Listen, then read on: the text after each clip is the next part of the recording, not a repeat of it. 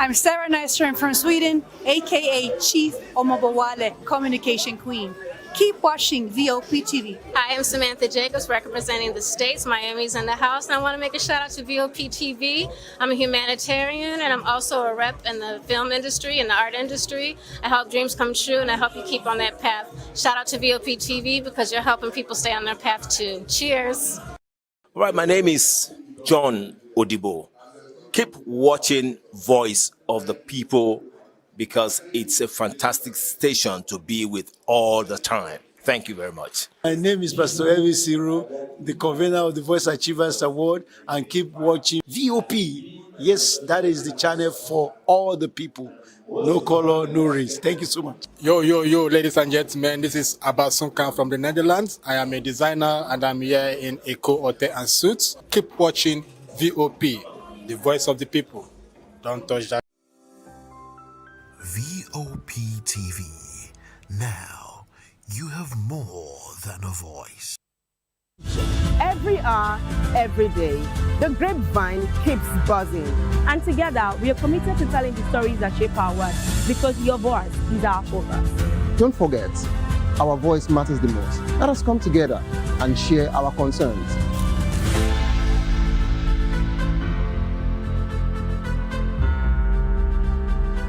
Mr. Familoni, and here's to VOP TV. Keep watching. Touch that down. My name is Made Kuti, and you're watching VOP TV. Keep watching. Welcome. My name is Zika Davis. Distinguished ladies and gentlemen, boys, viewers, everybody, boys and girls. This is VOP TV. Do you know what that means?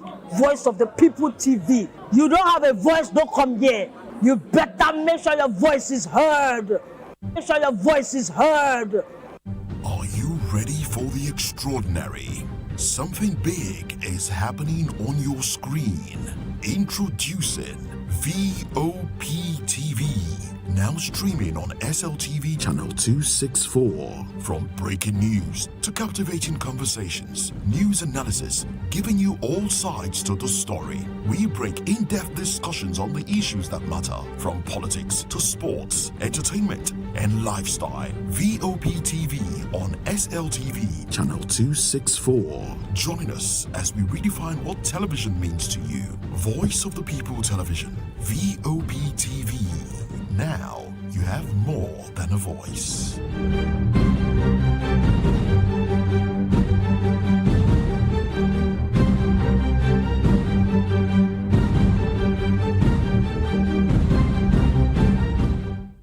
In a world where truth is the ultimate power and opinions scream the loudest, it's time to wade through the noise. Hunger no get tribe!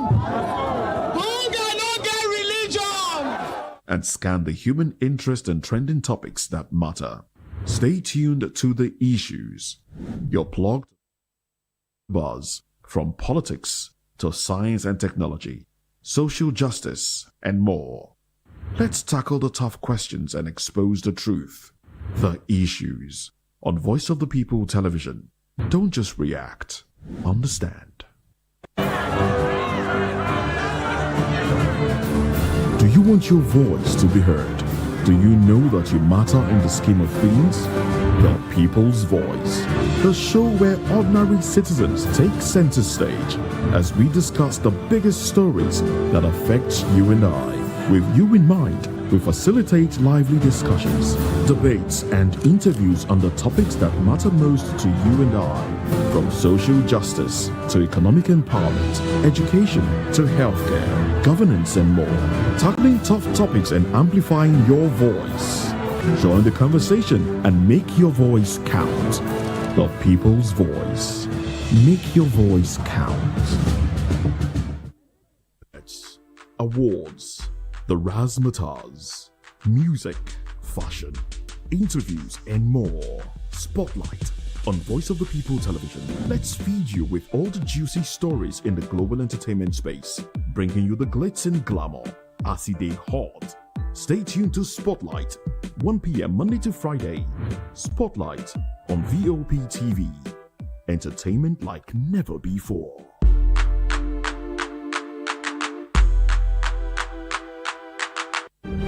In a world where power shifts its every headline.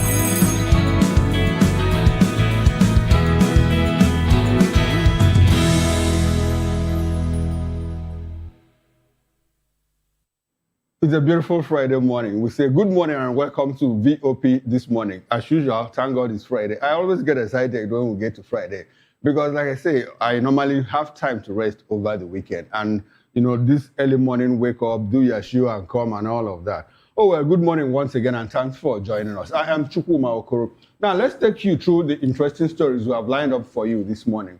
We start from the electoral reforms, where the National Assembly has defended its decision to drop mandatory electronic transmission of results, insisting that the process was credible, inclusive as civil society organizations detect loopholes.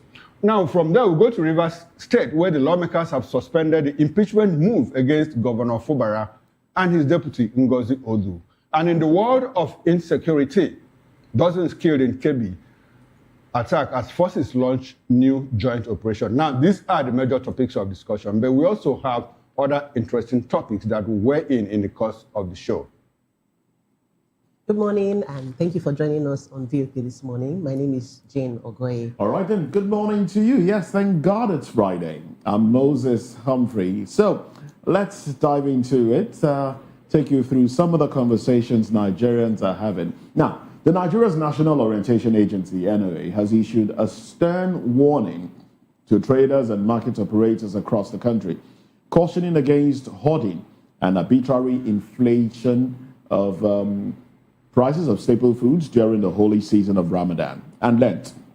The agency's Director General, Lanre Isaonilu, expressed concern over reports that some marketers are deliberately withholding essential commodities such as rice, beans, and cooking oil to create artificial scarcity and exploit fasting communities. Now, he described the practice as economically disruptive and morally indefensible, stressing that these sacred periods call for compensation, charity, and empathy for the less privileged, not profiteering. Oh, well, it's a good thing that the NOA is doing this, but, a good thing the NOA is doing this. And it's something, it's heartbreaking when you see traders, especially those that sell fruits and the rest, things that people ordinarily would need during this time of the year, hold the prices because they know you need them. You see things as small as date not. The price of date goes up. And you start to wonder, who really buys dates? But because at this time of the year, a lot of people use those things to break their fast, the price go up. Well, it's not just about the holy month, either Ramadan or Lent. I think this should be done year-round, all year round. Government should find a way to control arbitrary increase of goods and services. Market leaders should have a hand in it, control the prices of these things, so they don't just go up. I mean, I'm not saying people can't sell depending on how they purchase the commodities, but there should be some sort of regulation. There should be some sort of benchmark so the populace are not taken advantage of. And then we spoke the other day about unions, market unions, and the impacts they play in controlling prices, usually to the detriment of the people. So there should be regulation. FCCPC should also chime into this one and enforce proper regulation all year round. But it's a good thing what the NOA is doing at this time. Well, the National Orientation Agency, well, I don't know whether there are too many angles. There are two angles to this, that I will talk about. One is the core mandate of the NOA. I was wondering, is this what the NOA should be doing? Because we also have a FCCPC, the commission that is responsible, for price control and consumer protection. The agency, on top of my head, I can't get it correct, the actual acronym. It is headed by Tunji Bello, former commissioner for information here in Lagos State and all of that. So I think it's their own responsibility to ensure that well, Nigerians don't profiteer. While we admit that you are supposed to make profit in their business, we are against profiteering. That is number one. On the other side of it, when we talk about headline inflations, it is very clear that Nigerians contribute a certain high percentage to it. By what? By profiteering. We all understand that maybe because of exchange rate and all of that, there should be marginal increase in the price of items, food items. But we see a situation. One man came to our show the other day and said, when people buy a bag of garri from me for 7,500 naira, 50 kg of garri, you know what? They take it to the market after transporting it with probably 1,000 or 2,000 and sell it for 20,000 naira. That is profiteering. That is not caused by inflation. And we see this happen in all sectors of the market. If it is, go to meat, go to wheat, that is grains and all of that. You see people adding, that is inflated prices and all of that. And it doesn't solve our problems. When we are discussing a situation where Nigerians are in Ramadan now, and all of a sudden there's an increase, sharp increase. I went to a corner shop the other day to buy something, and I was looking for a particular brand of milk, and they said the woman told me it's not available. And I said, why? He said, well, they are holding it because this is Ramadan and that the price will eventually go up. You know, so it is not as a result of the fact that the product is not in available. The factory, it's not available. The problem is because people ordinarily hoard it. You know, you recall when we used to have fuel crisis, you know, yes. You go to filling stations and they have fuel, but they are hoarding it. So they switch off everything. They switch off everything, you know, so that when people gather, you know, when they see a very long queue, they now inflate the price. And people will be willing to buy. So that is what we are saying now. We understand that there is inflation, headline inflation, but it is not ordinarily caused by macroeconomic indices. It is caused by the human error to eat all. Nigerians, instead of making profit, when they get the profit, they tear it. That is what we call profiteering, which is not good. And it's even against our law. They overdo. We overdo. You know how we do things in Nigeria, we overdo. But it's a good thing that National Orientation Agency has taken it up, and I hope that they collaborate with other agencies. Is it possible for us to have price control? It's not possible. In a liberal economy. That is the problem. I don't think it's possible. And you know, the other day we talked about it and we said we are our biggest problem. Nigerians are not kind people. I'm sorry to say that. We take every opportunity to rip people off. I don't know if, I mean, for me, most times if I want to go to the market and I want to get the best bargains, I know how I would dress. Even if it's the truth. Because they profile you, but that's even a way. They will profile you so you even realize that on a single stretch where they sell tomatoes, you will get different prices. It's just who we are. But there could be a benchmark. Yes, there could be a basket should not go beyond this amount. There could be a benchmark, but I think beyond the problem is that even the benchmark itself is inflated.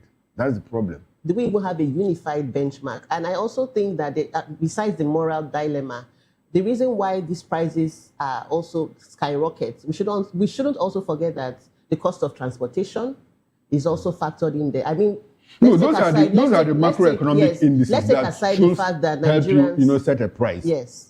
Yes, I agree with you. But I'm just saying beyond the moral responsibility we have to ourselves, there are also other factors, just like you mentioned, that also contribute to the cost of these products. And I think we shouldn't also, take them out of the way. Well, like you said, it's not the core mandate of the NOA, but of course, the NOA, they are doing this. They should do more. They should do more in terms of sensitizing people. There are a lot of other things that we are troubled with. Okay, in some states, I hear that, I think it's in Kano State, where pubs and bars have been shut. They've been asked to close down for the period. It's okay. I mean, some will argue that we are in a secular society, but then if you locate yourself in places where you know a certain religion is prevalent, you just might have to abide by the rules there. But it's also a call to the Federal Competition and Consumer Protection Commission, that's the FCCPC, to do the needful. Like Jane said, we may not be able to have proper price control, but I feel there should be some sort of subtle regulation. Some sort now, of the subtle regulation will be a lot more effective when the dues and levies that marketers pay, that these unions pay, these traders pay, are greatly reduced. That's what I think. No, you have a point there, but I would like for us to compare notes now, because when we talk about social regulation, talking about price control in a liberal and deregulated economy like we have, let us, if you to take you less than 2 hours to get to Benin Republic here, if you go to Benin Republic, people will tell you that the prices have remained the same for probably the past 15 or 20 years. And if you go to Cameroon, the other side of Nigeria, the house rent there probably has remained the same for more than 25 years. So how are they able to manage all Are their economy better? If you talk about rentage, that's influenced by availability and demand. Okay.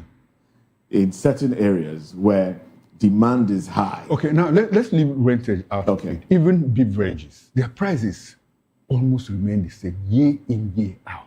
Is it because the economies are tied to the economy of France that are able to regulate all of that? And you know their currency, somehow, whether it is good or bad, it's stable for them. So could that be part of our problem? Do we need to tie our own back to probably the British pound? No, I don't think that's our problem. I don't think. So what's our problem? Let's interrogate it briefly. Our problem is, I think Jane said it. We are a people that like to take advantage. Yes. Okay, the problem is in us. Yes, we are people that like to take advantage. You purchase something. You purchase something. You know this is the amount. There was even a time it was worse, where you have goods in your store and somebody come. But because, I think that had to do with importation policy and the rest of them. So you need to call somebody and say, look, the price in the market, has it gone up? What's the price now? And they tell you, and then you tell the customer that's standing right in front of you that, oh, sorry, the price I gave you 5 minutes ago has changed. Meanwhile, the goods there were goods you purchased a while back. Would you say that is greed? Or survival? Like I said, it ties to policies of government as well. No, it's not policy. It's not policy of government. It is about us. It's complex. But Nigerians play a greater part in what we are seeing. That is our problem. This inflationary trend, the rise and all of that is caused by Nigerians. Yes. Nigerians contribute a lot. Talking about the making of a cause, what just came to my mind is, I don't know if you saw that skit between Nedu and what's his name again, where they were trying to exchange dollar, and the moment he makes a call, the price increased and all of that until they got into a fight. Anyway, NOA, good job. Keep it up, but collaborate with other agencies of government to ensure that you educate Nigerians. You can't have it all. Be a brother's keeper. Let's move away from that. Nigeria's House of Representatives has issued a formal apology after police fired tear gas at protesters outside the National Assembly in Abuja, sparking outrage and raising fresh concerns about democratic freedom. While the demonstrators mobilized against controversial provisions in the newly signed Electoral Act 2026, had gathered to oppose the Senate's approval of both electronic transmission and manual collation of election results.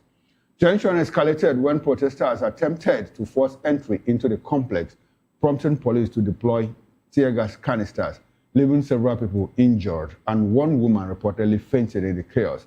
House spokesman Akiro Timi described the incident as regrettable and assured that a review is underway.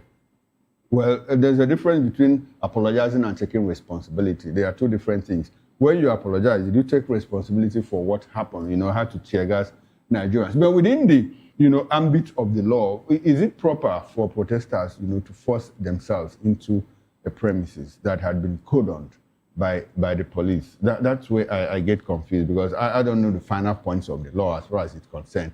In as much as we have the rights, it's our fundamental human right, to express ourselves through protest and all of that. But you should also know that where you're right, to swing your arm begins, it ends when, it gets close to my nose and all of that. House of Representatives has said, well, we are sorry, we apologize for what happened. Beyond apologizing, they should also ensure that it doesn't happen next time, because if we allow these kind of things to happen, police, firing tear gas canisters at protesters. But at that point, were the protesters peaceful? That is another question that I've asked. tried, because the report says they tried to force themselves. They should have, if they had allowed themselves to, to protest within the precincts of the National Assembly and probably ask one or two, principal leaders of the House of Representatives to come and listen to them, it would have been a better thing instead of having to force themselves in. So at that point, the police has a duty, to protect that premises. That's my opinion. So we have to locate it between rights and responsibilities. While you have the right to protest, do you have the right, to force yourself into a premises where police are clearly cordoned? That is the missing link there, and probably my colleagues here will help me to untie all of that.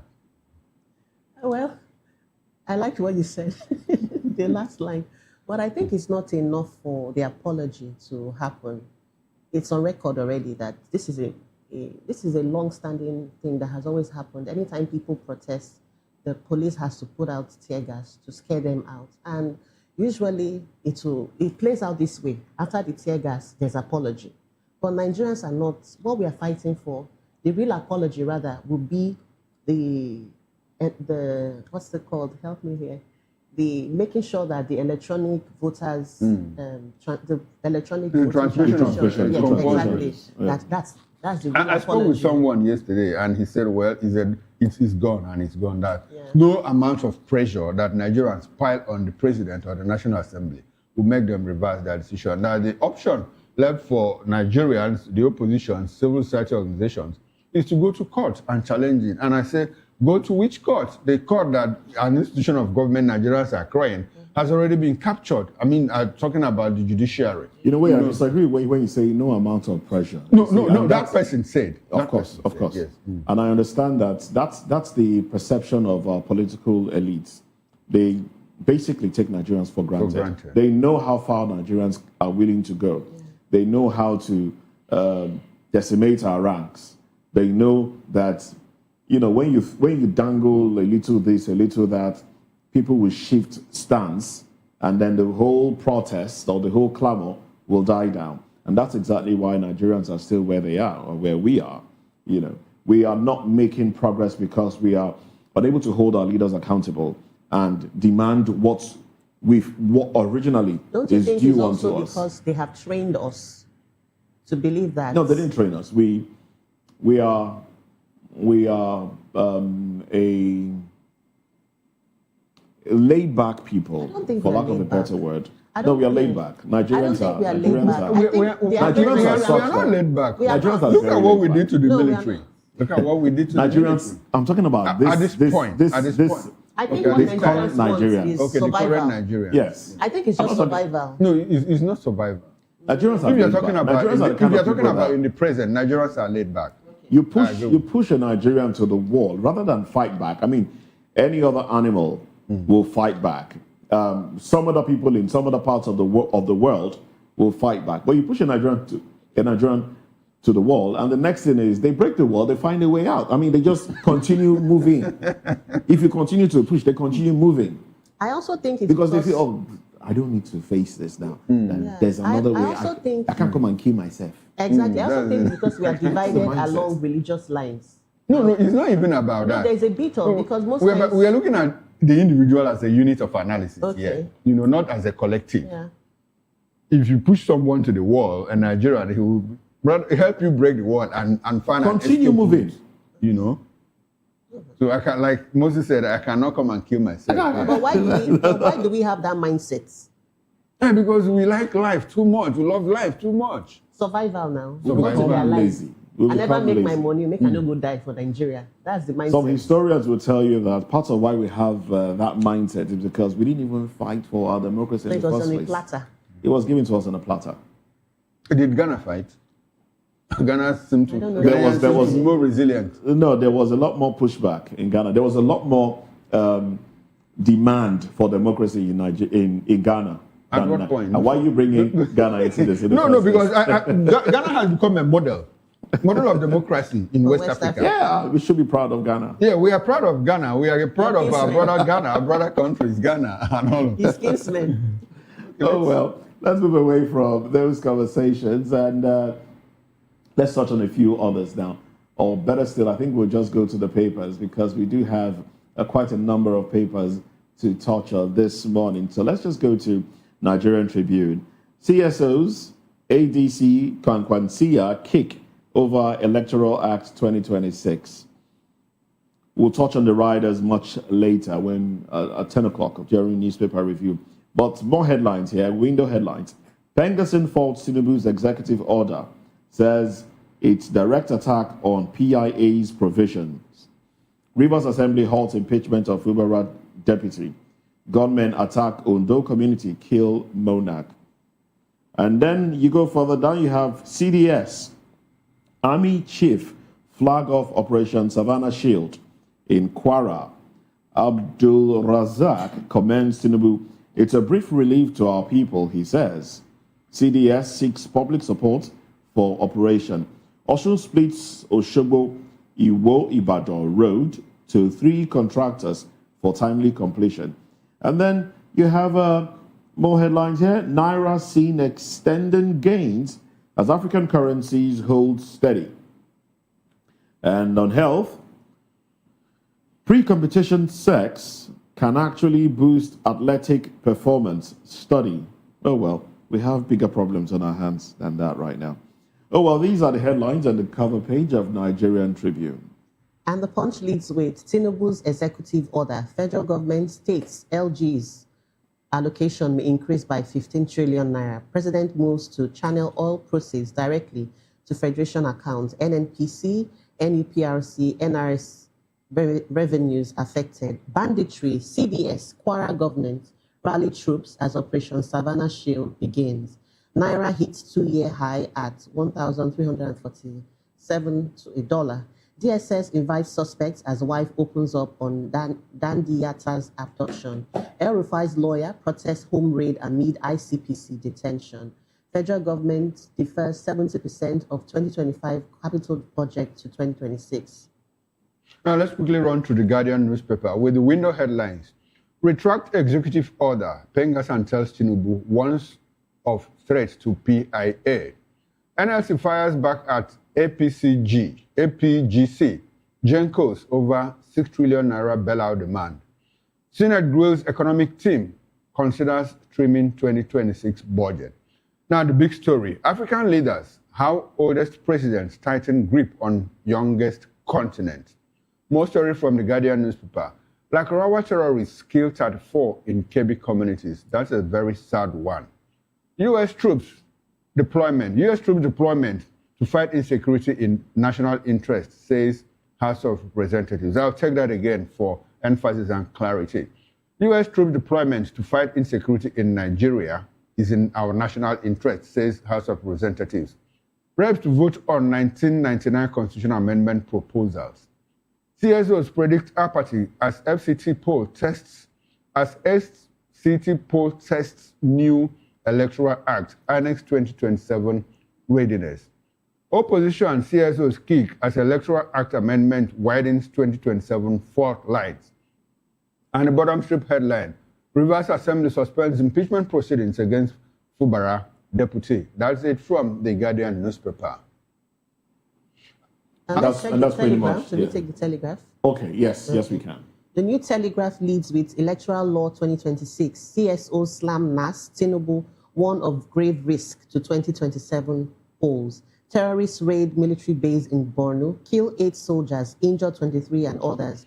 Rivers Assembly halts impeachment proceedings against Fubara and deputy. Vision 2028, CBN plans to develop new payment system. Those are the major stories on the New Telegraph. And those are the headlines that we can touch on at this time. But at 10 o'clock, we'll go deeper into these headlines and make sense of it all.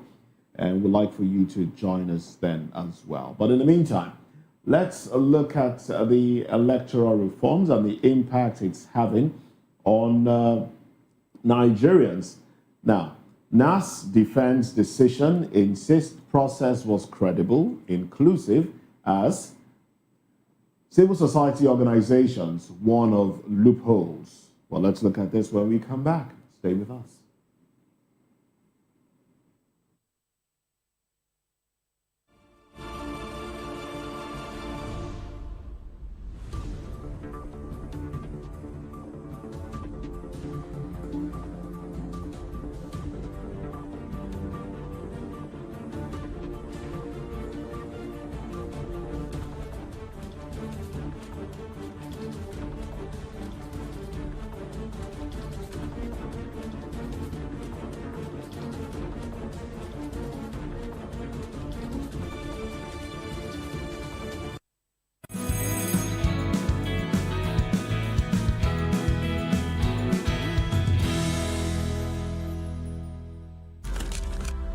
world where power shifts with every headline. In a nation full of questions.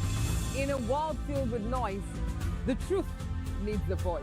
The policies that shapes our world and the economy that determines our future. Every hour, every day, the grapevine keeps buzzing. And together, we are committed to telling the stories that shape our world because your voice is our focus. Don't forget, our voice matters the most. Let us come together and share our concerns.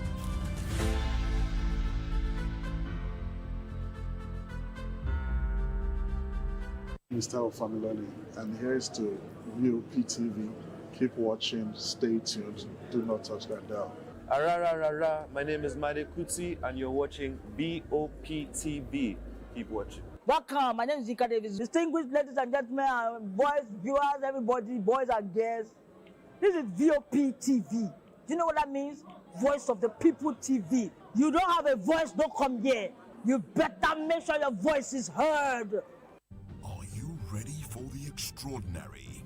Something big is happening on your screen. Introducing VOP TV. Now streaming on SLTV channel 264. From breaking news to captivating conversations, news analysis, giving you all sides to the story. We break in-depth discussions on the issues that matter, from politics to sports, entertainment, and lifestyle. VOP TV on SLTV channel 264. Join us as we redefine what television means to you. Voice of the People Television, VOP TV. Now you have more than a voice.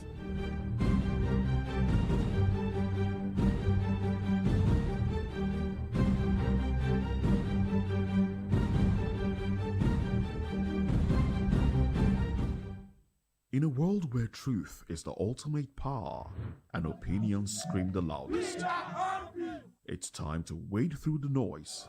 Hunger no get tribe. Hunger no get religion. And scan the human interest and trending topics that matter. Stay tuned to The Issues, your plug to the stories making the buzz, from politics to science and technology, social justice, and more. Let's tackle the tough questions and expose the truth. The Issues on Voice of the People Television. Don't just react, understand.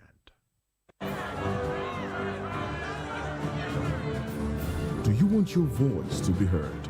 Do you know that you matter in the scheme of things? The People's Voice, the show where ordinary citizens take center stage as we discuss the biggest stories that affect you and I. With you in mind, we facilitate lively discussions, debates, and interviews on the topics that matter most to you and I. From social justice to economic empowerment, education to healthcare, governance, and more. Tackling tough topics and amplifying your voice. Join the conversation and make your voice count. The People's Voice. Make your voice count.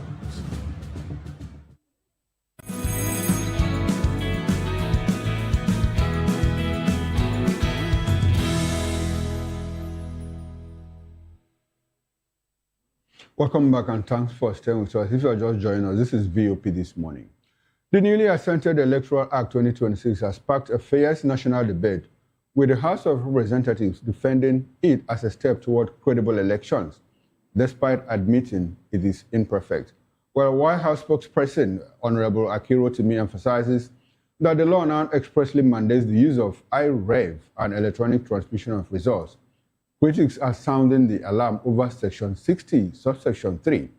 This fallback clause allows for manual collection if electronic transmission fails due to communication failures, a term civil society organizations argue is dangerously undefined and prone to deliberate sabotage.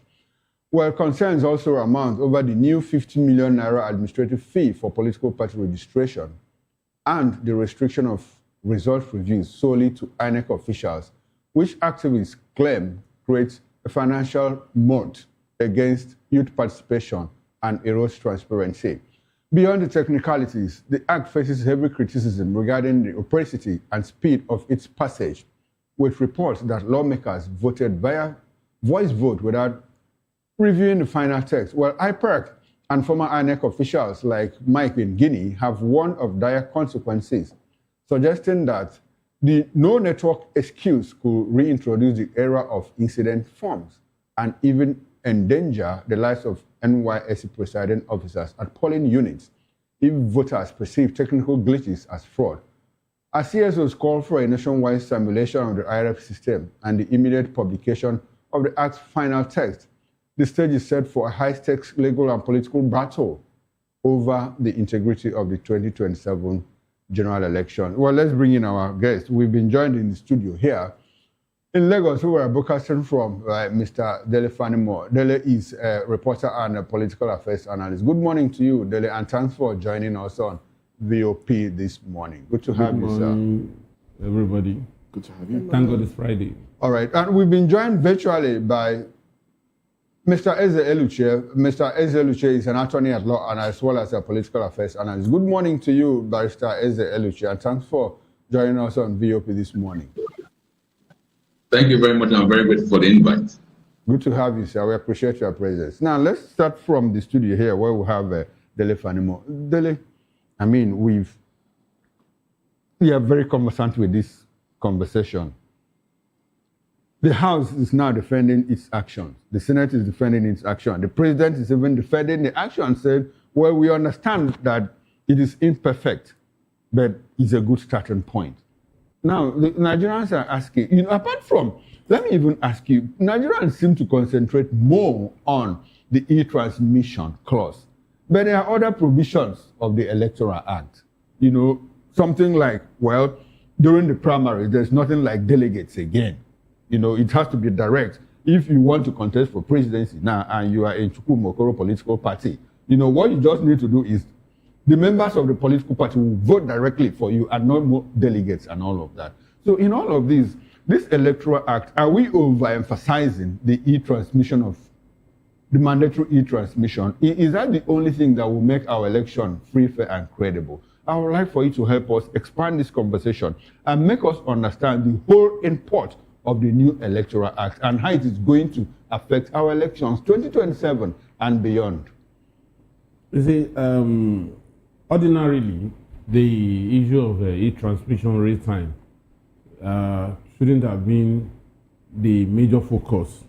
But given the antecedents of politicians, we are more concerned, Nigerians are more concerned about how elections will be manipulated using those clauses. For me, there are other areas which I consider as important as the e-transmission.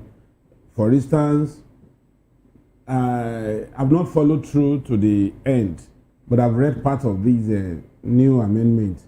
I was expecting to see maybe Barrister Eluche, who is learned, while I'm lettered, would assist me in looking at some of those clauses in the course of the program. But there's no way, there is no way at all that the new amendment will not be circumvented. I gave an example yesterday. If you're talking about e-transmission versus manual transmission, there are technologies to evade e-transmission, even where you consider a safe place where you can use technology to transfer results. I gave you an example of a particular CBN governor that when it comes for monetary policy committee meeting, MPC meeting, at the Lagos office of the CBN, then the moment he comes to that hall before the meeting, he has a device. Once he switches off on that device, no phone around a radius of about a kilometer or so will work for the duration of his stay. And after the conclusion of the meeting, once he leaves with his siren, 2-3 minutes later, every network will be back. Within that period that is holding that meeting, what to get on your phone, no matter the service provider, is no service. Not even you try and it's not connecting. It will show you no service.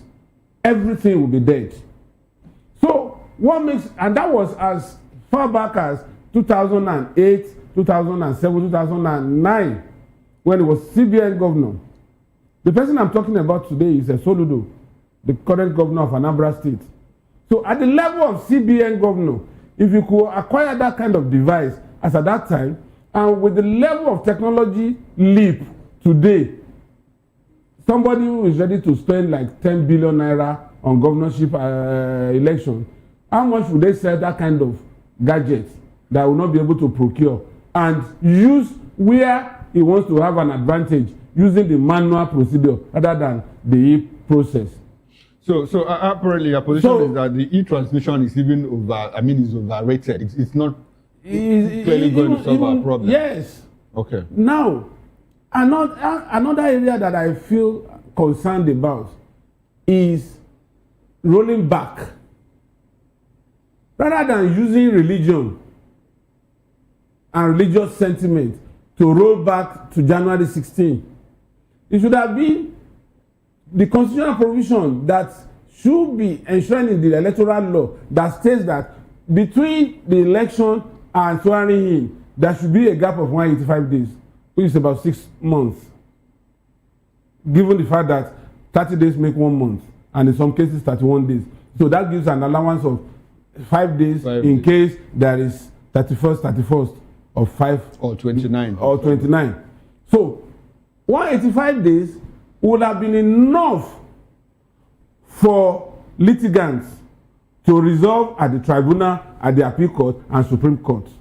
Because as it stands today, if election is conducted in January, before you file and go to tribunal and get justice, it could take another 3 months.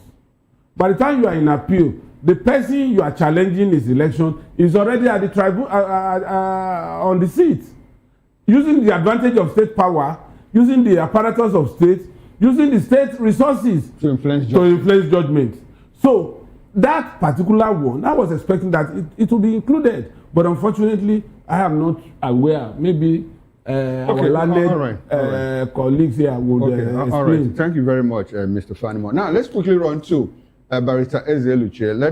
Barrister Eze, good to have you again. And since this act was hurriedly, according to the opposition, hurriedly signed into law by the president, we've not spoken with you. So we'd like to get your broad opinion, to issues around the Electoral Act 2026 as signed into law by our president. What are the high points to you? What are the upside and the downsides if you have studied it, broadly? Let us understand your views about, well, is it going to help us or how is it going to help us in one way or the other?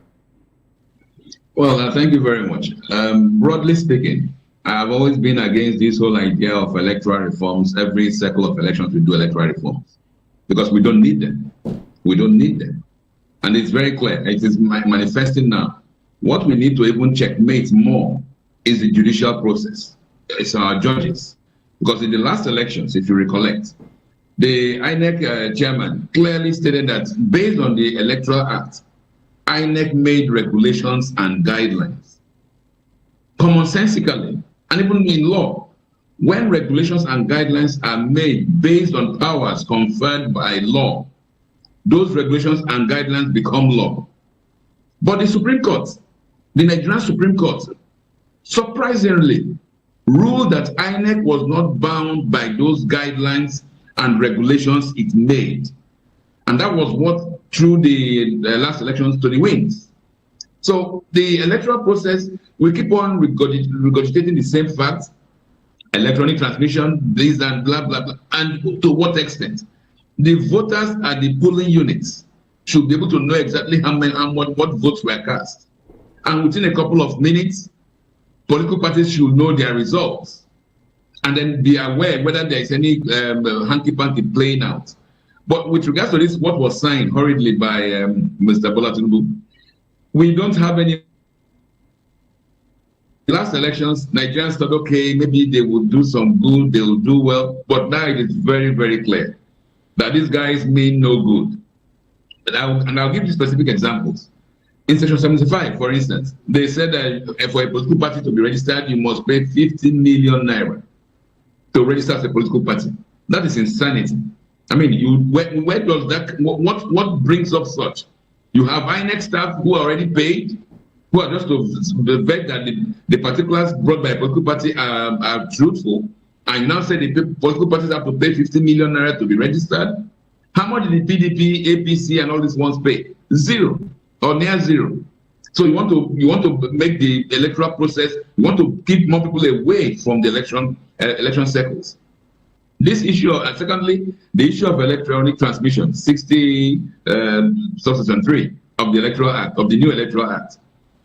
In the INEC chairman Mahmoud Yakub had stated that the IREB is so configured that the moment you impute the results, even if there is no network in the vicinity, the moment you arrive at a place where there is network, what you imputed will automatically be transmitted to the database. Just like when you send a text message from a location where there is no network. When you arrive at the place where there is no where there is network, the message by itself goes and has the time when you sent it.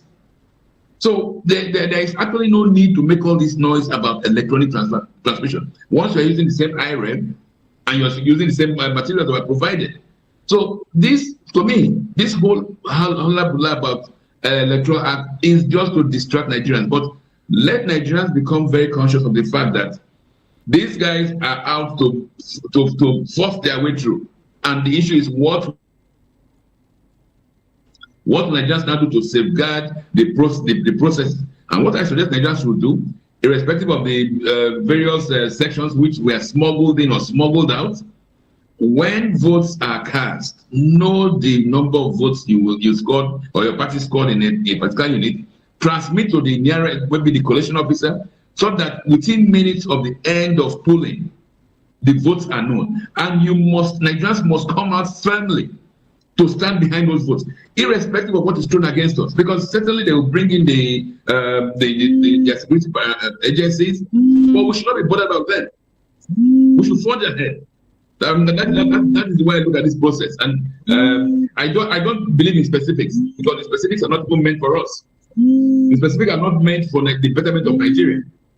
The specifics are just to the track. Let me give you one more section, section 84, that talks of the means of primary elections. How will it be conducted? Okay. Come on. Maybe very soon the Electoral Act will tell us how politicians will be sleeping with themselves or making friends. You focus so much on things that are unnecessary, and you give loopholes for this same judiciary. Like during the last elections, the Electoral Act was very clear. Members can challenge primary elections. But in the Supreme Court now said, okay, since there were issues with primary elections for some political parties, a non-member cannot challenge it. So the whole idea is this: election is about voting and the votes counting. Voting and votes counting. We saw the charade that went through, that Mr. Benjamin Kalu, the Deputy Speaker of the House, how he messed up Nigerians, because what transpired on that, the world saw what we pretend as democracy. When 10, 15 sections get approved at the same time, with most of them contained of smuggled portions that even the members had not seen before, and you call that a democracy? Nigerians have to waken up. We cannot lie on our oars and say it was it's as business as before. Okay. Right. And let me talk about the civil society. All right. You see, we always mistake the civil society as fund-driven. The United States has cut off their funds, so most of the funds for these civil society groups come from the European Union. Okay. And guess who are the mainstays of the European Union? France and the United Kingdom. If you listen to the civil society and their press release, the end of it, despite acknowledging so many irregularities, they said the process will be imperfect, but we have to work with what we have. And that is the language Nigerians must not tolerate. We do not have to stomach irregularities. We do not have to stomach criminals ruling over us. If they thwart the electoral process, if the votes that are counted at your polling units don't tally with what is announced, Nigerians should come out on the streets and insist that their votes count. That is how it is done in other democracies. That is what makes it a democracy, and not the language of the civil society. because they cannot go against their funders. They cannot go against France, which is in bed with Mr. Tinubu. We have to realize all this and get ready for the next election. Thank you very much, Barrister Eze Eluche. We're just having a conversation earlier, just before the show started. They were talking about the staying power of Nigerians. You're saying that don't stomach irregularities, come out and push back. But some Nigerians are of the opinion that, look, they will do what they will do regardless. So no matter how much you push back, Nigerians are people that don't want to stress themselves. Let me put it lightly. Nigerians usually don't want to stress themselves. But, well, anyway, I'll come back to you and then we'll talk about that if time allows us. But let's bring in Chief Asim Adams. They don't want to stress themselves. We have been cowed. But Nigerians have realized that even when they say they won't stress themselves, they end up dying in the process. Do you know how many people have died in the course of the past 2.5 years who didn't want to stress themselves? Now they are dead and buried. So it is time to stress yourself and ensure that your votes get counted. Otherwise, many of us will be dead and buried. In fact, by the time they come into power next time, the tax act that is a bomb waiting to criminalize over 99% of Nigerians will be unfolded and us. Then we'll be dead and buried. So we ourselves and make sure that the votes get counted. Thank you very much. Right, so easily, Chief. Make sure your vote counts. Okay, Chief Asim Adams, who is a legal practitioner as well. Good morning to you. Welcome to the conversation.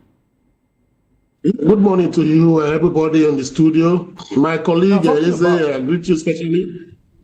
Talking about making sure your vote counts. That's what some Nigerians are saying, and Barrister Eze Eluche has also reiterated that it's all about voting and ensuring that your vote counts. But with this passage of this bill, a lot of Nigerians seem to have lost faith. If you go to the streets, if you talk to people at street corners, you will feel voter apathy already overwhelming people. Nigerians seem to have decided that, look, they will do what they will do, regardless of what happens. Even the ADC, in today's publication, in most of the dailies, you'll find what the ADC said, that look, that the president signed the death warrant of elections, free and fair elections.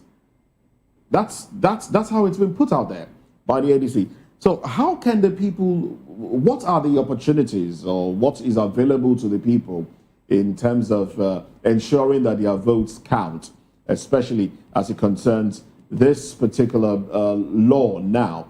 And I'd also like you to touch on some aspects of the law that have been retained, PVCs, using your voter cards and the rest of them. There was a conversation around the possibility of using your NIN to vote.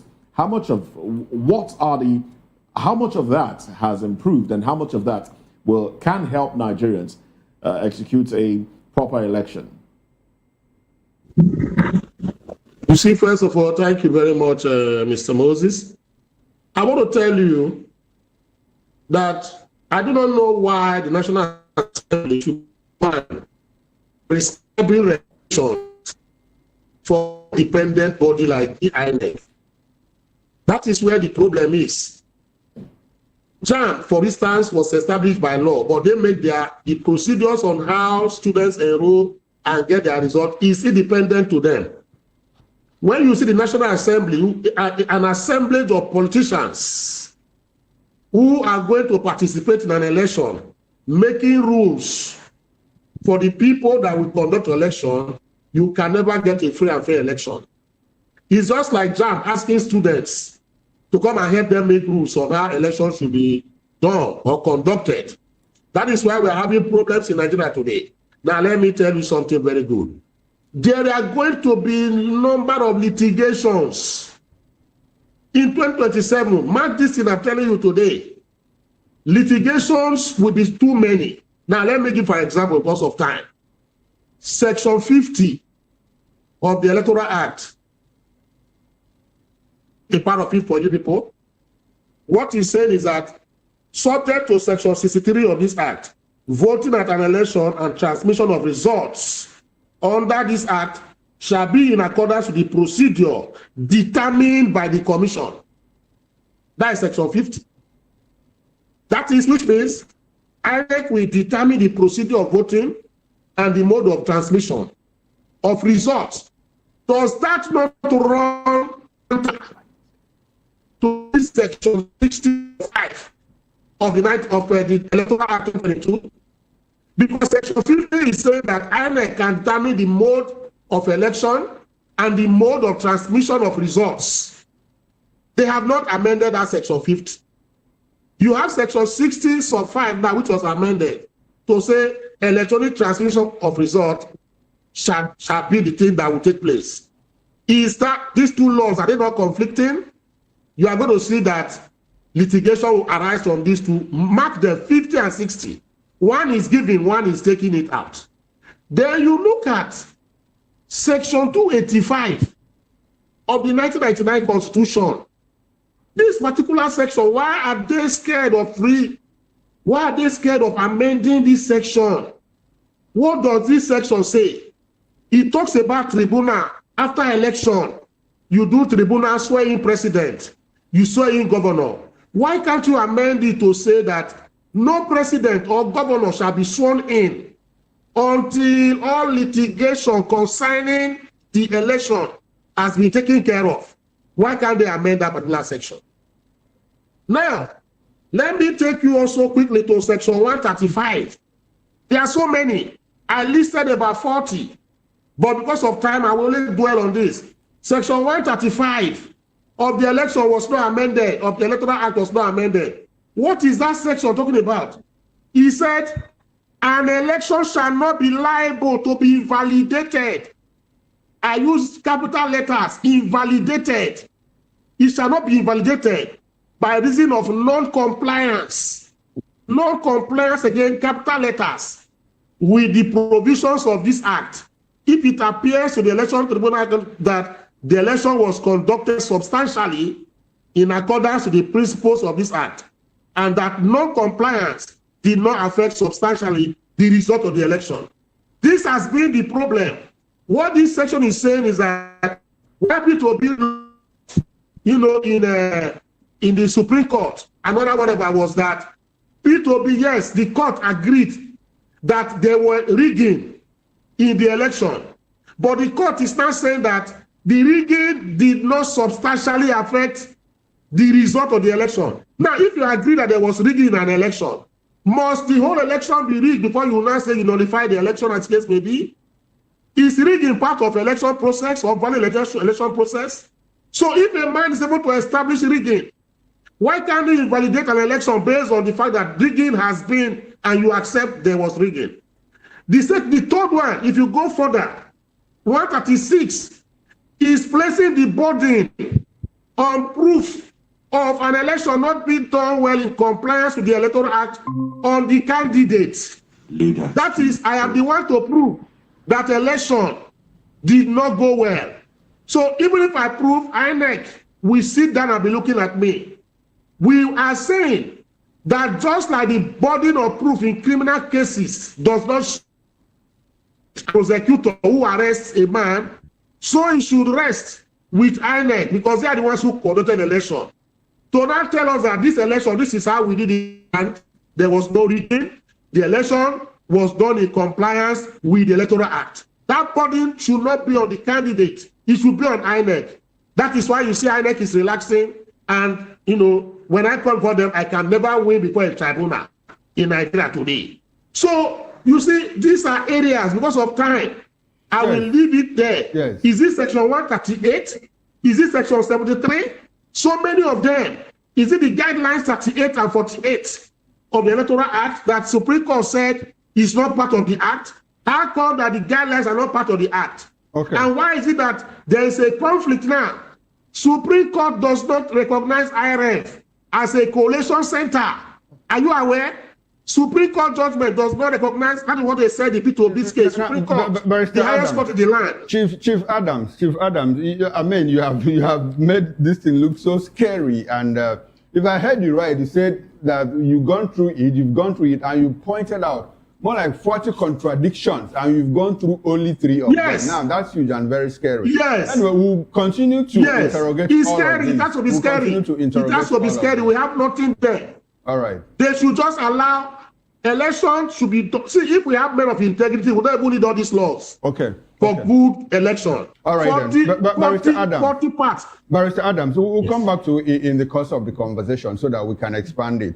Now let's quickly run to Honorable Pascal Felix Pullover. But before we get into all of that, we understand that Honorable Pullover lost his sister, and our hearts go out to you and your family, and we pray that God accepts her soul in his bosom. Good morning to you, Honorable Pullover.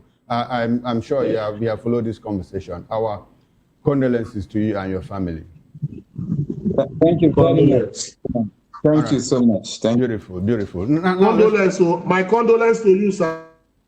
Thank you so much, sir. Okay, Thank you, Barrister. Now let's run into it.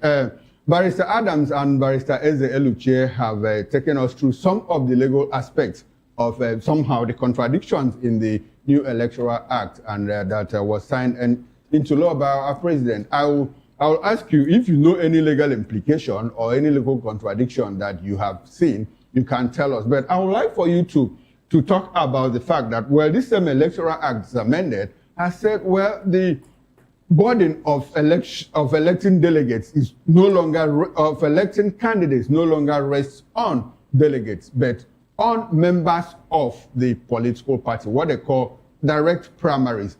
How is that going to affect the emergence of presidential candidates, senatorial candidates, House of Representatives candidates, governorship candidates in the 2027 general election and beyond? Help us understand all of that, the implications of these direct primaries. All right, thank you very much. And first of all, I would like to commend the members of the National Assembly for putting up what they did. Because as much as there are irregularities in it, it is not entirely bad. There are certain aspects of it that at least even the legally renowned minds can accord them some little bit of kudos for the work they did in it. But then for me, like yesterday on my handle on social media, I said, as much as we are jubilating and celebrating direct primaries, because I think the celebration seems to be more in this part of the country where I am. So much so that you keep seeing on people's handles, they keep like, it's a bad day for delegates, it's a bad day for delegates. And then I said, what about the consensus part of it? You know, it's a way of bringing the delegate thing from the back door. So I'm sorry, Honorable, we lost your voice at some point. You say it's a bad day for who? I say it's still going to be a bad day for us because we are now saying that they are looking at it that it's going to be direct primaries, but then there is also an option of consensus. Now, the consensus is an indirect way of bringing delegates form of election to me, because they can be able to sit with few candidates, shut out some candidates from participating even in the process, and say these few candidates have agreed, come up with a letter, sign and endorse it, and forward that these candidates have agreed that this person is going for it. If one or two is not there, they will come up with a lot of excuses on the fact of you were invited, you refused to come, this one, that one, and all whatnot. So for me, that is really a big challenge. You know, that we shouldn't have even given that option. Even if they have agreed and to settle on a particular candidate, let us come, follow the ritual, just perform the ritual of going through the direct primaries. If everybody wants you, everybody should line up and just say, we want this person, and let the votes count. That is one. Now, for me, I want to approach the whole Electoral Act process from a different perspective entirely, much more than what the two lawyers have said, on the basis that we are focusing more of our attention and energy on the general elections and what the results will look like. But for me, much of what is happening at the general elections is being allowed by the citizens. We have a slogan up here in northern Nigeria that you vote, guard your vote, protect it, accompany it until it is declared. It's mostly said in Hausa. Asere Araka and all whatnot. So if we can go by that, and that is what has made rigging in some parts of this northern part of the country difficult for some people. But most citizens in a lot of the parts of the country are docile. You just vote and you just go back home. You don't even care to check what the collation officer there is imputing or what the collation officer there is going to write. You just feel I've voted and you go off. So citizen participation in terms of ensuring credible elections at the general election for me is low. And much of it has to be emphasized ahead of 2027. Because even if we say it is only electronic transmission, sir, this electronic transmission, the figures are going to be imputed by a human being. These computers are going to be configured by human beings. They can configure it that anywhere they put one APC vote, it should reflect 10 ADC votes. The way our analysts sound on this electoral act, it looks like all hope is lost. That is, there's nothing we can do to get it. All right. So I'd like for us to, while we talk about this, I'd like for us to return to the issue of, the delegates and all of that. So let's expand it. Let's get to the national level. Some people have said that, well, these direct primaries, away from consensus, the direct primaries come if you are unable to arrive at a consensus. And they are saying, well, it will be a good place for Atiku Abubakar and Peter Obi to test their popularity in the ADC. Saying clearly, well, it is no longer going to be business as usual. Like in the last PDP primaries and at the national level, some people were alleged to have received $40,000 apiece, delegates. So, and now it's not going to happen. So will it be a ground for candidates, potential ground for candidates to test their popularity? Like I said, Peter Obi and Atiku Abubakar, that's what people are saying out there. I spoke to a lawyer and he said, well, it's a good thing. It's a good thing. Let Peter Obi and Atiku Abubakar test their popularity at the polls, at the primary polls. Do you see that happening? Is it a ground for them to say, okay, well, we want you or we don't want you? What do you think? Yeah, I think indeed it's going to be an opportunity for every candidate in parties that are organized and have made up their minds to do the right thing. That will not just go through the back door and say we've had a consensus. Even if you are going to court later, they now say they've expelled you from the party. So if there is that transparency, indeed it's a good ground for every candidate to be given that level playing ground for him to test his or her popularity, at the polls. And it's going to strengthen our democracy because you will see that primary elections of big political parties will be like an election day for the country. Because a lot of people will troop out, they will go voting and all whatnot. So it's in order. But just the way I've said, also I think going forward, when next we'll be pushing for amendment of Electoral Act, a lot of attention should be channeled to party politics. What we have at the general election is what the political parties have given us as candidates that we have to choose from.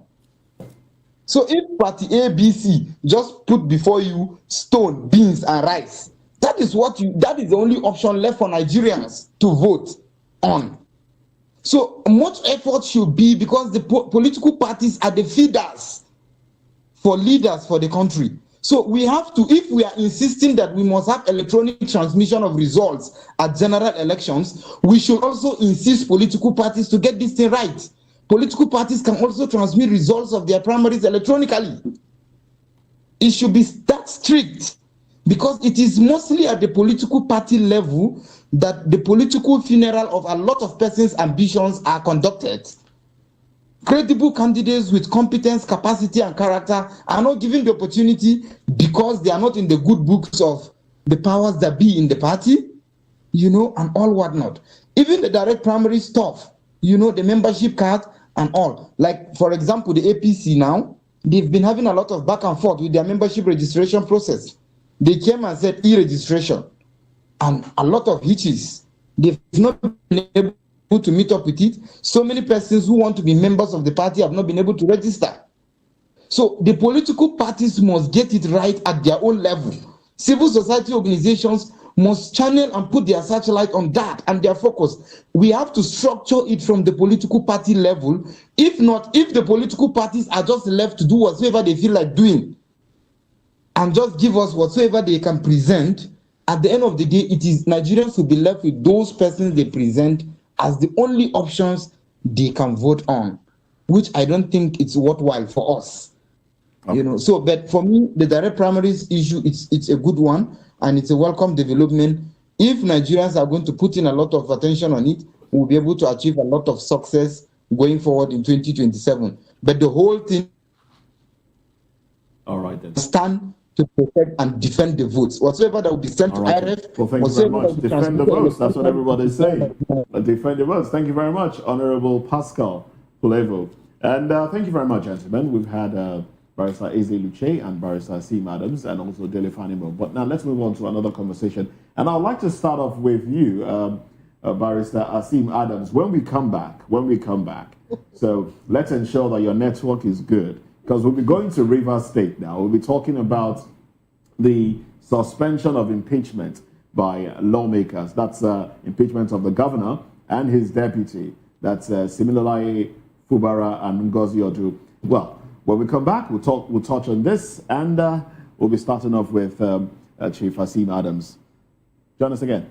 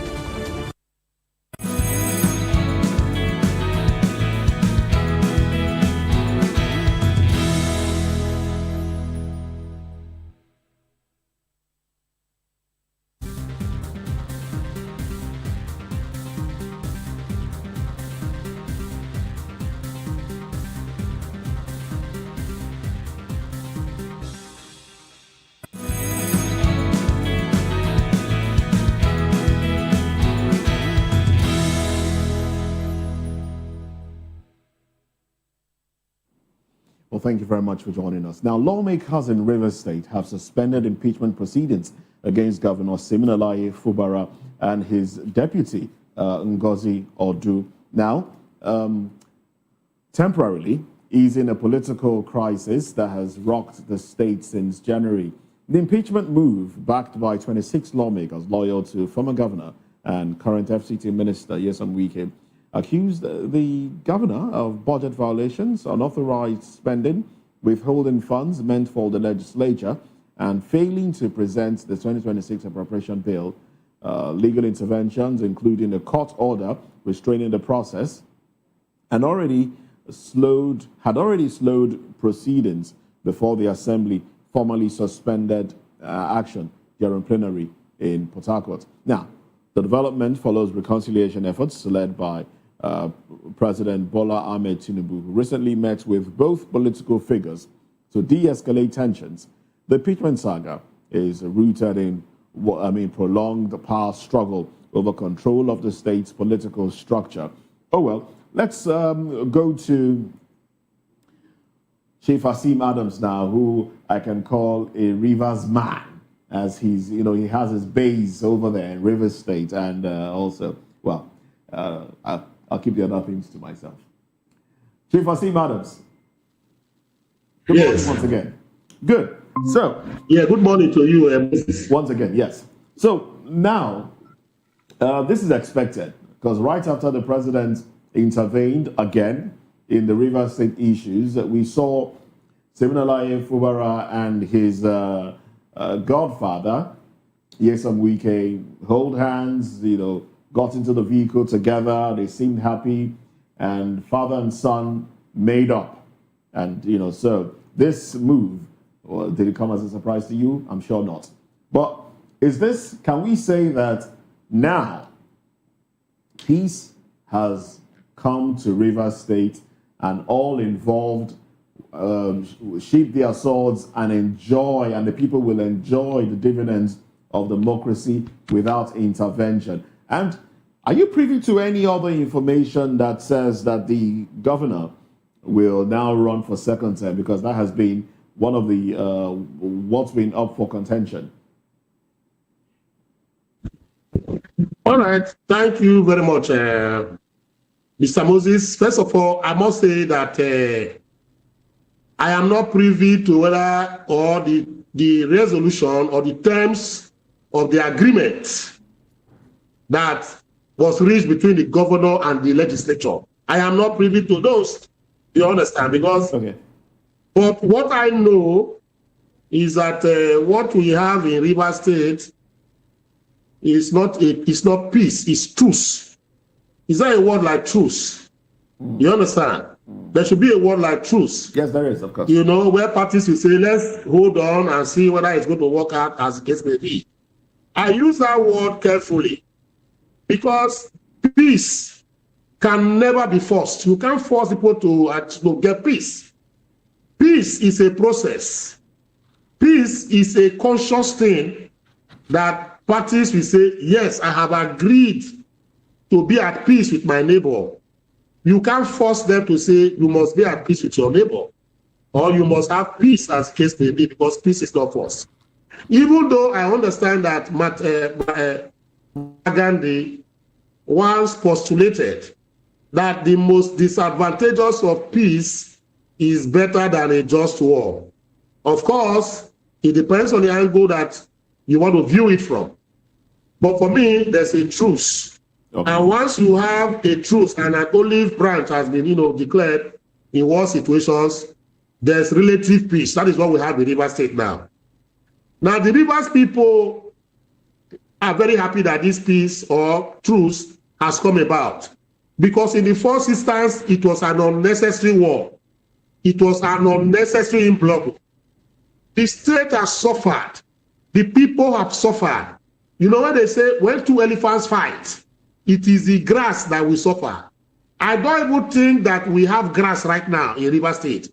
What we have now are craters and gullies. You understand? Because the grass, the people have been, driven into the ground.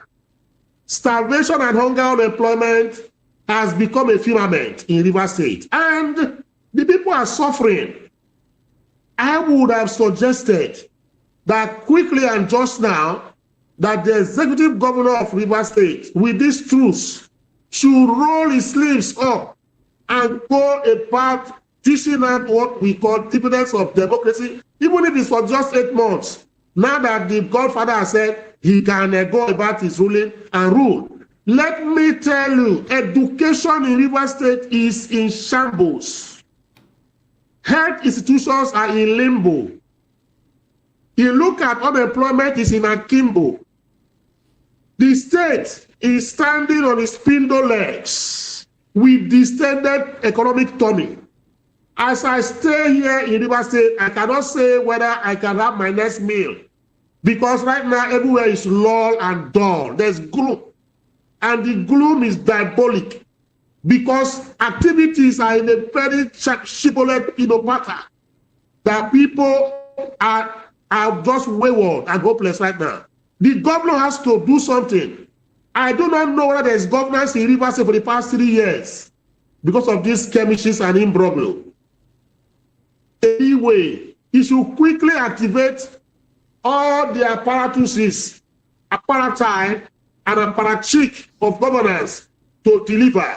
The first point I want to ask the governor to do, there is a primary school close to me, it is called Nkpolu.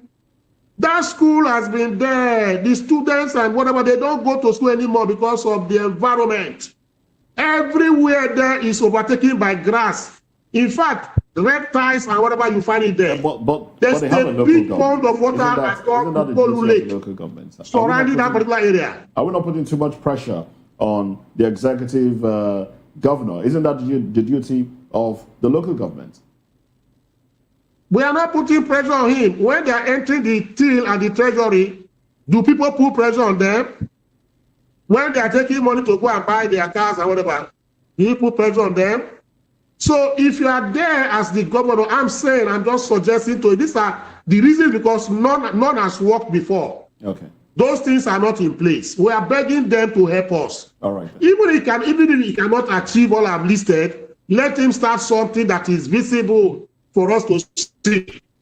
All right. That is what I'm trying to say. I'm not putting pressure on him, but these are his job and his duties that they abdicated because of politics. They have just left. Please, they should use this 1 year to do things visible for us to see, not politicking, as the case may be. Now, that is quite big. All right. Thank you. Yes, thank you very much, Chief Asim Adams. Even though the network made it difficult to get your last words there, but we'll come back to you before the end of this conversation and before the end of the day. But let's go back to another legal practitioner, Mr. Eze Eluche. Now, let's establish communication. Are you still with us? Yes, sure I am. Sure I am. Yes. Good. Thank you. Now, some would say that the impeachment move would have failed anyway, judging by what was being played out in the state. So the move to impeach the governor would have, failed, even if the president hadn't intervened. But this is where we are. What are your thoughts on this one? My thoughts, I have pity for the people of Rivers State. It's a neighboring state. It's a well-endowed state, a blessed state that should not be where it is now. But the blame for all this, like I've been saying from the very onset, goes to the table of Mr. President Bola Tinubu. Why do I say so? Right from the onset of this crisis in Rivers State, when he brokered a so-called peace meeting between members of the House and the governor and members of the House who support Nyesom Wike and the governor, it has been clear that Mr. Tinubu was playing games with the wealth, with the patrimony of with Rivers State, with the lives and livelihood of Rivers State, and it has continued. Even the so-called truce, which is being referred to, is neither here nor there, because there is still it doesn't mean that all the very serious charges which the members of the House of Assembly had laid on against Mr. Fubara have disappeared. Because those were high crimes against the treasury and people of Rivers State. What happens to them? They have been swept under the carpet because of a truce. You see, we should call a spade a spade. This is high criminality.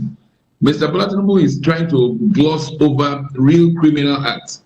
And insane crimes, he will pay dearly for this.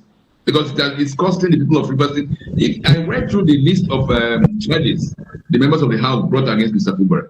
What happens to those charges? Were they an imagination? If they were all lies, will the members of the House be held accountable for those lies? These are the issues, and not to say you have brokered truth.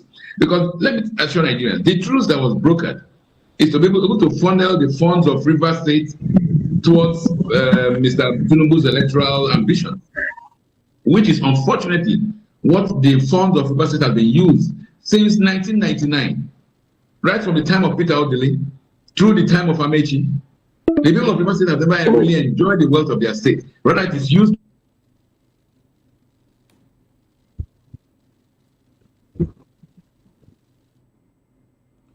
All right, we seem to have a problem.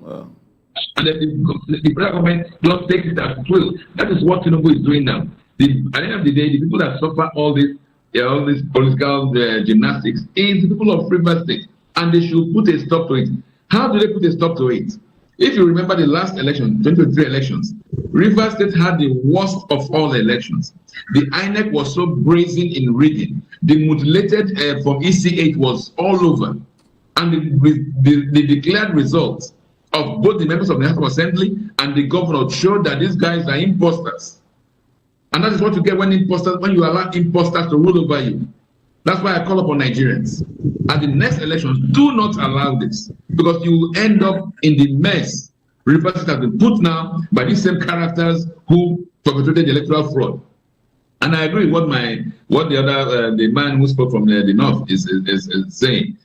It is not that the people in the south are scared, but it's that there is an overwhelming presence of security men who are set out to kill But I want to assure people now, at the next elections, we should know that we're already being killed. We're already dying as a result of maladministration and the weak governance. So come out and call a spade and challenge these rascals when they try to impose the wrong candidates on you. Rivers State will not be in the mess it is now if people who ascended into office had the backing of the people, because they will realize that they owe their legitimacy to the voters and not to somebody in Abuja.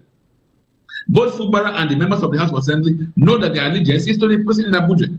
All right. And somebody with the wicked is just being puppeted.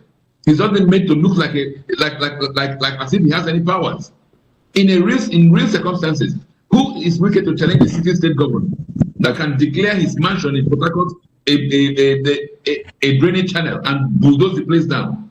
All right, but it's only because Mr. Tinubu is backing this infamy in Rivers State. We should call it a spade and stop glorifying the rascality going on in Rivers State. All right. That's my take on this. Thank you very much. Barrister Eluche, curiously, since the president has intervened and we have relative calm and peace, so would it be right to say that the real political leader of Rivers State is Mr. Tinubu, the president, and not Mr. Wike, as widely touted?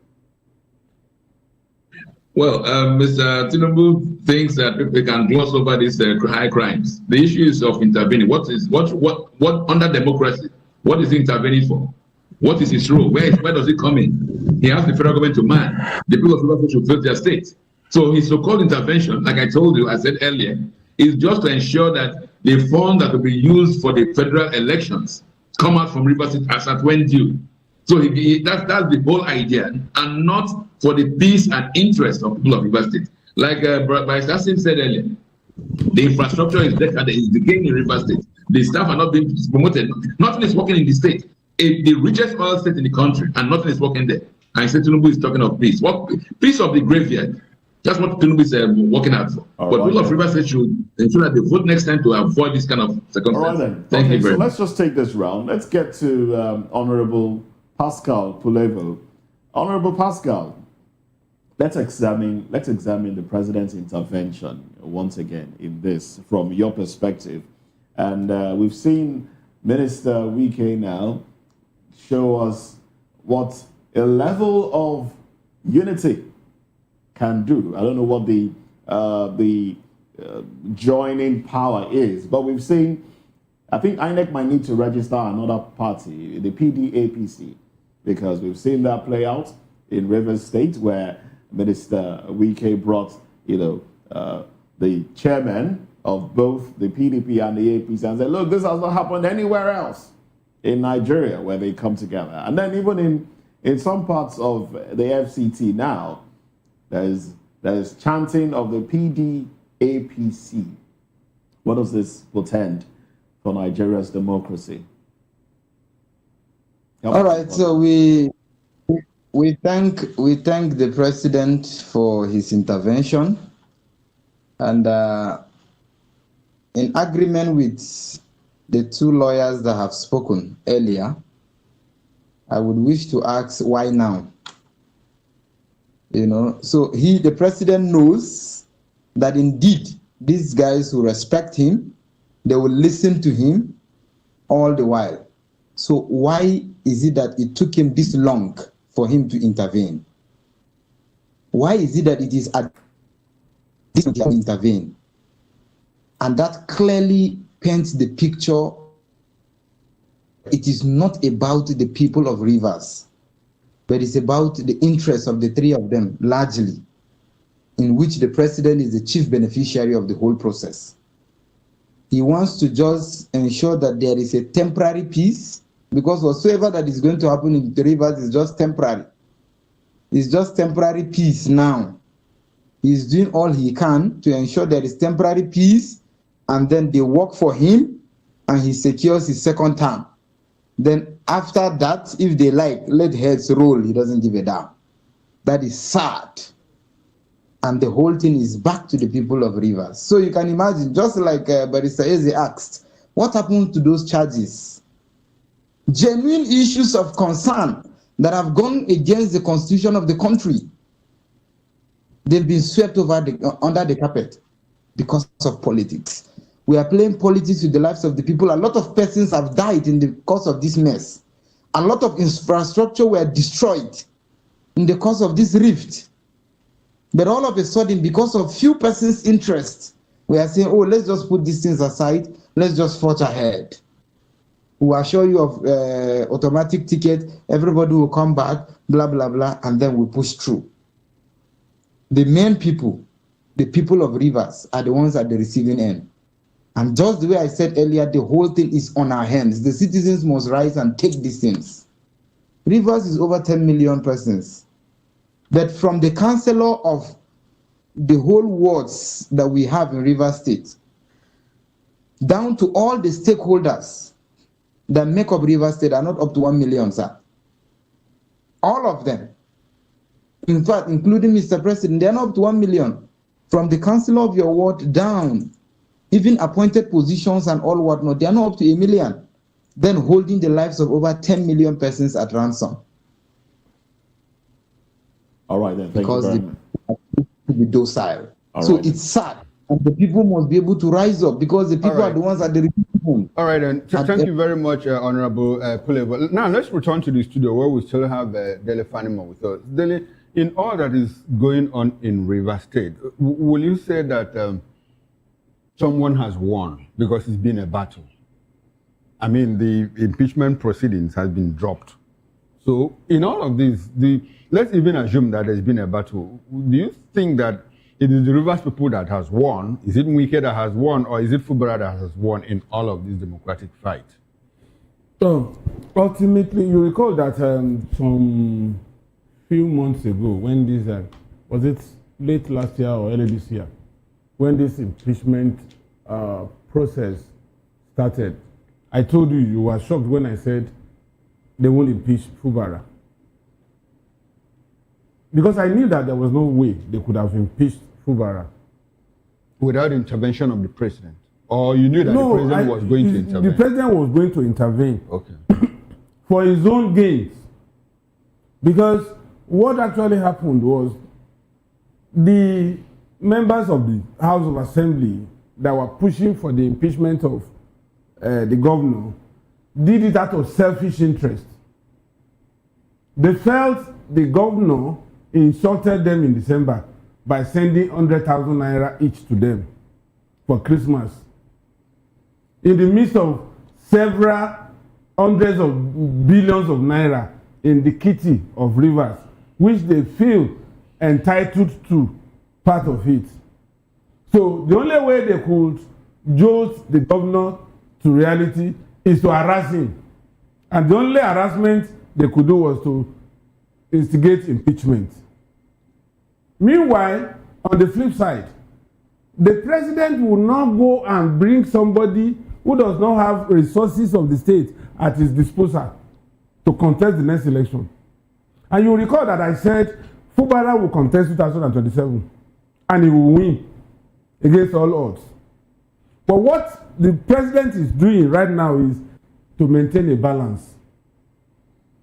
He still needs Wike to do his sachet job for him, and he doesn't want to lose Fubara because it will be more expensive and more cumbersome for him if he has to drop Fubara and pick another candidate within the party, because there are some people that are already rooting for Fubara, and he knows some of these people have access to the state resources as at now.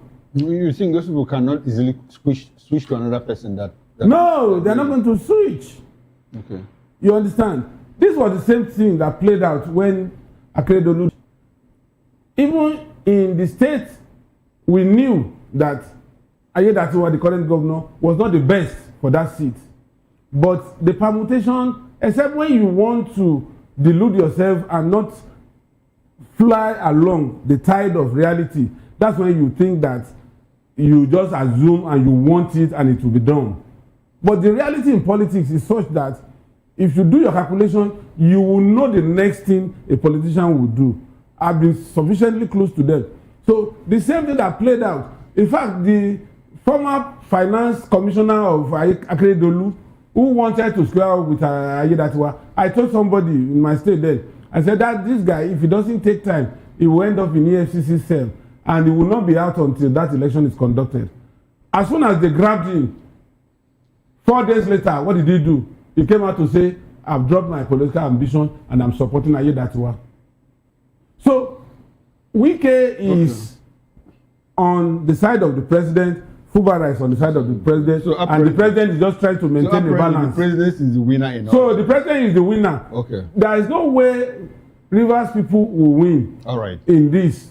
Okay, because it's a political battle. It's a political battle. They said that when two elephants fight, it is the grasses that. Yeah, in this case, it's the Rivers people that is the grass. Okay. Now let's move away from that and get into the world of insecurity. Dozens killed in Kebbi attack as forces launch new joint operations. Let's talk about this when we return. I'll be right back.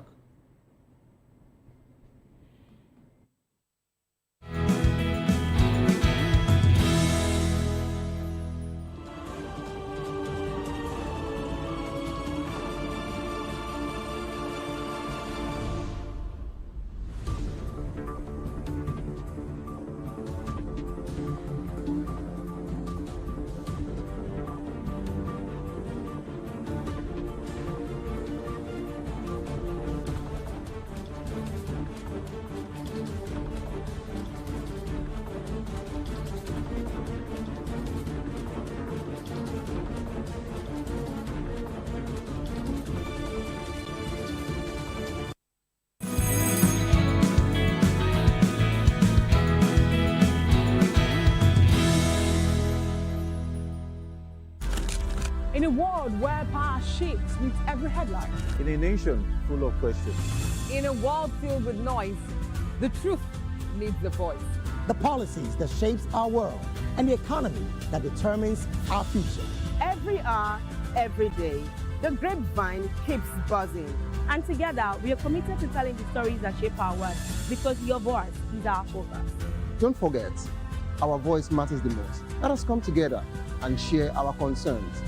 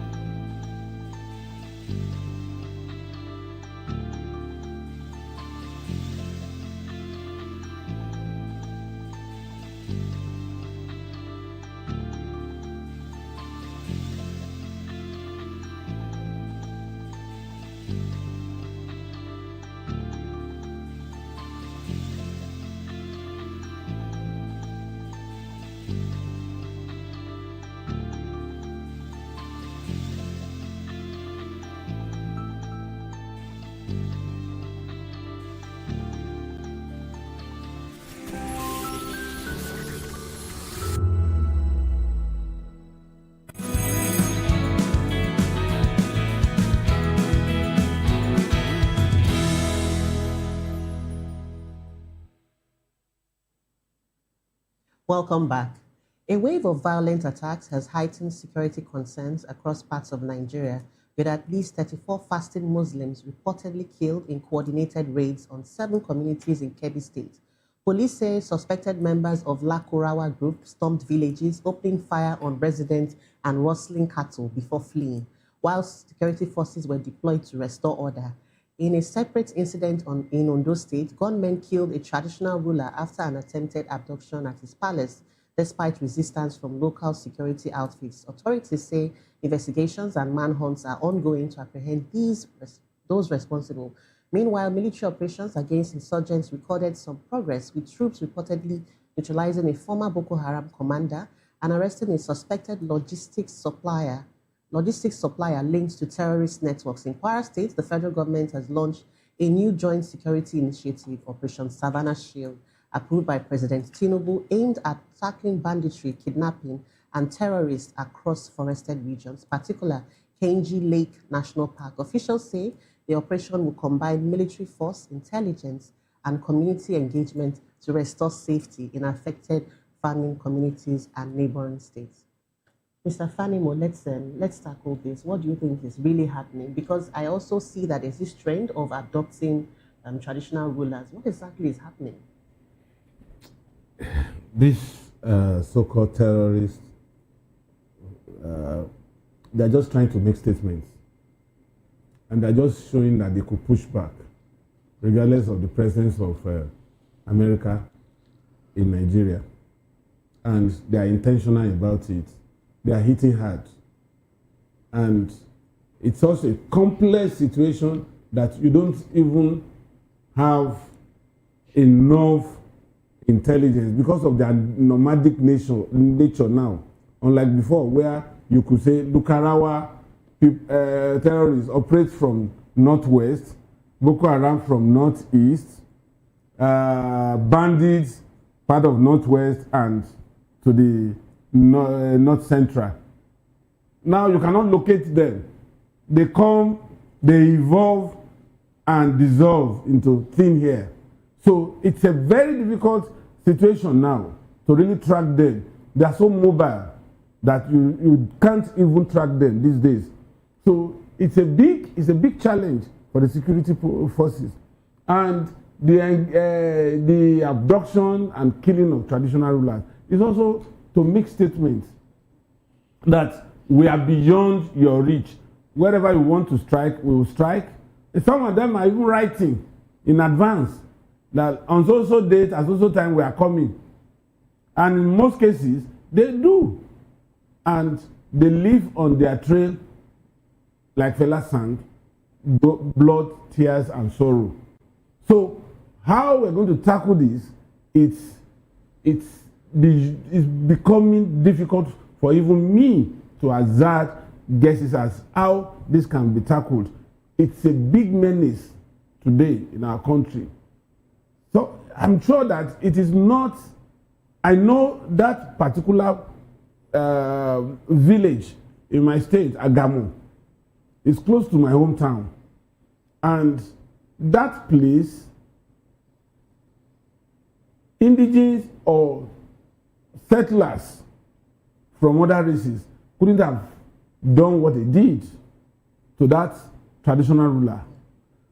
And I'm sure even if you send the whole of Nigerian army to that area, you're not going to find the killers. At best, they will pick some people and label them as killers. The military said, sorry to cut you, the military said Operation Savannah is to secure agricultural areas in Nigeria. Do you think in 2026, the military can actually protect the lives of farmers, especially this 2026 planting season, in states where these terrorists actually write letters? We saw it happen in Kebbi State, and they were asking for 100 million naira. So do you think the military can actually do that? You see, the point is, so soldiers will now be security men for farmland. That's the implication of what you are saying. Because if the soldiers leave in 1 hour, they can strike. So instead of doing that, why don't you just tell the soldiers to pull up their khaki and go and farm for us? What is the implication? With their guns strapped. With their guns strapped behind them. Okay, let's quickly run back to Barrister El-Rufai. Okay, yeah, so that he will help us make sense of this. Barrister Eze, I mean, we are back to it again. Insecurity, 34 people killed, 34 Muslims killed, even in the wake of the Ramadan and all of that. Well, these people have been emboldened. They don't even care. Does it look like they are calling the bluff of the United States of America? Because, well, we were told that they are coming to give us tactical operational support and intelligence. When are we expected? When do we start seeing that happen? How much of this do you understand? Can you walk us through your understanding of the doubling down of terrorists, even in the presence of United States troops here in Nigeria? Well, thank you very much. First of all, we must realize that what we have is a failure of intelligence. The Office of the National Security Advisor is there. Rather than focus on serious issues, they are busy pushing those who claim to have tapped into the Nuhu Ribadu's phone. And terrorists are running riot all over the place. That's on one hand, total failure of intelligence. Secondly, is we have to also understand and appreciate the Islamic principle of taqiyya. Taqiyya is deceit. And I referred to the attack on the mosque where over 37 people were killed. I mean, when the idea is to dissuade or to douse the issue of genocide against Christians, and then you hear news of 37 worshippers killed, maybe Shia or Shiites, you begin to wonder, is there really genocide going on? So these are part of and that is under the principle of taqiyya, when you deceive to achieve the ultimate goals you want to achieve. The third, which I also want us to look at, is the fault in the Nigerian structure, in the Nigerian constitution. I do not agree with Mr. Fanimo that they are all over and we can't track them. No, every inch of land in Nigeria, there is somebody claiming ownership to it, either villagers or communities or whatever. So people know their lands, but the fact is that the police, the security apparatus we have in Nigeria cannot police it because they are stationed somewhere in Abuja or in the state capital. Policing is local. If you empower the communities with what they need to combat or confront these criminal elements, we won't have these killings going on. So when we realize these three, talking about Americans, you cannot expect Americans they're not fools. No American blood will be spilled unnecessarily on Nigerian soil to protect what they know is political gymnastics. Because the so-called issue of terrorism and banditry is politics to Nigerians. These guys who are really over us want to keep on flaming this ember of insecurity so that they can keep on winning the elections. You will realize that when there is elections, all the polling units, 177,000 of them will record votes, despite the fact that in Nigeria today, over 150 local government areas are not under government control. In Nigeria, over half of the state is under terrorist control. Zamfara, Kebbi, Sokoto. But on the day of elections, all these areas will record near 100% turnout. So this is politics. And then we have to understand it, call it spade for what it is. You will not see these terrorists or bandits striking in wedding fatihas, no matter how elaborate they are in any part of the north. But they'll keep on striking at very weak targets. So the United States, we should not look on them because perhaps even Trump is playing to local politics in the US by sending troops to Nigeria, not to address the issue of what we can address by ourselves, what those who are running over us are engineering for their own selfish political gains. Otherwise, you cannot tell me that. Thank you very much. Thank you very much, Barrister El-Rufai. Now, let's quickly run back to Barrister Asim Adams. Barrister Adams, when we talk about ungoverned spaces in Nigeria, I've heard you talk about ungoverned spaces quite a number of times. When we talk about ungoverned spaces, does it look like it's a problem of government, or is it because, we have a massive land mass, space? Is it not possible to, deploy protection, intelligence, even around ungoverned spaces? Do we have the capacity to achieve all of that? Because if we talk about ungoverned spaces, looks like these are the areas where the terrorists, target soft points to weak points to hit us. Can't we take care of ungoverned spaces in Nigeria?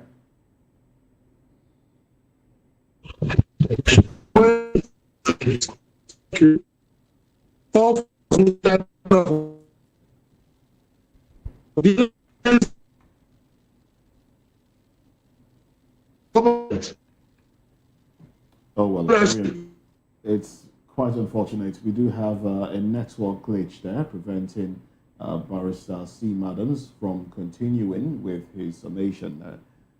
So unfortunate, but I guess this is where we have to wrap it up on the program this morning and go to the papers much later. But we must say a very big thank you to Daily Fanimo, a reporter and public affairs commentator, and also Barrister Eze Eluchie, who joined the conversation virtually. He's also a legal practitioner, an attorney at law, and a public affairs commentator. Barrister Asim Adams, legal practitioner, civil rights activist, former spokesperson, Chief Beatrice Etubo, P2B campaign organization, River State, and also Honorable Felix Pascal Level, a public affairs commentator. Well, thank you very much, gentlemen, for your time and your contribution. We'll take a break. When we come back, it will be newspaper review. Join us again. I am Moses Humphrey. And I am Chukuma Okoro. See you again. And I'm Jane Ogoye. See you soon.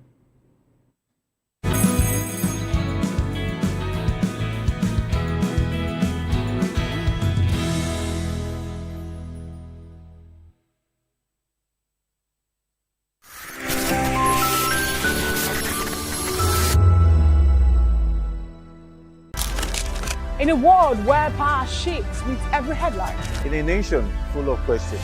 In a world filled with noise, the truth needs a voice. The policies that shapes our world and the economy that determines our future. Every hour, every day, the grapevine keeps buzzing.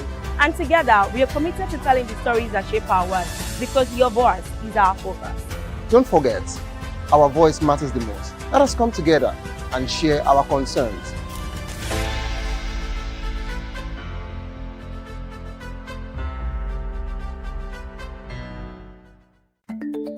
Africa is on the move, a continent of rising voices, untold stories, and powerful transformations. From the streets of Lagos to the heart of Nairobi, from the mines of Congo to the tech labs of Cape Town, the African story is being written every day.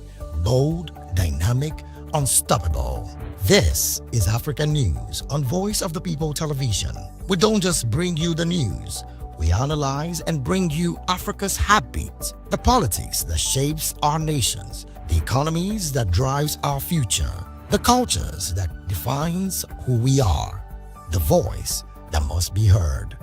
Africa News, Africa's voice, Africa's future. Where Africa speaks, the world listens.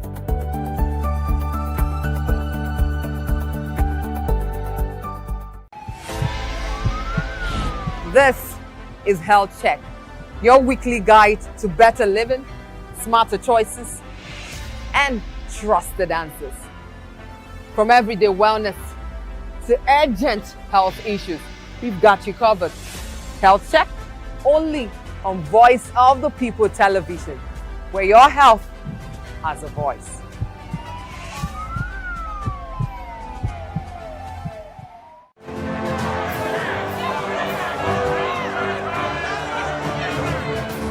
Do you want your voice to be heard? Do you know that you matter in the scheme of things? The People's Voice, the show where ordinary citizens take center stage as we discuss the biggest stories that affect you and I. With you in mind, we facilitate lively discussions, debates, and interviews on the topics that matter most to you and I. From social justice to economic empowerment, education to healthcare, governance, and more. Tackling tough topics and amplifying your voice. Join the conversation and make your voice count. The People's Voice. Make your voice count. Join us as we drive into the world of politics through insightful interviews with prominent political figures, both serving and former governors, ministers, senators, legislators, party chieftains, activists, and analysts. Get first-hand information into the decision-making processes that affect our daily lives. Highly engaging one-hour program that brings political discourse into focus. I am Chukuma Okoro. Political Lens, Monday through Friday, 6 to 7 p.m. Join us. Behind every broken desk lies a broken promise. Education shapes the nations. But who is asking the right questions? Introducing Edu Dialogue, the show that goes beyond the surface, exposes the cracks, the corruption, and the silence in Nigeria's education system. Edu Dialogue, Saturdays, 3 p.m., only on VOP TV. We break the biggest stories. From missing funds to policy failures, we ask the tough questions and demand real answers. Edu Dialogue, this Saturday, 3 p.m. on Voice of the People Television. Welcome to the locker room, the home of football talk that matters. I am Jerry Arpayon. Join us every weekday, Monday to Friday at 5 p.m. Nigerian time, as we share the hot takes and hot debates in the exciting world of football. And joining me are the usual suspects, Ikechukwu and Mayowa, as we break down all the hot takes and everything that's happening in the football. Don't just watch football, live it with us. Catch us on the locker room and Voice of the People Television at 5 p.m. Nigerian time. And like I always say, if not 20 minutes off, please the sport. To know the happenings in the maritime sector, join us on the program Maritime Frontiers on VOP TV as we discuss key areas in the maritime sector, from aquaculture, maritime transportation, maritime labor regulation, oil and gas exploration, ferry and passenger insurance, marine pollution and prevention, port operations, and lots more. Maritime Frontiers, exploring Nigeria's blue economy. Are you ready for the extraordinary? Something big is happening on your screen. Introducing VOP TV. Now streaming on SLTV channel 264. From breaking news to captivating conversations, news analysis, giving you all sides to the story. We bring in-depth discussions on the issues that matter, from politics to sports, entertainment, and lifestyle. VOP TV on SLTV channel 264. Join us as we redefine what television means to you. Voice of the People Television, VOP TV. Now you have more than a voice.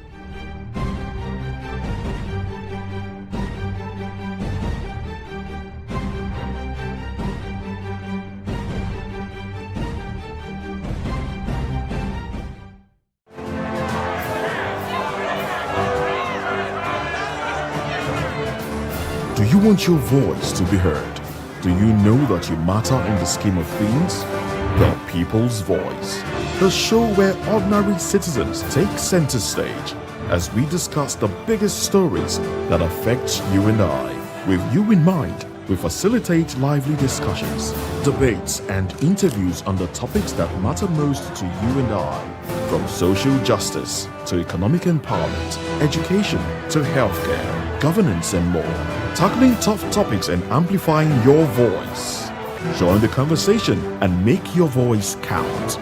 The People's Voice. Make your voice count. The red carpets, awards, the razzmatazz, music, fashion, interviews, and more. Spotlight on Voice of the People Television. Let's feed you with all the juicy stories in the global entertainment space, bringing you the glitz and glamour as it is hot. Stay tuned to Spotlight, 1 p.m. Monday to Friday.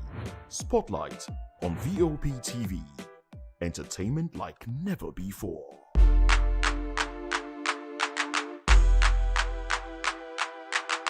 We encourage you to click on the like button and subscribe to our YouTube channel. We are Voice of the People TV. Also follow us on all our social media platforms. We are at VOP TV Live. Visit our website www.vop.ng for fresh and trending news. Also watch us live on SLTV channel 264. VOP TV, Voice of the People Television.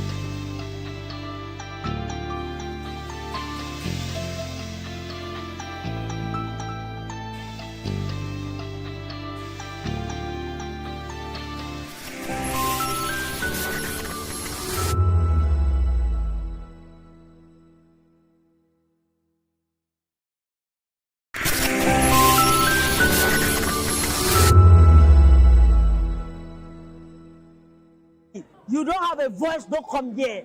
You better make sure your voice is heard. Are you ready for the extraordinary?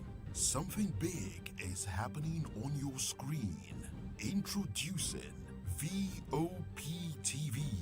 Now streaming on SLTV channel 264.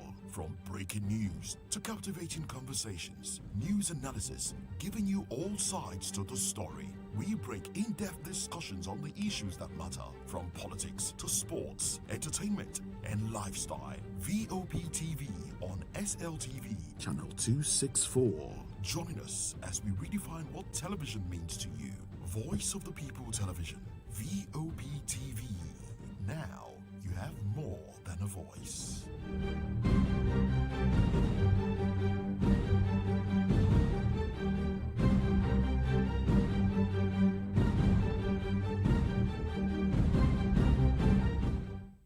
In a world where truth is the ultimate power and opinions scream the loudest, it's time to wade through the noise. Hunger no get tribe. Hunger no get religion. And scan the human interest and trending topics that matter. Stay tuned to The Issues, your plug to the stories making the buzz, from politics to science and technology, social justice, and more. Let's tackle the tough questions and expose the truth. The Issues on Voice of the People Television. Don't just react, understand.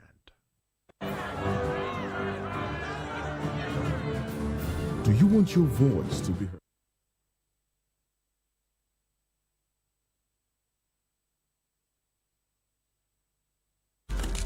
In a world where power shifts with every headline. In a nation full of questions. In a world filled with noise, the truth needs a voice. The policies that shapes our world and the economy that determines our future. Every hour, every day, the grapevine keeps buzzing. And together, we are committed to telling the stories that shape our world, because your voice is our focus. Don't forget, our voice matters the most. Let us come together and share our concerns.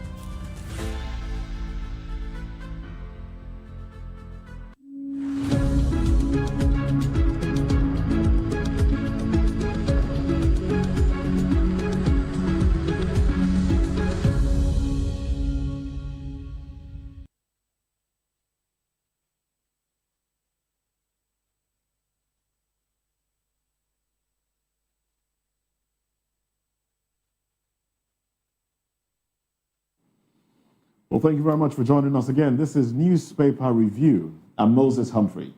And I am Chukwuma Okoro. And I'm Jane Ogoye. Oh, yes, and Daily Fanimo, of course, is with us as a reporter and a public affairs commentator.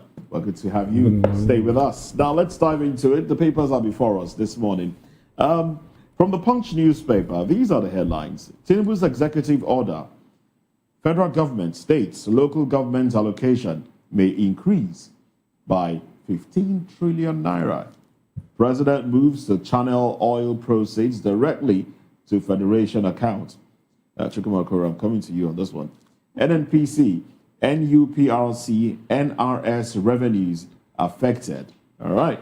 So you'll find that story in page 2 of the Punch newspaper. And, let me just take a few paragraphs here. The federal, state, and local governments may receive additional revenue allocation of about 14.57 trillion naira following the recent executive order signed by the President Bola Ahmed Tinubu, directing the royalty oil, tax oil, profit gas, and other revenues due to the Federation under production sharing, profit sharing, and risk service contracts be paid directly into the Federation account. And this is based on an analysis of revenue inflows in 2025, drawing on monthly earnings submitted to the Federation Accounts Allocation Committee, that's FAC, and obtained by this paper. So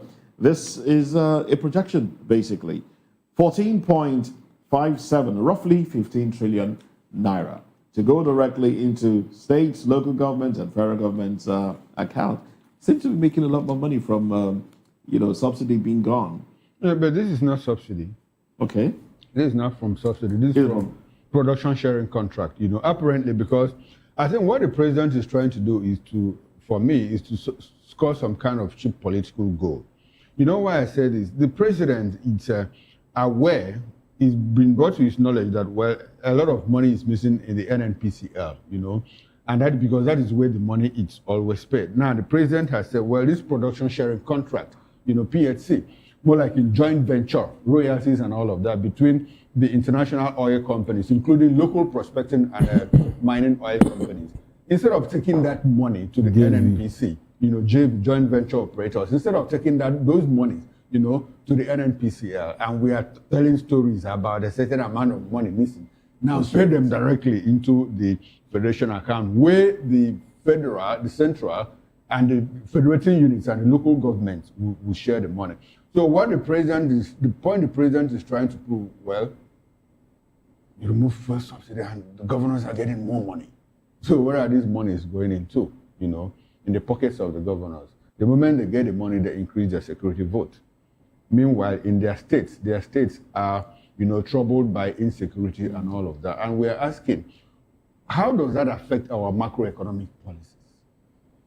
So he's trying to take away that responsibility from the economic handlers who are supposed to determine the exchange rate, determine the interest rate, determine what other rates? I think there are about 4 or 5 indices, that determine the macroeconomic policy, the balance of payment in terms of our GDP growth, what do we produce locally, what do we export, and all of that. I was a bit surprised when the guests came to tell us the other day that the federal government slammed a ban, on the export of cassava, cassava products and all of that. And I said, to what end? Is it because we are self-sufficient, in the production of cassava, but we are also importing, things like palm oil and all of that.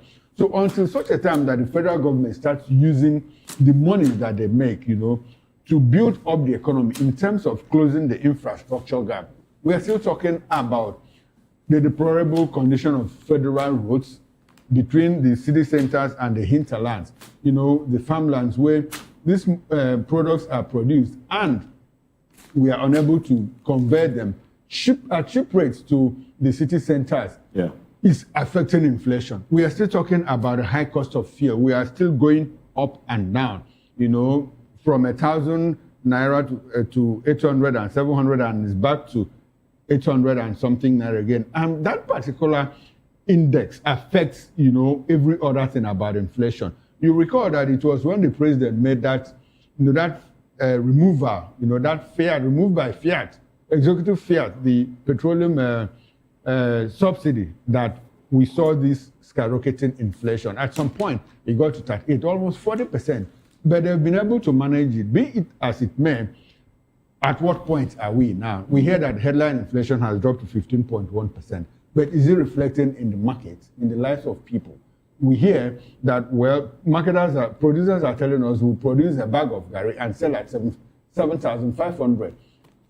But when you go to the same market, to the market that we sold to, you see it at 25,000 naira. And when we hear that the price of rice has dropped to 51,000 naira, again, it has gone up to 75,000 naira. Well, because they opened the doors, our borders, and people were allowed to import grains and all of that. The price of beverages are not coming down. So the saying that the president is trying to solve one problem and create another. Because when you pump in so much money into the system, what do you have? More money. Just in few goods, inflation. That is inflation.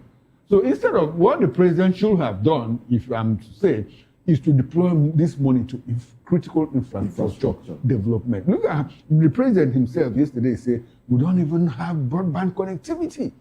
As far as I'm concerned, that was a self-indictment on himself, his administration. It doesn't matter who started it, but it's a problem he inherited. He should have solved it. So putting more money in the hands of governors is practically not solving our problem. It's like the cup is half empty or half full. That is where it leaves us. All right then. I want to say here that there was no way the president would have kept that money in the coffers of the federal government and use it for infrastructure, because it's not meant for the federal government alone. You understand? It's revenue arising from like doing business, and you have a joint venture, and you also have partners on your side. The moment you say you want to corner it for yourself alone, what about the interest of the other partners as backed by the law, the constitution? So that is to the extent that the president cannot take hold and take charge of the 14.5 trillion that is accruing. But away from where the money should reside or not, I think it's a way of removing feeding bottle from this NNPC cabal. Until now, I've always said it. I said, where is our royalty going? Where is the gain of joint venture going? Nobody could explain. And that's why NNPC is fraught with opaque business. Today, we are seeing one out of many of sources of revenue open to NNPC that Nigerians don't even know before now. So it's a good thing that the president chose the executive order route and not going through the process of the National Assembly to begin to debate, and then people now start holding him to ransom and all that. Now, the resultant effect of this executive order is that more jobs would have to go in NNPC.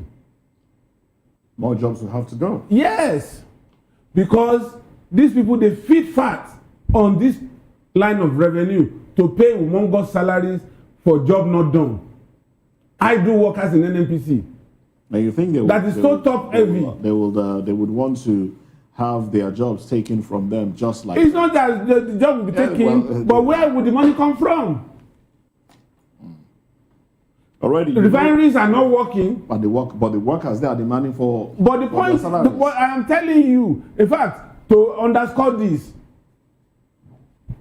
guy Osifo, TUC president, has raised the alarm that a lot of jobs would have to go in NNPC as a result of this, because the least paid worker in NNPC earns more than 10 officers in the public service.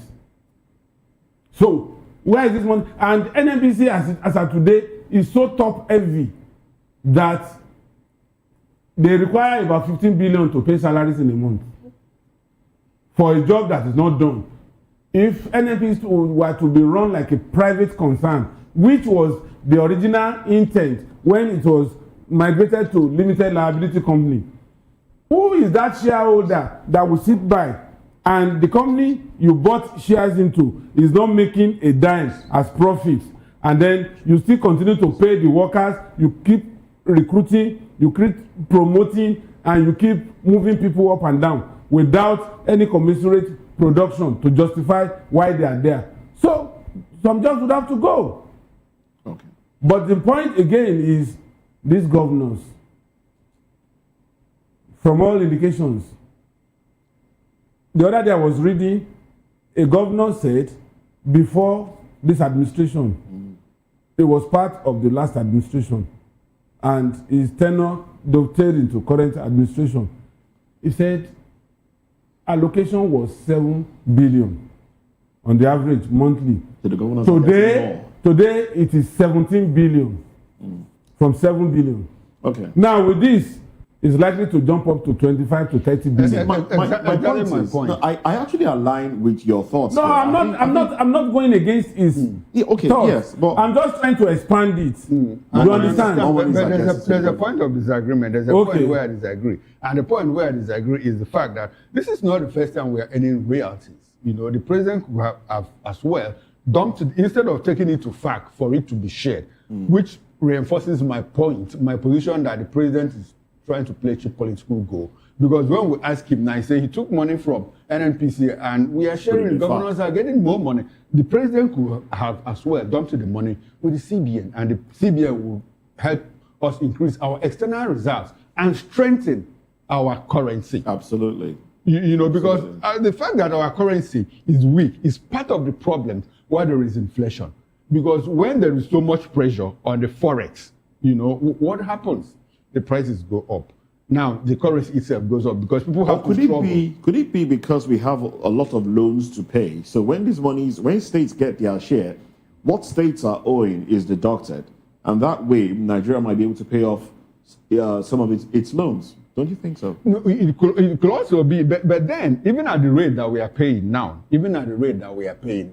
like one of the latest borrowing now that we are going to make, the House of Representatives is supporting it, and they say it is spread across 40 years. That's a lot. So you are borrowing for generations unborn. My grandchildren, you have already started borrowing for my own grandchildren that are yet unborn. And it's scary, it's dangerous. So why don't you, as you make long-term plans, you know, to pay off this money? By the way, the governors, why did they borrow these monies? Some of them borrow them for infrastructure. You go to the states, you don't see those infrastructure.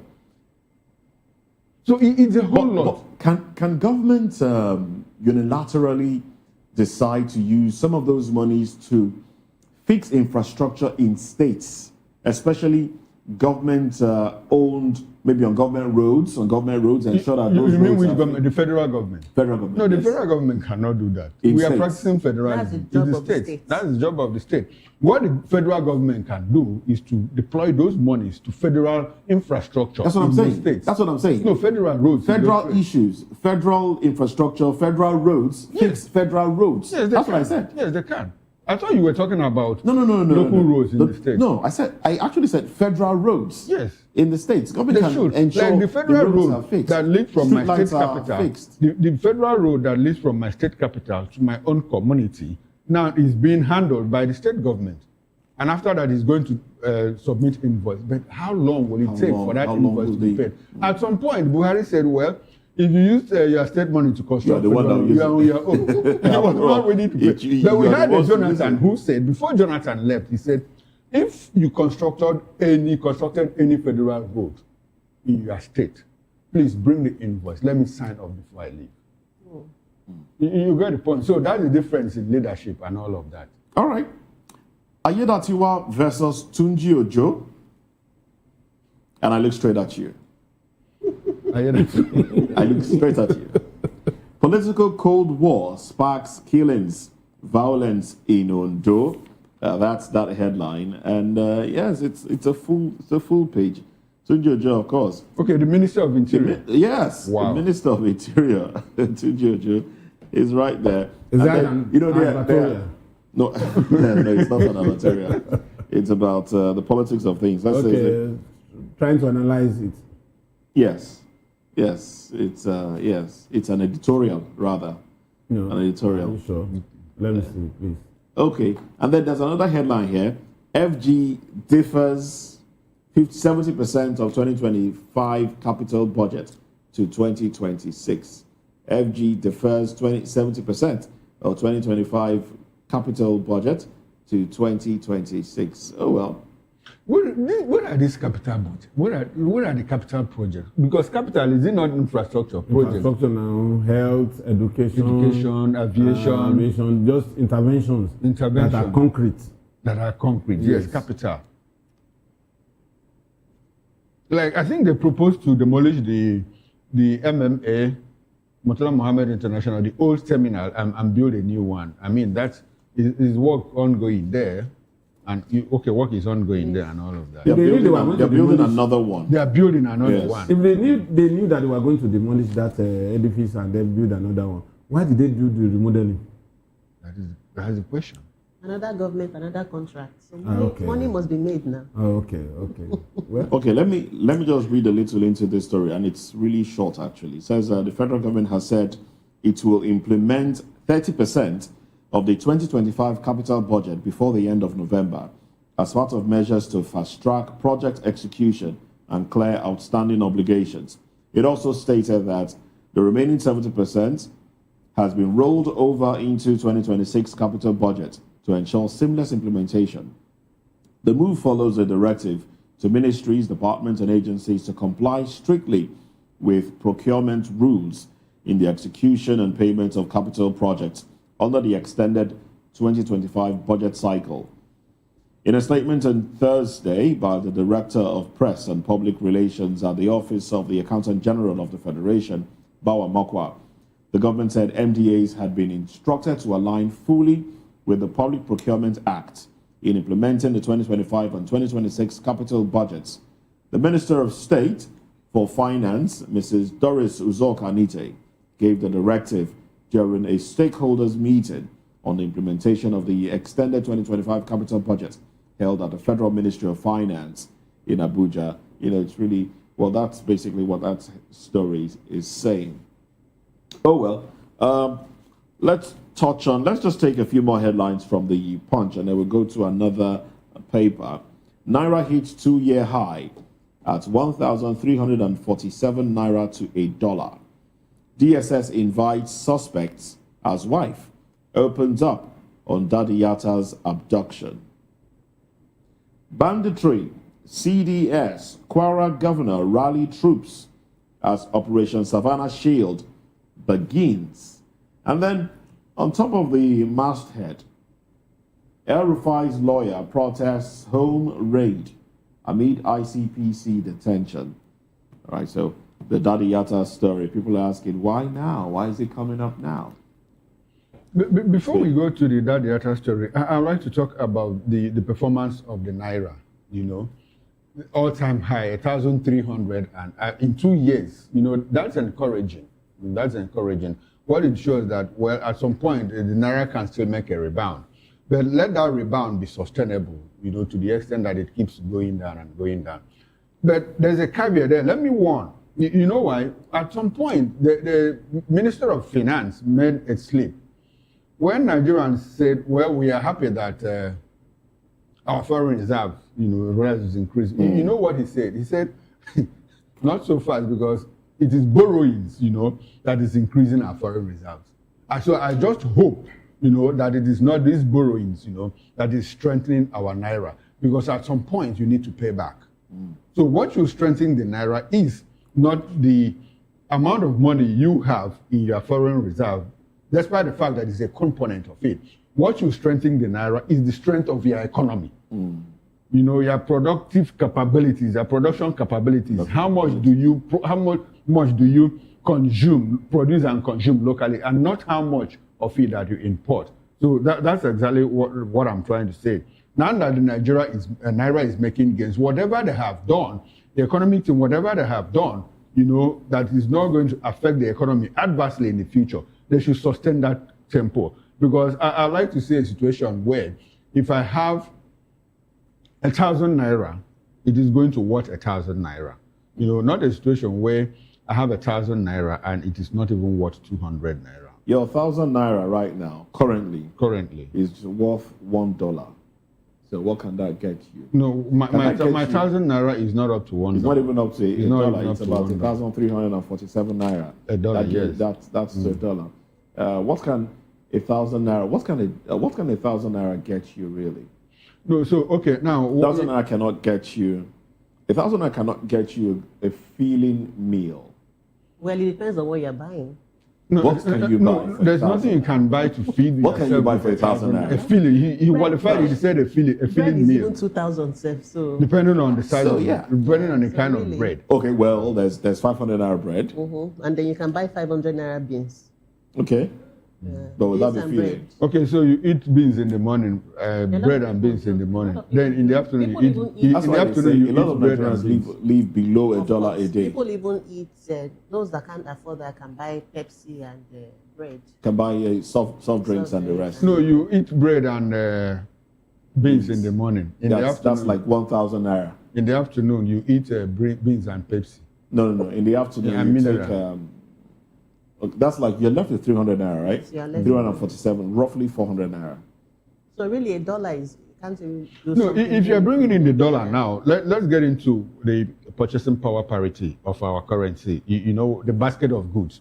If you're able to go to, if you are let's now go to the highbrow area of New York, let's stay within Harlem.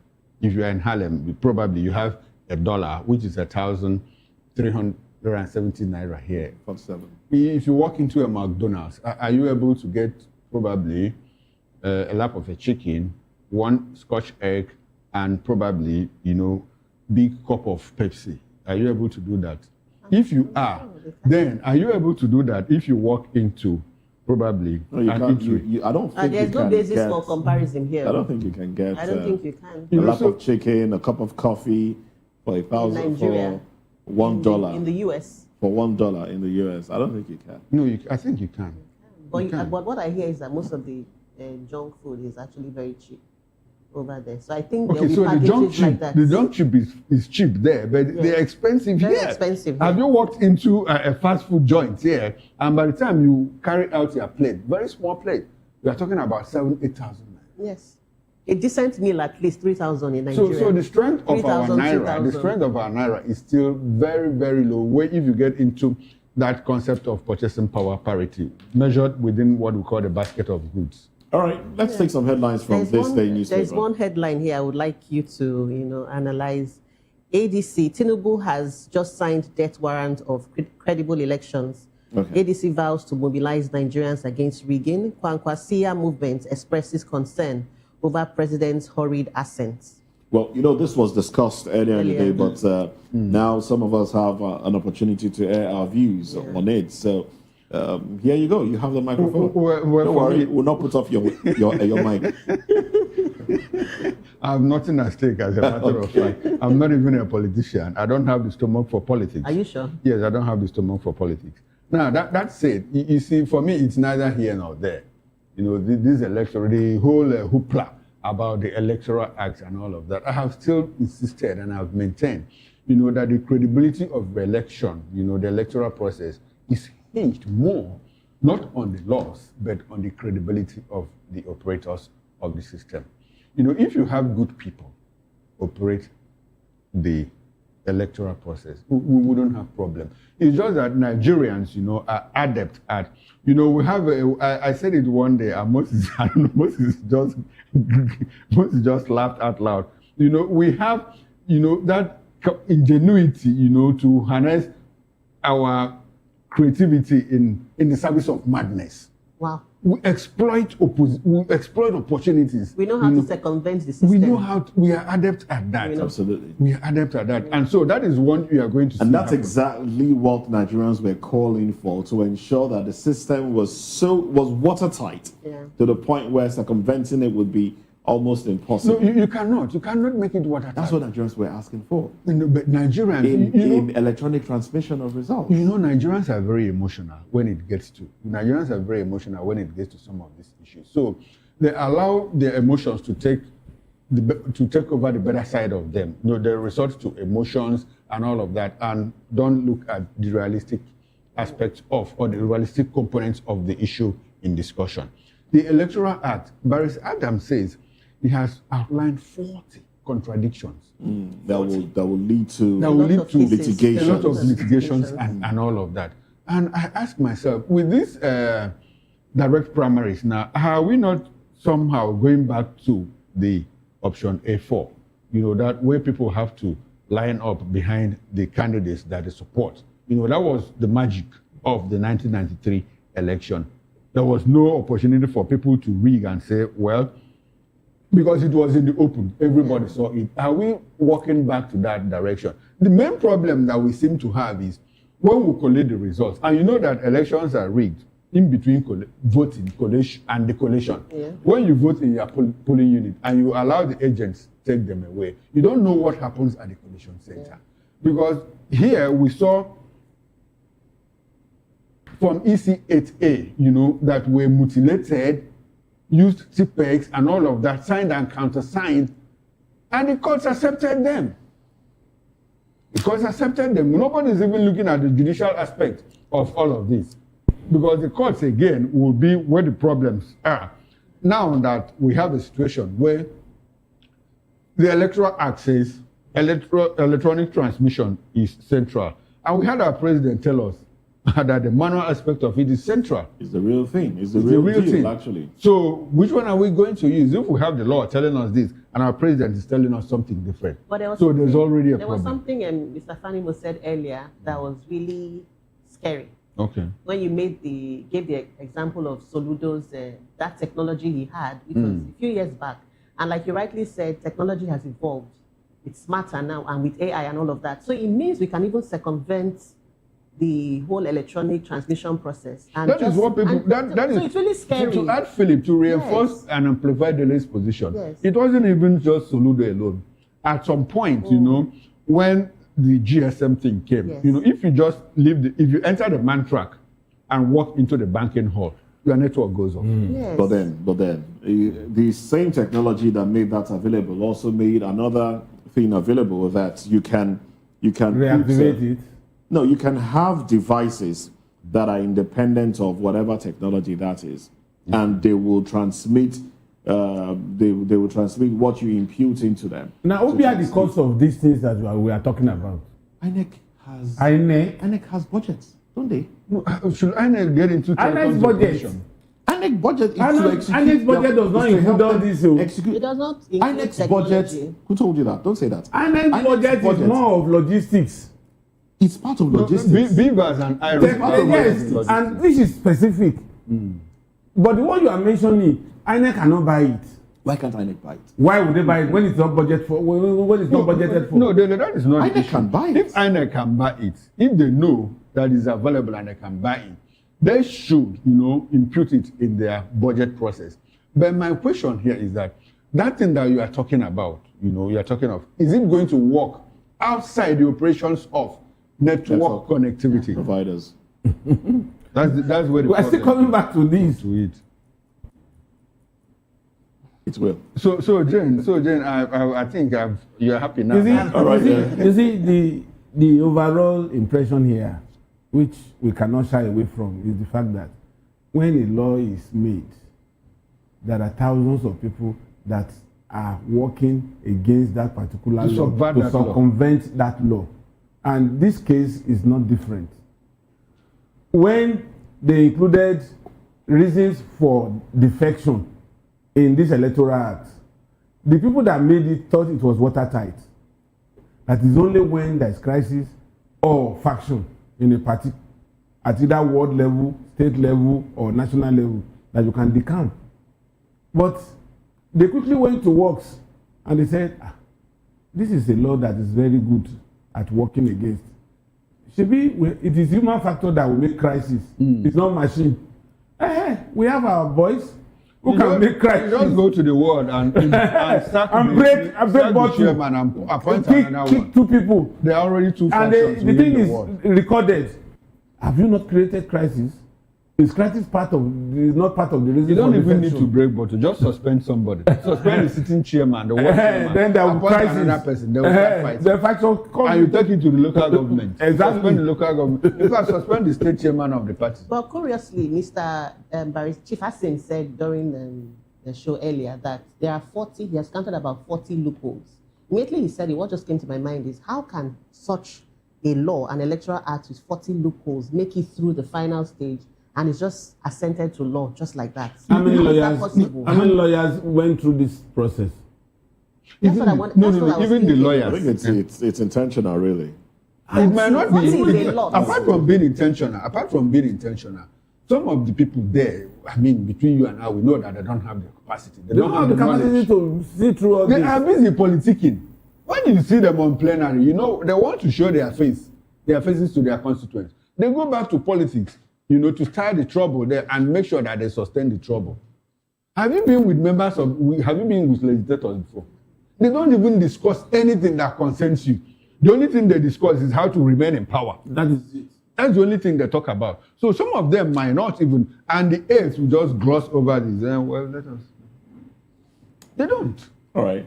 Let's touch on a few other headlines. Do we have some more from NAFDAC? Okay. NAFDAC impounds 100 million naira worth of expired food products in Niger. Packets of 80,000 packets of expired non-alcoholic drinks, 5,000 packets of dairy milk, 16,000 packets of bottled water, 28 bottled water. Yes. Okay. 28 cartons of pasta. It's expired. And assorted expired products. You see, even bottled water you're talking about expires within the span of 3 months. And what do?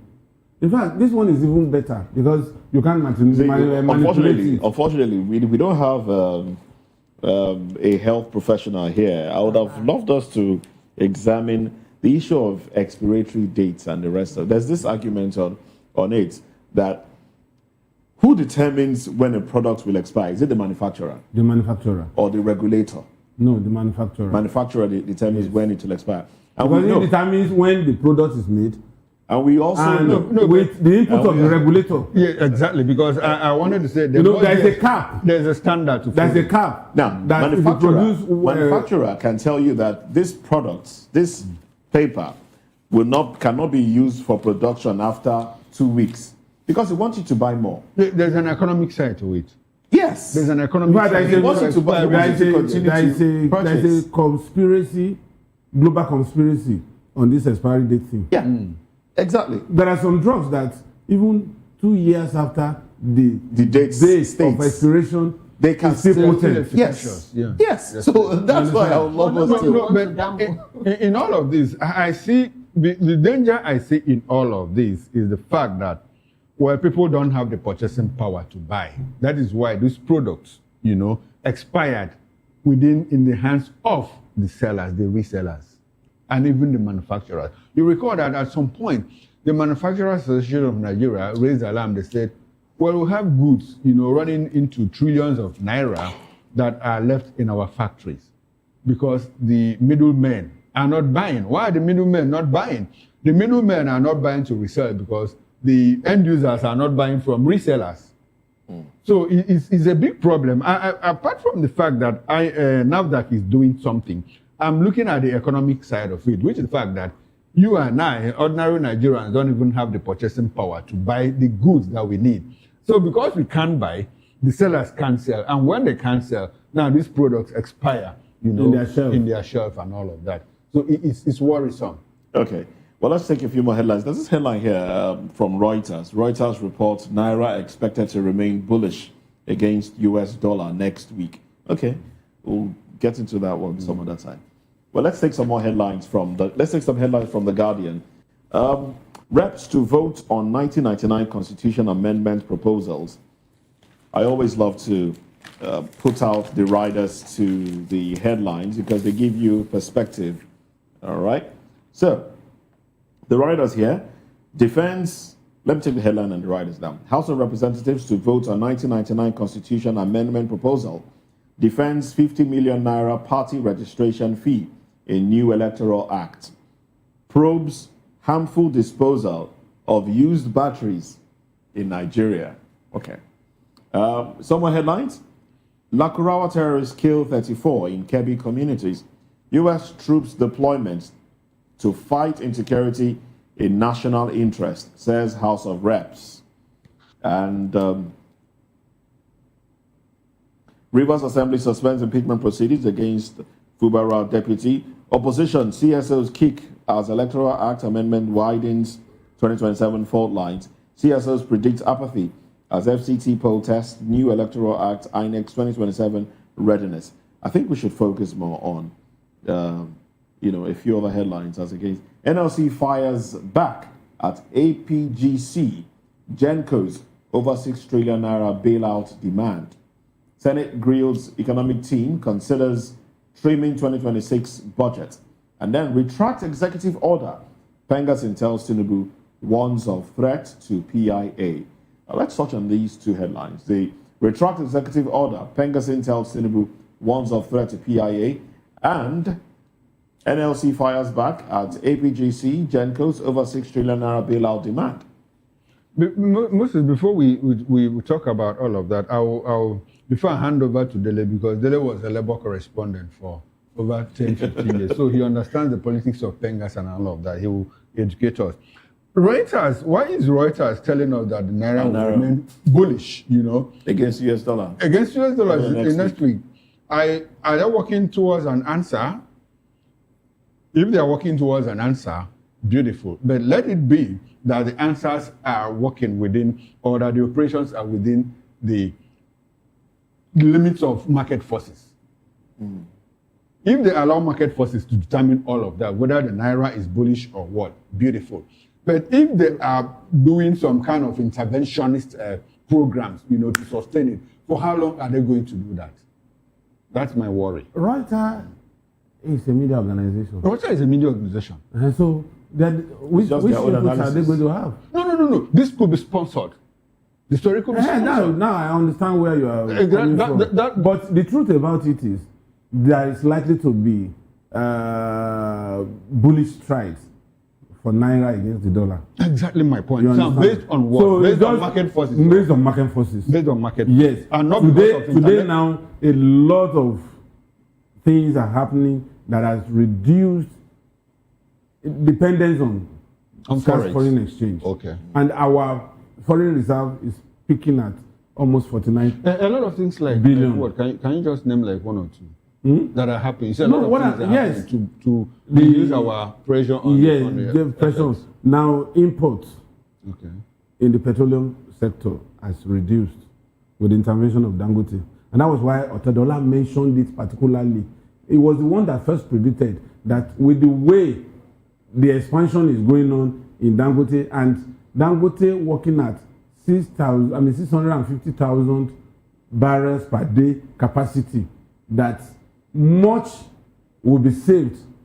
The pressure on our foreign exchange would reduce, and then we are also exporting, which means we are bringing in more money in foreign exchange. That's not correct. I'm not exporting. Wait, you said we have reduced our importation. Our importation. Part of the problems that Dangote had problem with Ahmed Farouk was because within 2 weeks or 3 weeks, he issued 30 import licenses for petroleum products. And beyond that, like 2 or 3 weeks ago, we also got a report that we are importing more than we did 3 months ago. It's a lie. So which one do we take? No, the report was there. These things are very clear. You understand? These Darkman people are fighting Dangote. That's the truth.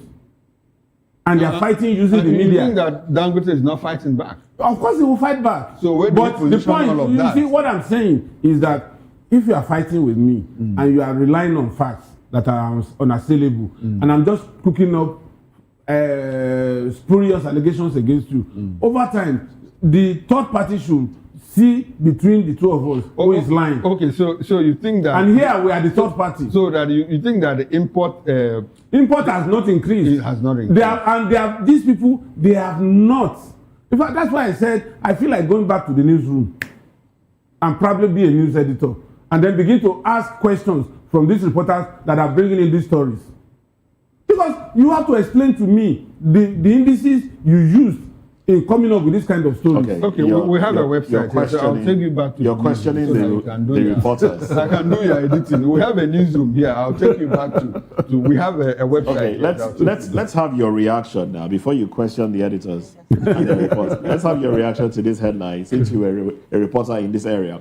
Retract executive order. Pengasin tells Tinubu warns of threats to PIA. The riders now says provisions threaten over 4,000 jobs. What did I say? Expert explains implication of executive order. NNPCL's over 918.6 billion naira yearly deduction in limbo. What did you say? The point I have said, I've not read this story when I said jobs would have to go. And even before now, PIA is simply protecting local industry. But we have local players in the oil sector. We have Seplat and the rest of them competing with the major oil companies. So where is the deepening of foreign interest at the detriment of our local industry here in the oil and gas sector? The only thing, those things are just addition. What is assailing Pengasan is reduction in jobs. And reduction in jobs would also affect their check-up due, which they feed on. Okay, there's the big story here. I left this one for last intentionally because this is African leaders. Yes, that's the big story. African leaders, how oldest presidents tighten grip on youngest continent. When you flip the pages of it, You know, it speaks to Tumani is adept at international relations. You have your Museveni, you have your Fobia and the rest. So you should be able to take us through that. No, it's a typical African thing. But you see, my take on this is that the old leaders don't work alone. They don't work alone. When they use us, they use the younger ones. They use the younger ones. You know, so it speaks to the proteges, more or less. Proteges, more or less. So it speaks to the erosion of African values that we have witnessed over time. And if you say it's a clash of civilization, it comes to the point where we have to say, and when you talk about clash of civilizations, when authors, Western authors talk about civilizations, they don't even mention Africa. They don't count Africa as a civilization. They subsume us under Western civilization, thinking that we have become part of the West. And that is troubling because we had our own African values.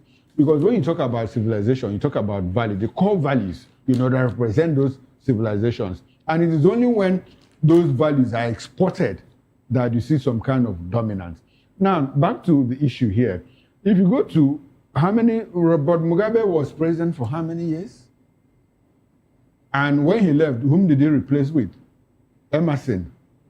What is Emerson doing now? Emerson has gone to the National Assembly, to shift the goalpost, to extend his own tenure. And when Mugabe was there, he was like, oh, this is unacceptable, this is unacceptable. Who did Paul Biya replace? Amadou Ahidjo. And he succeeded in staying much longer than Ahidjo himself. So, and Museveni was fighting Idi Amin, he was fighting Tito Okilo, he was fighting all of those people. And when he was able to push them out, he stabilized. And he's been there using his son as the chief director of military intelligence, the daughter as the governor of Central Bank. He doesn't even look healthy. He doesn't even look healthy. And Barrister Darlington said one thing one day that made sense to me, more like, you know what he said? Okay, the wife is the Minister of Education and all of that. Mr. Agommo said, you know why Biya is going to die in that place? Because if he leaves that place and hands over to another person, he will be prosecuted. He will die in jail. Oh.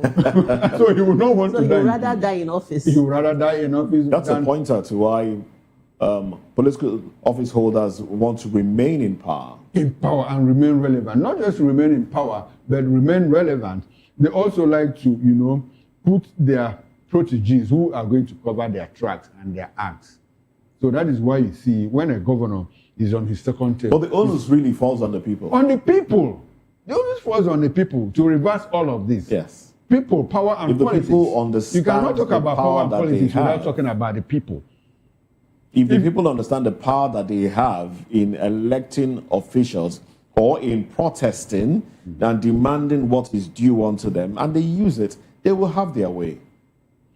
The people will. If you go back in history and look at where humanity has made progress, it has always been wrought by the power of the people.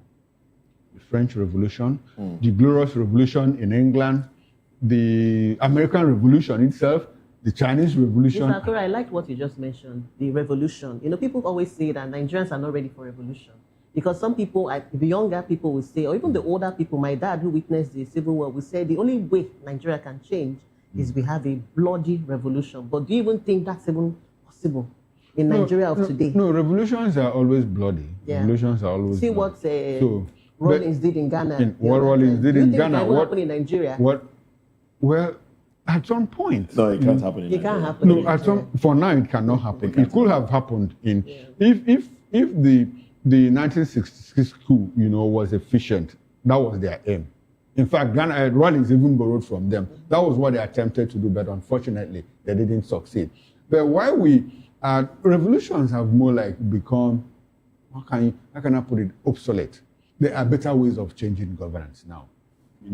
Since after the Orange Revolution in Europe, has any revolution succeeded in Africa? The uprising in Northern Africa. Did it succeed? To an extent, it did. Did it succeed? It only pushed out a group of people. But that's success. No, it wasn't. No, it pushed out a group of people. And replaced them with what we call the iron law of oligarchy. Oh, okay. The people that they replaced mainly replicated the people We'll that they continue pushed this out. conversation over a cup of coffee.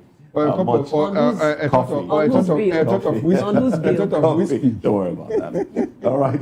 Well, this is where we'll drop anchor. Thank you very much, Dele Fanimo, for joining the conversation. And thank you, Chukwuma Okoro, as well. Well, Chukwuma Okoro makes a comeback later tonight at 6 p.m. on Political Lens. Yeah, I'll be joined by Dr. Peter Anosike. I will travel around Nigeria to bring you interesting, trending political stories. All right, then. All right, please join us on Monday. BOP this morning will be back on Monday. Yes, it will be back on Monday. But tomorrow, of course, we have a different crew. The Morning Buzz, a different crew, will be serving you breakfast right here on VOP TV. I'm Moses Humphrey. I'll see you on Monday, God willing. Bye for now.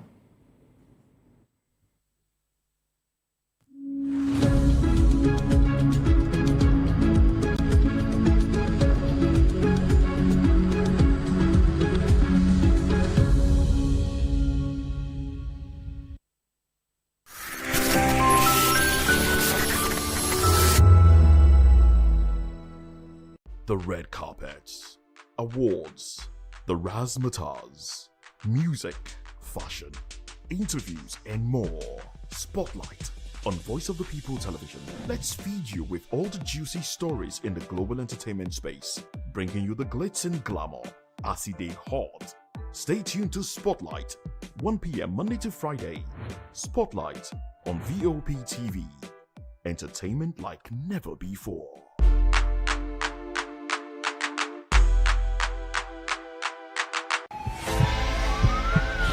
This is Health Check, your weekly guide to better living, smarter choices, and trusted answers. From everyday wellness to urgent health issues, we've got you covered. Health Check, only on Voice of the People Television, where your health has a voice.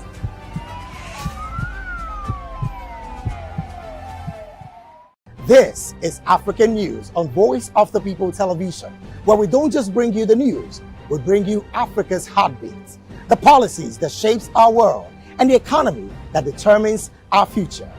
African News on Voice of the People Television. Stay with us.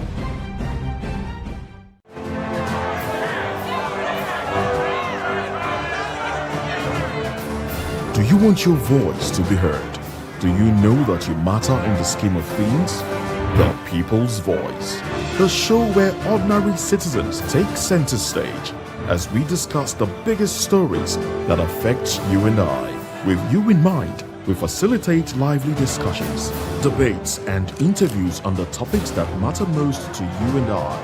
From social justice to economic empowerment, education to healthcare, governance, and more. Tackling tough topics and amplifying your voice. Join the conversation and make your voice count. The People's Voice. Make your voice count. We encourage you to click on the like button and subscribe to our YouTube channel. We are Voice of the People TV. Also follow us on all our social media platforms. We are at VOP TV Live. Visit our website www.vop.ng for fresh and trending news. Also watch us live on SLTV channel 264. VOP TV, Voice of the People Television. Welcome to the locker room, the home of football talk that matters. I am Jerry Arraign. Join us every weekday, Monday to Friday at 5 p.m. Nigerian time, as we share the hot takes and hot debates in the exciting world of football. And joining me are the usual suspects, Ikechukwu and Mayowa, as we break down all the hot takes and everything that's happening in the football. Don't just watch football, live it with us. Catch us on the locker room and Voice of the People Television at 5 p.m. Nigerian time. And like I always say, if not going to the talk, please the sport. To know the happenings in the maritime sector, join us on the program Maritime Frontiers on VOP TV as we discuss key areas in the maritime sector, from aquaculture, maritime transportation, maritime labor regulation, oil and gas exploration, ferry and passenger insurance, marine pollution and prevention, port operations, and lots more. Maritime Frontiers, exploring Nigeria's blue economy. Are you ready for the extraordinary? Something big is happening on your screen. Introducing VOP TV. Now streaming on SLTV channel 264. From breaking news to captivating conversations, news analysis, giving you all sides to the story. We bring in-depth discussions on the issues that matter, from politics to sports, entertainment, and lifestyle. VOP TV on SLTV channel 264. Join us as we redefine what television means to you. Voice of the People Television, VOP TV. Now you have more than a voice.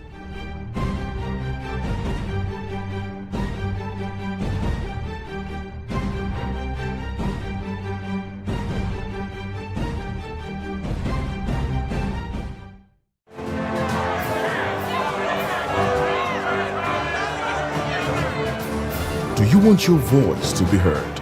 Do you know that you matter in the scheme of things? The People's Voice, the show where ordinary citizens take center stage as we discuss the biggest stories that affect you and I. With you in mind, we facilitate lively discussions, debates, and interviews on the topics that matter most to you and I. From social justice to economic empowerment, education to healthcare, governance, and more. Tackling tough topics and amplifying your voice. Join the conversation and make your voice count. The People's Voice. Make your voice count. In a world where power shifts with every headline. In a nation full of questions. In a world filled with noise, the truth needs a voice. The policies that shapes our world and the economy that determines our future. Every hour, every day, the grapevine keeps buzzing. And together, we are committed to telling the stories that shape our world because your voice is our focus. Don't forget, our voice matters the most. Let us come together and share our concerns.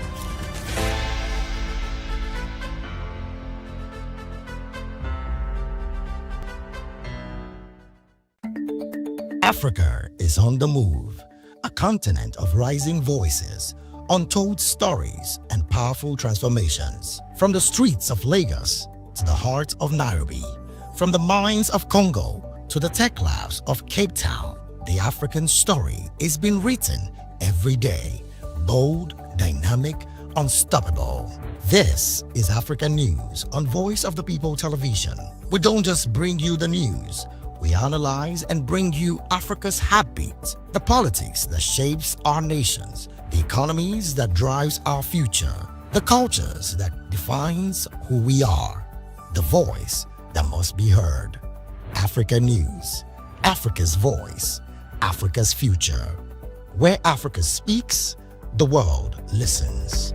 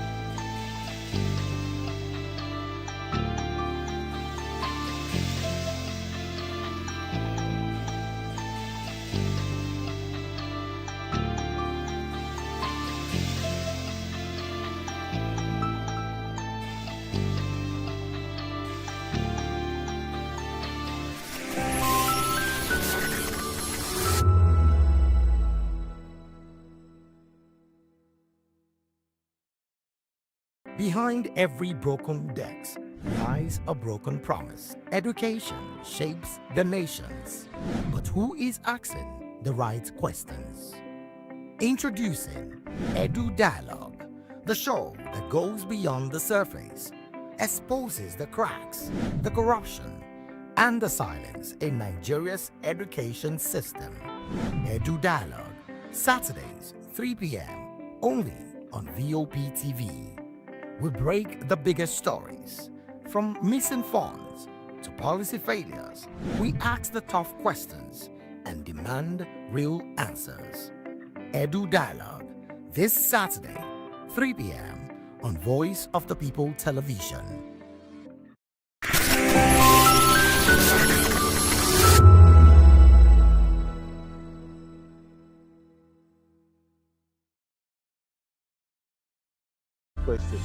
In a world filled with noise, the truth needs a voice. The policies that shapes our world and the economy that determines our future.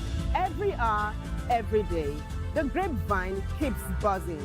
And together, we are committed to telling the stories that shape our world because your voice is our focus. Don't forget, our voice matters the most. Let us come together and share our concerns.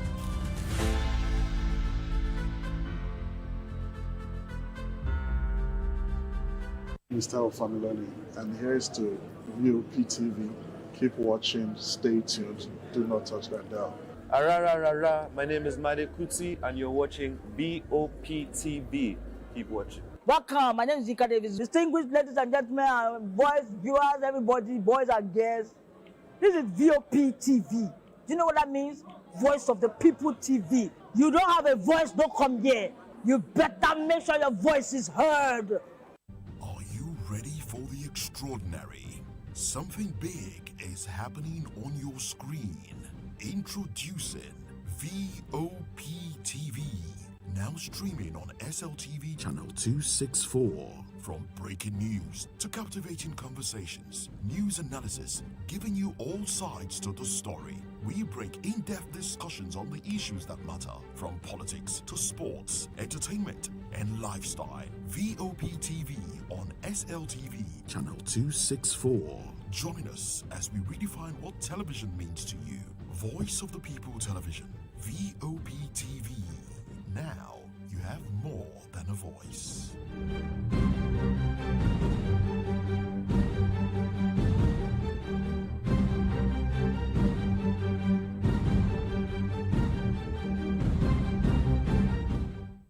In a world where truth is the ultimate power and opinions scream the loudest, it's time to wade through the noise.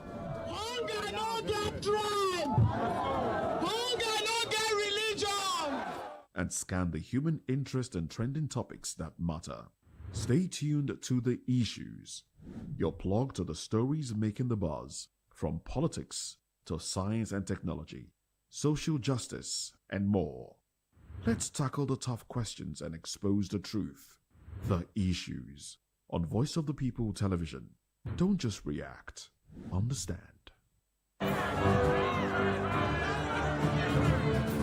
Do you want your voice to be heard? Do you know that you matter in the scheme of things? The People's Voice, the show where ordinary citizens take center stage as we discuss the biggest stories that affect you and I.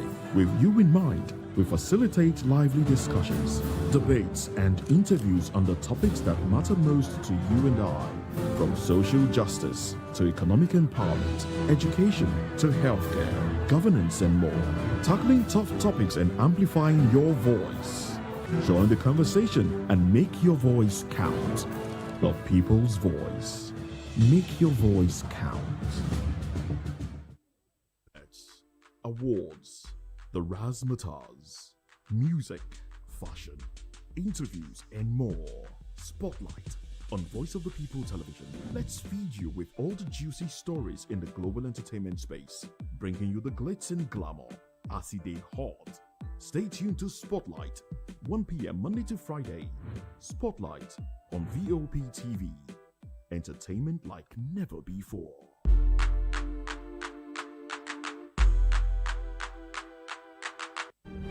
In a world where power shifts its every headlines, news breaks and events happens, we bring you unbiased and explicit information on politics, economy, and state of the nation.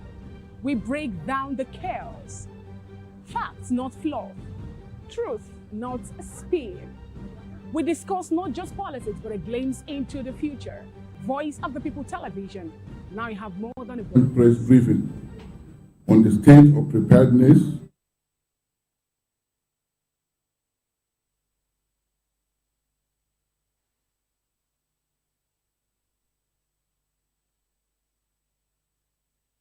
The red carpets, awards, the razzmatazz, music, fashion, interviews, and more. Spotlight on Voice of the People Television. Let's feed you with all the juicy stories in the global entertainment space, bringing you the glitz and glamour as it is hot. Stay tuned to Spotlight, 1 p.m. Monday to Friday. Spotlight on VOP TV. Entertainment like never before.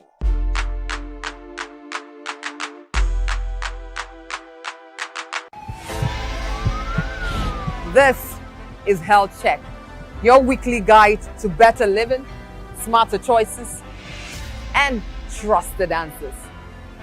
From everyday wellness to urgent health issues, we've got you covered.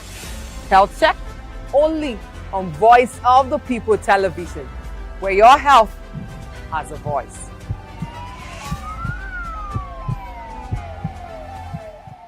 This is African News on Voice of the People Television, where we don't just bring you the news, we bring you Africa's heartbeat, the policies that shapes our world, and the economy that determines our future. African News on Voice of the People Television. Stay with us.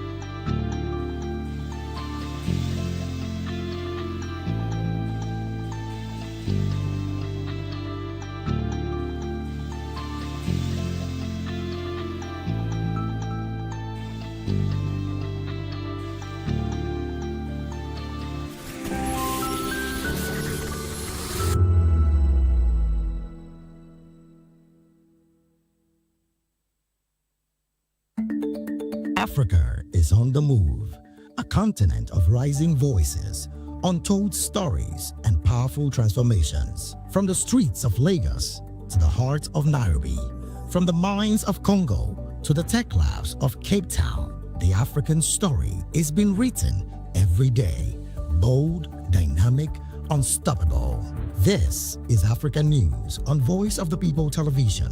We don't just bring you the news, we analyze and bring you Africa's heartbeat, the politics that shapes our nations, the economies that drives our future, the cultures that defines who we are, the voice that must be heard. Africa News, Africa's voice, Africa's future. Where Africa speaks, the world listens.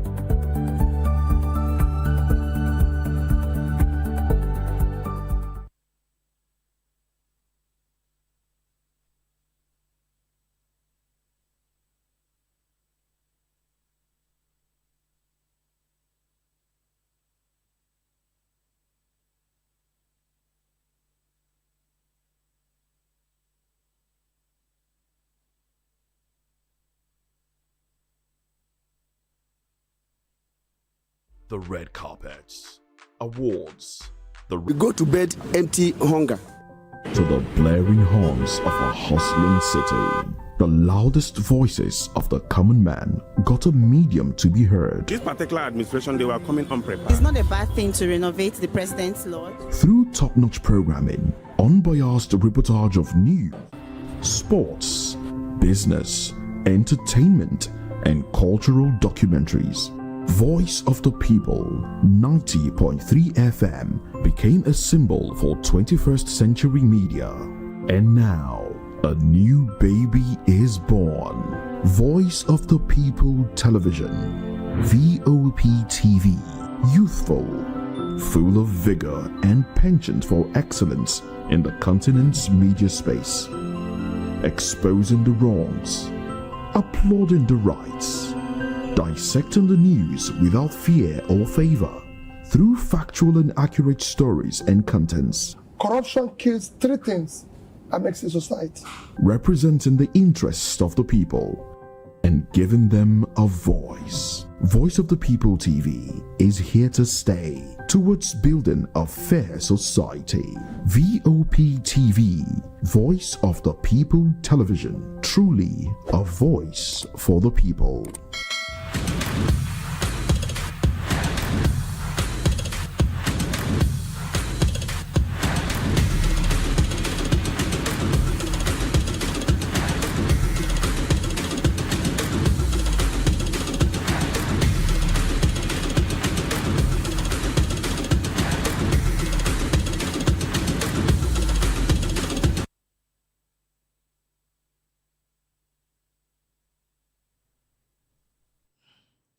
normally, now I do man the boss people for him face because if he busy, you go they understand, you go find what you go they do. Now all they not less busy, now they do all those ones. But all of them now where they talk saying I never marry. They ask me I say why I never marry. I go talk say I'm waiting for the right man. Why you not drag him with the left hand? Cannot come right to make him the right one. If you go feed one, it go make sense. Everybody knows that the way direct call, take the overshadow WhatsApp call, you know they fair. And no matter how we take try, that woman when they talk 1 minute, 3 minutes, she know if you ever talk her for WhatsApp call. I say my turn, I say when I Friday be this, we don't come, maybe say we'll give us some kind of go get to read based on sports matter.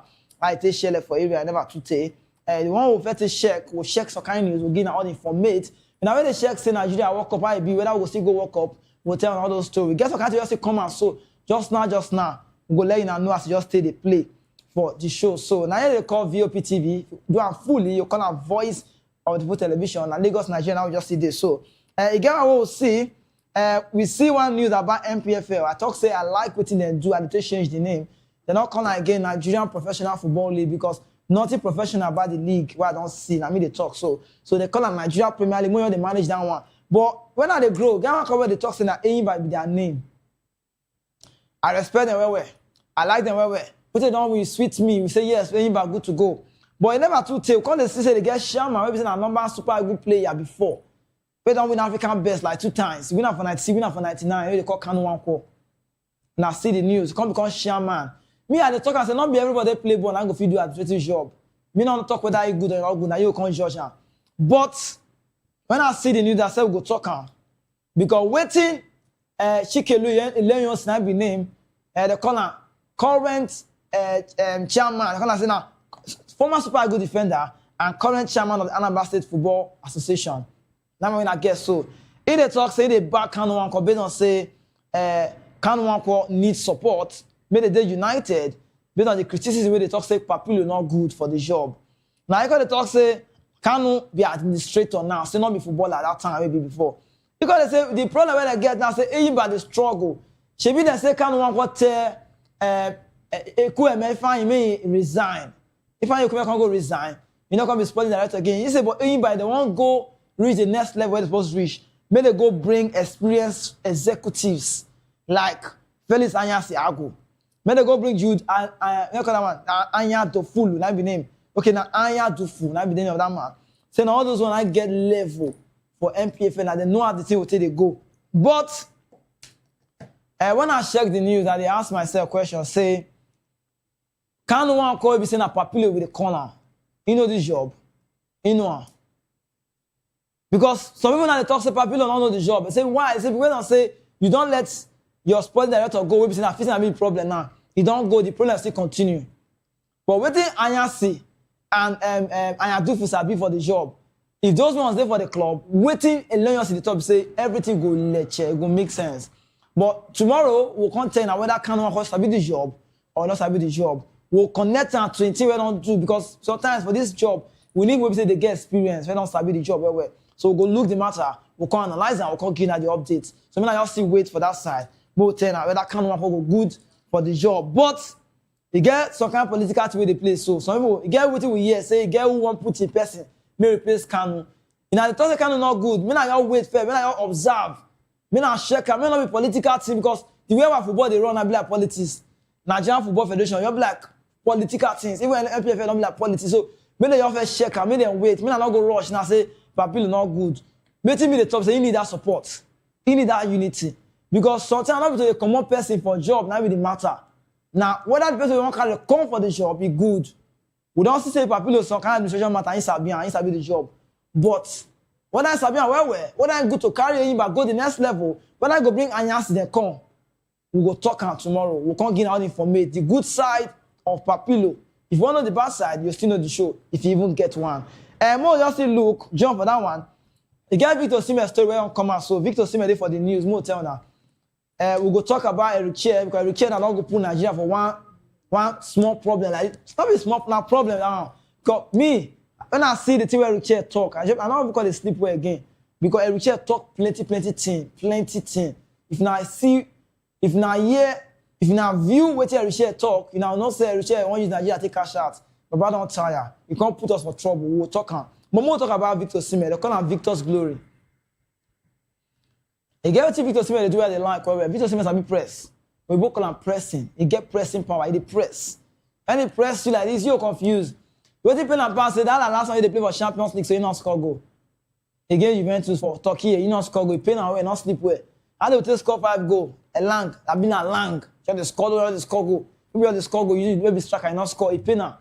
But he get what he do for that game, attribute wise. The pursue against the youth sport, he scored 2 goals. He can't assist for this one. So now some club now they wash him. But when I see the club they wash and pass, now Bayern Munich I say yes, Victor Osimhen is good to go. Bayern Munich now the worry say they must sign Victor Osimhen. Say they even send scouts when they go watch and for that Juventus match they play that day. We be at 3-2, now 5-2 now we score. So say Osimhen now go come out for Turkey. But all this news now Galatasaray and the team just did so. Now they go decide whether they go let Osimhen go, whether they will keep him for the club because Osimhen is still player. That's on €5 million move. When they pay, you pay them well. They're not allowed to release money in that club. They get money, but they don't want to release them. It takes time to Osimhen, and I be the highest earner for that club. And I be big, and I be biggest player for that Turkey. That's right, that you see so. But for Bayern Munich, when they watch Osimhen, Bayern Munich now can't get married. They don't score 500 career goal Arraign, but they don't check here. You say Arraign, don't they use that they old. Nicolas Jackson don't go right design, not fit pass. Chelsea right design, not fit pass. He don't do. From Chelsea now, go from Chelsea, he enter Bayern Munich on loan. You not fit deliver. They give you CATS, you not fit pass. They give you exam now, you go fail. Jackson now for Bayern Munich now, if you ask me now, you not even see first class, not even see second class up, you give you level. You not even see 2-2, now pass. You come back now. This Chelsea squad now, you just say Liam Rosino, if you put her inside, because Liam Delap not to do well. So if you give a chance, me, you'll come.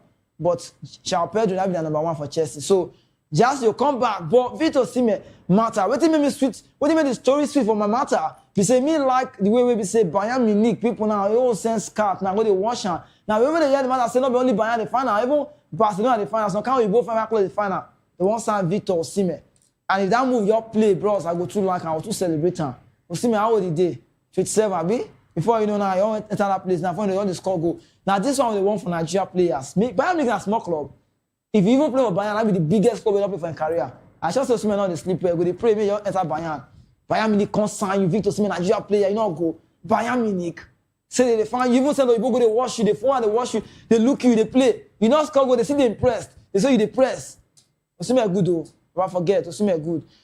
See, even Osimhen come out, tell report say me, I am the best striker in the world. He say if you say I'm not the best striker, I go be number 2. If I not be number 2, I go be number 3.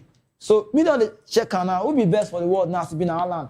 You not get me. No, but now myself, you don't need to look for a play ball. Haaland, you don't already know size of post. If you look like this, you go play here. You don't know the size. You don't measure around for dream. But Osimhen still need to reach that level. I'm not saying I'm not like her, but that's true. Haaland better pass Osimhen well. More just see move. Again, what I see again. Eric Scher. Franco Mali, I went on the year world. Eric Scher don't go change agents. You know, not say, more you talk for this one first. Eric Scher don't get one man with a work with him. When we say, give a Super Eagles job, CDB. Now be agent that time. But Eric Scher now don't change in agent. You not gonna get that agent again. Don't find that agent now you go help in movement. Make your make sense. Now, for that agent, the one when negotiate Super Eagles job with him. That one not there again. That one don't come on. You don't come on that one. They not they work again. They cannot work together. We are no more an item. I able to talk at that time. So we cannot work together. Go your way. Now be the matter so. But what Eric Scher they talk now, what be matter? He don't change this one now. The one way he bring now, come be like now they give ideas, wait till they rule. Eric Scher now come they change in character, they change in thinking, they change. Now coach be say we the now they talk about how they talk plenty things now because we don't give a profile. Now what in Nigeria they do? Nigeria will give you profile. And now you don't get the profile. But we're not too waste time for that talk. More you that enter Eric Scher's salary demand. More change. More talk about Eric Scher's salary demand. Then when we talk about Eric Scher's salary demand finish, we can't tell you now what Eric Scher the demand. Now salary demand. We can't talk about demand. So demand get demand. Not be French, you demand the demand. Eric Scher, I don't know. I don't even know this your agent you just get. So this your new agent now. He don't if now here Eric Scher want to do Nigeria, and I don't believe him. Eric Chair, we say meeting say not the talk. Number one, how much they pay? $50,000. And they pay Eric Chair. And they pay. You understand? But Eric Chair doesn't say no. If you want me to for this country, you need to give me $130,000 every month, not $1,000,000. Check out for naira and $1 million. Now, wait till the matter now, why would they think? Eric Chair don't they allow Nigerian Football Federation not to sleep well. Because, wait, I check Eric Chair profile, when I wait.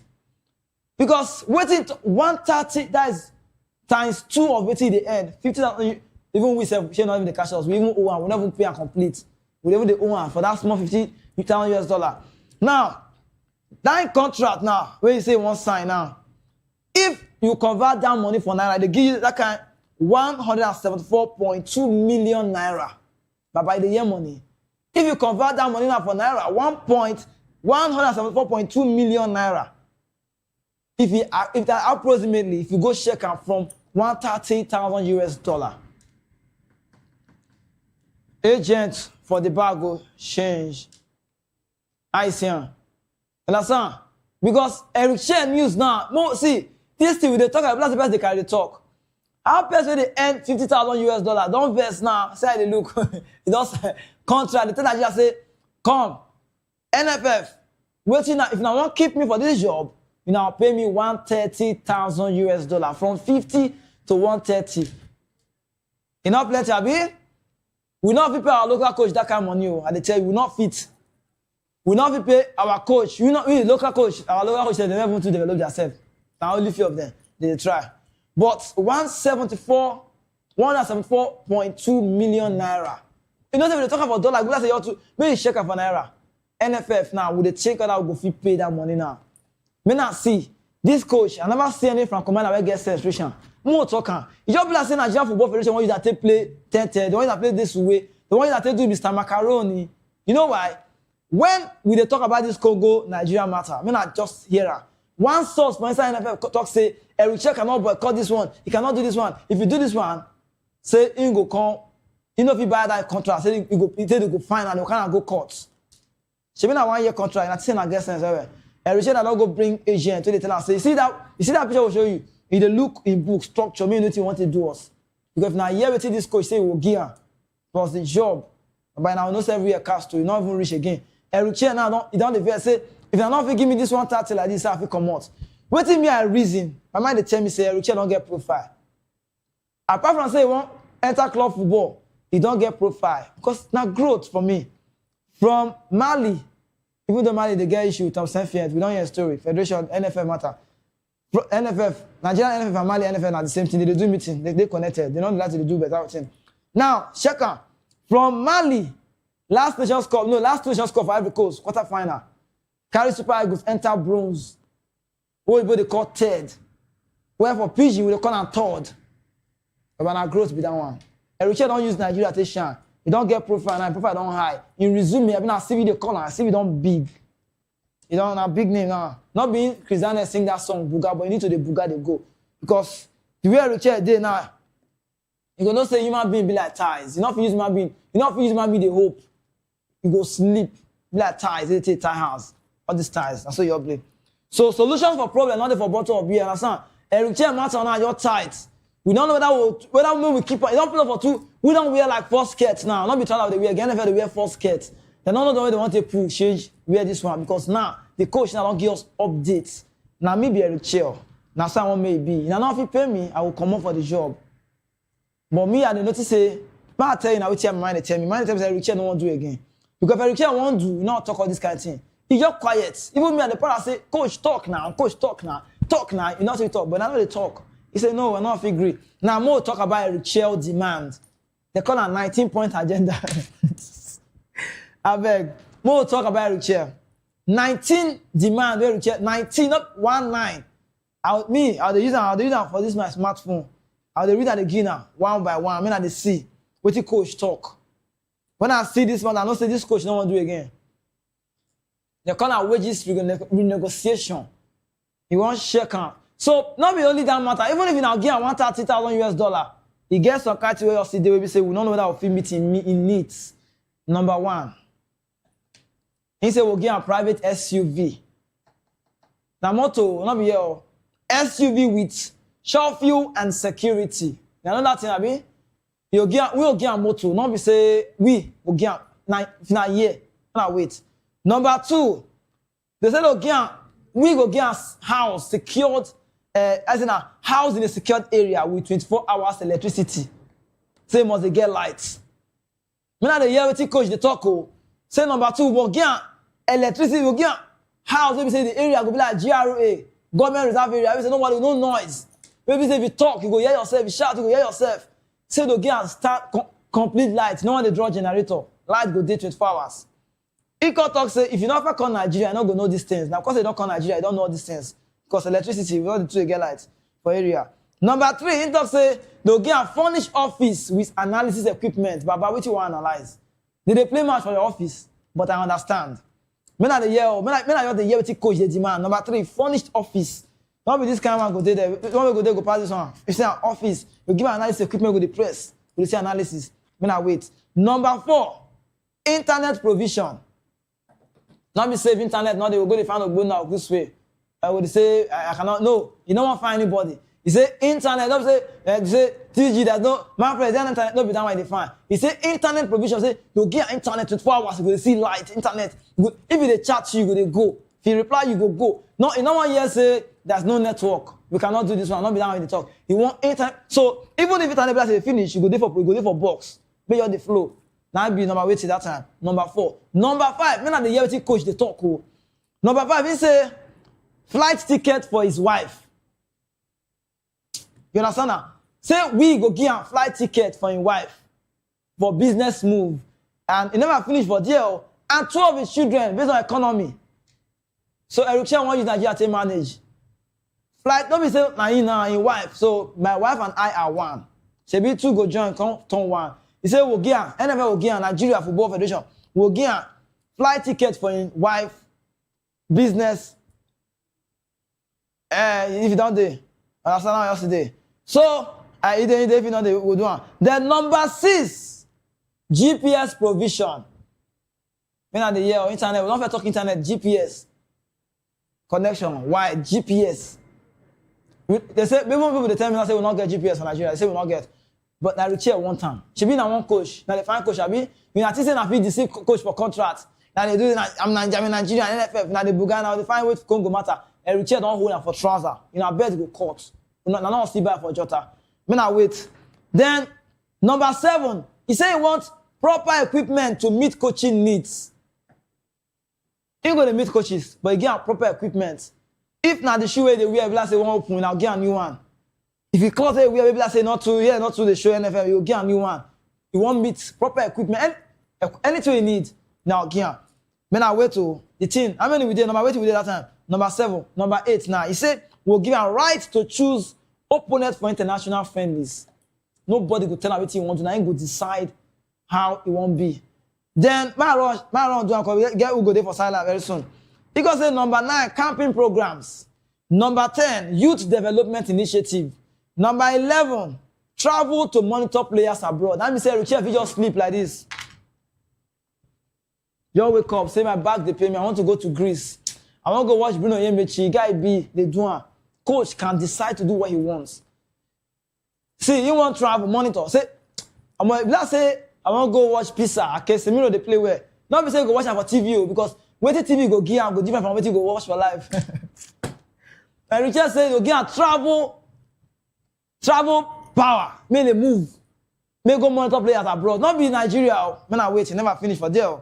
Now I can talk say number 12, they go again and chance me they attend local. I like this one though. All this local, they call it local league games, make the scouts for potential players. We don't know how many you call next Nations Cup if you go stay.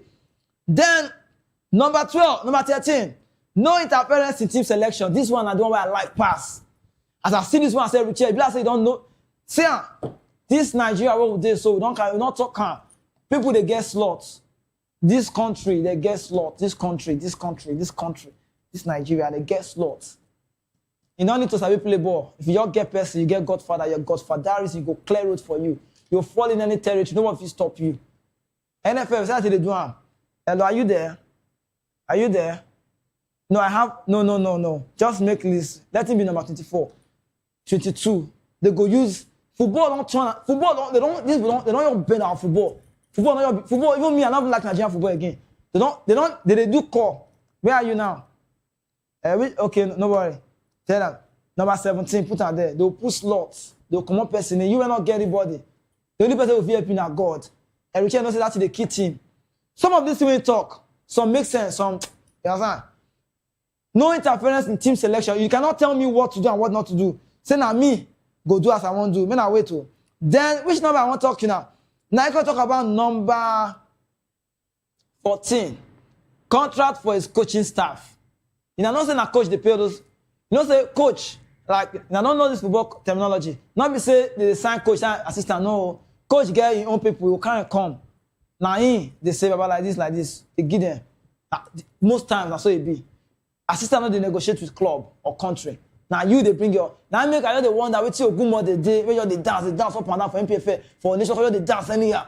They dance, they carry bag. They're not be tell Richard get one assistant too. I've been Fidelis could dance, Fidelis could dance, two dance. They do bet, wait happen. Fidelis, what do you call that man? Remo Star coach, you go on the day, my friend. He live in team, they go down.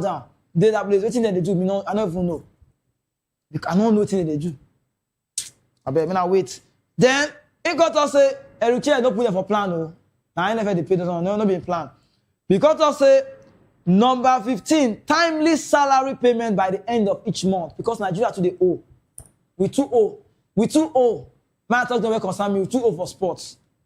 Athletes go fans go Europe. Athletes go Europe. Can't use their money to do one or two things. Person go do transfer. Government. Person go use individual account. They play players for this Nigeria. Now it happen. That one not good. Then he got to say, maybe they pay on time because nothing is sweet person. On time payments. You know there be. No worry. Now, maybe they pay salary. Like the way they pay the last time. Understand? For NFL. People now like Abi may come recent close salary will just come. Now we say 4 months finish, don't tell your money finish. I beg. Then which are they there? Number 16. Bonuses and allowances according to federation structure.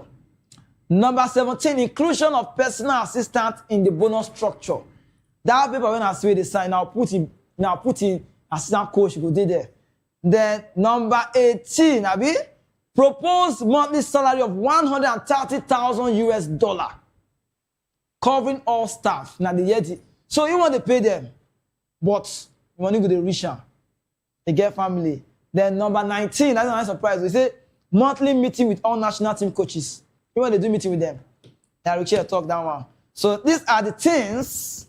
These are all of the things our coach say he wants. More we give him. But to analyze all this matter. More just travel from Lagos studio, more enter our Benin studio, more go meet Karen Tipama. Maybe you go like all this thing because me, I'm not just in Nigeria for your fan at this one. And Richard won't come more. The baba won't move, the baba don't tire. Nigeria don't be, I say, not too sweeter again. And you know, say when they do something, say you say you are good in what you do. You still come enter your head, or you won't come grow. Nobody say enter, you won't come grow. You need to go to the next level. But may not say no one come on, may not say they fight them. You give them condition. If he cannot meet his condition, he will leave. Who there? More connect to Benin Abel, Karate Palmer. If you don't join us, good morning.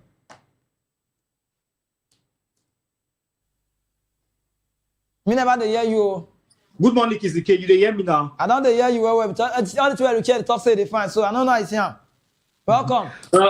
When I see the thing yesterday, I felt laugh. Like I said, well, to me, Sha, I don't really get issues with most of the things. I not go lie because to me, most of the things that basic things when a coach or anybody for a job will need to make to actually function very well. But the problem now, say if the NFF or if the Nigeria Sports Commission or everybody whether they go agree to this demands. Yes, but I believe that the demands they open for negotiations. Everybody will sit down, talk, say okay, see the one where we say we feel do for years, see the one where we say we go like scrap come out to and all that.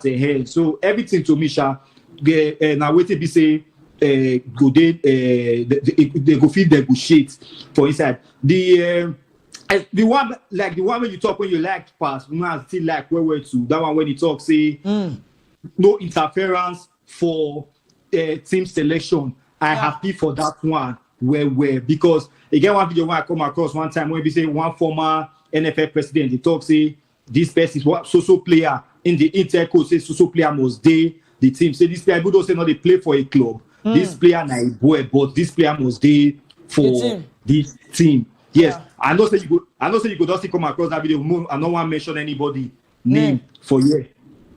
So that one and a very, very, very good one for the for a very good decision when they take for the that's it. I hope if they really want time to stay, they want to give a contract. I believe they probably not go green make that one made a scrap that one come out, and I want maybe say he stand by that particular word or by that particular decision. Then that one when we say a wife and a children, I don't don't understand like. He get as it day for my ear, like I don't really understand that one. He get as it day, honestly speaking. I don't know, I don't know the right word to use. We cannot both sound offensive or somehow. Yeah, but I believe say if you do on that contract or you get job and they pay you salary, what if they use the salary? They do your wife and your children well-being. It's supposed to be your business. It's not supposed to be your employee business at all. So I think Eric Chair not to do well for that one. Like I'm not sure say the NFL go listen to that particular one. Other ones they okay. Like that meeting with the national team coach. I believe say he want day closer to the players. To the players, especially those under 17, under 20, under 20, because they still say talents that will come through under 17, under 20, under 23, and before you know, we know they hear about these players again. We never they know where they do. We know they know the club where they do. We know they see them for the national team. Now, few of them that don't come up for under 17 come enter senior national team. People like Osime, people like Iheanacho. Now, the few of them maybe say we don't feel say okay from under 17 they enter national team. They can be established player for the national team. So if the national team manager says okay, yes, I want they get meetings with these on other national team coaches, the under 17, under 20, and under 23. I believe on a welcome development, at least because no players will say they're ready to enter senior team. Players will be say yes, they'll feel enter senior team, and players will be say okay, yeah, we go look at potential to enter the senior national team. So yeah, some of them some of the demands will say too much, but some of them, or rather most of them, now basic necessities for any national team to move forward. And honestly speaking, I know to get issues with most of them. Which one Which one? I want to ask you. This one we talk say you go abroad, you go monitor player, you go travel. All those one you like them? Every time we just travel, I like what you talk, but that one we say to go players, they go around travel, monitor players. I be. That one they very fair, they very okay. Would they see coaches of other national teams? They watch other clubs. Yes. Would they see Tukona? They always they around now for they watch Mayu games, Chelsea games as the case may be. We really say sometimes we go travel, go Germany, go watch Hurricane. We don't see them with other national team coaches. So I believe now good thing. At least you go see it gets some players when they say now if you never get opportunity to watch for TV. Yes, because they will not really get the TV rights to watch those games. Those matches, yeah. So so as if he travel now there go see okay, yes, how this player say they see the things where we say this player do. He not go there distracted, he go there focused on that player. May he can watch. But who give Eric Chair? Who give Eric Chair all these ideas? 19, if you give it's a small remember for between you. Who give at this age where it change? As in what make who give all this mind? Because this man not they talk before. Your boss now say like this. I play. Who get this arrange like this? Who do they arrange for? I be don't they take a sense. I be want just go for it. You don't want to do it again. Because you know say we not film it all this man. You know me. I know we not film it. Now two ways. We fit say it don't pay the thing before, but you don't know how he want to bring and come. Okay. But now so it don't. This is a new agency. Black now agency will be say okay. Yes, they know themselves. They still know. They don't still big to an extent. You see. Players now they change agent because probably maybe this agent now know they give them what they want, or they feel negotiate terms for waiting they want. I believe so now waiting happen with Eric Chair for years. So he don't feel okay. This other agency, or this my former agent, they not go fit actually demand these things from these people. So make I use this one. I believe so now this age, even if you don't date my bet, you don't know I want a bigger account. So this agent now you can give her that back. You know, say your players not picking out when we say. If you see person when you go feel bitter now, you know go fit talk, you go dey hide. But if you see bros, they call this ginger don't type body say, hey, you don't get you fit do me, my brother don't dey here, my bros don't dey here. So now waiting does they happen for this every chair matter. So this agency now actually don't give her that mind and that backing to say, okay, yes, I feel demand for this thing, and if you not give me, I will walk away. So now I will tell you this thing, two truths can coexist. So the thing don't in mind, but this agency now just help and bring her come outside. Okay, before we move on, before we talk about some kind of Premier League news, Mo Shapali just showing us some results based on the Europa knockout phase playoff games in the players. They will show you. I mean, I just see them. I mean, I know because not too wasting for that one. We want to talk about some kind of Premier League news. More showing our results. Some matches they say some people believe, some people not believe they could go for Europa. We see so many games in the players today. But team like Nottingham Forest, they say they get Vitor Pereira. First match, you go give Fenerbahce 3 bondo for a way. So you never know your plan. This kind of coach, not the year word. He said now, Brown, I see the result, but only I go collect one. Fenerbahce bondo, Nottingham Forest collect 3. And we not see all the results we just see there for that place. From that one, we just say jump, move, enter. Don't maybe say you're there close. So Saka don't go sign new long-term contract for Arsenal. I beg, Carrington, reason with me, Saka don't sign long-term. That means if last night we all there, and then we all retire. Abi? It's possible, yes, but we see these things with English players. Say sometimes you get with the if the contract like. Probably the team not go well, they end up the commode. Sometimes probably go to a lower English club or as the case may be, or he retire there. Saka be a homegrown player for Arsenal. The club will want to do anything to take keeper, and Saka be don't see they consistent for them for a while. Though this season he never really hits the form. Not be that Saka what we know as he be before. I don't know what happen whether not the coach tactics or he gets personal issues or not the injuries when he does suffer for the past seasons that can affect him.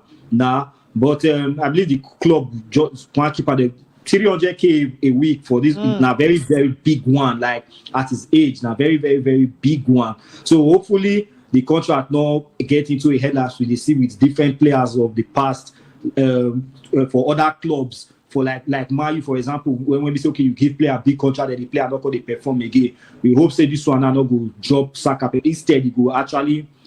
Motivate them to play very well and probably okay maybe they go all out to win trophies because now trophies called remain for the guy career because for so far so good he has been very good but he needs trophies. Okay, before we go take comments, let me say one guy not to talk for comment section. So Joe Phil, we see all those messages. We sharply read them for come out for TV. More sharply let I know say this way my guy they talk. So when I don't hear say carrying to talk, Jadon Sancho too. Now that matter. Man United send a big money now, but now they won't go lose. Now bad business, that one you'll be so we understand. But Saka don't leave expectation. Say yeah, you don't try. So maybe also try the opening game. But Arsenal, beg, will sharply show now the remaining features for Arsenal. Arsenal, see, even when Arsenal they talk with 13 points, 12 points, 14, 17, 100 points, people they talk say about nothing to offer to Arsenal. Say they must drop. Now you don't go closer, don't go change and now. Not none of that will they come up now. Last Sunday say we'll see her. Then on Saturday, Man City. See, you know if they premier your destiny, the other person here make control them for you. Arsenal people now for Nigeria, so for Jegule, so they don't go nearest mosque, they pray, they fast. For Christian, they fast. They Muslim, they go mosques in. And they don't Ramadan, people see they do Ramadan matter, but they want to come out just to see say this one go where. Because they say Arsenal matter, yeah, you'll be. Now, if don't do Ramadan finish, they'll come still go back to the house, continue with the prayer. Waiting me they talk now, be say Arsenal they inconsistent. And if Man City go beat Newcastle for Saturday, so Babana 2 points remain. Even if they win that, to go with 2 points, men not forget say Arsenal also get they go play Chelsea, they play Tottenham, they still play Man City for Etihad. Baba, I bet reason with me inconsistency. Arsenal still win this Premier League. They're not even now 22 years waiting. That team, like I said, Ateta never do what you need to do. You see, the inconsistency for Arsenal is too much. Just this season alone, they don't get chance to go 11 points clear. They fail to take on. They still get chance to go 9 points, 8 points clear. They still fail to take on. Yes, and this last one now, 7 points clear. Like against arguably one of the worst side when the league don't ever witness, like the league won't ever see for the league, Wolves. You throw away 2-goal lead against Wolves. If that Wolves side they beat Arsenal, the narrative for different. But now Arsenal they win 2-0, then Wolves come back and get draw against you, and you be title contender for the past 7 matches. Out of possible 21 points, you feel accumulate only 10 points, lose 11 points is very, very, very, very poor. And for a league like this, especially when you know the person made it pursue you, Manchester City coached by Guardiola, where he say these final 12 matches of the season, now there he body take the stand, and there every go blast at that time everything made he don't feel them before season start. At that time everything they work out for round. You're not supposed to be drop points anyhow. Like you get matches when they for the drop points. You suppose no matter what they're supposed to win that will smash. Then anything may happen for the London derby. They can be that draw or lose. They'll know okay, yes, the last game we take maximum points. This one now they play against your North London rivals when they be saying una two hate each other. Where we're talking about that good relegation and allow Arsenal win league. Yes, they rather good relegation and allow Arsenal win league. And they get new manager. Now we all see our new manager. You got two door. So with that being said so far, I mean, I really hope they win the league. I really hope they win the league. But if they continue like this, especially when we say now they say they go Man City has go play Man City and they say go play Chelsea and they still get Everton to side when they say they get issues with, except for Chelsea when we say okay, yes, in recent times they get good result over Chelsea. But City and Everton they always like, and even Newcastle still they, even though say Newcastle they come in with, they get difficulties against this side. So it go really hard Arsenal to win the league. Like this time around, and just for them to win all their matches, because as it is now, Man City if win all their matches till season end, they don't fail do one before. But Arsenal will feel win all their matches till season end. Now that question they never been answered for the past 4 years. Okay, make a roll and tell you sharply. Just they give me answer like 2-2. Then in fact they give me 5 seconds answer. Carrick don't talk say one Rashford back. Because say no Rashford, they respect and he like how well, but Barcelona just they say no. If not you be Rashford, Uncle be agent, you advance and make go back. I think the best thing for both Man U and Rashford now for both sides to go their separate ways. Like that relationship, it don't break since like they just the patch. So the best thing for both sides that to go their separate ways. We never even know that Carrick now they go name as the permanent manager of the club. But for him to say something like this, it means maybe don't they hear something say okay now they go make the permanent manager. But if now maybe Rashford, if now maybe the advice Rashford that go say no, make him not come back, make him not go back there because like if you know say if you don't today comfortable for one place, anything may want happen, you not just care again. So make it even if Barcelona no permanent ED, make it just kind of that club good. The best thing to happen for both sides and make the two of them just go their separate ways. Tell me good news about Pedri. Say don't return. I be Barcelona Pedri. Return. Oh yes, now good one for Barcelona. Barcelona don't miss Pedri where like nobody to especially because of the style of play that they play, that's their high line. Nobody to even they orchestrate the defense to coordinate the defense. Say okay, see how you take move and see how you know take move, and also they bring that connection between the midfield and the attack. So now good one for Barcelona, very very huge boost for them because right now they don't drop to second place or La Liga and they still get Champions League football to play, and they see for Copa del Rey now. We don't know whether they will come back against Atletico Madrid. So we'll see what will happen now till season end. I am more than match break here. Currently, Palmer, it's too much. Don't go bad. Man, carry come on Monday. Move analyze 1 or 2 tonight play. I see.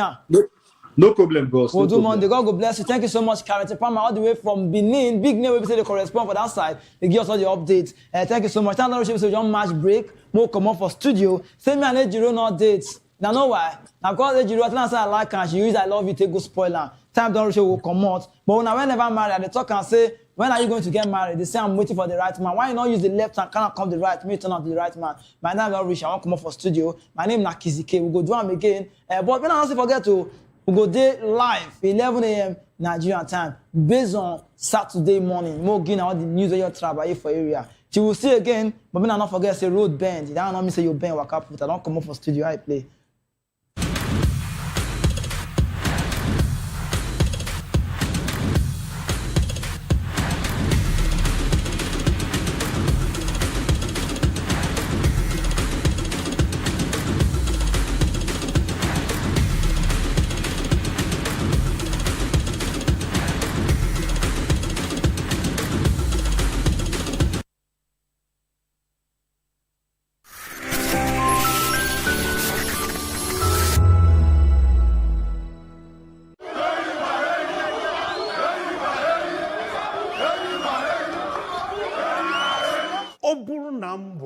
Ezigbo nwa afọ Nigeria ka ihe m ga-eme pụrụ iche. Nwanne m nwoke, Adanne, m ga-akwụ chi n'eziokwu kwanyere ndị ọzọ ugwu ma lekọta obodo anyị anya. Gbam! Ụmụnne m na ụmụnna m, obodo anyị bụ Naịjirịa ga-aga n'iru ma ọ bụrụ na anyị jikọta aka kwado ndị na-achị anyị ka ha mee nke ha, anyị ga-emekwa nke anyị. N'ezie, ọganihu ga-adị ma ọ bụrụ na anyị na ndị na-achị anyị jikọta aka rụọ ọrụ. Asaa bụ ihe ndị na-achị anyị kwekọtara ha ga-eme ka obodo wee dị mma.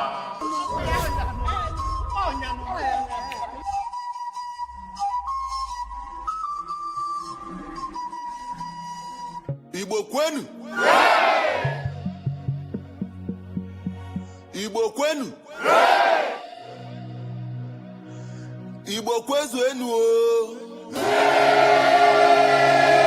Ọ bụrụ na bụ ezigbo onye Naịjirịa aga m eme na-edozi ụzọ anyị ụcha oge niile na-akwụtụsi n'ụzọ eziokwu na-emere ndị agbata obi anyị ebere. Ndị ọchịchị ga-arụ ụzọ ọma na-abịa wuo ụlọ ọgwụ ọma na Anambra mee Enugu ka ọ dị nchebe ihe n'abalị. Nkwekọrịta gọọmenti na nzaghachi ndị obodo, ụmụnne m na ụmụnna m bilie ka anyị bulie Naịjirịa elu. Nkwekọrịta ndị ọchịchị anyị ga-aza, ọnụ obodo anyị ga-eme ya. Ọ bụ nkwekọrịta anyị na anyị ga-eme ka Naịjirịa gaa nke ọma.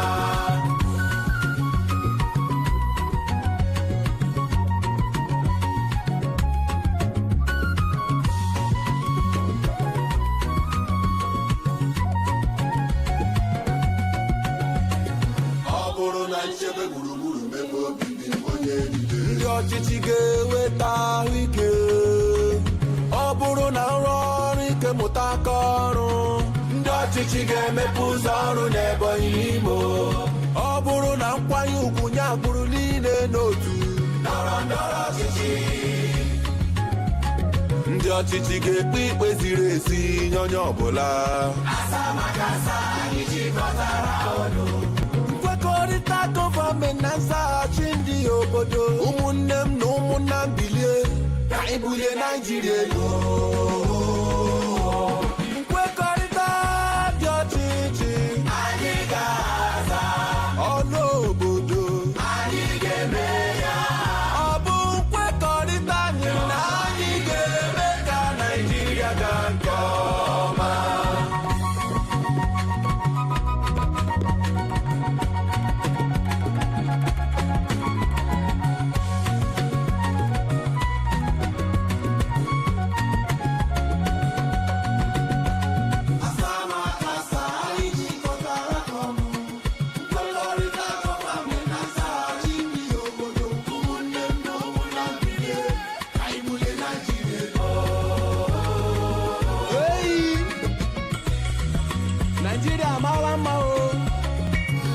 Naijiria obodo mmanụ aṅụ na mmiri ara ehi na-asọ, ụzọ ọma o, ụlọ ọgwụ ọma o, ebe obibi ọma o.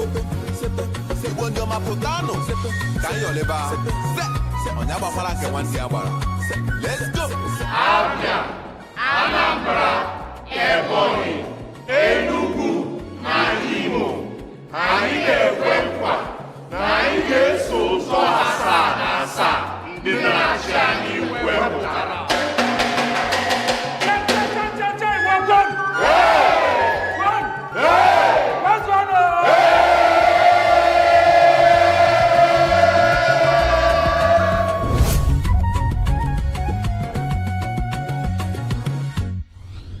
Powered by National Orientation Agency.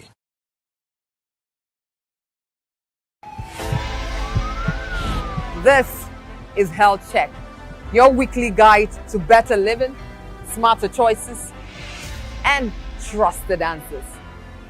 From everyday wellness to urgent health issues, we've got you covered.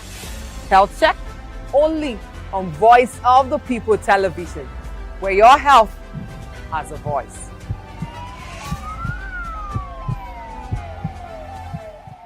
This is African News on Voice of the People television, where we don't just bring you the news, we bring you Africa's heartbeat, the policies that shapes our world, and the economy that determines our future. African News on Voice of the People television. Stay with us. We encourage you to click on the like button and subscribe to our YouTube channel. We are Voice of the People TV. Also follow us on all our social media platforms. We are at VOP TV Live. Visit our website www.vop.ng for fresh and trending news. Also watch us live on SLTV channel 264. VOP TV, Voice of the People television.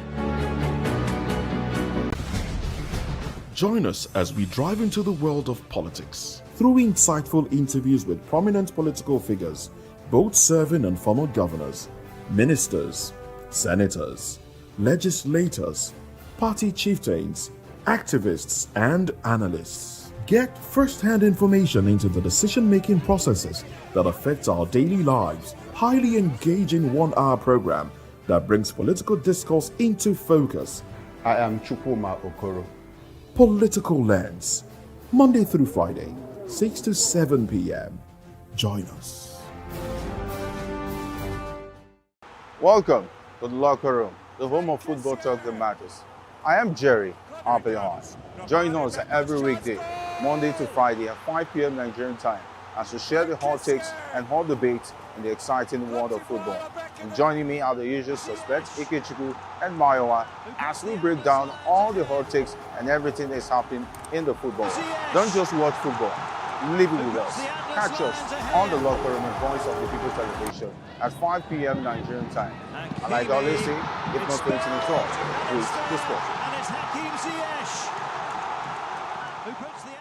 To know the happenings in the maritime sector, join us on the program Maritime Frontiers on VOP TV as we discuss key areas in the maritime sector, from aquaculture, maritime transportation, maritime labor regulation, oil and gas exploration, ferry and passenger insurance, marine pollution and prevention, port operations, and lots more. Maritime Frontiers, exploring Nigeria's blue economy.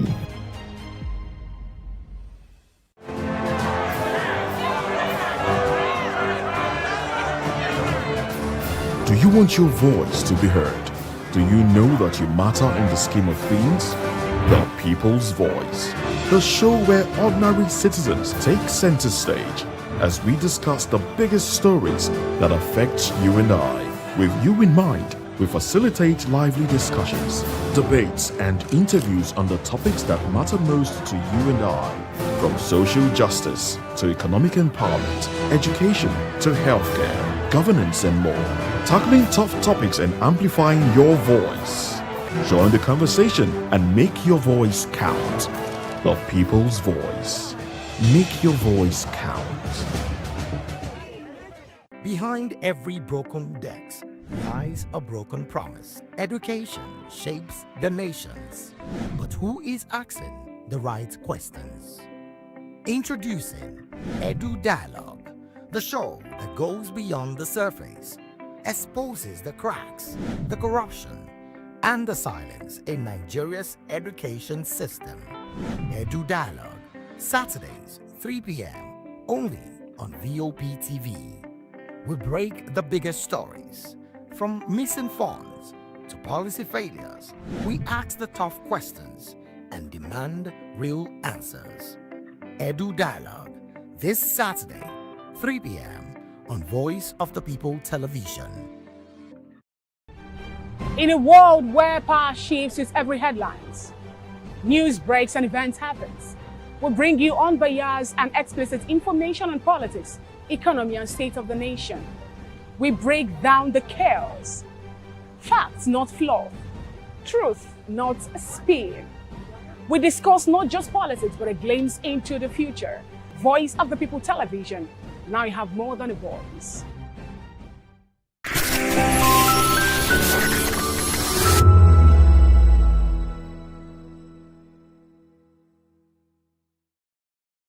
Good evening, Africa. My name is Mama Kore, actor, model, producer, and I'm giving a big shout out to VOP TV, man. Keep watching.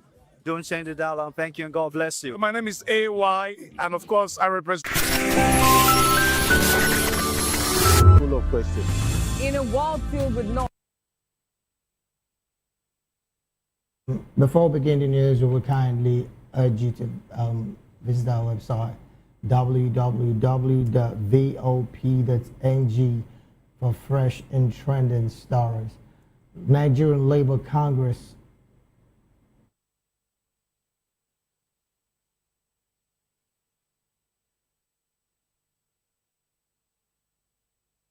Good evening, Africa. My name is Mama Kore, actor, model, producer, and I'm giving a big shout out to VOP TV, man. Keep watching. Don't change the dial. Thank you and God bless you. My name is AY, and of course, I represent the voice of the people, and that's why I'm on VOP. AY say so. Hi everyone, it's your girl Miriam Tima from the Real Housewives of Lagos and the Real Housewives Ultimate Girls Trip Africa. Shout out to VOP, the voice of the people. You already know. Stay tuned, keep watching. And don't forget, VOP is the best. All right, hello, everyone. It's about that shagging man fine back with Melanie Poppy Black Skin Boy. This is VOP TV. If you're not watching VOP, I don't know what you're watching. Maybe you're watching your weight.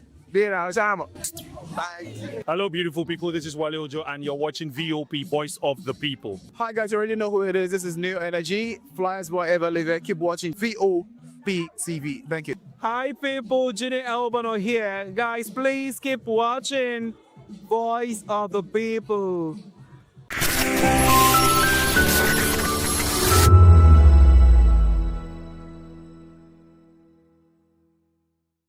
Ready for the extraordinary? Something big is happening on your screen. Introducing VOP TV. Now streaming on SLTV channel 264. From breaking news to captivating conversations, news analysis, giving you all sides to the story. We break in-depth discussions on the issues that matter, from politics to sports, entertainment, and lifestyle. VOP TV on SLTV channel 264. Join us as we redefine what television means to you. Voice of the People Television, VOP TV.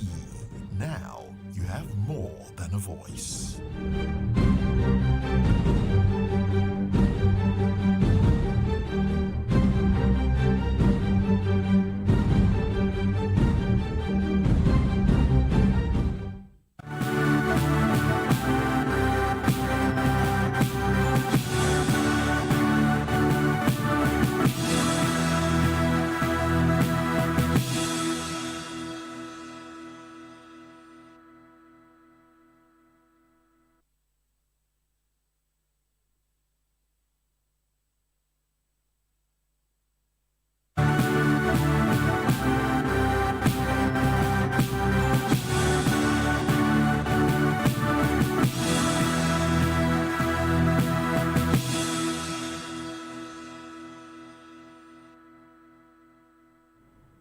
Hello and welcome to the media news on Voice of the People Television. I am David Edwin.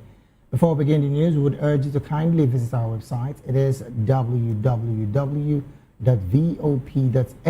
for fresh and trending news stories. First, the headlines. NLC slams 6 trillion naira Genco bailout as conspiracy fraud. Pengerson says executive order on NNPCL flouts PIA. National Assembly hails Electoral Act amendment as credible, inclusive. CSOs condemn Electoral Act assent, seek safeguards ahead of 2027 polls. ECA charges African leaders to prioritize health sovereignty. El-Rufai's lawyer condemns home raid. And in business, Nigeria to host GOG fishing vessel pilot register. In sports, MPFL fines Kwara United 9 million naira, banishes them to Abeokuta. And in the world of entertainment, Kunle Afolayan partners Benin Republic on Africa storytelling.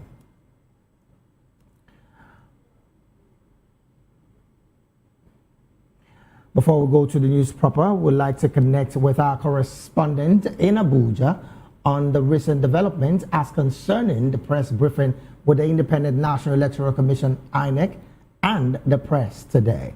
I'm being joined right now virtually from our Abuja studios by our correspondent, Jimo Ogirima. Jimo, a very good afternoon to you, and thank you for joining this afternoon's midday news. Good afternoon, sir. Thank you so very much. First off, let's find out what's the situation, and then what was the outcome? I understand that the press briefing is over with INEC. What's the outcome from that press briefing? Okay, we just finished the press briefing right now. As you can see, we're on the front of an FCT INEC in the Abuja here. So the INEC FCT resident commissioner, Malam Aminu Kashim Idris. So he just addressed the press now, and they assure the resident of FCT that the election is going to be free, credible, and fair. And again, he said that they have deployed ad hoc staff 373, and they have 192 of collation officer. And he stressed that 199 polling unit at Gwarimpa, they have a 199 polling unit in Gwarimpa. So because of that, the largest place in the Gwarimpa, so they now divided it into 40-40 so that they will not have much hinges from that place. And talking about the hotspot area in the FCT, you can recall the last press briefing by the National Electoral Commissioner.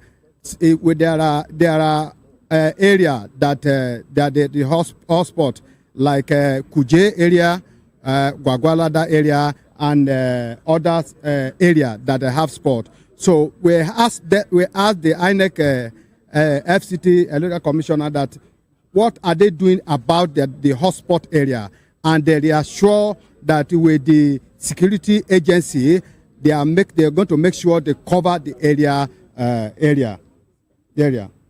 All right then. Well, Jimo, still staying with you. I want to find out from you. Yes, you did mention that the hotspot area, like where you mentioned Kuje and the likes, have been covered by INEC. But then some are questioning the preparedness of INEC as concerning this election, and also following the fact that there has been concerns about some voters who have not collected their PVCs up to today.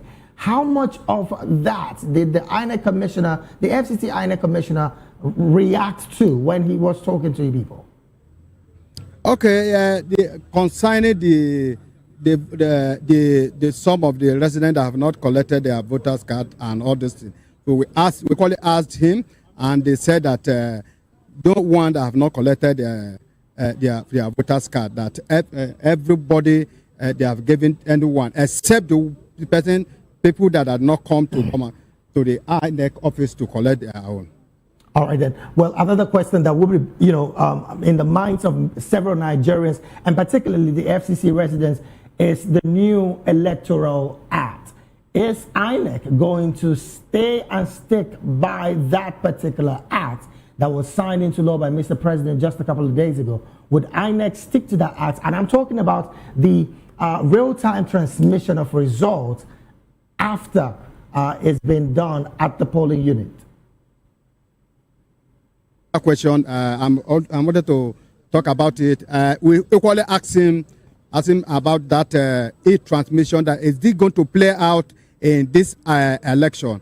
And he said that he assured us that it's going to play out. They are going to use the e-transmission, and with the security agency, they are going to make sure that that one play out. All right then. Well, we understand as well that you would be going out on the election day, but from the body language of citizens across the FCT, is there the possibility that we would see a large voter turnout or we definitely will be seeing another low voter turnout like we did see in the by-elections in Anambra State, from the body language of FCT citizens? If you see the body language of many people, what they are saying is that their vote is going to be counted, because having seen this, the different protests over this transmission, that they are not sure that their vote can be counted, and they are not sure that they are going to use the e-transmission. So for the body language that I'm seeing from them, I don't think we are going to record a low turnout in this FCT election. All right then. Well, before I let all right, go ahead. Then I wanted to add, because as you can see in the present of this election, you can see if my camera lens can capture the security agency. So they are set, and they are set. You can see the security agency, different vehicles that are here to patrol. And before now, you see some vehicle carry the material to the each polling unit. So they have started, and they reassure, and INEC FCT resident still assure us that by 4 o'clock today, all the material will be ready and will be taken to their polling unit. Well, that was just going to be the question I wanted to ask you, because we hear how much of non-readiness on the part of INEC, particularly on the distribution of materials to different local government areas, of course, for the distribution of these materials to several polling units come the day of election. But then, finally, before I let you go, from your own observation, do you truly believe that INEC is ready? Now, let's not talk about what you were told, but from what you've seen thus far, do you think INEC is ready for the council polls in the FCT? You know, our opinion, sometimes we have to be neutral, but what I'm seeing in the life of residents, like I said earlier, they are not confident, and they think, and they are saying that they don't think that their vote can be counted. All right then. Thank you so very much. Thank you so very much, Jimo Ogirima, for giving us that insight report from the INEC FCT quarters. I want to say a big thank you for giving us this report. Thank you. Thank you, sir.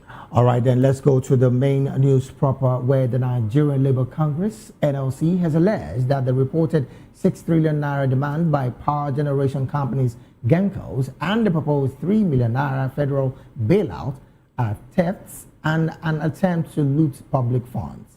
Accusing the power firms of attempting to transfer the burden of the operational failures to Nigerians, it insisted that electricity consumers and taxpayers must not be able to pay for what it called a flawed privatization model.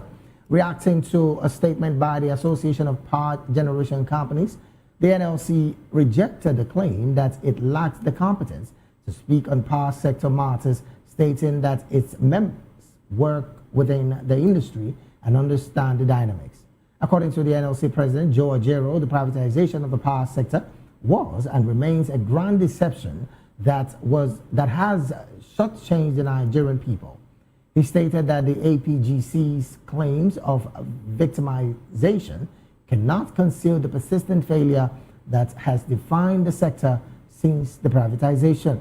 The NLC argued that while the entire power sector assets were reportedly sold for approximately 400 billion naira, Gencos are demanding 6 trillion naira, while the federal government is reportedly considering a 3 trillion naira bailout for companies that have not demonstrably increased generation capacity beyond pre-privatization levels.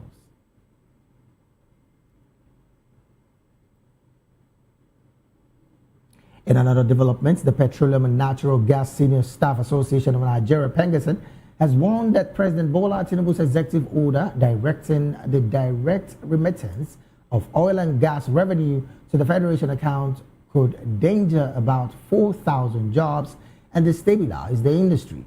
Calling for the immediate withdrawal of the directive, Pengassan President Festus Osifo demanded and described it as a direct attack on key provisions of the Petroleum Industry Act, that's the PIA, which was enacted in 2021 to reform and stabilize the sector. According to CFO, the president's action tells investors and the international community that with just an executive order, the president can set aside the law of the land. He insisted that this is an aberration that should never have happened. Pengerson explained that the actual percentage that gets there eventually is somewhere below 2%, adding that the 30% Frontier Exploration Fund does not go directly to NNPC Limited, but into a designated Frontier Exploration account, clarifying that royalties are paid into the federal government account rather than personal accounts of regulators. Osifo warned of looming job losses if the order is retained.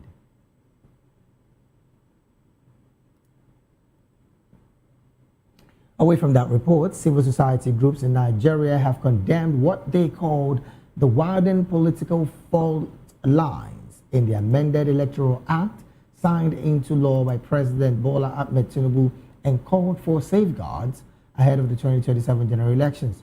The organization, including Yaga Africa, the Kuka Center, Center for Media and Society, CIMESCO, and International Press Center, that's the IPC, and the Albino Foundation, TAF Africa, among others who were involved in election observation and civic advocacies, described the amended act as a missed opportunity to deepen Nigeria's democracy.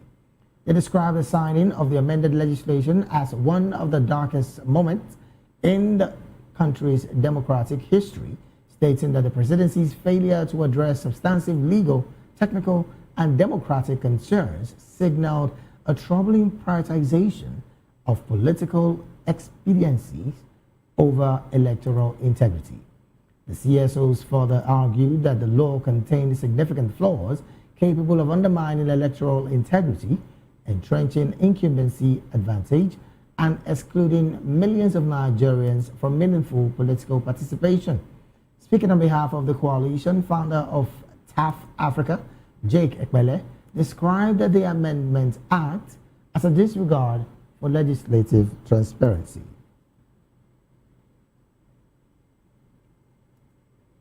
Meanwhile, the House of Representatives says that though imperfect, the newly assented Electoral Act 2026 has been enacted in strict compliance with constitutional and parliamentary procedures, are reflecting the collective will of the Nigerian National Assembly. The acknowledgements came as the African Democratic Congress, ADC, accused President Bola Tinubu of weakening democratic credibility by signing the amended Electoral Act into law and vowing to mobilize citizens across to the nation to protect the integrity of future elections. Speaking at a briefing conveyed by a coalition of civil societies in Abuja, the House spokesman Akin Rotimi dismissed claims that the legislature ignored public opinion in adopting key provisions of the Act, particularly on electronic transmission of results. Amid the criticism over the contentious provision, the lawmaker insisted that due process was strictly observed throughout the review of the 2022 Electoral Act, culminating in the 2026 amendment. According to him, democratization is a process, and though what it produced may be imperfect, it was done in the best interest of Nigerians.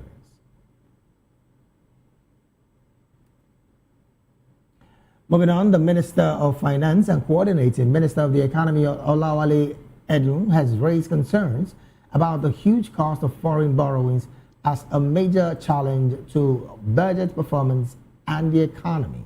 Responding to concerns on debt servicing, the minister said that though the size and assumption of the 82.472 trillion naira appropriation bill were within safe limits, Nigeria's major challenge is the high cost of borrowing in international markets rather than its debt to GDP ratio.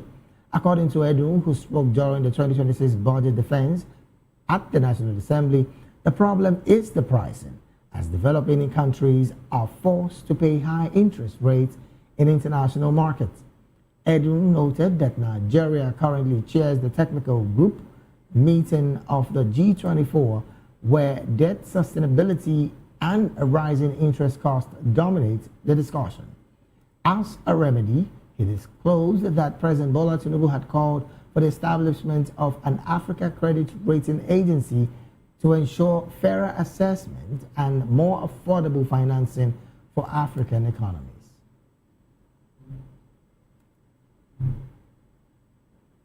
Moving on, the United Nations Economic Commission for Africa, that's the ECA, has urged African leaders to prioritize health sovereignty as a core economic strategy to reduce reliance on external aid. In a statement on side events during the 2026 African Union Summit of Heads of States and Government, the ECA Executive Secretary Clava Gatete said the global order was shifting from hyper-globalization to strategic resilience, where nation prioritizes critical sectors such as food, energy, and health, insisting that health is no longer a social service but a strategic economic sector. The health security, a national security, Gatete said that though Africa spends approximately $145 billion annually on health, less than half comes from public budgets, leaving households to shoulder high out-of-pocket expenses. According to him, development assistance for health had declined sharply from about $80 billion in 2021 to $39 billion in 2025. He warned that Africa's reliance on external financing and imported medical supplies exposes it to price shocks and supply disruptions.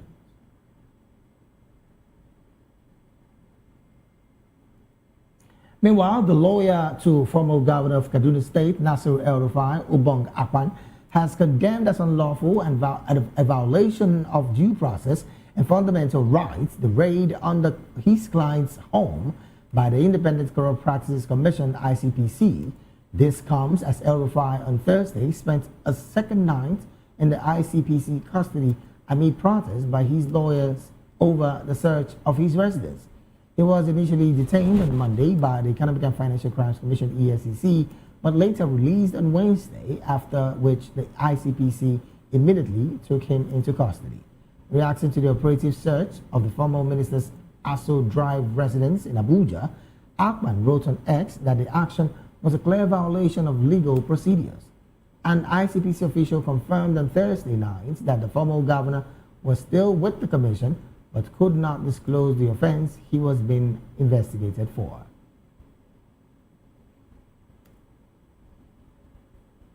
You're still watching the Media News right here on Voice of the People Television. Well, joining us now to make sense, we'll go straight to the analysis segment of the news. And joining us now to make sense of these stories and more in the studio with us is Mr. Dele Fanimo. Mr. Fanimo is a seasoned reporter and also a public and political affairs analyst and commentator. A very good afternoon to you, Mr. Fanimo. Good afternoon, David. How are you today? Fine, very well, thank you. How are you doing as well? Fine. All right, then. Also joining us virtually is Mr. Amobi Iheboro. Mr. Amobi is a public and political affairs analyst and commentator. Mr. Amobi, a very good afternoon to you, and thank you for joining the conversation this afternoon. Thank you very much for having me. Thank you. All right, then. Let me start off with you, Mr. Amobi. Interesting times are here. But then let me start off with this situation of El-Rufai before I go to that of the economy of Africa as a whole. The lawyer to the former governor, I'm talking about Ubong Akpan, the lawyer to Nasir El-Rufai, clearly condemned as unlawful and a violation of due process and fundamental rights the raid on his client's home by the Independent Corrupt Practices Commission, ICPC. What do you make of this situation where the ICPC raided the home of the former governor in absentia, as it were? Goes a long way to show the impunity, perversing this administration. But I'm not too worried. Recall that after the announcement of the presidential election in 2023, Nasser El-Rufai was sitting right on the left-hand side of Bola Ahmed Tinubu, when they were doing their Buga dance, with a lot of meat on the table and drinks. Recall also the body bag saga, during the elections and all that. What I'm trying to show here is that what goes around comes around. Now, El-Rufai, no one can dispute the fact of the role El-Rufai played in, during the election of Alhaji Ahmed Bola Tinubu and all that. But now the table have turned. El-Rufai is on the other side and Bola Tinubu is on the other side. So that shows us the lesson here is that nothing is permanent except change. So coming to the legalese of the security agencies raiding El-Rufai's home, that is the impunity in the system. That is why we should not support anything that is not right. Look at Malami of all people being held also. Malami 3 years ago, if you tell him that he will face the kind of problem he's facing now, he will not accept it, he will not agree. But that is the society. So the lesson for all of us here is that do the right thing.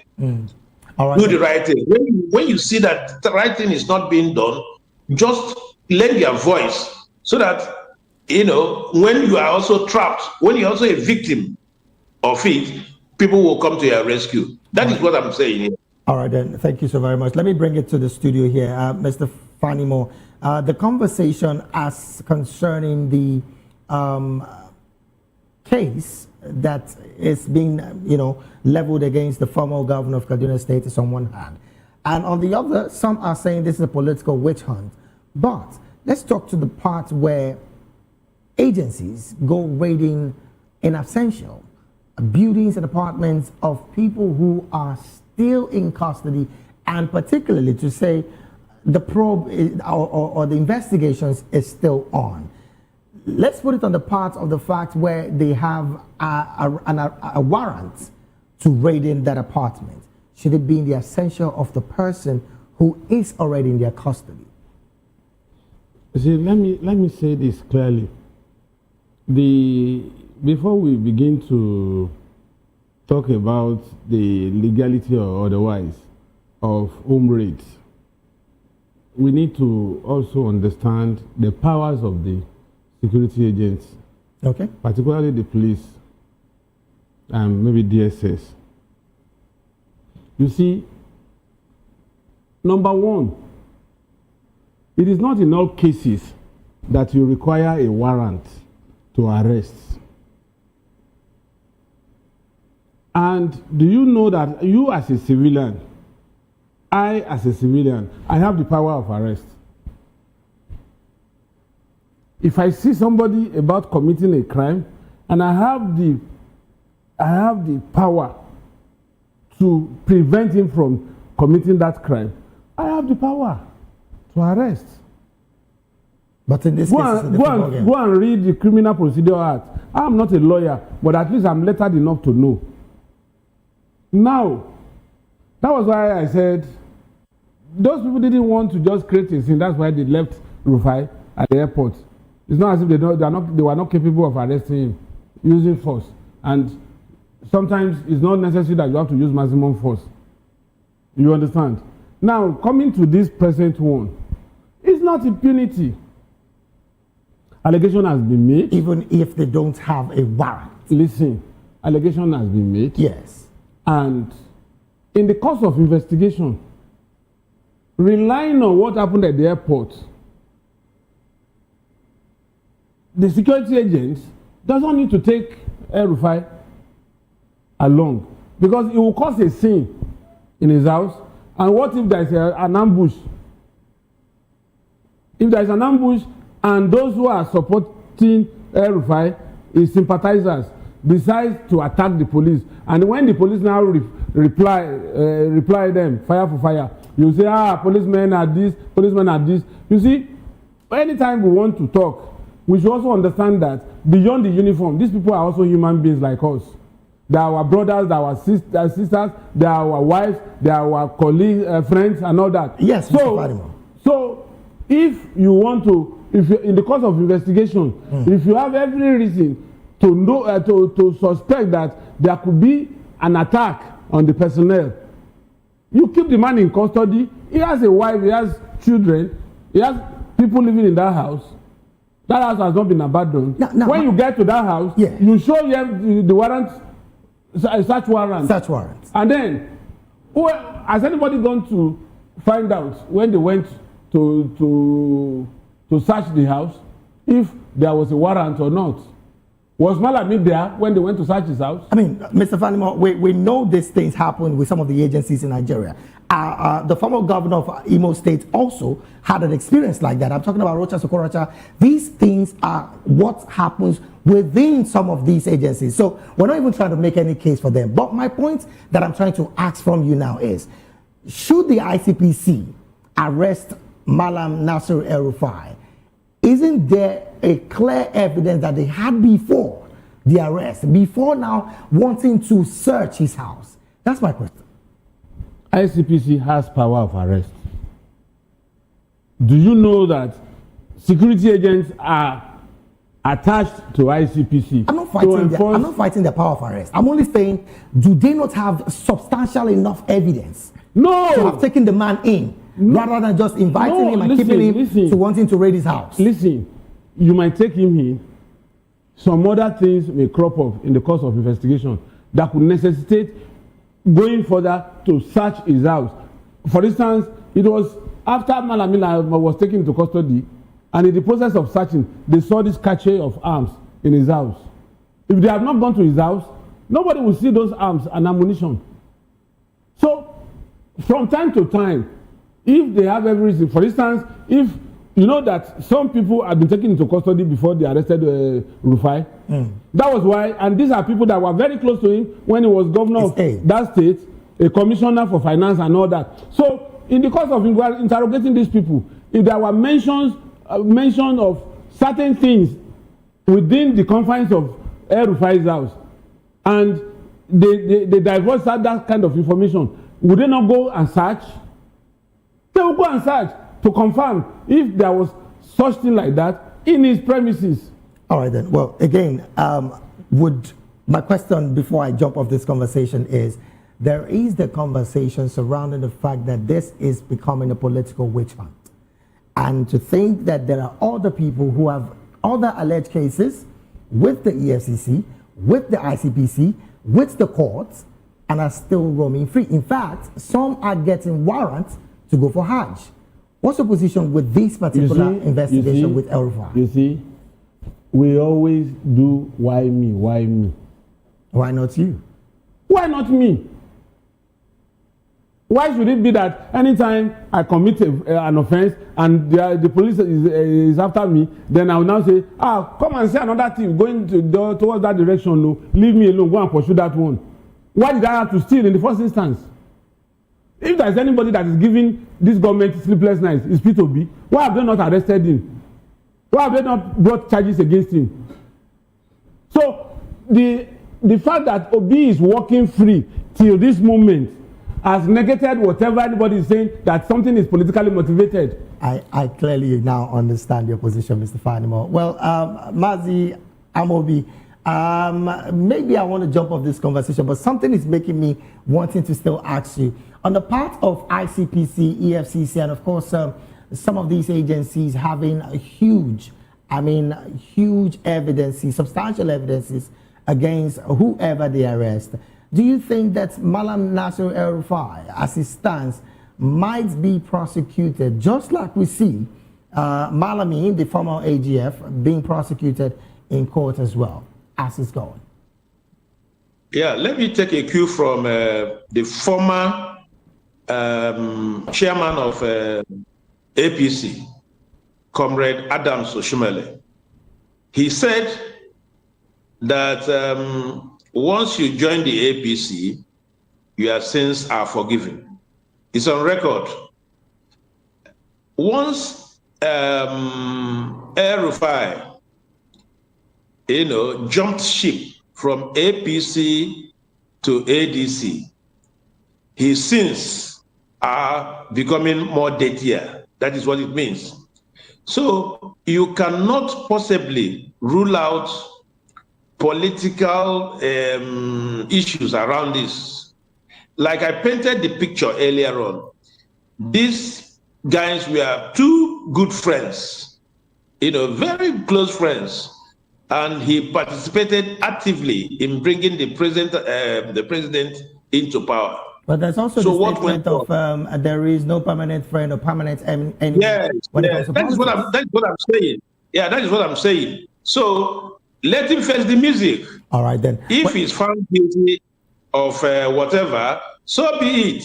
All right then. Let me jump from that conversation to talk about the economy. The Minister of Finance and Coordinating Minister of the Economy, Olawale Edun, has raised concerns about the huge cost of foreign borrowing as a major challenge to budget performance and the economy. Now, this is something of major concern because as it stands, according to him, the huge size of our budget, that's a 58.472 trillion naira appropriation bill, according to him, is still safe within the limits.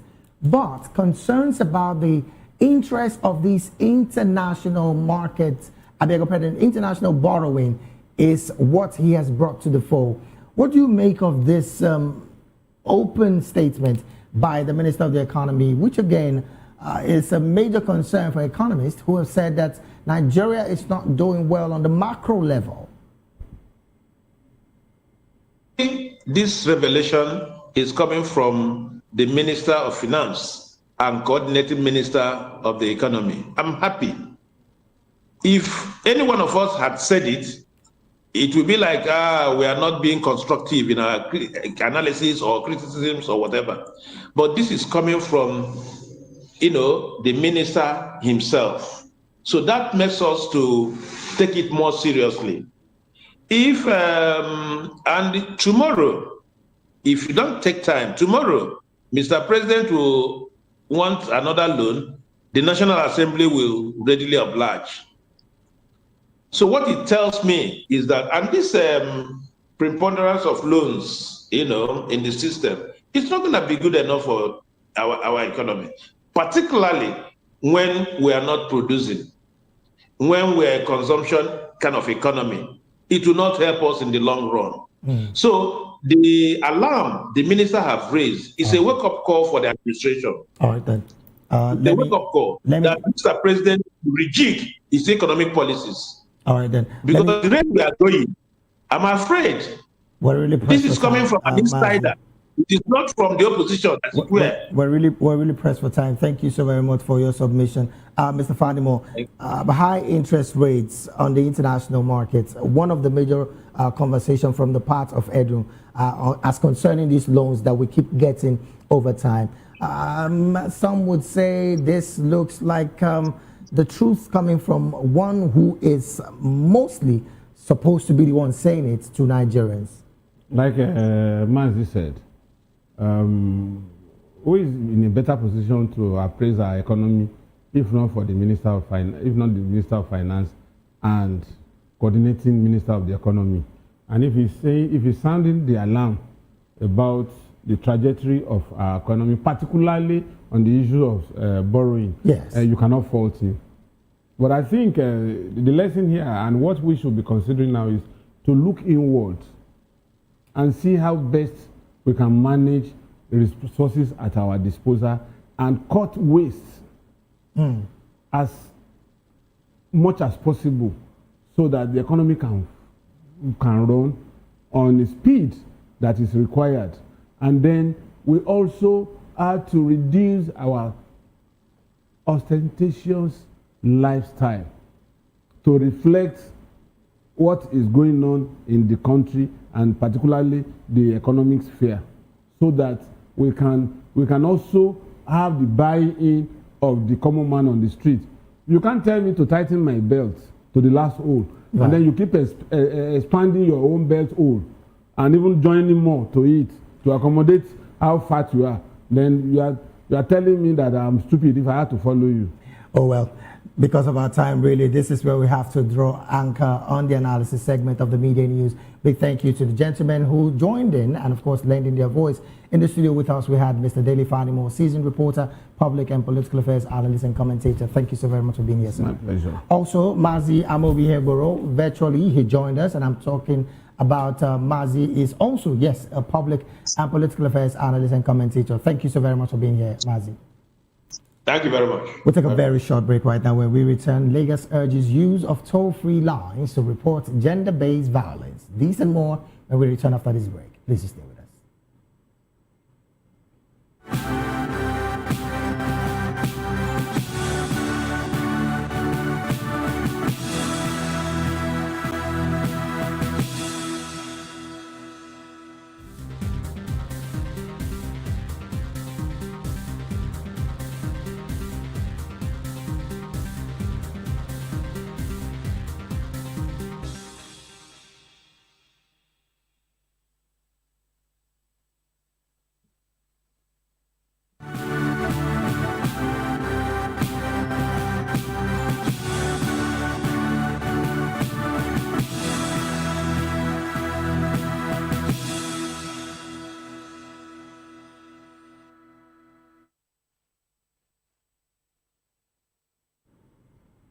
Glad to have you back. It is still the Media News right here on Voice of the People Television. Now to more stories.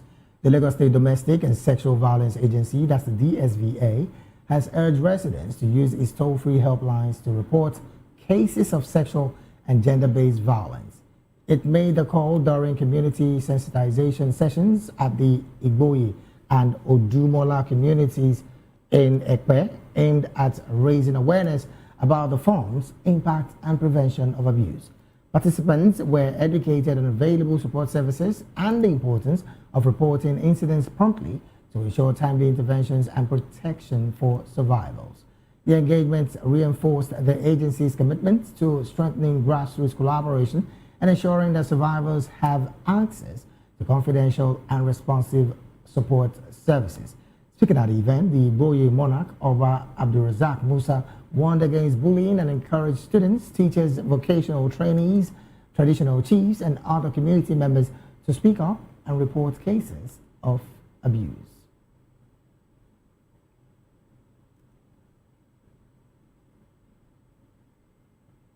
Moving on, Edo State Ministry of Women Affairs and Social Development has reviewed implementation of the state's child rights law, noting progress as well as ongoing challenges. At a meeting in Benin City, stakeholders cited funding and awareness gaps and called for stronger collaborations to enhance child protection across the state. Our correspondent in Benin City, Rhoda Johnny, has more in this report. Well, we sincerely do apologize for not bringing that report to you. Also, public schools in Edo State are set for a statewide tree planting exercise to address rising temperatures and environmental degradation in learning environments. The initiative, organized by the Universal Basic Education Commission in partnership with state education boards, will see thousands of trees planted across the 3 senatorial districts. Also, our correspondent, Rhoda Johnny, has more in this report.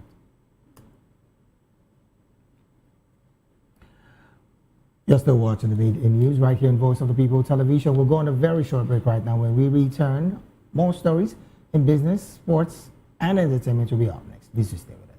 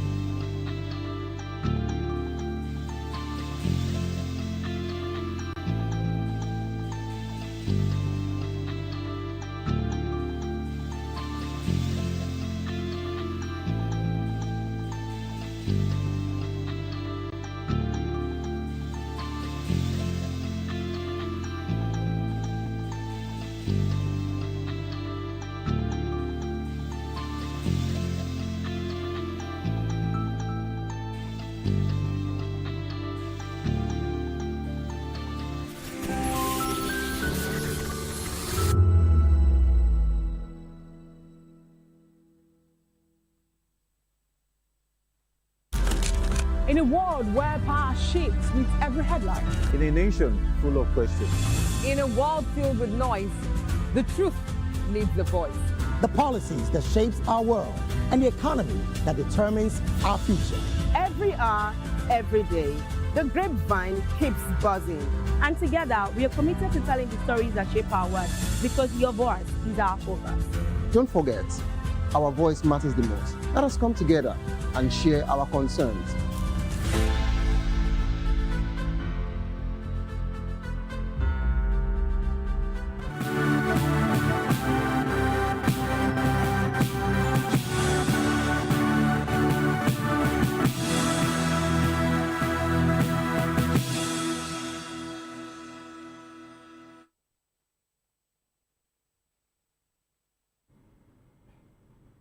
Glad to have you back. It is still the media news right here on Voice of the People Television.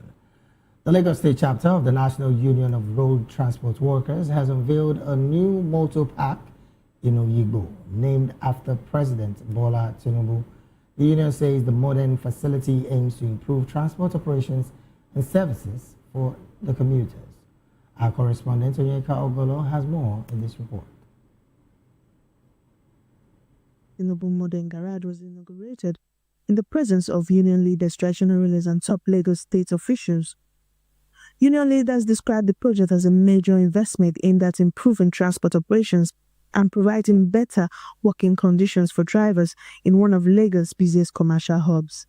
This park as you are seeing, it will reduce any traffic on this axis anymore. Our vehicle will be in this park, and there will be passenger and drop passenger, and they will move conveniently. This is the dream of our station for a long time, and this is the first phase. We are continuing. We have almost 5 phases. There's another one coming up in Oyigbo, roundabout. We will move to that. Another one is coming up in Makoko. More of it is coming up, and we are capable of doing it. When the state government give us a land to do it, we will do it. Among dignitaries at the unveiling were the NURTW Lagos Chairman Mustafa Sego, the Oba of Lagos Obariwan Aremu, Chief of Staff to the Governor Tayo Ayinde, Commissioner for Transportation Oluwaseun Oshiyemi, and the Governor's Special Advisor on Transport Shola Giwa. Àwọn tó wá kí wá nígbà níbi tó ti máa ń pàdé mi níkẹjà tá a tún máa sọ̀rọ̀ tó máa kúná ọ̀rọ̀ mi ò ní pọ̀ púpọ̀ ju pé we should maintain peace in Lagos State. Tá bá maintain peace in Lagos State bẹ́ẹ̀ ṣe jẹ́ tiwa gbogbo ẹ̀ máa kún ní 2020 àbí bẹ́ẹ̀ kọ́ so nǹkan tá a fẹ́ nìyẹn, and I want to commend you for maintaining peace tí kò sí jà pé ẹ̀ ń hí ìtara yín ẹ̀ ń bára yín jà. But nǹkan tó kọ̀ wá lẹ́yìn sí misunderstanding kékeré ni a dẹ̀ máa parí ẹ̀ Ọlọ́run á dẹ̀ bá parí ẹ̀. It's not good enough. So what we are saying in essence, emulate what Sego has done.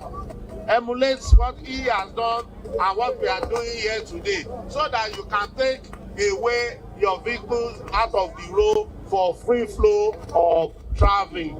So I'm sure it is possible. I'm sure you can do this. So I'm using this opportunity to encourage all of you to bring sanity into our society. This project also reflects Lagos' enduring tradition of transport reform, built on collaboration, a legacy of forward-looking leadership that continues to guide our progress today in alignment with the renewed hope vision of His Excellency President Bola Ahmed Tinubu, GCFR. As we commission this facility, we reaffirm our commitment to a transport system that is safe, efficient, technology-driven, and worthy of a global city.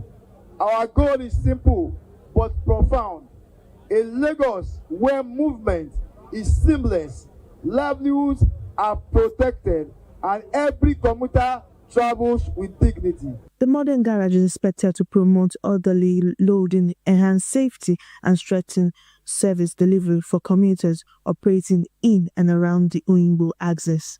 The Transport Union says the project underscores its commitment to upgrading infrastructure and supporting efficient transport services across Lagos.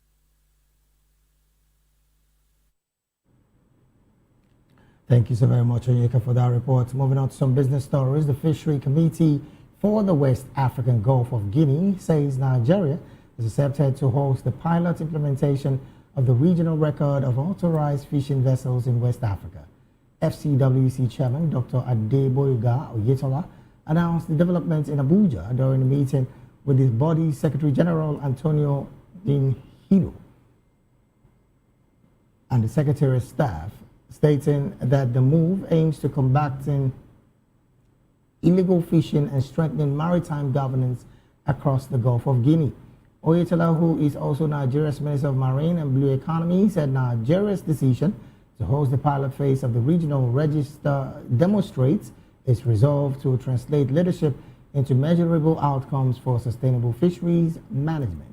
According to the Special Advisor on Media, Dr. Bolaji Akinola, Oyetola noted that the proposed register will create a verified database of industrial fishing vessels authorized to operate within the maritime zones of FCWC member states, covering both foreign and national fleets.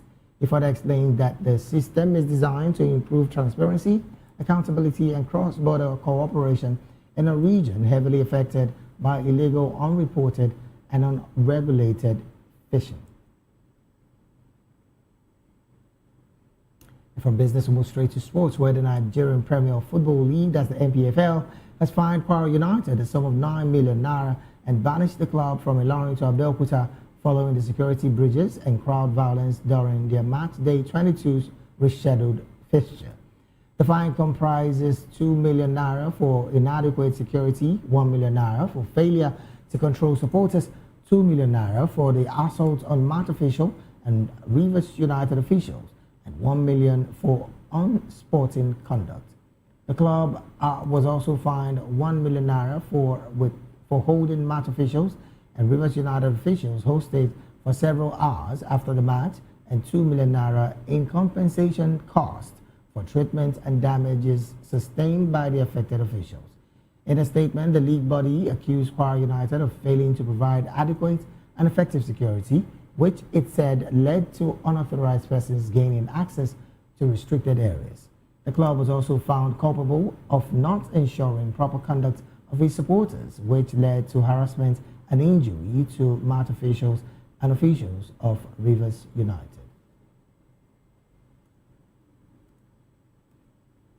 And from sports, we go straight to entertainment, where the Kunle Afolayan production, CAP, and the Republic of Benin Republic have signed a strategic partnership to promote African cinema, empower the youth, and develop global competitiveness, creative infrastructure in the region.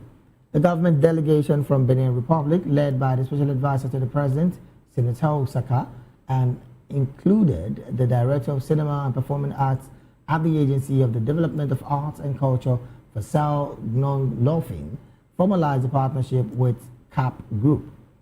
Speaking on the development, Afolayan said the partnership is focused on co-production of films and showcase authentic African stories, structured youth training in filmmaking and creative production, and the development of a world-class film city in Oida, Benin Republic.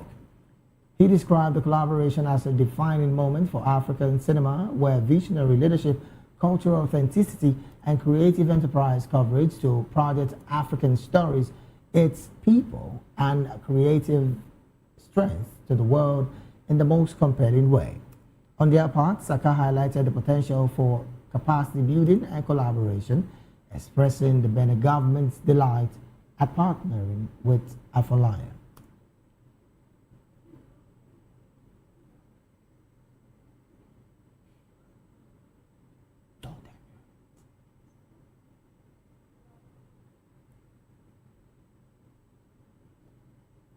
And with that entertainment story, we've come to the end of the midday news right here on Voice of the People Television. Do well to subscribe to our YouTube channel.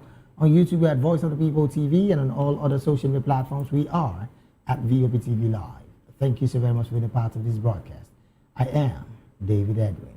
Do have a good afternoon.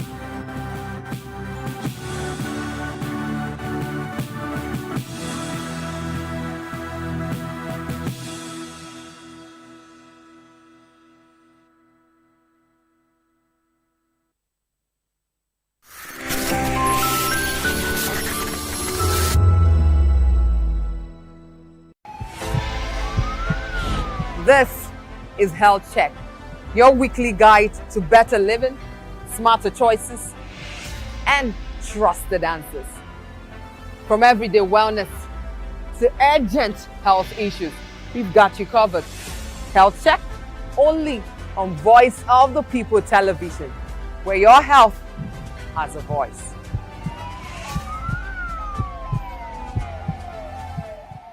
This is African News on Voice of the People television, where we don't just bring you the news, we bring you Africa's heartbeat, the policies that shapes our world, and the economy that determines our future.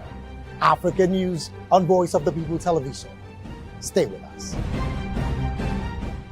To know the happenings in the maritime sector, join us on the program Maritime Frontiers on VOP TV as we discuss key areas in the maritime sector, from aquaculture, maritime transportation, maritime labor regulation, oil and gas exploration, ferry and passenger insurance, marine pollution and prevention, port operations, and lots more. Maritime Frontiers, exploring Nigeria's blue economy.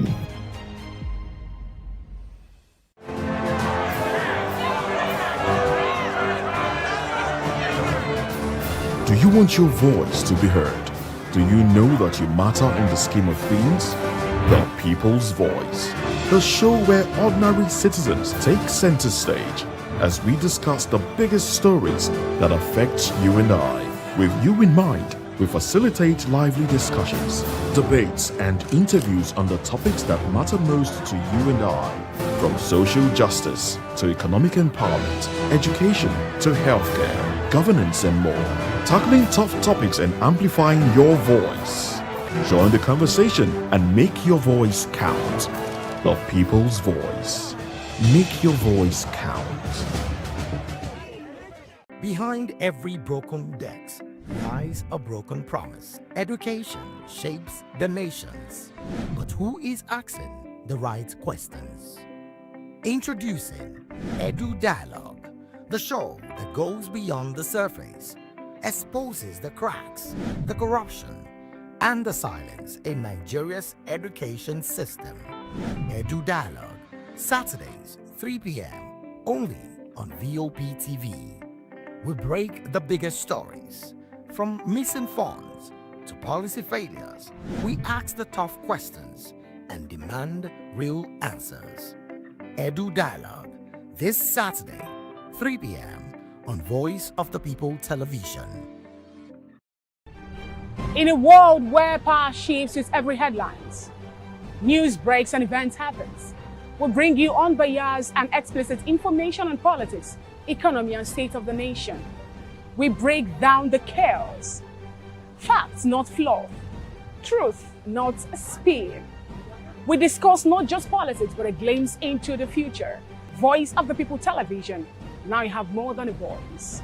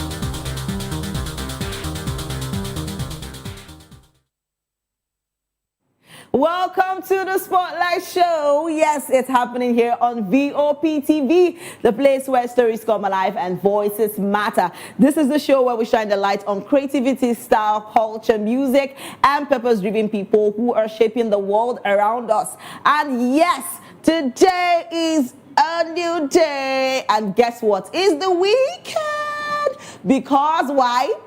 Thank God it's Friday. And I'm sure you know what happens on Friday. You know, all the vibes, all the parties, all the... I don't want to start calling them. But yes, today is a new day to stay grounded, inspired. And we're talking about a lot of things today. And I'm sure you are excited already. And yes, and I know that you've not forgotten that I'm your special baby girl, Prezi. Yes, today... First of all, we're talking about things that is happening in Nigeria and things that are happening and beautiful things at that. So first off, we're talking about E-Money. Yes. So E-Money has actually gifted Chinedu Ike, and he is our Nollywood actor that has been, gracing our screens for a very long time. So yes, so Nigerian businessman Emeka Okonkwo, popularly known as E-Money, has gifted Nollywood star Chinedu Ike as a brand new SUV during his lavish 45th birthday celebration. So the surprise presentation took place in presence of friends, celebrities, and associates, drawing cheers from guests as the actor fondly called Aki, yes, received the luxury vehicle. See, it's good to have good friends. I have to commend that. E-Money just do something where it does. It's torturing my belly. Like I'm telling you, seeing someone that has been a good friend to you, and when you see people that are very close to you, what do? You gift them.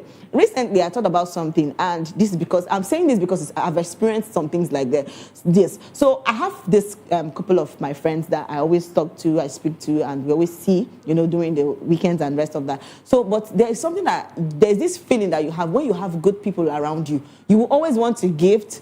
You will always show them that love. And, showing them that love still seems that you have to, give them good things, make them feel happy that, oh, I'm happy to have you as a friend. It's very important. Now, see, popularly known as Aki, our actor, was actually celebrating his birthday, and E-Money taught it to get him a brand new SUV. Person will get good friend. I tell you the truth. It's really, really thoughtful of him. All right, let's see this video and see what E-Money has actually gotten for Aki. Let's see this.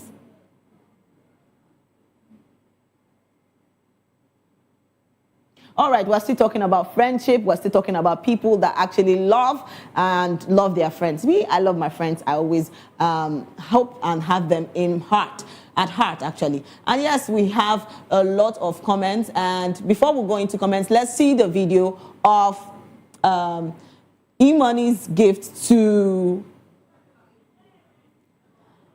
All right, before we go into that, let's keep talking about the friendship between Aki and E-Money.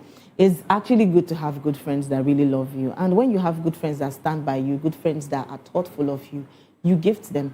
See, regardless, because everybody's going through a lot of things. So when you see someone that is always close to you, trying to show you that care, trying to show you that love, you appreciate them. It is very, very important. So yes, I have friends that I keep close to me, and me, I don't always miss, gifting them. And likewise, them too, they don't always miss gifting me too. So it's just this thing that comes with. Seriously, it's beautiful to see that you gift your friends, give them something. But basically not even when they are festive season or anything, try gift them even out of those times that you are expecting that, maybe because it's Valentine or maybe because it's Christmas, I want to give them. Apart from that, why don't you sometimes you just get some gift, give them something. It's very important. Yes, now good friends, you understand? If you're a good person, definitely good people will always meet you. All right, let's take some comments. And people have actually brought out their own experience and said, that E-Money has done something beautiful to see. And yes, let's see what some people have actually come out to say. And somebody says, no, really, they lost when God blew your whistle. Even if you know where Jesse, they go future you for the match. And another person said, my Oga, why you no tell me when you want do wedding? One, for for day with you forever. Okay. And it's Ewatam said, please, I need, all right, we have a lot of comments. Let's take more and more comments and see what people have actually come out to say concerning E-Money's gift to Chinedu. And it's a lot and a beautiful thing because, trust me, friends, good friends are still, we still have good friends actually. And Habim Bola said, my destiny helper, where are you? Oh, that's so pretty. And you know, when gifting somebody, when he was actually gifting Chinedu about the gift, the SUV, he was so happy. He was like, oh my God. And even commended Chinedu saying that, oh, that this guy, now my guy, he stayed with me during my wedding. Do you know people that have this kind friends close to you? Please hold them dear. It's very important. And yes, V Baby said, Mungu Kama, okay, I don't know what you're speaking, but that's beautiful. And another person said, congratulations. And official Nwata Kwocha Ezeoke said, how you take note that APC money, una don't start. Official water is well. And then Kelly Blink 007 said, wait, 2007, that's like 19 years ago. Omo, good, no really they lost when God blow your whistle. Even you know where Jesse, them go future you for the match, actually. You know, see? Good always, you know, good always begets good. If you are a good person, you will always come around good people. And people where they come around, where be bad persons, make the cuckoo they follow bad person, they go and beg.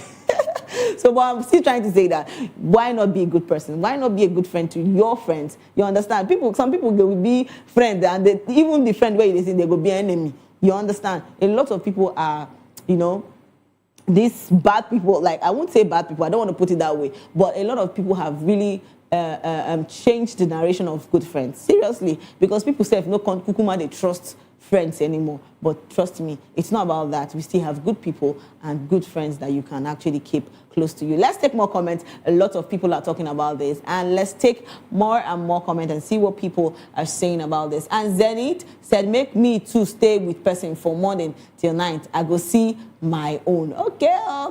And Scoop of Flavor said, thank you so much for this gift. Oh. And Anaish said, this is beautiful. Yes, it is beautiful. And non-legend Ogbe said, oh my God, am I a Toningari? Oh, sorry, you're not a Toningari.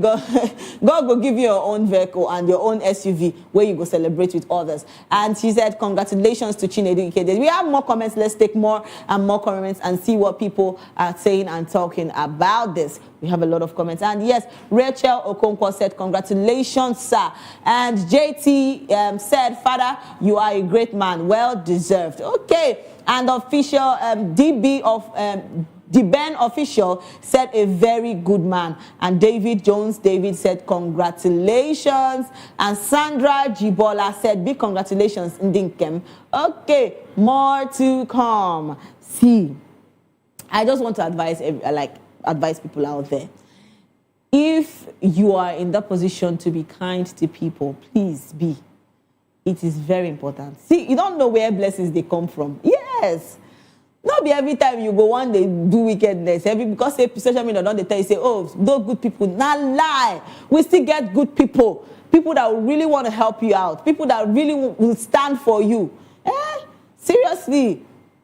See, hope see they not today carry mind say, oh, I want to. These people say this friend they wicked, that friend they wicked is a lie. We still have good people, and trust me, even the good person starts with you. So you should start being good person to other people, and it will be a better place for everybody. And yes, we're still talking about the gift to Chinedu. The E-Money gave Chinedu an SUV, and it's actually beautiful. But that's it for that. I'm still talking about good people, so please be good. And that takes us to our next gist, and that happens to be a Catholic priest has cautioned members of the Catholic faithful against participating in the popular Hallelujah Challenge. So during the Lent season, citing concerns over adherence to church traditions, the cleric reportedly stated that Lent is a solemn period in the Catholic Church, during which the word Hallelujah is traditionally omitted from liturgical celebrations, as the season is dedicated to prayer, fasting and reflection. So according to the priest, while the Hallelujah challenge itself is not inherently wrong, Catholics are encouraged to remain faithful to their doctrinal practices and spiritual discipline during Lent. His remarks have since sparked conversations online, which mainly weigh in on the balance between personal devotion and denominational observance. See, anything we concern church is, I don't know why it is one God that we are actually serving. No, so you coming out to say, there's an issue between you people Catholics that are doing the Hallelujah challenge. I don't get it. This is one God we are serving.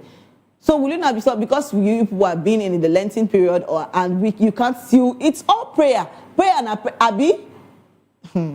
I don't know, but what I feel that there's nothing wrong with it. You are in the Lenten season, fine. You continue with the prayers. What do they do in Hallelujah challenge? It's not prayers. But you citing that and saying, that there's an issue because it has to interfere with the Lenten season for Catholics. It's weird. Let's take some comments and see what people have actually come out to say concerning this. But I feel that prayer is always prayer. When you're praying, you also have these other, because I do it too. So most times I'm in my own personal prayers. I still get all these other places I can pray with them on social media, and a lot of them. We have a lot of them. Everybody is now coming. Every pastor is now when they come and they pray. Yes, anyone that you feel led to join, why don't you join them? So why make it like that is a Catholic thing? And this part that we Christians like to say the Catholics are different. The Pentecostals are different. This church is different. We are serving one God. Obviously, now one God we they serve. And this prayer, where would they pray? God not go say, because they're a Catholic, I go come this side. Come. Even if you want to answer yourself, that's why we don't. Thank God, say na God, no be man. Because if na man, if we know how things will be. All right, let's take some comments and see what people have brought out their own opinion to say about what the Catholic priest has said. And yes, somebody said, you don't praise during Lent. It's a mourning period. Okay. And that's his point. You don't praise during Lent. Okay. So we that praises God now, there's a problem with it. All right. And one Nigeria girl said he's correct, but during HC, nobody is saying hallelujah. And if they do, you can just elect not to say it for your own benefit. My 2 cents, sha. It's well with you people. All right, and Trudy C said, I don't understand. Abi Catholics, they worship another God. Thank you. Help me and ask. Because I said the same thing too. It's one God that we are serving. So why is there this categorizing this one, saying this one, saying this one? I don't get it. It's one God that we are serving. Catholics are Catholics, yes. Pentecostals, they are also Pentecostal, but it's still the same God we are serving. Let's take more comments and see what people are saying about this. And yes, Chinenye Immaculate said, sorry, I thought it was the same Jesus we all worship, and he loves praises too. Actually, you get? Let's take more comments. And Ada, one of Ada, said, what he's saying as a Catholic during Lent is a period of penance. We don't sing any hymn that has hallelujah or chant until Easter. He's not saying you shouldn't, but as a Catholic who is observing Lent shouldn't. So we not go shout hallelujah and okay. And Hiren Lama said, if you are not rooted in the Catholic faith, you cannot understand this message. I don't even want to understand it, I'm sorry. Yes, and Dr. TC said, it's true, 100%. Okay, and another person said, if you're a Catholic, you should know what he's talking about. No need to explain in detail. So are you trying to say that the people that are shouting hallelujah now have issues because you're a Catholic? I thought that it's only this same God that is in heaven that we're all serving, actually.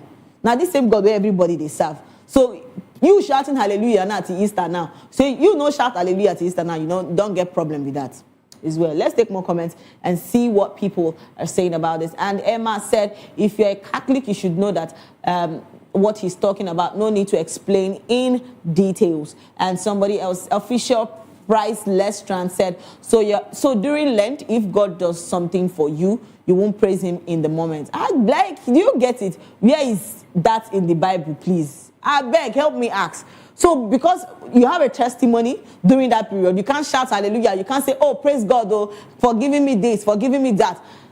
why even the Bible say thank God at all times? So when say you can't bring your own this thing because in a Lenten period.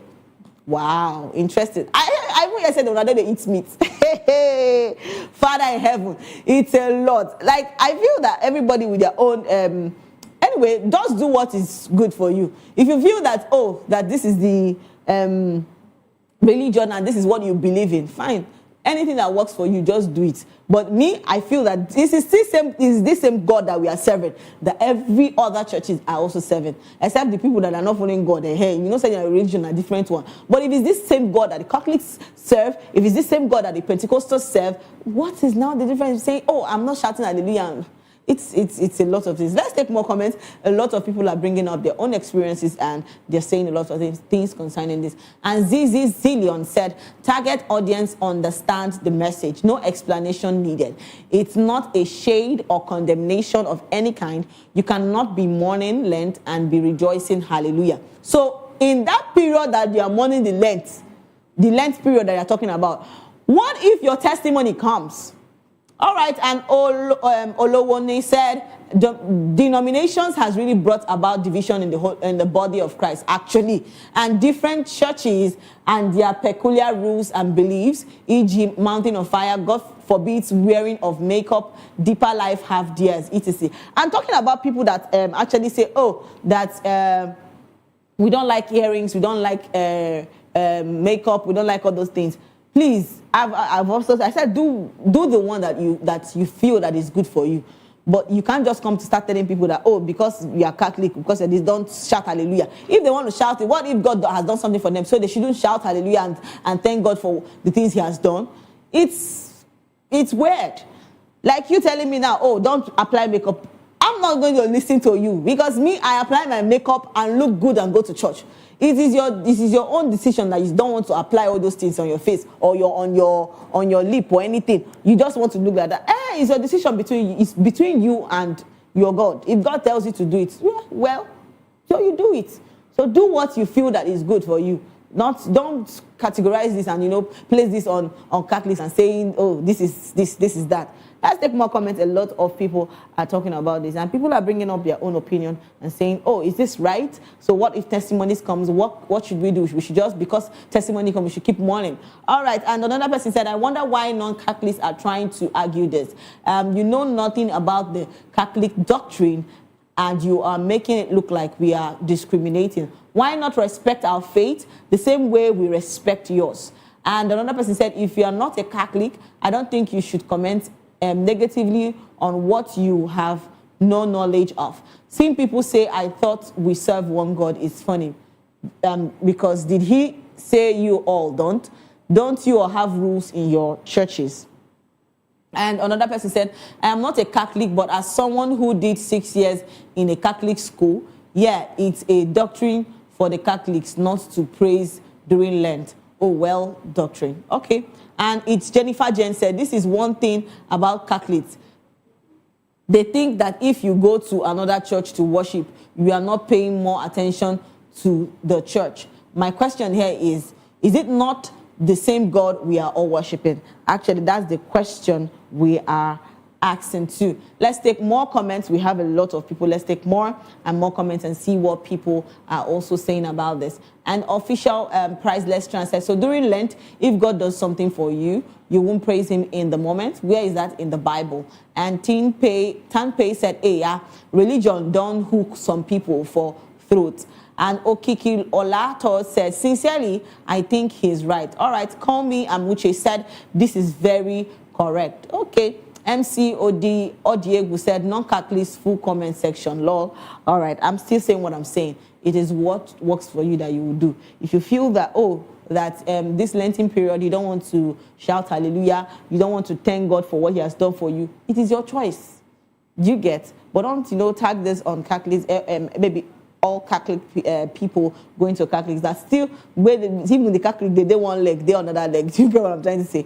But what I'm trying to say is that You shouldn't tag everybody saying, oh, that Catholics are this, Catholics are that, that this is a Lenten period. So you joining Hallelujah Challenge, there's an issue with it. Please, there's no issue with it. If there's one God that we are serving. So don't, bring everybody. It's just simple. A lot of people don't put on earrings. A lot of people don't do makeup. People still do makeup. People still put on earrings. So it's your choice. Do you get it? All right, and yes, and that takes us to our next gist, and that's what I have to say. Yes, that takes us to our next gist, and we are talking about former Big Brother Naija housemate Neo Akpofere has denied a rape allegation made against him on social media, describing the claim as false and defamatory. The accusation, which surfaced on X, formerly Twitter, alleged that the reality TV personality was involved in a sexual assault incident during his university days, prompting widespread reactions online. So in response, Neo's legal representatives issued a formal demand letter to the accuser, calling for an immediate reaction and public apology. The letter reportedly warned that failure to comply within a stipulated time frame would result in legal action, including a defamation lawsuit. As of now, we're still talking about Neo. See, I don't know why people feel that, oh, because they're a celebrity, and maybe it be like say you get money. So one does they drag people, maybe they drag you. Like, why would you people feel so comfortable, inflicting pain on another person? I don't know how people just sit down and just create one story like that, and they'll just come online, they'll put it. Like, why? You just done your own, you don't go frame say, oh, he raped you when you did school, kill.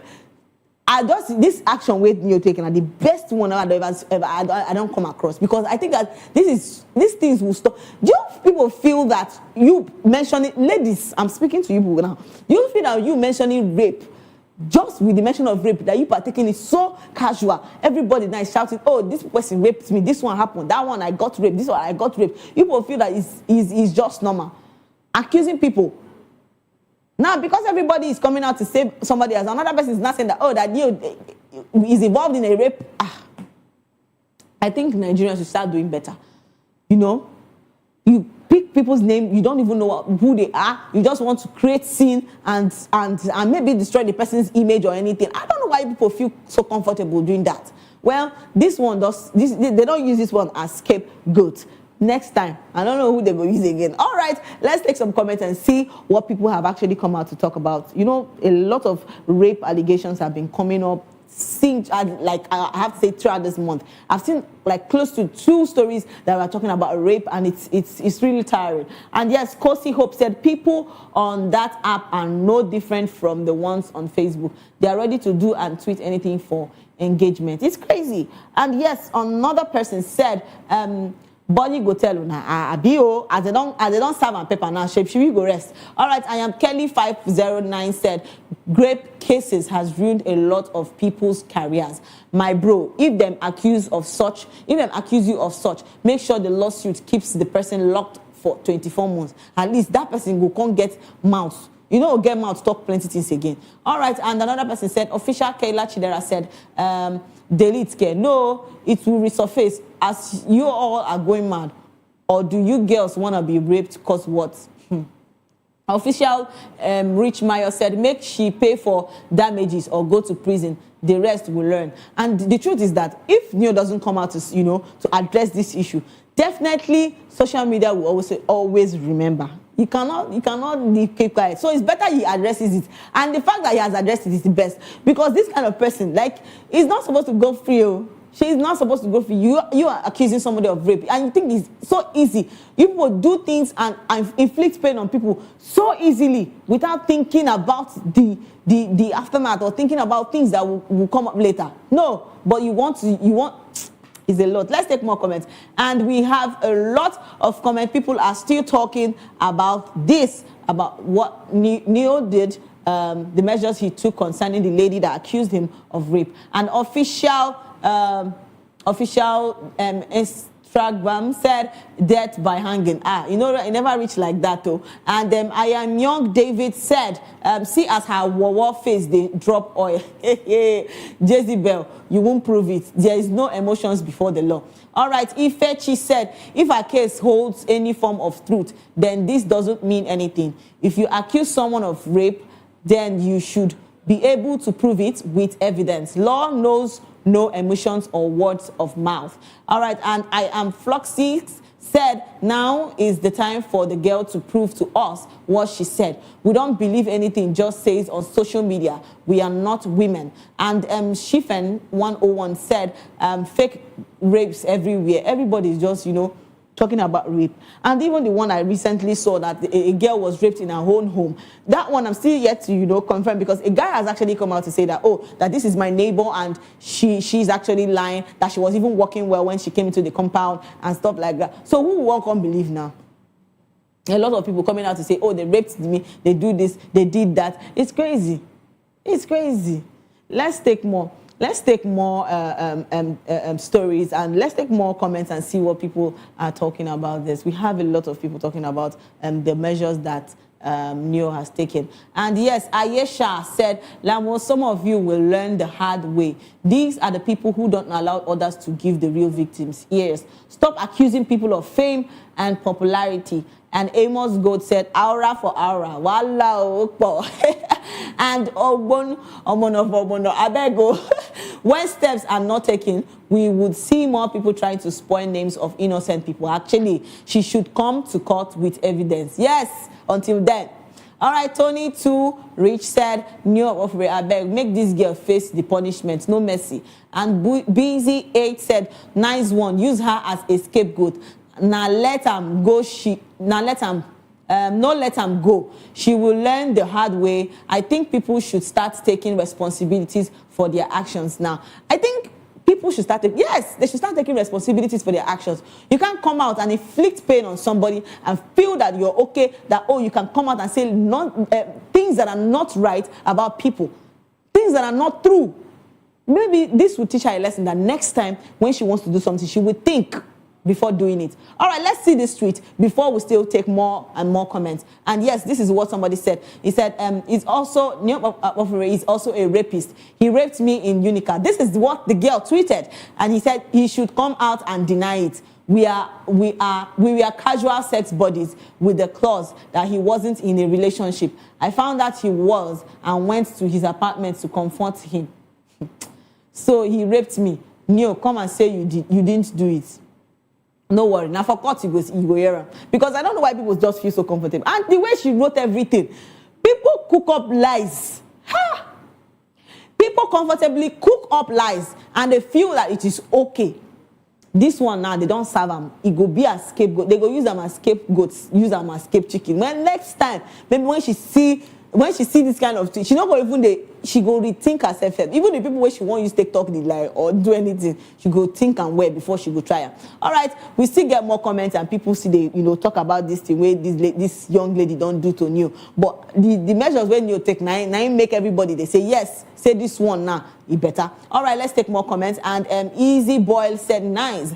And Annie Kadi said very, very good. And Omo Tolani said, Omo, this month go long. This month go long. And why said Neo above bros, if they do all this for cloth, bros, no pity am. Bros, show her Pepe. Bros, make her family no set eyes on her for the rest of her life. And Iyore Edobo said, waiting be the punishment for false accusation because just arrested isn't enough. Actually, this is crazy. I just feel that people should start doing better.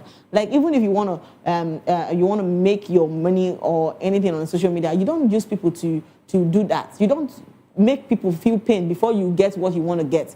It's crazy how people come out and they'll say things that are not right about you, say things that are not true about you. I think we should just start doing better. A lot of people are going through a lot of things. So, defaming their name or saying bad things about them is something that you shouldn't even think about. Do you get? All right, we'll take a short break. And when we come back, we'll still have more juicy stories to talk about. So please don't go anywhere. Stay with us.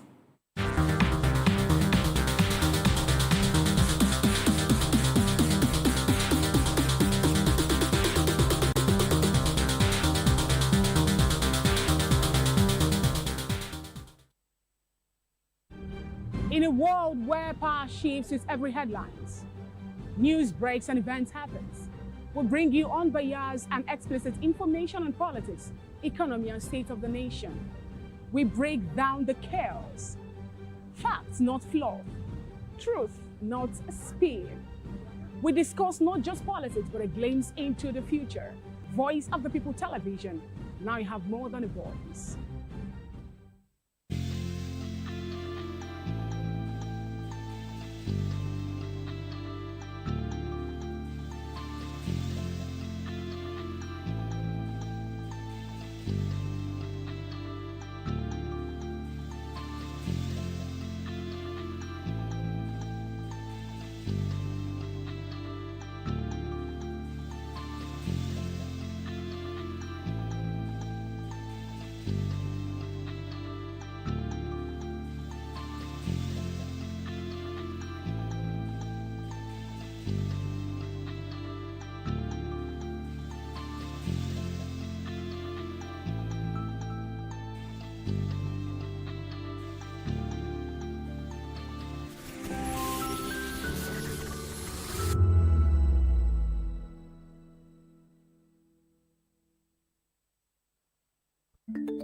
Africa is on the move, a continent of rising voices, untold stories, and powerful transformations. From the streets of Lagos to the heart of Nairobi, from the mines of Congo to the tech labs of Cape Town, the African story is being written every day. Bold, dynamic, unstoppable. This is African News on Voice of the People Television. We don't just bring you the news. We analyze and bring you Africa's heartbeat, the politics that shapes our nations, the economies that drives our future, the cultures that defines who we are, the voice that must be heard. Africa News, Africa's voice, Africa's future. Where Africa speaks, the world listens.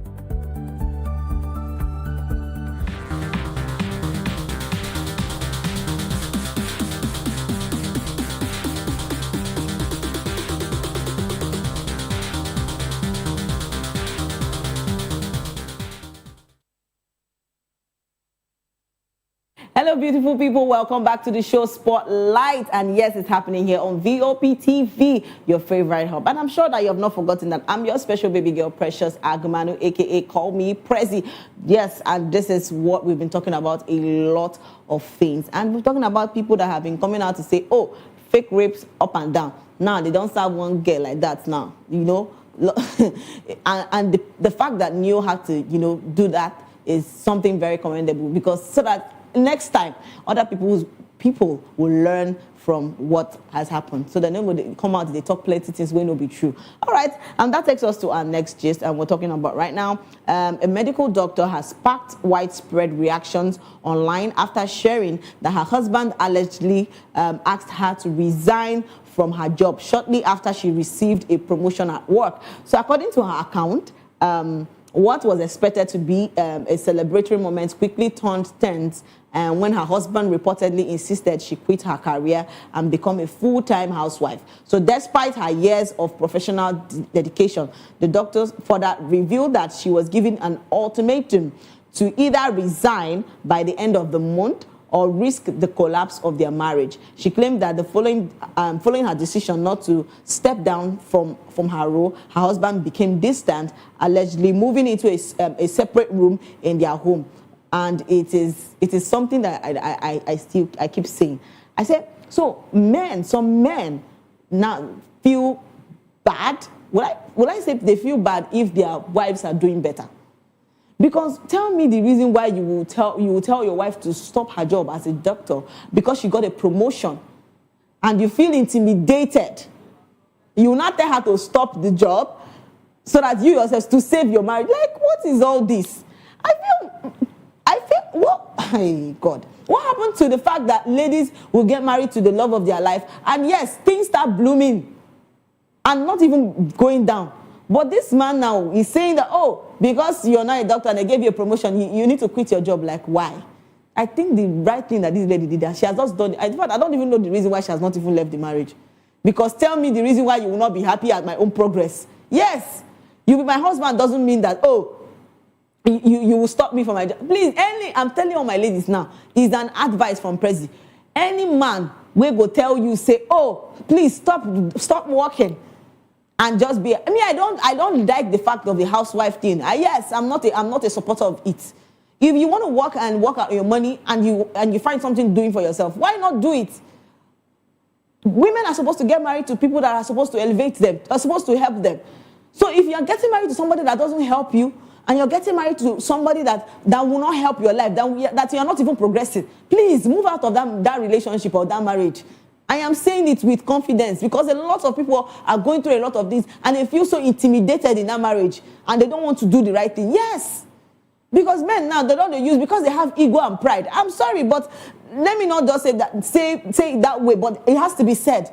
Before now, they will say, Precious, oh, you're saying this thing because they are mine. I said, no. Because tell me why you will feel bad that your wife is progressing, or your wife got a promotion, or your wife did a new thing, or your wife got a house, or your wife.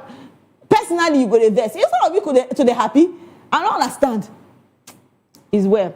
All right, let's take some comments. A lot of people don't come and talk about this matter, and everybody does the pull out concerning this. So let's take some comments and see what our comment section have for us. And yes, Mama Ariella said, "Na them wicked men in high places." Okay. All right, and Ugoero said, "I would say this with a very loud voice: never sacrifice your dreams for a man." Thank you. Because why? He will never do the same if tables were turned, actually. All right, and another person said, this one, enemy, they play. And A.B. Dizier said, Madam, ex him. Because I don't even know why you even stay in that kind of marriage. When man no go, they support you. You will be in that marriage and be receiving, All right, and Jay's Kitty said, make God no let person marry the weapon that is formed or fashioned against them. Well, actually, one thing that you're supposed to be praying for, that God, please give me a good person. Because a lot of ladies, they marry things, yo. Ladies, they're going to beat them, you go still stay the marriage. They say, oh, even there's a video I actually recently saw where a man was hitting the wife. And I'm like, where would you stay in this marriage? You won't date there when you don't, you won't date inside that marriage when you don't die. It might not be physical. It might be words, verbal. Even say the one where they even keep us are the ones where they verbal. Because how can you tell a lady to stop her job because you are who? Okay. And I am Teddy this short said, they ask what you bring to the table, but get intimidated when you earn more than them. Actually, I don't know where this whole ego and pride is going to. Let's take more comments. A lot of people are talking about this, and we have a lot of people saying things concerning this. And yes, Ebony Black said, after reading all those big Abami books and crying every night in school, please let him go. And another person said, same man will compare her to a career-driven woman when she eventually becomes a housewife. Sign those papers, my darling, with your full chest, actually. And Prof said he should go. The level of insecurity, even women will stand against it. Madam, leave the man. If he is not leveling up, he will pull you down, actually. And another person said, choose your dream, oh. He want to show you Pepe. They don't need to tell you. Let's take more comments. A lot of people are talking about this. I just pray that, a lot of ladies, fall in love. Even if you are falling in love, please fall in love with your head. They say love is blind. Love is no longer blind. He has eyes. So even if you are falling in that love, open your eye very well. Even if it's to use water and wash it, open your eyes very well to even fall in love. Because a lot of people are going through a lot of things. Because how can you tell me that, that you will be in your house, you are working yourself day, night, and you are trying to bring money, put food on the table, and yes, your husband is doing his best too, but no, he's not. He's feeling sad and intimidated that you're doing better. Is he not supposed to be happy for you? And you still wanted that marriage. Please, I beg you, in the name of God and anything you believe in, try to come over that. Anyway, now let's take more comments, Biko. Let's take more and more comments and see what people are saying and talking about this. And yes, somebody said, my sister, choose your dream like mad. That man doesn't like you. It's high time you know. And yes, another person said, have you divorced it? Hey, it's even the it for me. All right. And Chief Emeka Eze said, divorce him quietly. No noise, no fighting. Simple. And Premium Vendors Connect said, household enemy, run my sister, congratulations. And Ecom Safari said, a real man will never ask his wife to resign. I am not perfect, but my girl is a professional medical doctor, and I push her to succeed in her career. Why would I want to have housewife when we can both win in life? Actually, let's take more comments. A lot of people are talking about this before we move over to the next story. And yes, another person said, if you ignore signs, you go see wonders. And Blessing Sunday said, most of you are married to your enemies. Actually, that's the truth. And David Fang said, incomplete super story. How you take no sin as super story? Things happen every day. It's not a super story. And Abigail Emma Fireboy said, my sister, I beg, free that man. Oh. And Emily Black said, after reading all those big Abami books and crying every night in school, please let him go. I still repeat it all the time. Please, don't be in a relationship that you are being abused. Even if the abuse is not physical, even if it's verbal, please leave. It is important. Your health, your mental health is very important to you. If you don't even like yourself, please, except you don't like yourself, basically, you now want to stay in that kind of marriage. Because you can't tell me that, oh, that the man you married is abusing you verbally and you're still staying there. Because it's high time ladies start to wising up. You need to wisen up. A lot of things are happening. Not be saying you marry that one, now you go end up. A lot of people still their relationship 10 years, 2 years, 5 years, 100 years, still, that man still not go even settle with them. They still even settle them. Later, they go still quarrel. While I go still they go they beat you, still stay in that marriage. Saying because of my children. We should stop this narrative of saying, I'm just doing it because of my child. So you're doing it because of your child. You keep staying there and you want to die inside that marriage and tell me because of your child. Even if you die there, your child will still there alive. That is just the funny part of it. And the man will move on. And you will do what? You go and meet your maker. I don't even know whether in heaven you go there, because definitely you chose to be in that kind of place. Let's take more comments before we move over to our next story. And yes, another person said, drop him. And Moye said, so sorry for your ex-husband. All right, Emma Dia said, believe these people on X at your own risk. All right, another person said, ex-husband, you mean? And Adedimpo said, as a female doctor myself, women are going through a lot in the name of marriage. You like work. They say like work too much. They say you like work too much. When do we win? It's actually, it's a pity. But I keep saying this, that ladies, please, wisen up this time. Don't feel bad that because that man is abusing you and you want to stay. Don't feel bad. Do it with your full chest so that you even have your peace. It's even when you're having your peace that you'll be okay. Yes.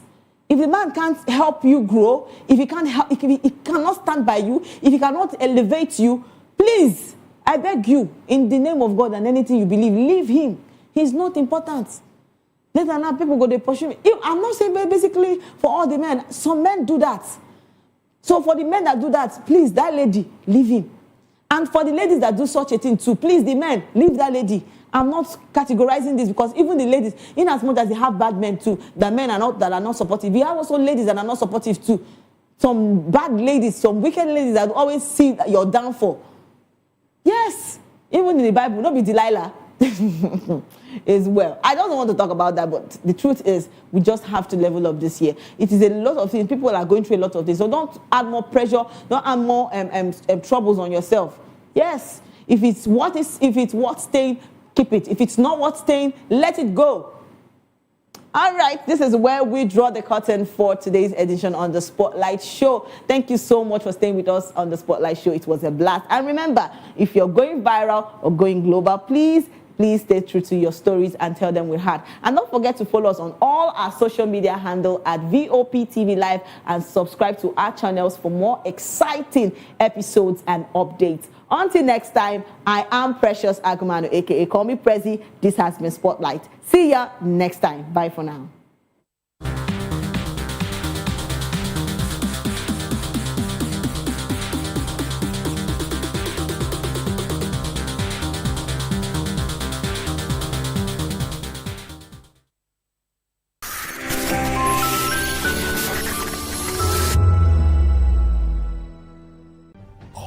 Ready for the extraordinary?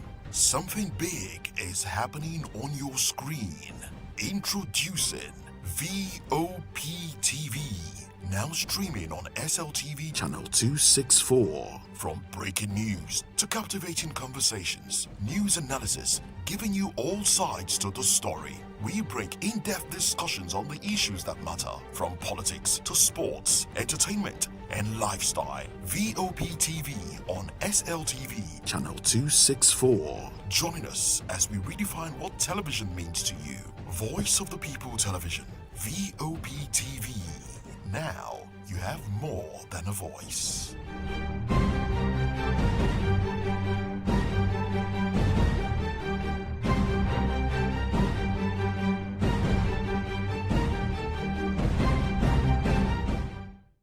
Welcome to the locker room, the home of football talk that matters. I am Jerry Arraign. Join us every weekday, Monday to Friday at 5 p.m. Nigerian time, as we share the hot takes and hot debates in the exciting world of football. And joining me are the usual suspects, Ikechukwu and Mayowa, as we break down all the hot takes and everything that's happening in the football. Don't just watch football, live it with us. Catch us on the locker room and Voice of the People Television at 5 p.m. Nigerian time. And like I always say, if not 20 minutes off, please the sport. And it's Hakim Ziyech who puts the This is Health Check, your weekly guide to better living, smarter choices, and trusted answers. From everyday wellness to urgent health issues, we've got you covered. Health Check, only on Voice of the People Television, where your health has a voice.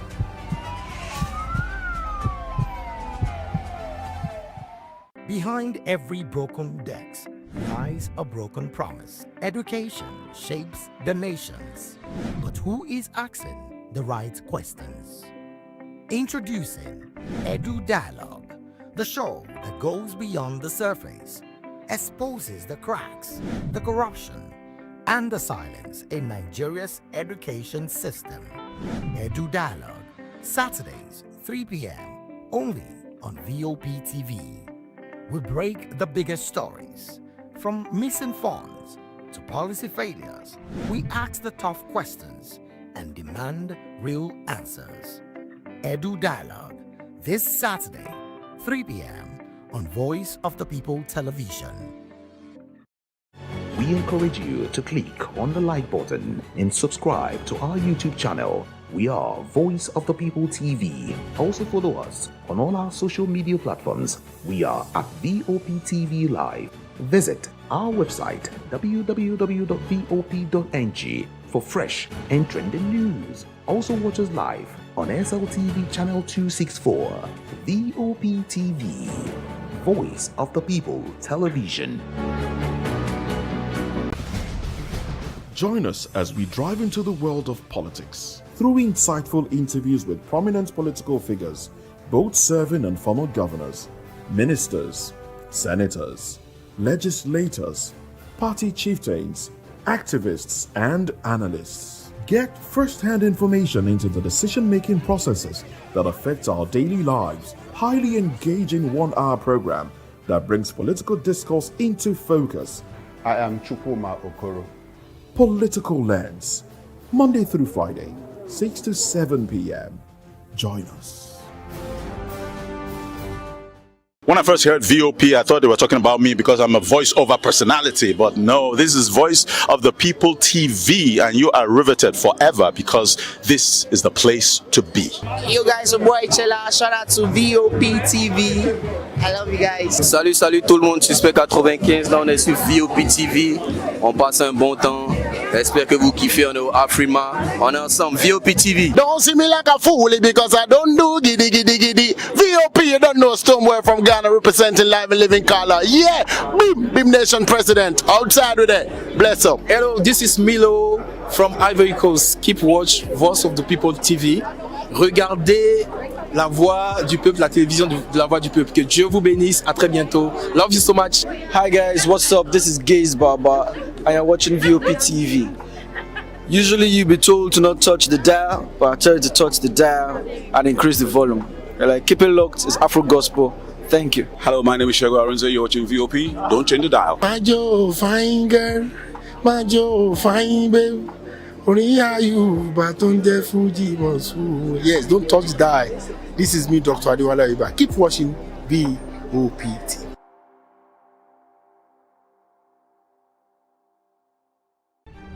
In a world where power shifts its every headlines, news breaks and events happens, we bring you unbiased and explicit information on politics, economy and state of the nation. We break down the chaos. Facts, not fluff. Truth, not spin. We discuss not just politics, but a glimpse into the future. Voice of the People Television.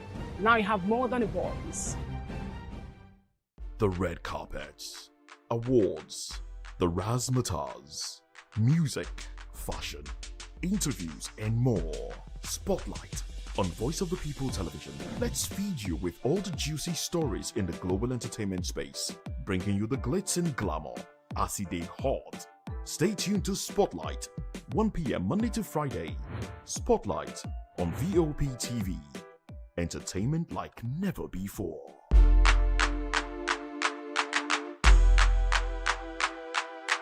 To know the happenings in the maritime sector, join us on the program Maritime Frontiers on VOP TV as we discuss key areas in the maritime sector from aquaculture, maritime transportation, maritime labor regulation, oil and gas exploration, ferry and passenger insurance, marine pollution and prevention, port operations, and lots more. Maritime Frontiers, exploring Nigeria's blue economy.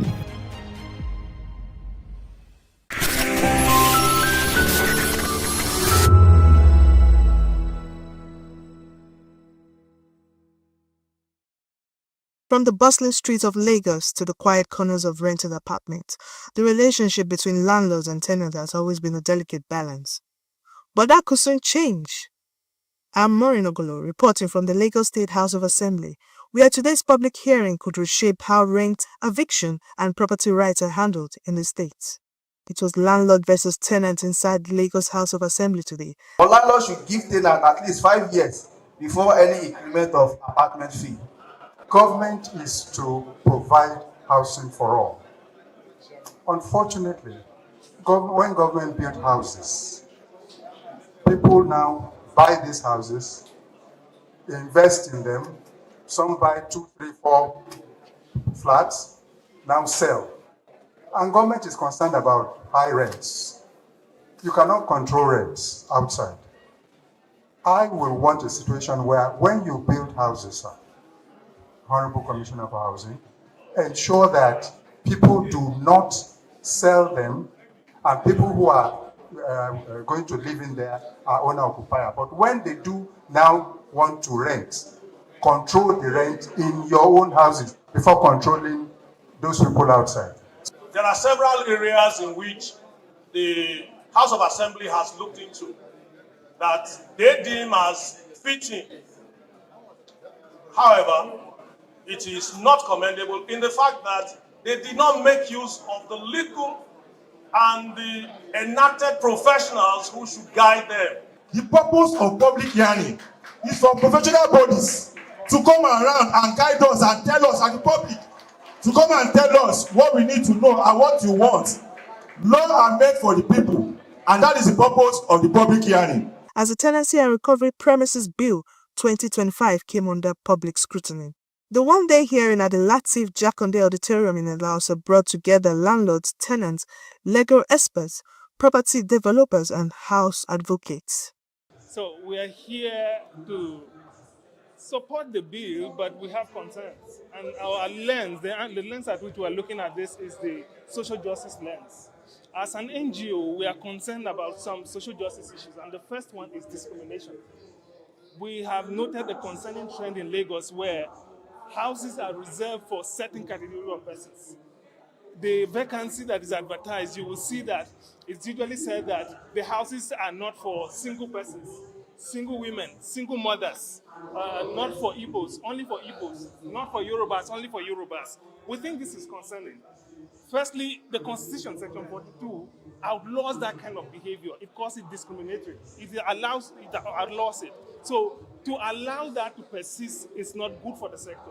So we are recommending that the bill should take on this particular challenge and include a provision in the bill where anybody who discriminates by virtue of sex, religion, or where they come from, or economic status should be penalized by the bill.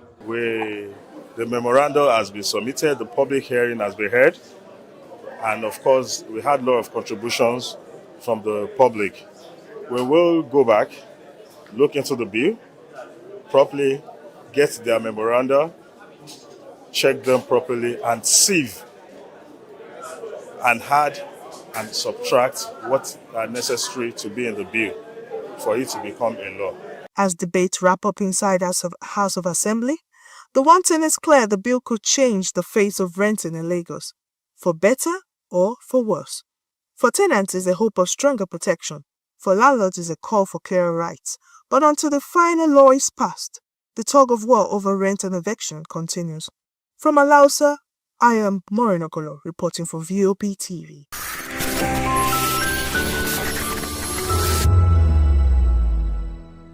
My name is Tao Familoni, and here's to VOP TV. Keep watching, stay tuned, do not touch that dial. Arraign, my name is Made Kuti, and you're watching VOP TV.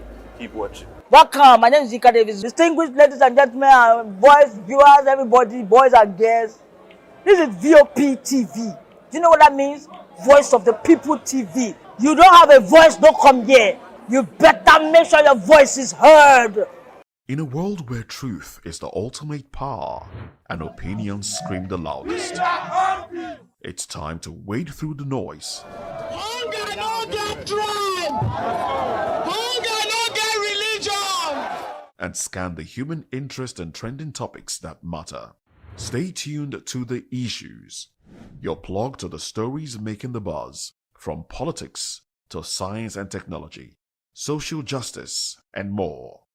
Let's tackle the tough questions and expose the truth. The Issues, on Voice of the People Television, Mondays to Fridays, 8 to 9 p.m. The Issues. Don't just react, understand. In a world where power shakes with every headline. In a nation full of questions. In a world filled with noise, the truth needs a voice. The policies that shapes our world and the economy that determines our future. Every hour, every day, the grapevine keeps buzzing. And together, we are committed to telling the stories that shape our world, because your voice is our focus. Don't forget, our voice matters the most. Let us come together and share our concerns.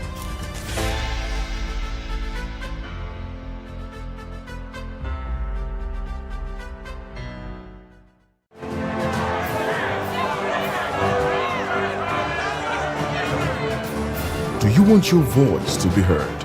Do you know that you matter in the scheme of things? The People's Voice, the show where ordinary citizens take center stage as we discuss the biggest stories that affect you and I. With you in mind, we facilitate lively discussions, debates, and interviews on the topics that matter most to you and I, from social justice to economic empowerment, education to healthcare, governance, and more, tackling tough topics and amplifying your voice. Join the conversation and make your voice count. The People's Voice. Make your voice count. Are you ready for the extraordinary? Something big is happening on your screen. Introducing VOP TV.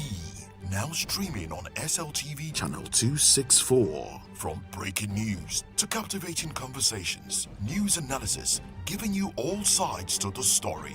We break in-depth discussions on the issues that matter, from politics to sports, entertainment, and lifestyle. VOP TV on SLTV channel 264. Join us as we redefine what television means to you. Voice of the People Television, VOP TV. Now you have more than a voice.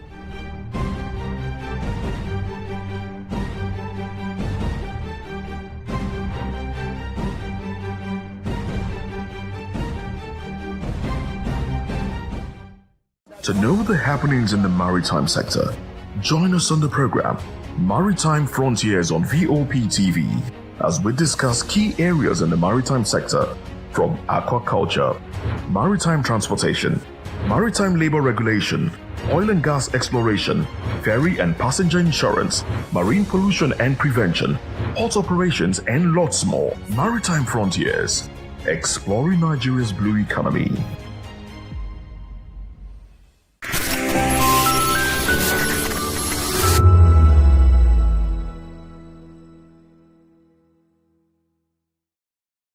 Good evening, Africa. My name is Bamakore, actor, model, producer, and I'm giving a big shout out to VOP TV, man. Keep watching. Don't change the dial. Thank you and God bless you. My name is AY, and of course, I represent the voice of the people, and that's why I'm on VOP. AY say so. Hi everyone, it's your girl Miriam Tima from the Real Housewives of Lagos and the Real Housewives Ultimate Girls Trip Africa. Shout out to VOP, the voice of the people. You already know. Stay tuned, keep watching. And don't forget, VOP is the best. All right, hello, everybody. It's about shaking the man fine back with Melanie Poppy Black Skin Boy. This is VOP TV. If you're not watching VOP, I don't know why you're watching. Maybe you're watching your weight. Hello, beautiful people. This is Wale Ojo, and you're watching VOP, Voice of the People. Hi, guys. You already know who it is. This is New Energy. Flyers wherever live. Keep watching VOP TV. Thank you. Hi, people. Ginny Albano here. Guys, please keep watching Voice of the People.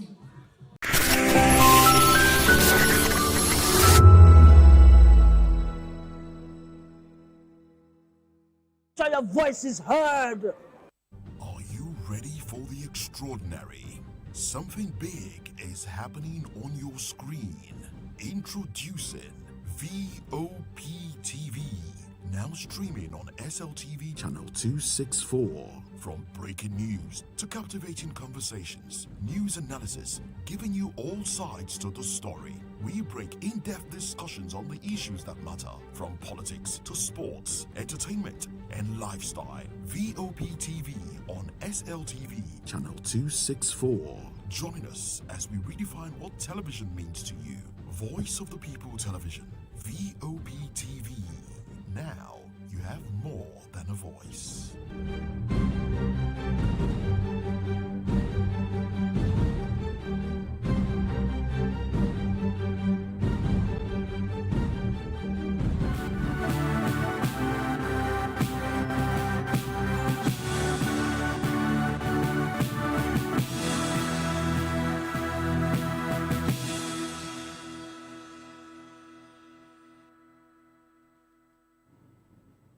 Well, and welcome to the African News and Voice of the People Television. I am David Edwin. Before we begin the news, we would urge you to kindly visit our website. It is www.vop.ng for fresh and trending news stories. We'll begin the African News from the story where an independent United Nations investigation says recent actions by Sudan's Rapid Support Forces in Al-Fashar may account to genocide. The report points to mass killings targeting non-Arab communities after the paramilitary group captured the city. Investigators say the pattern of violence, including ethical targeted attacks, raises serious concerns under international law. The findings come amid Sudan's ongoing conflicts between the army and the RSF. The war has already triggered one of the world's worst humanitarian crises, displacing millions internally and across borders. Many civilians have fled to neighboring Chad in search for safety. The UN probe is now calling for urgent international attention and accountability for those responsible. The Rapid Support Forces have yet to respond publicly to the latest allegations. Meanwhile, a Tunisian court has sentenced lawmaker Hamid Saidani to 8 months in prison over a social media post mocking President Kais Saied. The ruling is raising fresh concerns about freedom of expression in the country. Saidani, once a supporter of the president, had recently become a vocal critic of his leadership style. He was arrested after posting a comment on Facebook that authorities described as insulting. A judicial official says he was convicted for insulting others through communication network, but his colleagues argued the arrest undermines Parliament's role in holding the executive accountable. President Said has ruled by decree since dissolving Parliament in 2021, a move the opposition calls a coup. Human rights groups say critics are increasingly being targeted, while the president insists he is simply enforcing the law. And in Kenya, Kenya is taking steps to align its technical workforce with global standards, with the Kenyan Bureau of Standards launching a wearer's certificate scheme. The program aims to ensure technicians meet international benchmark for safety, quality, and employability.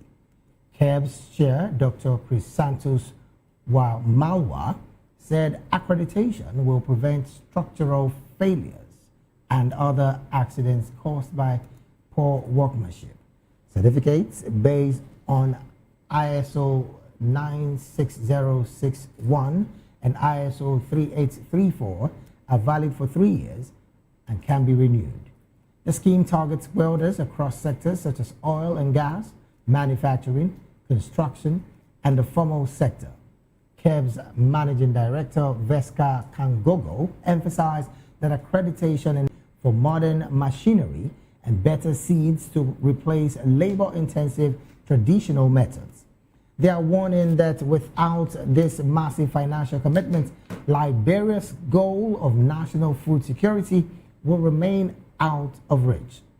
Infrastructure is also a major striking point, with crumbling roads in districts like Zozoa making it nearly impossible to get crops to market. Farmers say even donated transport equipment is sitting idle because the routes to local rice mills have become completely impassable.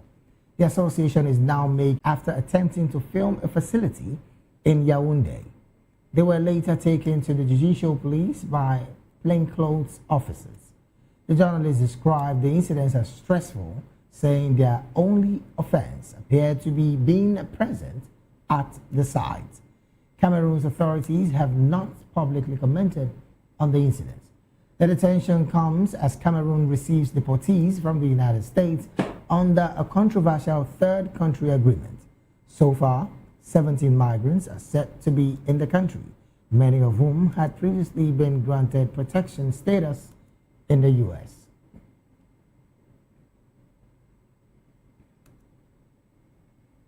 Moving on, drought is once again tightening its grip in northern Kenya, deepening hunger across several counties. Aid agencies say funding cuts are forcing them to scale back food distribution at a time when needs are rising. In Turkana County, families say failed rains have wiped out livestock and livelihood. Many are surviving on wild fruits and limited food rations from humanitarian groups. The National Drought Management Authority warns that worsening dry conditions could threaten food security and water access in at least 9 counties. Officials also fear increased competition for scarce resource could fuel conflict. The World Food Programme say more than 300,000 persons in Turkana alone needs assistance, but support may soon run out. The crisis is part of a wider emergency across the Horn of Africa, where millions are facing severe hunger.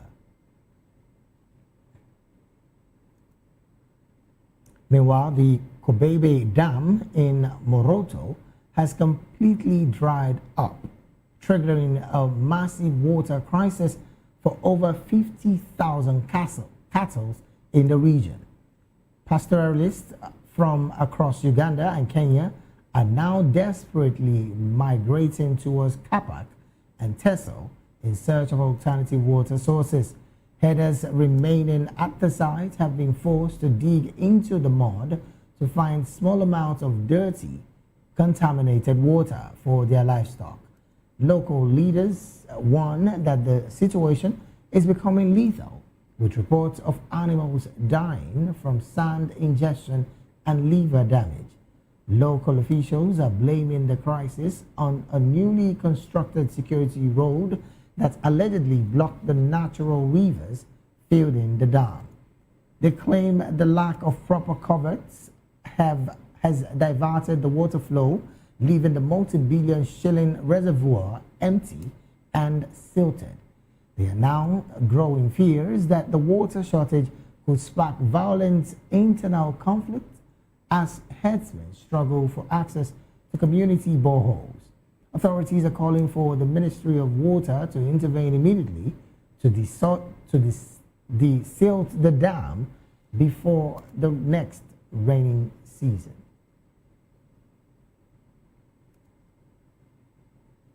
And in Zimbabwe, the youngest son of former Zimbabwean President Robert Mugabe is in police custody in South Africa. He is being questioned following the shooting of a gardener at the family's home in Johannesburg. Police say two women aged 33 and 24 were taken in for questioning as part of an attempted murder investigation. Authorities have not officially named the suspect. South African media, however, reports that one of those detained is Bellarmine Chatunga Mugabe. Images circulating online show a man believed to be him in handcuffs. The gardener was shot at the residence in an upscale suburb north of Johannesburg and remains in critical condition. Police say investigations are ongoing as they work to determine what led to the shooting.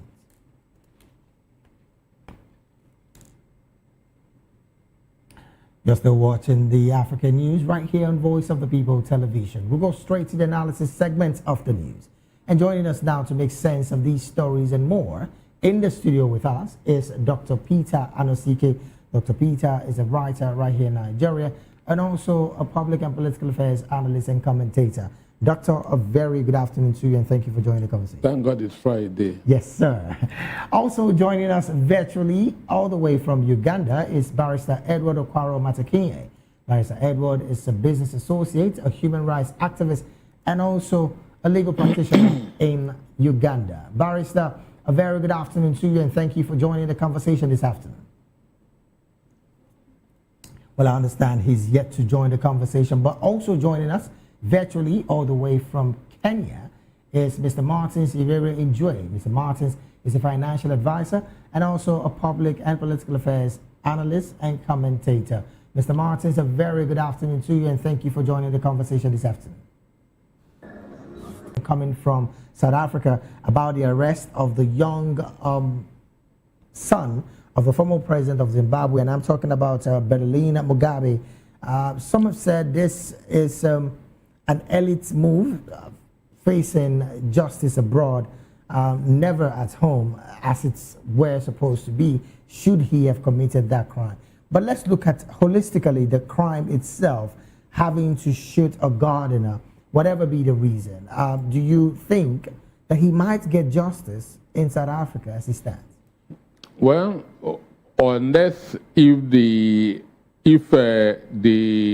South African government want to be sympathetic to him based on his father. Okay. Because Ramaphosa and Mugabe were both in the trenches those days when they were fighting for independence. Understand? You know,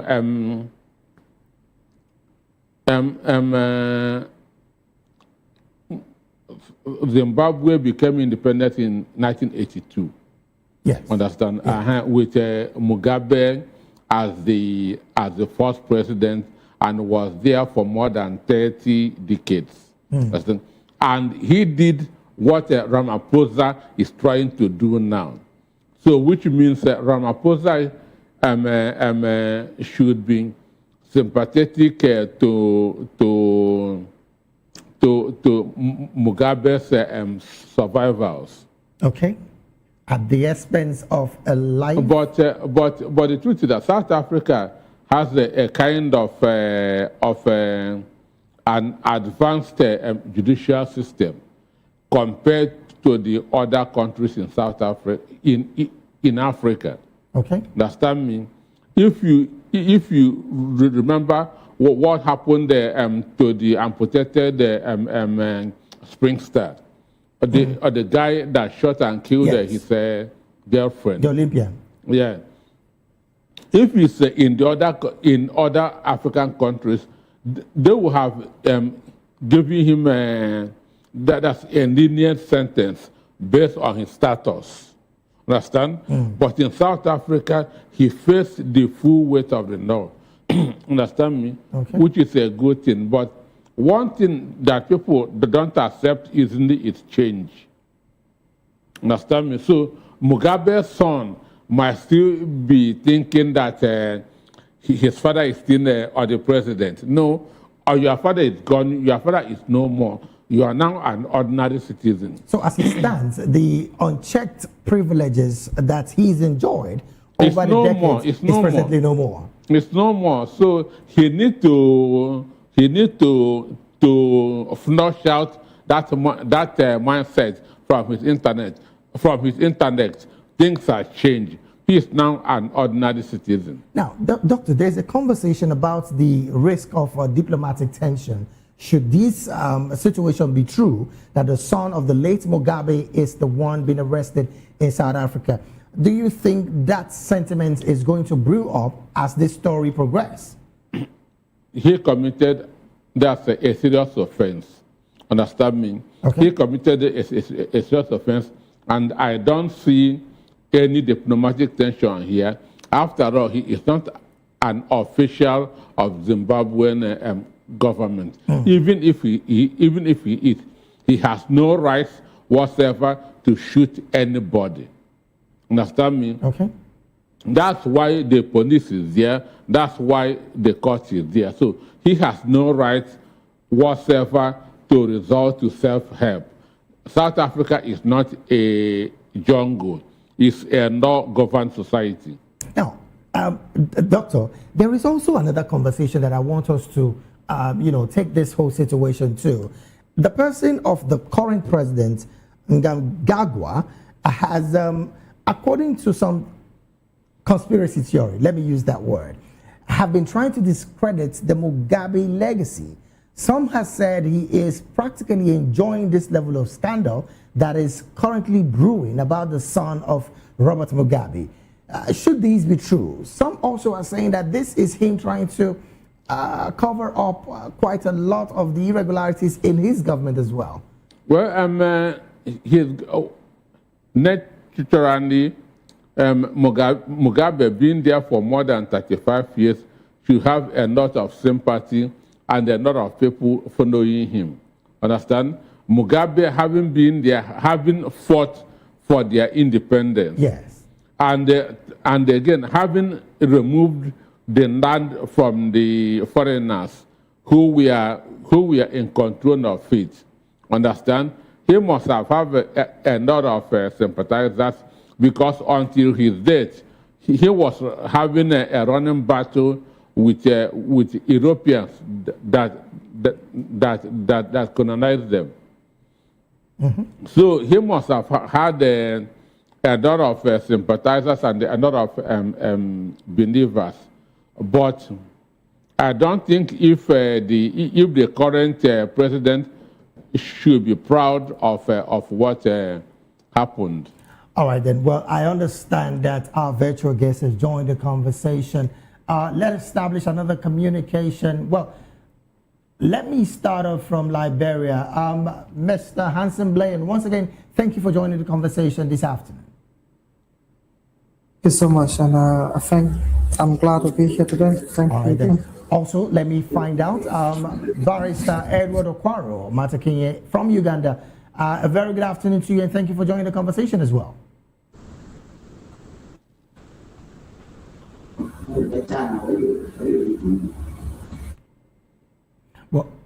Well, while we still wait for Barrister Edward, let me start off from a media person.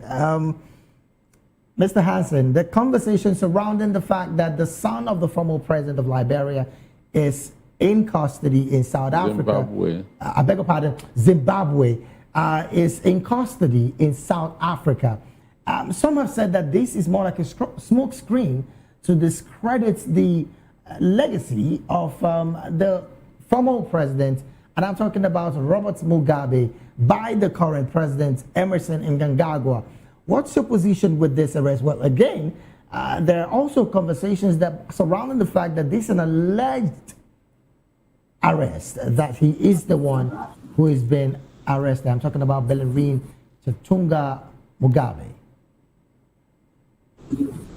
Oh, thank you so much. And I think when it comes to conversation relative to the law, it must take its actions regarding who is involved.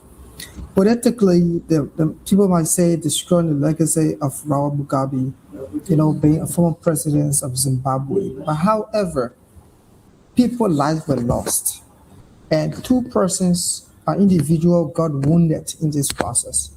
So what I want the people of that nations to do is to await the police investigation, because if you fail to investigate, then ex-president family will continue to create atrocity. Regardless of your father was a president, you are now ordinary citizens. You have to behave and respect the rule of law and the dignity of lives of people. However, I think people are going to understand that he attempted to kill a person, and the rule of law must take its course. All right, then. So Africa is a nation that is governed by law, and therefore the law is applicable to every citizen, including those who are even their neighbor. So the ex-president's son is subject to investigation, and if he's found guilty, he should bear the consequences, so that he can serve as a deterrent to other officials and the children across Africa and the world. All right, then. Well, let me take this conversation to Kenya, where Mr. Martin Siriri Njue is joining us right now. Well, Mr. Martin, as a financial advisor, some have said that the president, I'm talking about the president of Zimbabwe presently, Mr. Emerson Mnangagwa, distancing himself is a clear indication that, yes, there is some level of investor confidence that might be coming in for him, owing to the fact that he's distancing himself from this situation. Is this what is maybe coming to play? Because Mr. Emerson is also looking for how best to help consolidate power as it stands in Zimbabwe. Thank you, Mr. David and my colleagues on the studio. Yeah, basically there is a statement that goes that ignorance of the law has no defense. Later or sooner, the law will catch up with you or the offender. So in this case, people in power thought that power will protect them always, but that is not true. When you ignore the law, it doesn't matter the situation. Right now, if he was in his own country, which is Zimbabwe, maybe the government could be lenient on the judgment. But now understanding the judicial system of South Africa, it has traversed more of the country in Africa. And hence, this son of the former president, being in such situation where he is compromised of such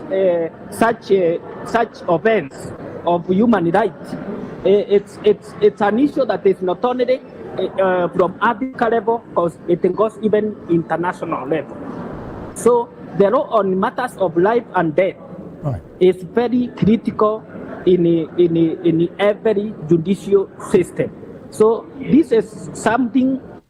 This is an offense that is should be under scrutiny, and when he found culpable, he should face the law without any leniency of the system. All right, then. Well, let me stay with you on this same, not this same conversation, on another conversation, because we hear that a major drought, well, I call it major because that is what is happening more around the East African axis. Drought is once again tightening its grip around the northern part of Kenya as we speak, because, of course, it's deepening hunger across several counties in that particular area. Well, from your position, tell us, as one who resides in Kenya, what's the situation as concerning the level of drought that has been experienced, not just in Kenya now, because we also understand Uganda is also facing the same situation of little or no rains, which again is affecting farmers and of course results from the farmlands. Thank you, Mr. David. We have to understand drought and the famine is one of the giants in the room of Africa across entire countries of Africa. However, regardless of drought and famine, when it rains, what do we do with that flooding? We have seen other countries whereby flooding has been a menace. What are we doing when it rains? Secondly, I understand the financial system of every country.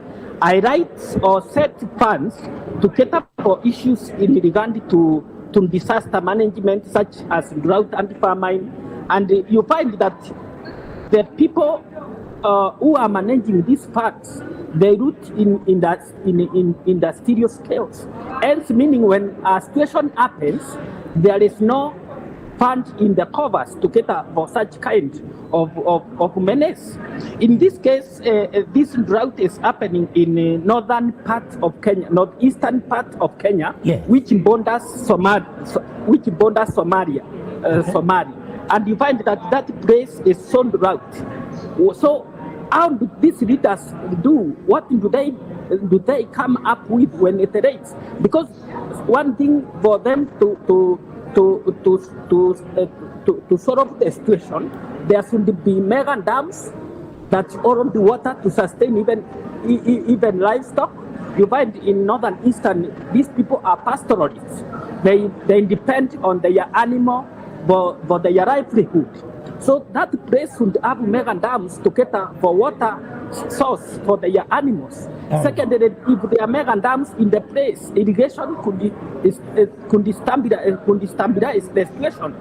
But we find routing of public funds has been a menace in our country, and you find that area of northern eastern, the allocation of government fund is around $500 million in one financial year. But you find there is no infrastructure in that region, so even road network has been an issue. So to access even those areas where the UN and the humanitarian ends are being taken there, you find there are no road networks. So we need these leaders to address the situation as far as drought and famine is one of the issues that is happening in the current state of life and affairs. All right, then. Thank you so very much, Mr. Martins, for that submission. Of course, first-hand information about the situation around the north part of Kenya. Let me take this conversation back to Liberia. Well, Hansen, interestingly, this is a conversation that is quite critical because lives are at risk here. I mean, Mr. Martins a couple of minutes ago just said over $500 million have been earmarked in that situation. In fact, I have it on good authority that the government has consistently been budgeting funds for that particular area.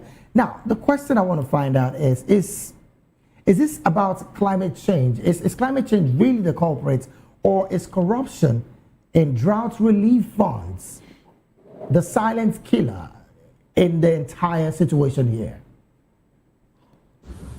So thank you for such a brilliant questions.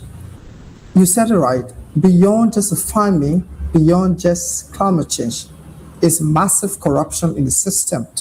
The system is not willing to allow the process to operate, because the money is there. You build this infrastructure and allow the infrastructure to function and serve its people. But meanwhile, there are people who they are pocketing the money, taking it for their personal use, and diverting little of the fund for the needs of the people. In actual sense, there's a huge number on the paper, but the reality is what is happening on ground is totally different. I believe there is farming. We believe there's climate change, flooding. But that's the reasons people build infrastructure to prevent this time. And Africa is not learning. It's not learning from Europe, from other African, from other countries. Instead, we wait for the conflict, for the situations to hit us high before we want to find a way to prevent it. Why it's late? You know there is farming that's happening second part of this year. Why not you prevent it by implementing various measures that will help agricultural farmers to preserve and protect their livestock? But yet then you wait for it to be destroyed before you want to budget it. Wow. I think there's massive corruption that is fighting the system because individuals want to pocket the country money. At the end, they want to leave it on a natural disaster that will help them to get more richer. And it's not helping. At the end, our people struggle, actual poverty, and the country really seeing after decade of decade. So I agree with my colleague. The issue here is corruption. There is farming, yes. There is farming, yes. But what are we doing to prevent it? No strategy. The research has been talking about individuals. Huge question here. Let me bring it back to the studio. Doctor, it's a very, very, very painful situation because lives are almost at the risk of being lost. In fact, some are already trying to move away from their ancestral home to some other place safe just to get water to drink. Now, questions have been raised about the over-reliance on foreign aid by most African leaders. I mean, just a couple of hours ago, I read in the media news how the Minister for the Coordinating Economy of Nigeria, Wale Edun, clearly saying that the economy is becoming something that we need to be critically careful of, particularly in the part of funding and borrowing. Now, Donald Trump is presently speaking America first. Is this over-reliance on foreign aid a clear indication that there is no sustainable plan on the part of African leadership, not just Kenya, because this is not about Kenya alone. Uganda is facing the same droughts. It said in law that you can never give what you don't have. Israel is on a desert region. Yes. But Israel always has surplus of water. So the question there is technology. What is Israel doing that East African countries are not doing? Understand me? So if you don't have the technology to bring out water, you go and you learn it. Okay, $500 million was approved. Even though there's a very big difference between what was approved and what was released. Right. But I'm sure that $100 million can give them the technology that Israel is using to be getting water all year round. Then why don't you go there and study it? Understand me? Why don't you go there and study it so that you can have the knowledge? One, there's climate change. Right. The world is becoming hotter than before. Even the Arctic region is melting. That shows you the hotness of the world. So we are going to be experiencing more dryness than ever. Okay. So the in now, go and get that technology so that you can be getting water all year round. Because water is one of the most needs of human being. Even if you don't, you can stay without food for the whole week, but you cannot stay without water for the whole week, which means water should be more important than food. Focus on the primary needs of human beings. Understand me? As a government, if you cannot do that, you cannot survive. So for every country in the world is experiencing financial difficulties, even the United States. Things are no more as it used to be. Okay. America has not recovered from the recession of 2008. The impact is still there. That is why even the war that Donald Trump is, I want to use that war, that war with the parenthesis. Yes. Donald Trump is a peacemaker. Understand me? But what he is fighting is to make sure that his people are protected. Even the Greenland that he said that he wants to be part of America is because of security reasons. So leaders are making sure that their people are comfortable. Understand me? Okay. And if you are not satisfied, they say that charity should always begin at home. America will want to give to their citizens first before giving to other countries. Since it is America first, it should be Kenya first, it should be Nigeria first, it should be Uganda first. Now, Doctor, sorry to cut you here. Why is African leadership not carefully looking at climate-smart agriculture rather than this dependence on the, of course, rain-fed agriculture that we're used to having, as always? That shows you that we are not growing up. We are not moving with the time. This 15th century agricultural system is what is being practiced up to now in most of the African countries. That's why I say that South Africa will not survive if they force the Europeans who are the farmers there, because the locals don't have the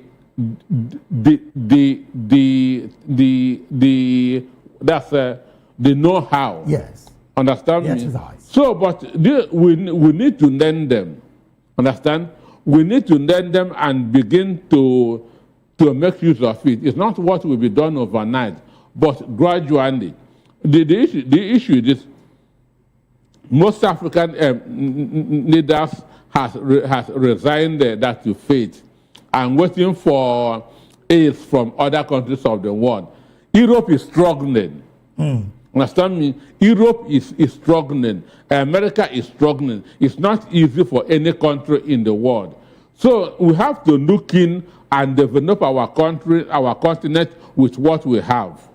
Huge statement there, because if I would say 2023, Netherlands were about the highest receivers of funds from agricultural produce, and I can say Netherlands is not as big by landmass as compared to Benue State. Check Singapore.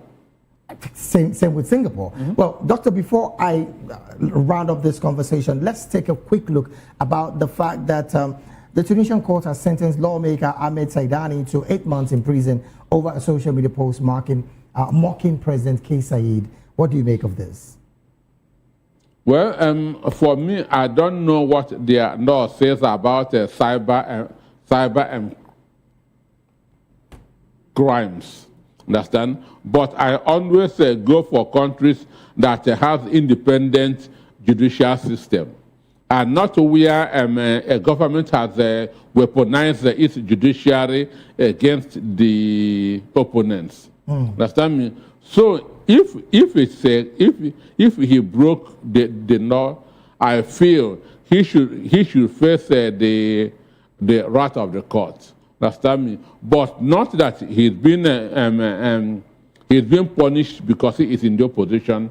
I don't go for such. Well, before I jump to another guest, some say that this conviction that Ahmed Saidani has been convicted of is more like a proof that Tunisia is going back to the Ben Ali style of authoritarianism. What's your position? And what happened to Ben Ali will also happen to him. It's just a matter of time. That's a very direct answer there. Well, let me take this conversation to Kenya before I go to the media person. Well, Mr. Martins, interestingly as it stands, some say this is about having to gag the opposition, but international powers really complicit in Said's crackdown, Because it's not about, Saidan is not about the only person that has been arrested and been given sentence to this level. Let's also face it. This is the man that has closed down the parliament and is working with his own law. What's the position with this? Quickly, because of our time. Maybe in 1 minute. I think what is happening across the Africa is to silence the social media. And I have seen that there is aggression in the states to implement cyber and the crime law, so that those who are critics of the government should face the law. I understand that this is unfair. If you are in a position of leadership, expect criticism. We have found that even Barack Obama, the man who was admired globally, this man was facing critics. When you are in a leadership position, critics is an avenue to engage or to scrutinize if you are powerful to deliver to the public need. So this issue of cybercrime, you find it is not even a crime as per se. It is just critics that they don't want to be in a scrutiny system.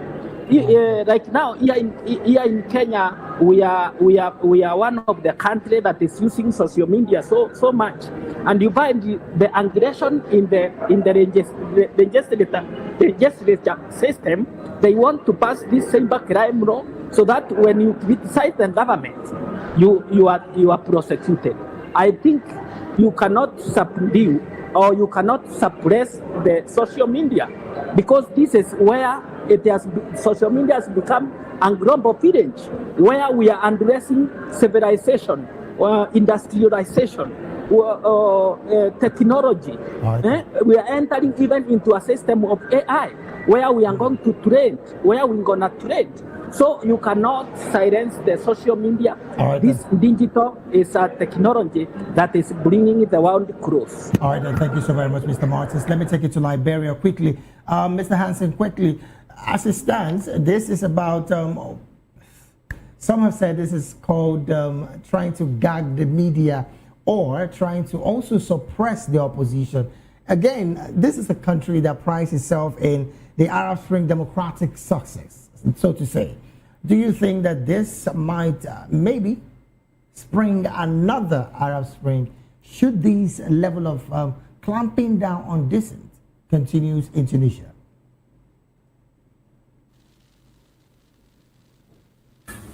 You know, with the proliferations of artificial intelligence, every country trying to find a way to have a law that govern the issue of content, because now people have to recognize fake from real thing.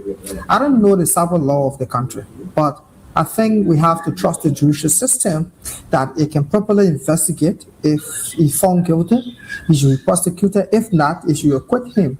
That can be an example. But I don't think I see as a way of beginning of sprinkling the Arab Spring. Even though we know there are existing conflict, inter-party rivalry, but it's not necessarily to cause issue relating to that extent. I think the law have to take its course and let the judiciary operate or function independent as a body to make decision on the matter. So I believe let the country give the judicial system the benefit of the doubt to give its opinions and findings. Thank you so much. Thank you so very much, Hansen Blaine. Doctor, before I let you go, the rule by decree since 2021 in Tunisia have been ongoing. Isn't that, and of course the dissolving of the parliament as well, isn't that something worrisome for a country that prides itself on that democratic setting of so long a time that people always relate with? Decree is not democracy. Decree is a militocracy. That's government of the army. So running a civilian government with decree is deception. Understand me? It is deception. So Tunisia cannot pride itself on being a democratic country while it is being ruled That's with a decree. All right, then, because of our time, this is where we have to draw anchor on the analysis segment of the African News. I want to say a big thank you to Dr. Peter Anosike, a novel writer here in Nigeria and also a public and political affairs analyst and commentator. Thank you so very much, Doctor, for being here. Thank you for having me. Also, big thank you to media and communication experts, Hanson Blayan, all the way from Liberia. Thank you so very much for being here as well. And also want to say a big thank you to Mr. Martin Sirere Njue, public and political affairs analyst and commentator, financial advisor, and the CEO of Wealthgate Insurance Agency in Nairobi. Thank you so very much for being here as well. Thank you for having me, sir. We'll take a very short break right now. When we return, business and sports of the African News will be up next. Please stay with us.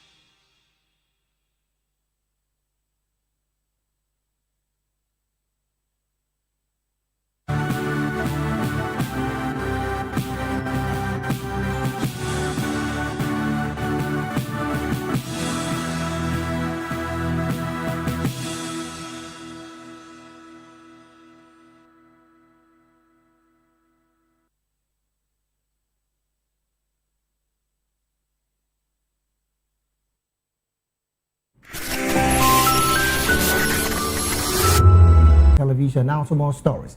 The streets of Uvira are falling silent as the closure of the Burundi border brings the local economy to a grinding halt. What used to be a bustling hub for traders has turned into a ghost town since the gates were blocked back in December. It's not just about business, it's a matter of life and death for many families who rely on medical care in nearby Bujumbura. Local merchants say they're struggling to even put food on the table as the supply chain remains completely severed. Parents are also caught in the middle of this standoff, with many children unable to return home from school after fleeing recent fights. These families are effectively split in two, waiting on a political solution that feels further away every other day. While security remains the top priority for officials, civil society groups are calling for a balance that doesn't push the local population. They're urging both governments to sit down and find a way to let trade and people flow safely once again.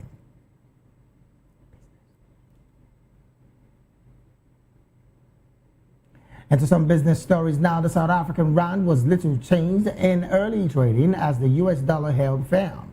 Investors are closely watching upcoming US inflation data for clues on the Federal Reserve's next move. The dollar climbed to a near 1 month high against major currencies, putting pressure on emerging market units. Analysts say the rand has struggled this week amid a rising global uncertainty. Tensions between the United States and Iran have also unsettled markets. Oil prices edged higher on fears that supply disruption could fuel inflation and affect interest rates. Meanwhile, South Africa's main stock index gained in early trade, while government bond yields eased slightly. Market participants say global factors are currently driving most of the movement. Still talking business, President Joseph Boakai has submitted a bill to the Liberian House of Representatives aimed at strengthening the Liberia Agriculture Commodity Regulatory Authority. The legislation seeks to expand LACRA's mandate, offer fiscal incentives, and attract private sector investments in agriculture. The bill proposed amendments to the 2016 LACRA Act, including a new subsection to revise fiscal privilege and provide investment incentives for local and foreign investors in the country. Supporters argue that this could boost production of key commodities such as cocoa, coffee, oil palm, and rice. Opposition lawmakers, however, warned that giving LACRA the power to provide incentives could shift authority away from the legislature. They insist that the agency should focus on regulation, quality control, and ensuring agricultural products meet international standards. The bill has been referred to the Joint Committee on Agriculture and Judiciary for review. Officials say consultation with stakeholders will ensure that private sector participation grows without compromising regulatory oversight, transparency, or accountability. And to wrap up the Africa news, we go talking sports. A Moroccan court has sentenced 19 soccer fans to prison following chaos at the African Cup of Nations final. The fans, including 18 Senegalese and 1 French national, face charges of violence and damaging sporting facilities. 11 of the defendants received 1-year sentences, while others were given 6 months or 3 months in jail with fines. 1 fan fainted at the verdict, and lawyers say they plan to appeal. The unrest erupted after a late penalty for host Morocco during the final, which Senegal won 1-0. Supporters threw chairs onto the field, clashed with stewards, and cost nearly $500,000 in damage. The incidents also triggered diplomatic attention, with Senegalese and French officials attending the trials. Both nation leaders have since worked to maintain bilateral ties, including signing investment agreements after the match.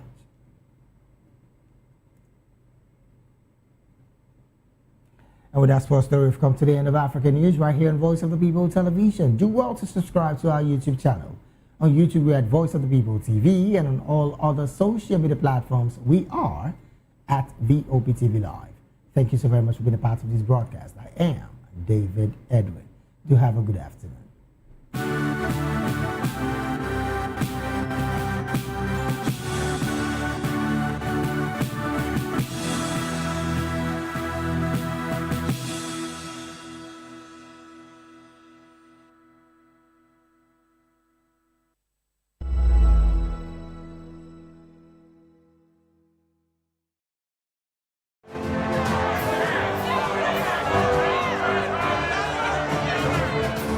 Do you want your voice to be heard?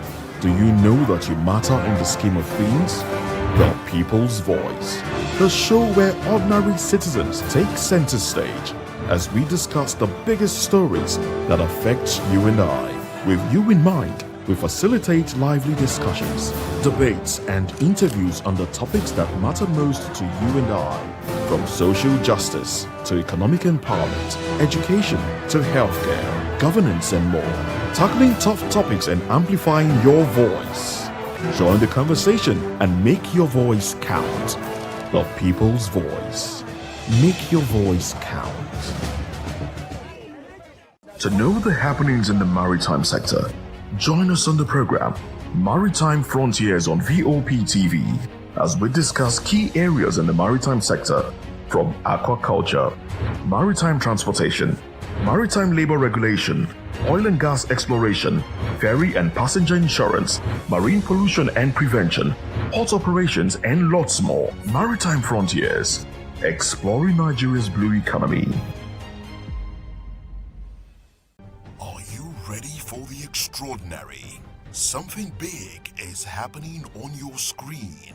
Introducing VOP TV.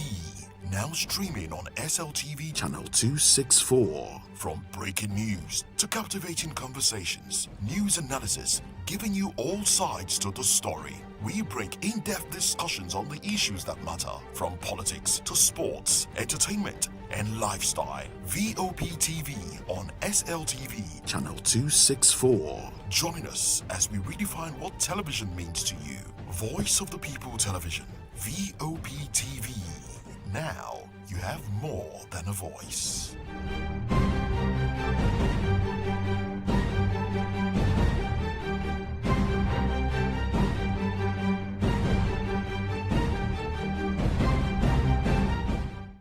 This is African News on Voice of the People Television, where we don't just bring you the news, we bring you Africa's heartbeat, the policies that shapes our world, and the economy that determines our future.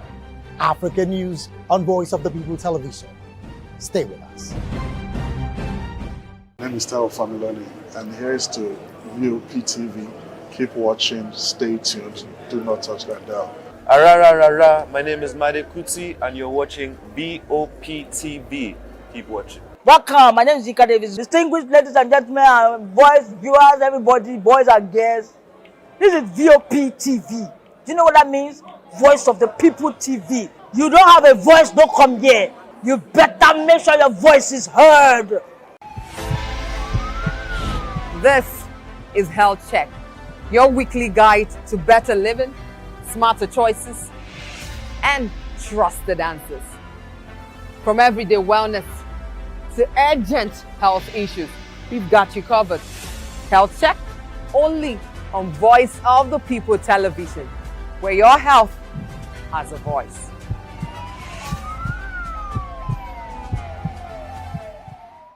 We encourage you to click on the like button and subscribe to our YouTube channel. We are Voice of the People TV. Also follow us on all our social media platforms. We are at VOPTV Live. Visit our website www.vop.ng for fresh and trending news. Also watch us live on SLTV channel 264. VOPTV, Voice of the People Television.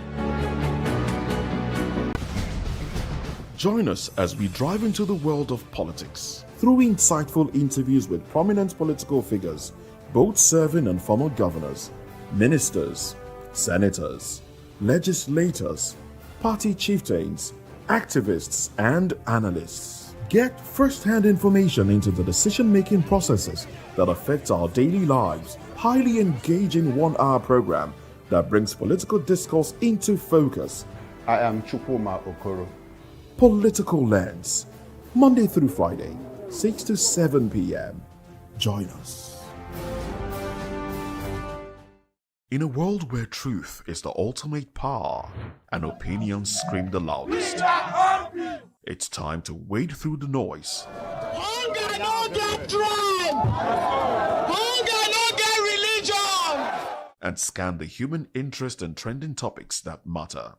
Stay tuned to The Issues, your plug to the stories making the buzz, from politics to science and technology, social justice, and more. Let's tackle the tough questions and expose the truth. The Issues, on Voice of the People television, Mondays to Fridays, 8 to 9 p.m. The Issues. Don't just react, understand. In a world where power shifts with every headline. In a nation full of questions. In a world filled with noise, the truth needs a voice. The policies that shapes our world and the economy that determines our future. Every hour, every day, the grapevine keeps buzzing. And together, we are committed to telling the stories that shape our world, because your voice is our focus. Don't forget, our voice matters the most. Let us come together and share our concerns.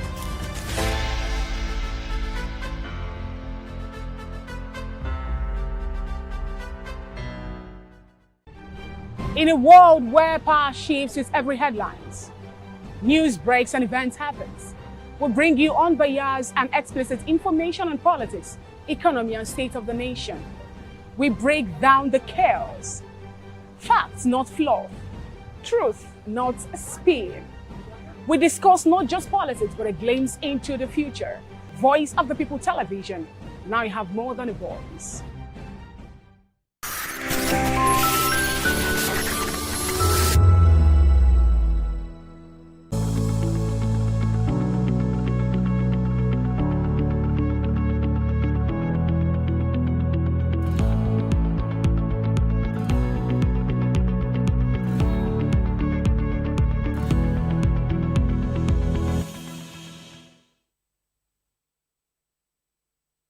Hello, welcome to Health Check on Voice of the People television. I am your host, Praise Peters, and today we are going to be talking about something really interesting.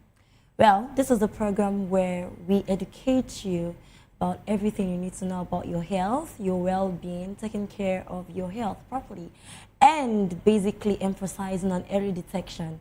But today we are doing something quite different, and you'd find out. So today we're going to be asking seemingly uncomfortable questions, you know, asking questions about your drugs, literally your medicines. I don't know if it's just me, but have you ever swallowed a tablet and just wondered, how would this tablet locate the particular aspect of my body that needs to be healed? Okay, I'm swallowing a drug and I'm having leg pain. How do I know that this drug will go to the leg and heal the pain?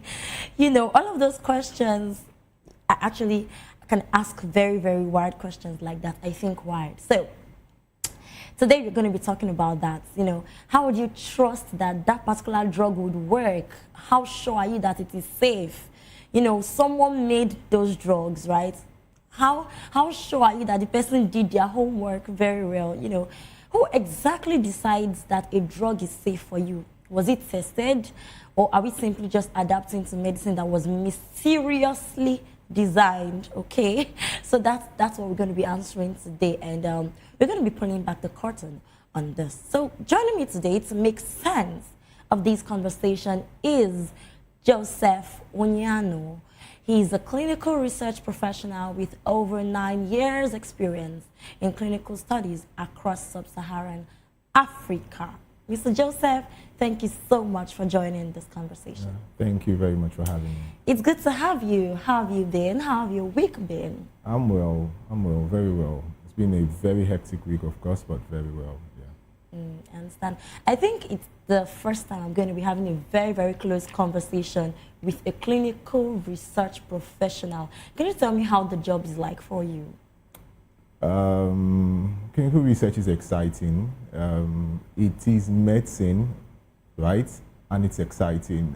So it is that process that helps you understand the drug testing, the drug development process, to the point where humans get to use the drugs, to the point where it gets into the market. So that's the clinical research or clinical trials journey for you. So can we call you a pharmacist? No, I am not. Okay, so what's the difference?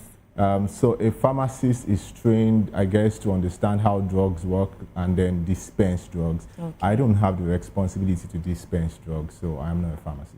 Okay. So what you basically do is research on the drug to give and all of that, right? To understand that the drugs are safe and then you have the right dosage, efficacy, and all of that. Yeah, that process is clinical trial. Okay, amazing. All right, so you're going to be starting on a lighter note on this conversation. So here we go. So if I walk into a pharmacy today and decide to buy malaria medication, right, and I'm holding this drug, how many years of work am I holding in my hand? Interesting. So every medication or every drug, as it were, goes through an average of 10, 15, if not 20 years of research, from the bench work to the trial phase to the marketing and the post-marketing phase. It takes about 15, 20 years. Clinical trials is very capital intensive. You know, it runs into millions, if not billions of dollars. Wow. To get that one medication that you are holding in your hands. Can you just summarize the process? So it starts with the bench work. You identify a molecule of interest and then you bring it into clinical trials, the phase 1 trials, for instance, where we try to understand if that molecule is safe. So you test for safety in a very little population, say under 100, 50 to 100, and then phase 2, you try to understand efficacy, whether the medication is working in a population of about 300, 200, 300 or thereabout. And then when you get a good result at that phase, then you transit into the third phase where you have a larger population across different regions or different areas, because so you are not just testing in, say, Europe, you want to go into Africa, you want to go into Asia, different individuals, to ensure that the medication is safe, it produces the right effects that you want it to produce, you know. So that is the process for trials before you get an approval, and then you then get the approval to get into the market. Amazing. This is really interesting. So in the process of, testing these drugs and everything for it to go to the market, is it possible that a particular process fails, and what happens when that happens? So a lot of drugs start from the bench, get into phase 1 and ends there, right? So it could get into phase 2 and end there. It could get into phase 3 and end there. It could get into the market, and for some reason something is identified, there's a safety concern, and it is recalled. So the fact that it started and it goes through the first 2 or first 3 phases doesn't mean that you're all clear, right? It could stop at some point. What factors could make it stop? Safety, of course. So for clinical trials, the goal is the rights, the welfare, the well-being of the patient is critical. Safety is critical. We do not want to test medication and end up risking a person's life, right? So safety is critical. So if at any point there's a reason to doubt or think that something is not working or that it's going to cause harm to the patient, definitely you pull the plug on it. The regulators pull the plug on it. Okay. So I'm quite curious now. In the process of testing these drugs, do you start to test with actual humans?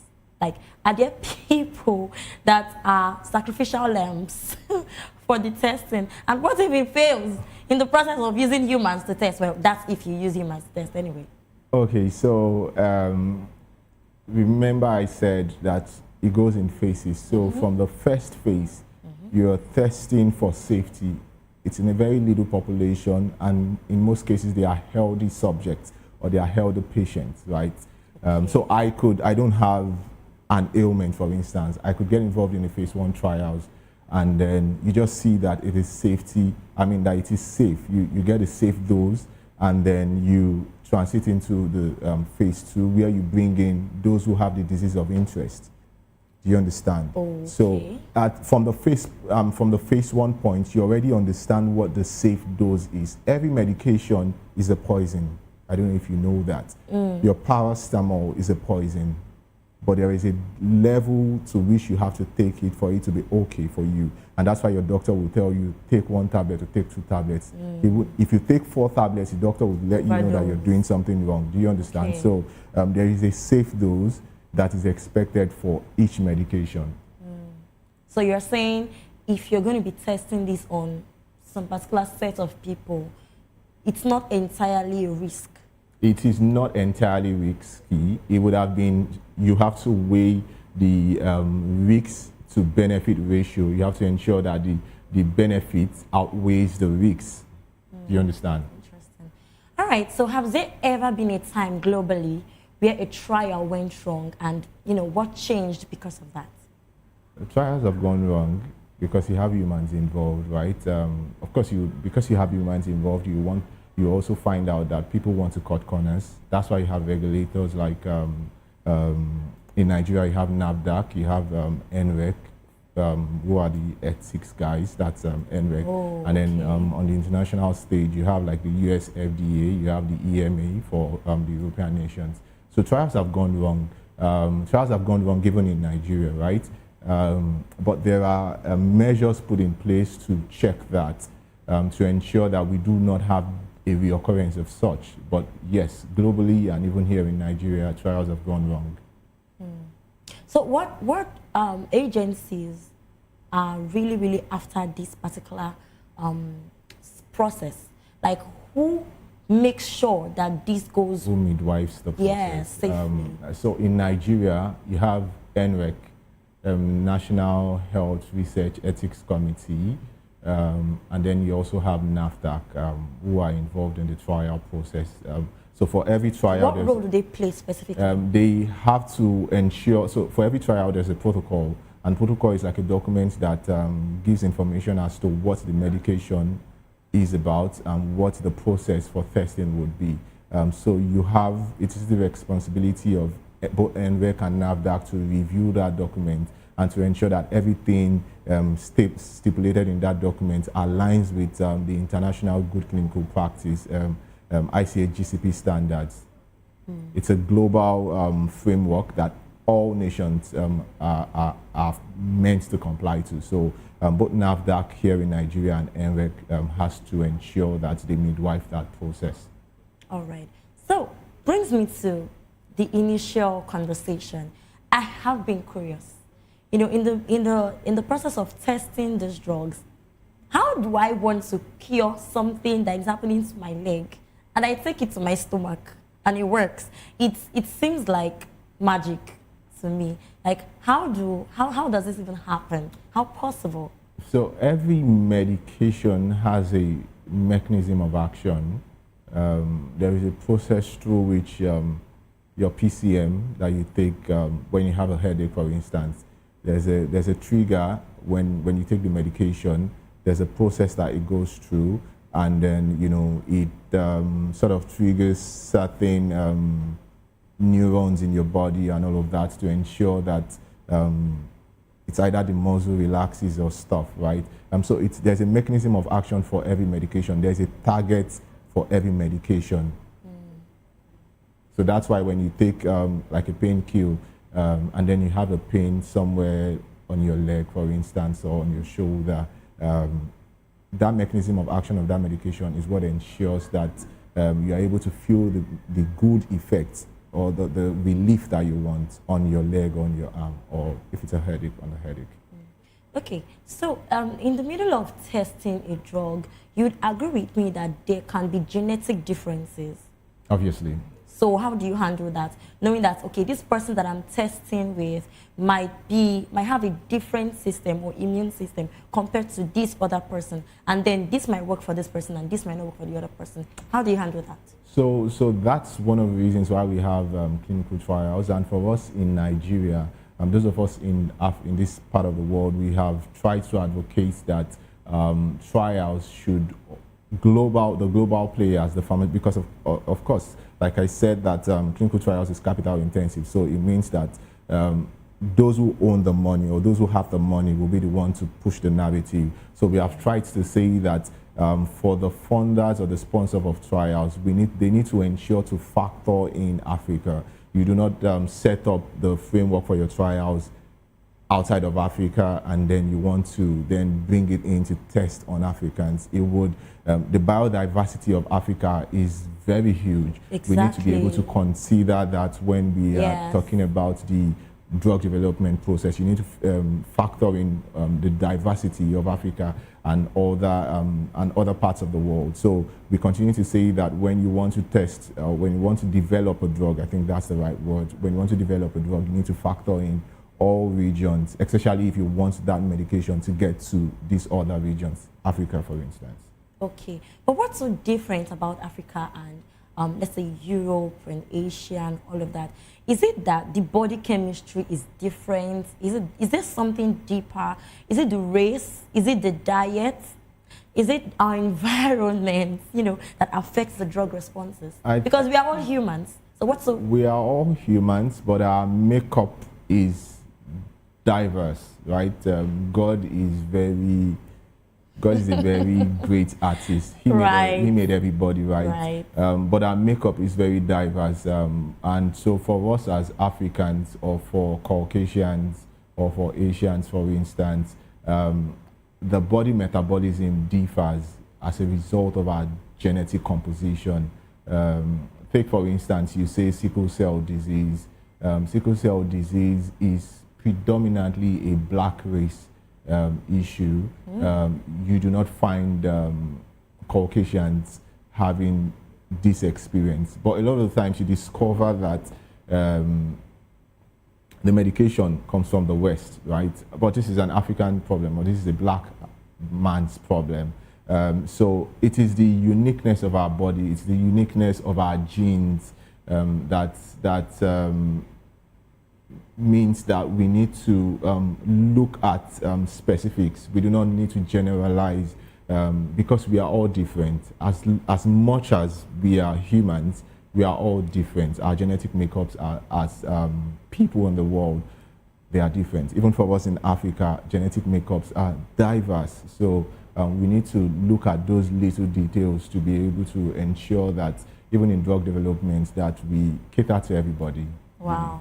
So literally your job is basically about paying attention to details, or else something little can just make it all go wrong. Well, my job in the clinical research, so I work with a clinical research organization, Exim Research, and then what we do is help the pharma guys or help the sponsors, the study sponsors, midwife the process for their trial. So managing the projects, managing the studies for them end to end, right? And so we have to ensure that we, even though it's laid out in the books, right, to for the medical professionals, the principal investigators in this case, to carry out the study, somebody needs to check what's been done. Somebody needs to midwife that process. So while NAFDAC or NREC in Nigeria would try to vet the protocol document and whatever that you have stated that you want to do, somebody needs to be on ground to monitor that process when the actual trial starts at the site. Now the site, I mean the research facility or the hospitals. You know, I think, thinking about it now, I think I've actually been a part of a clinical trial before. Okay. How? So I was at a hospital. It was a general hospital, okay. A federal hospital, and I had finished taking my own, medication. I've seen the counselor and everything, and I was about going home, and they just came and were like, "Oh, we're sorry. We'd like to, take your blood sample. We are developing a drug," and like, honestly, I was scared. I was like, "You people want to use me? What if something goes wrong and all that?" So let's say some people might even want to, participate in this, and while some others would feel like it's risky. What will happen to me? What if? Because to be very honest, when they were drawing on my blood, I agreed. I was scared. I was like, "You want to finish my blood?" So I was really, really, how do I put it? I was really skeptical about it. So how would you assure people that might want to go through with clinical trials that it is safe for them? Okay, so trials are safe. Trials are very safe. Now this is it. For you to get involved in any trial, there is a consenting process. There's something we call the informed consent process, and that process requires that everything about the trials, both the risks, if there are, because of course medications might have side effects. So exactly. Both the risks and the benefit of participating needs to be clearly stated in the language that you understand. So if you don't understand English, that document cannot be in English language. The communication cannot be in English language. It has to be in a language that you understand. That's the first step. And then when you get to the point of understanding what it is, you have the prerogative to get your doctor to check whatever is being said, right? In fact, we encourage a lot of the times that there are follow-ups. Yeah, that the follow-ups your doctor need to be aware. And then usually when you are involved in any trial, there is consistent follow-up. There is one thing a trial gives to you, and one of the benefits really is that you have easy access to medical treatments, medical facilities. Really? So in a way we can be compensated? Yes, I guess that's compensation. It means that you have easy access because you're on the trial, so somebody needs to be responsible for you. There is a doctor and a medical team that is available at your beck and call. So it isn't, I mean, the trial team or the monitoring team will ensure that you are catered for, your medical needs are catered for. Somebody needs to listen to you at every point in time. And so even if you have a personal doctor, for instance, your doctor also needs to be aware that you're in this process. Well, that's really interesting. You said something about, the black race, how unique we are and everything. I think I have heard of multiple instances where blood pressure medications seem less effective in black population. So what would you say about that?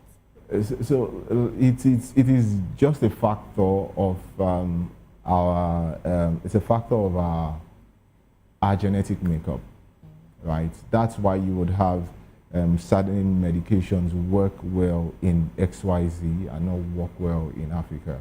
And that's why we continue to say that when you are developing this drug, you need to ensure that you factor in Africa. You have to factor in Africa. If you know that at the end or at the long run you want the medication to get to Africa, you need to factor Africa in the design process for that trial.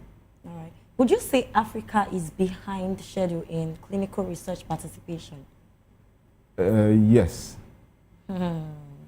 Africa is behind because generally speaking, statistics would show that I think less than 10% of global trials happen in Africa. Of course, the funding for trials do not come from Africa, so it probably just tells you why that would be the case. And then you find out that, a lot of African medics are doing things in silos. Everybody's doing their thing, you're doing your thing. That's why some persons would come up and say that, oh, I found a cure for AIDS, and then it seems to have just stayed there. Exactly. Maybe one patient benefited. We don't know if it's real, but even if it's real, very little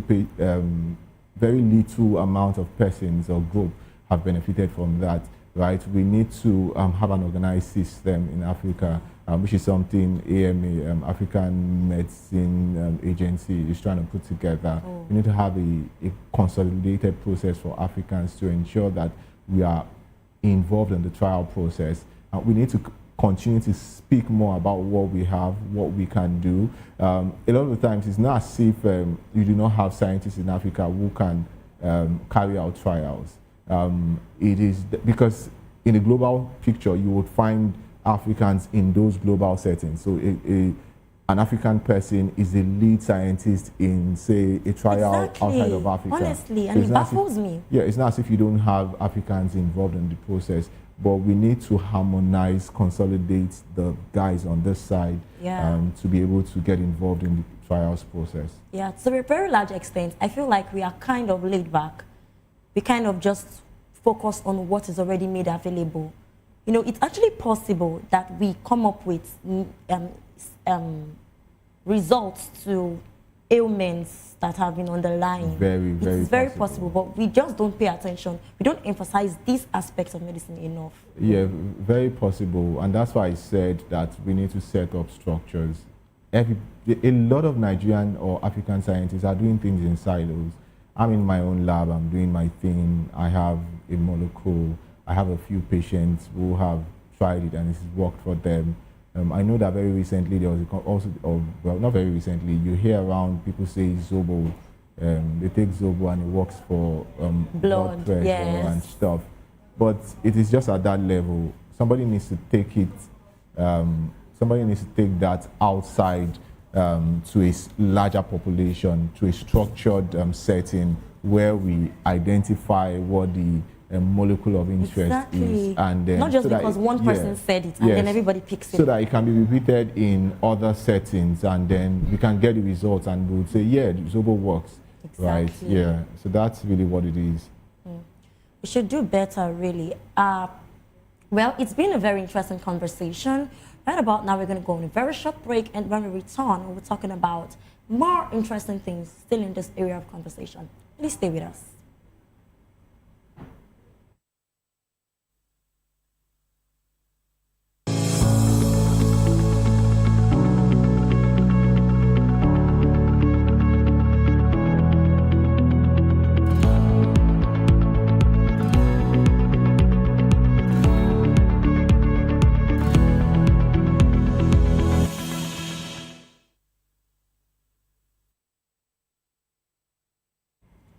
All right, welcome back. This is still Health Check on Voice of the People Television. Well, I'm still joined with Joseph Onyano, who is a clinical research professional, and he has been shining the lights towards the fact that, you know, the development of drugs is very, very possible in Africa, and really we should do better in that. We should really focus on this aspect of medicine, because I feel like it's going to do us good even in Africa and in the country. So let's talk about drug development now, the expenses.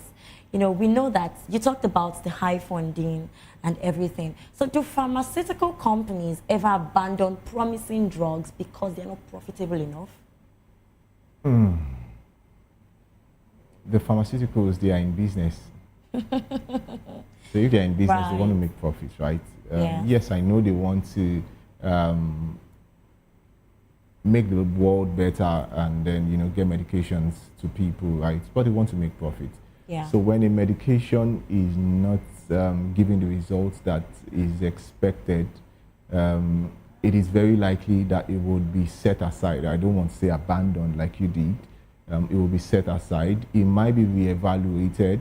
In some cases, you discover that the proprietary rights to such molecule might be taken over by some other farmer, and then that farmer begins to set things right and get that medication into market. You know, so it's very possible. There is this, so Viagra, everybody knows Viagra, right? You know that Viagra was initially designed to cater to pain for people with hypertension and all of that. But at some point it was discovered that it had a side effect for erection, and that was how Viagra became Viagra. So the initial design was not for what it is now, it was for pain. So you might say that that is abandoning, but that's not what it is. That's maybe seeing something different and then you go a different route compared to what the initial plan was. All right, so you talked about a drug being, you know, approved in Africa, in Europe, and then it gets, so in your experience, with your experience, would you say Nigeria automatically trusts an approval that has come from, you know, America and all that? Because you and I know that they said the cure for sickle cell anemia, bone marrow transplants has been made available. Very expensive. Yes. So it's been made available and it was tested there. So do you think that while it is brought to Nigeria, we also independently review ours to make sure that it works for us as well? So bone marrow transplants is a good therapy for SCD, and it is working in Nigeria. In fact, it's so there's I know they have a center in Lut. Yeah, Sickle Cell Foundation. Yeah, they have a center in Lut, and it is actively being deployed there. I know it is expensive, right? So of course it is expensive. Yeah. But the bone marrow transplant is working for sickle cell warriors in this part of the world, in Africa, in Nigeria.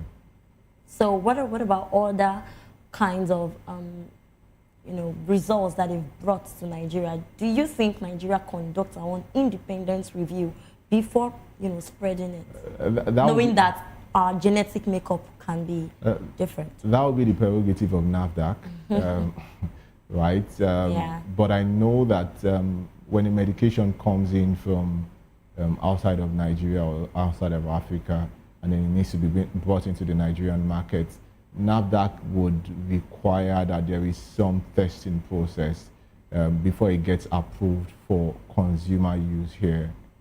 So yeah, there has to be. All right, you talked about the number of years that goes into development of drugs and until it goes to the market and all of that. And you talked about how it takes about 10, 15 years, right? But if we can take it a little backward, we would notice that during COVID-19, right, vaccines were developed really fast. I'm curious, you know, it was at record speed. You know, people got skeptical. I got skeptical that something developed this fast. Is it really safe? And to be honest, I think at some points they made it compulsory. But some people were still skeptical about taking it because how did the vaccine come up just so fast, right? So how can a process that normally takes 10 to 15 years suddenly happen in under 2 years? I mean, what's changed? Is it can the urgency speed up things, or is it just science? I think that the COVID case was a very unique one. It was a threat to our existence. Yeah. So a lot of work was put into that. A lot of man hours went into that process. Yes, we've heard so many very funny things. But scientists did the best that they could to speed up the process. Yeah, they did the best that they could to speed up the process because we needed to ensure that we could halt the deaths at that time. And so there was a need to ensure that we could do something very fast. The scientists who were involved, or those who were involved in that process, yes, they did their best to speed up that process, to expedite So it's actually even possible that lots of, ailments that we've been seeking solutions to can be expedited. Right. Yes and no. Okay, why yes and why no? Because I can't exactly say no when we look at the COVID case, right? That's why I said yes and no. So when there is a need, very likely it's a risk. So I agree with people who felt, who had this apprehension to taking the vaccines, but it was necessary at the time. Some of us took the vaccines, we are alive, right? Some of us took the vaccines, but we just believe that things were expedited to get to that point, and those who were responsible for it did the necessary checks to ensure that it was safe for people, and then just to halt the deaths and the issues that we're having at the time. I think kudos to you. I think you really do a good job in this line of profession. Thank you. All right, so I'm curious about herbal medicine. So does it go through the same level of testing and all of the process of pharmaceutical drugs? Unfortunately, no. Okay. And that is why it is not generally accepted, herbal medicines. It does not mean that it does not work, right? Because I think some herbal medicines are approved by NAFDAC. Yes, some herbal medicines are approved by NAFDAC. Yes. So it is just a recent development where you discover that NAFDAC is putting an eye into that trado medicine process because a lot of our people consume this medication, consume these herbs, and then we want to ensure that it is safe for them. So why you would find out that the herbal medicines are not generally accepted is, of course, because we need to replicate whatever you think you have done. We need to identify the active compound. We need to replicate it in several other regions. And so you discover that people take the herbal concoction. There is no dosage. Exactly. You just take. I think that's the dangerous The feeling, how I feel, I take. You understand? So we need to NAFDAC, or those who are the regulators, need to find a way to harmonize that process. There has to be a check. There has to be like a funneling process. It goes through that process, and then you identify the compound, and then you can say that, oh, this herb worked this way. I can mass produce using that compound in several other regions, and then individuals can use it, and you would have the same results that you had in your village, for instance, or in my village. Yeah. All right, I understand. So let's bring this home first, right? How has medical or clinical research changed HIV treatments in Nigeria? Maternal mortality rates, malaria survival, and I think cancer detection as well. Malarial survival, recently we had the malarial vaccine. I'm sure that went through some trial phase to see that we are able to identify and ensure that it is very safe for people. Cancer detection as well. There's a lot of technology that has gone into the detection and treatment of cancer. And so all of that process has gone through trials. It goes through trials. Honestly, because I think this cancer, this particular one, cancer it's a menace. Cancer is a problem it's ravaging, and we really are not seeing it. You go into the hospital. And once people get cancer for HIV. The antiretroviral drugs, while we have not exactly had a cure for HIV. I feel like this particular ailment has been quite you know, It's been for so long. I feel like there should be a treatment, you know, steady one at that. So maybe it has not been of interest to the farmers, right? Maybe that's, you know, that's a supposition, maybe. Okay. But remember, if you, I don't know if you know that, so a Nigerian professor of medicine one time had said that he had a cure for HIV. I want to believe it's a herbal concussion. I want to believe, I don't know. But he had that, or it was said that he had that, but it ended just there, right? That's why I said that we need to identify what exactly you have. There has to be a process for you to get it out to a larger population, or else it stays just in your facility, and then you say that you have treatment, but nobody benefits from it, really. Yeah, and sometimes these treatments might be available, but they're either too expensive or they are not really recognized in rural areas as well. Well, yeah. So accessibility also is key. Key. Yeah. The government also needs to help to ensure that the medications are easily accessible for our people. And affordable. Well, and affordable. Healthcare has to be affordable. Right. Because healthcare can be expensive. Very expensive. Well, let's just imagine that research suddenly stopped. What would the healthcare system look like in 10 years? Zero growth. I love that. I love that, really. So we have to emphasize that research is really important. Yeah, research is important. All right. So on a final note, for young Nigerians watching who are interested in science and in this field as well, what career opportunities exist in clinical research beyond being a doctor? Because we think that medicine is about being a doctor, being a surgeon, and I must confess that this line of, you know, profession is not rated, so rated. So what would you say about that? Well, I don't know what you mean by not rated. It's not as known as not as being known, a doctor and all of that. I remember that when I was trying to get into uni, I know I wanted to be a medical doctor, right? But somehow I ended up studying biotechnology. Clinical research was never something I knew about. So a lot of people do not even know about clinical research. In fact, I have been privileged to speak to young doctors in schools, and you discover that they do not know about clinical research. So I say to even professors of medicine, and I'm very humble about it, that the fact that you understand medical science is not a reason to think that you understand clinical research. They are two very different things, right?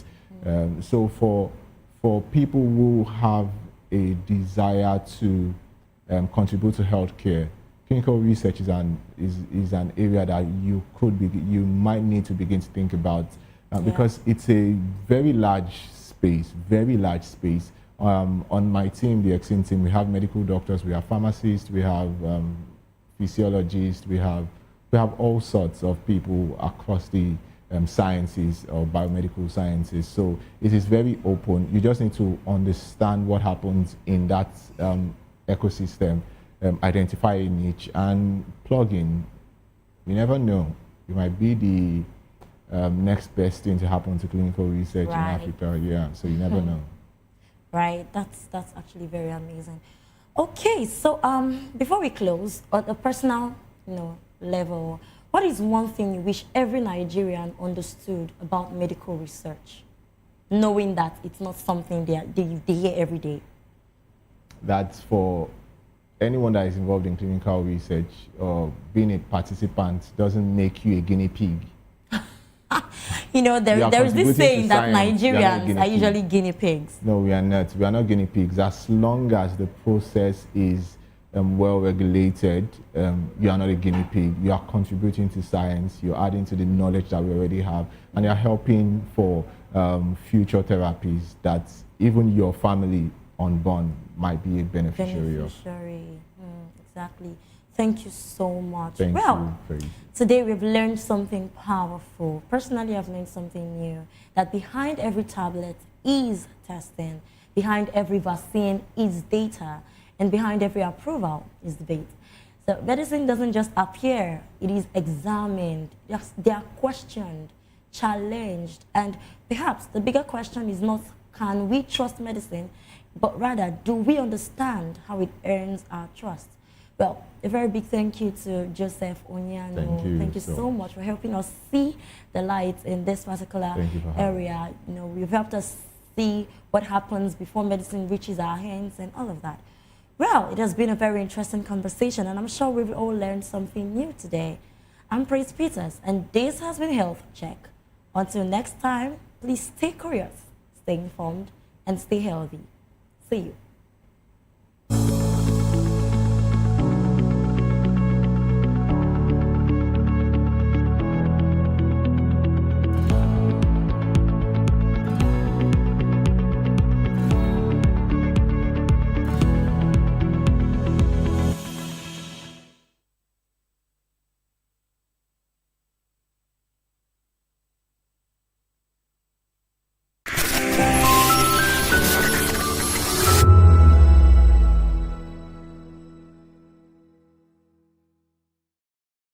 Good evening, Africa. My name is Mama Kore, actor, model, producer, and I'm giving a big shout out to VOP TV, man. Keep watching. Don't change the dial. Thank you and God bless you. My name is AY, and of course, I represent the voice of the people, and that's why I'm on VOP. AY say so. Hi everyone, it's your girl Miriam Tima from the Real Housewives of Lagos and the Real Housewives Ultimate Girls Trip Africa.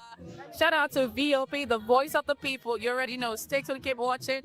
And don't forget, VOP is the best. All right, hello, it's a brother Shaggy, the man find back with Melanie Poppy Black Skin Boy. This is VOP TV. If you're not watching VOP, I don't know why you're watching. Maybe you're watching your weights.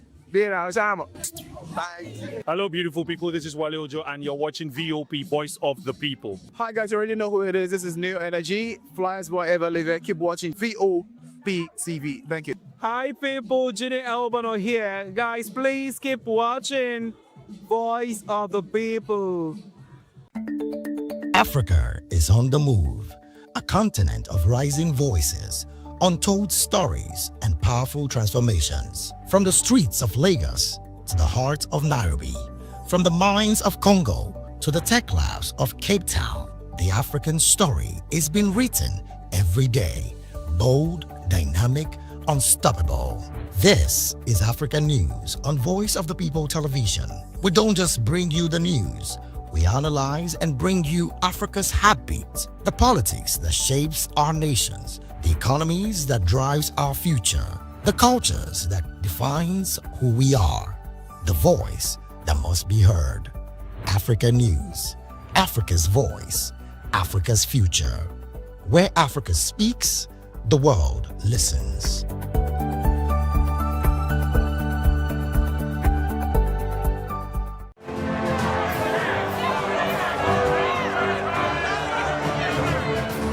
Do you want your voice to be heard? Do you know that you matter in the scheme of things?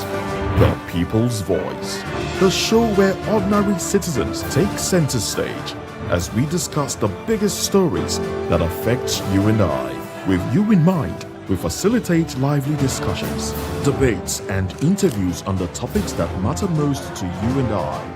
From social justice to economic empowerment, education to healthcare, governance, and more. Tackling tough topics and amplifying your voice. Join the conversation and make your voice count. The People's Voice. Make your voice count. Welcome to the locker room, the home of football talk that matters. I am Jerry Arraign. Join us every weekday, Monday to Friday at 5 p.m. Nigerian time, as we share the hot takes and hot debates in the exciting world of football. And joining me are the usual suspects, Ikechukwu and Mayowa, as we break down all the hot takes and everything that's happening in the football. Don't just watch football, live it with us. Catch us on the locker room and Voice of the People Television at 5 p.m. Nigerian time. And like I always say, if not going to the talk, please discuss. This is African News on Voice of the People Television, where we don't just bring you the news, we bring you Africa's heartbeat, the policies that shapes our world, and the economy that determines our future. African News on Voice of the People Television. Stay with us. Join us as we drive into the world of politics through insightful interviews with prominent political figures, both serving and former governors, ministers, senators, legislators, party chieftains, activists, and analysts. Get first-hand information into the decision-making processes that affect our daily lives. Highly engaging one-hour program that brings political discourse into focus. I am Chukwuma Okoro. Political Lens, Monday through Friday, 6 to 7 p.m. Join us.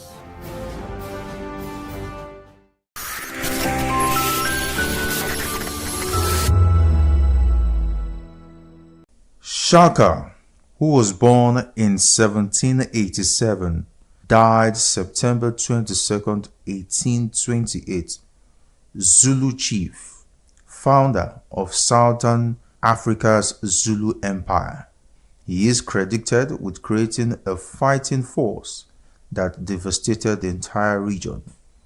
His life is the subject of numerous colorful and exaggerated stories, many of which are debated by historians.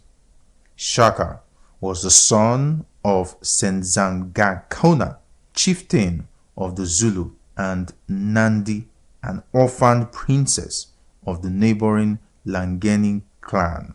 Because of his parents belonged to the same clan, their marriage violated Zulu custom, and the stigma of this extended to the child.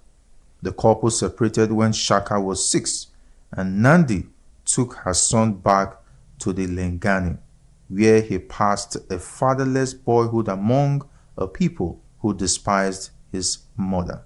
In 1802, Langeni drove Nandi out, and she finally found shelter with the Desheni, a subclan of the powerful Mtetwa. When Shaka was 23, Dingiswayo, the Mtetwa paramount chieftain, called up Shaka's Letsani age group for military service.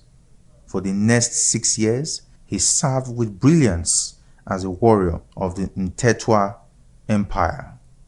Senzangakona died in 1816, and Dingiswayo released Shaka from service and sent him to take over the Zulu, which at this time probably numbered fewer than 1,500, occupying an area on the White Mfolozi River. They were among the smallest of the more than 800 Eastern Nguni Bantu clans, but from the day of Shaka's arrival, they commenced their march to greatness. Shaka ruled with an iron hand from the outset, melting out instant death for the slightest opposition. His first act was to reorganize the army. Like all the clans, the Zulu were armed with oxide shields and spindly throwing spears. Battles were little more than brief and relatively bloodless clashes in which the outnumbered side prudently gave way before extensive casualties occurred. Shaka first armed his men with long-bladed, short-hafted, stabbing assegais, which forced them to fight at close quarters.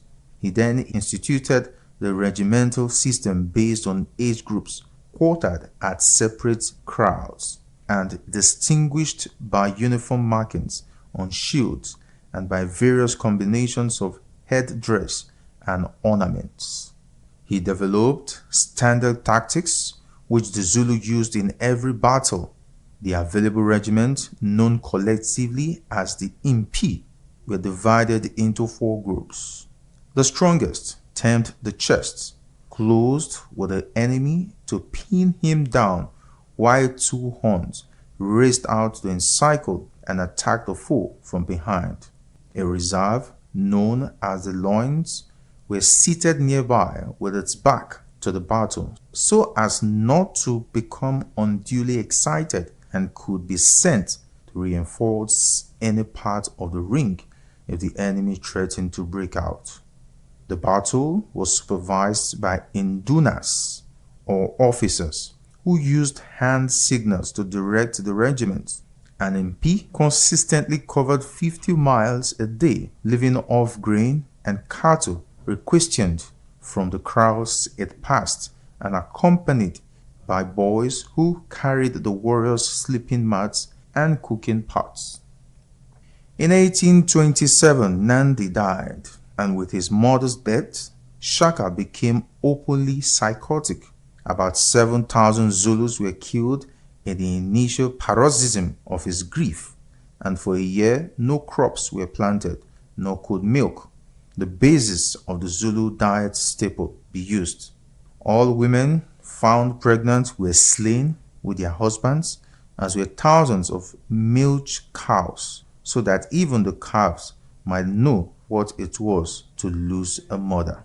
Early in 1828, Shaka sent the MP south in a raid that carried the warriors clear to the borders of the Cape Colony. They had no sooner returned, expecting the usual season's rest, than he sent them off to raid far in the north. It was too much for his associates, and two of his half-brothers, Dingane and Mlangana, together with an Induna named Mbopa, murdered him in September of that year.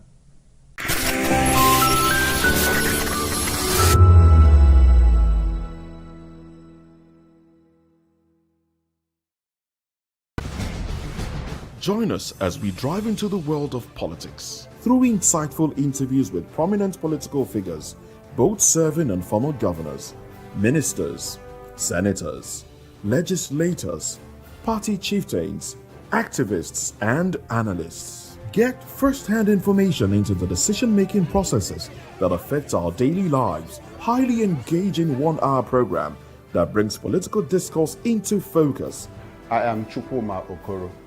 Political Lens, Monday through Friday, 6 to 7 p.m. Join us.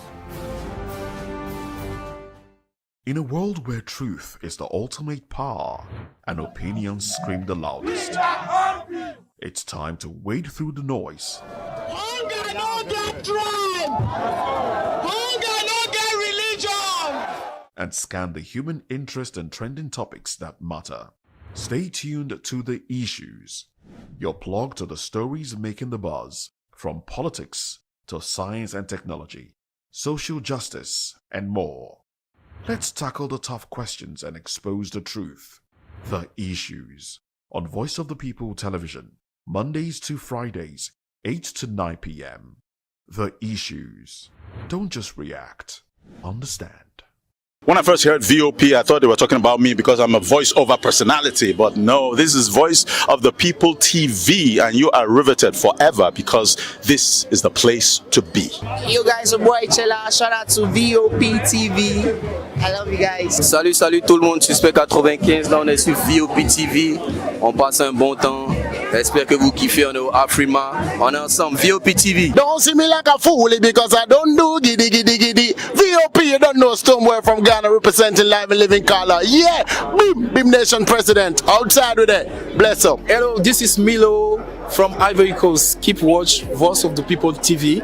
Regardez la voix du peuple, la télévision de la voix du peuple. Que Dieu vous bénisse. À très bientôt. Love you so much. Hi guys, what's up? This is Gaze Baba. I am watching VOP TV. Usually you be told to not touch the dial, but I tell you to touch the dial and increase the volume. You're like, keep it locked. It's Afro Gospel. Thank you. Hello, my name is Shego Aronzo. You're watching VOP. Don't change the dial. My Joe, fine girl. My Joe, fine babe. Only are you, but on the Fuji was. Yes, don't touch the dial. This is me, Dr. Adiwala Iba. Keep watching VOP TV.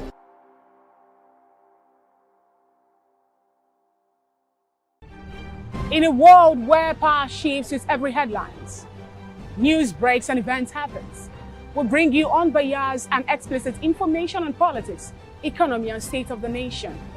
We break down the chaos. Facts, not fluff. Truth, not spin. We discuss not just politics, but a glimpse into the future. Voice of the People Television. Now you have more than a voice. The red carpets, awards, the razzmatazz, music, fashion, interviews, and more. Spotlight on Voice of the People Television. Let's feed you with all the juicy stories in the global entertainment space, bringing you the glitz and glamour as they hot. Stay tuned to Spotlight, 1 p.m. Monday to Friday. Spotlight on VOP TV. Entertainment like never before.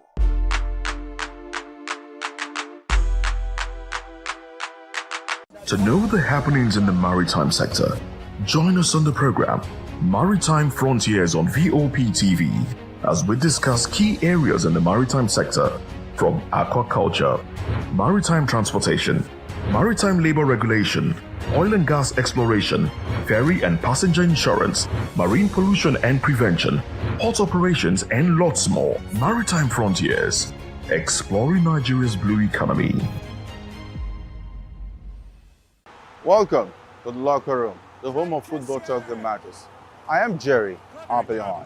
Join us every weekday, Monday to Friday at 5 p.m. Nigerian time, as we share the hot takes and hot debates in the exciting world of football. And joining me are the usual suspects, Ikechukwu and Mayowa, as we break down all the hot takes and everything that's happening in the football. Don't just watch football, live it with us. Catch us on the locker room and Voice of the People Television at 5 p.m. Nigerian time.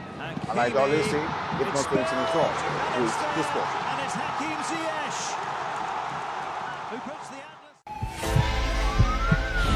This is Health Check, your weekly guide to better living, smarter choices, and trusted answers. From everyday wellness to urgent health issues, we've got you covered. Health Check, only on Voice of the People Television, where your health has a voice.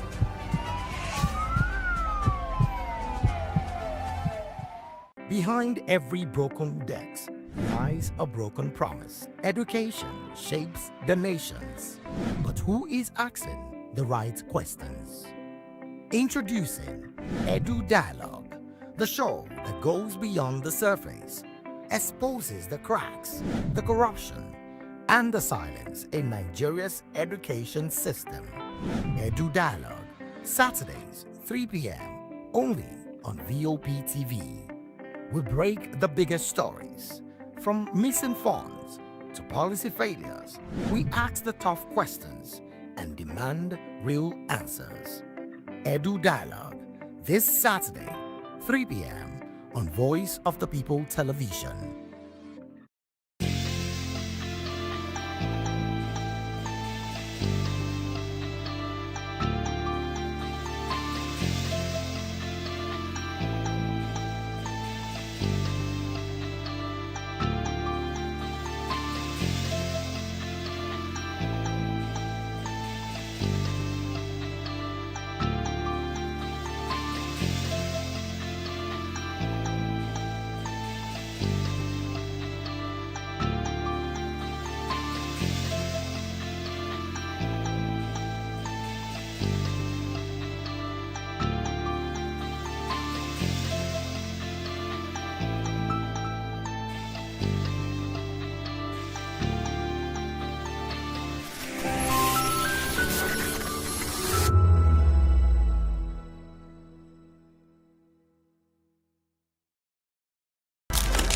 In a world where power shapes with every headline. In a nation full of questions. In a world filled with noise, the truth needs a voice. The policies that shapes our world and the economy that determines our future. Every hour, every day, the grapevine keeps buzzing. And together, we are committed to telling the stories that shape our world, because your voice is our focus. Don't forget, our voice matters the most. Let us come together and share our concerns.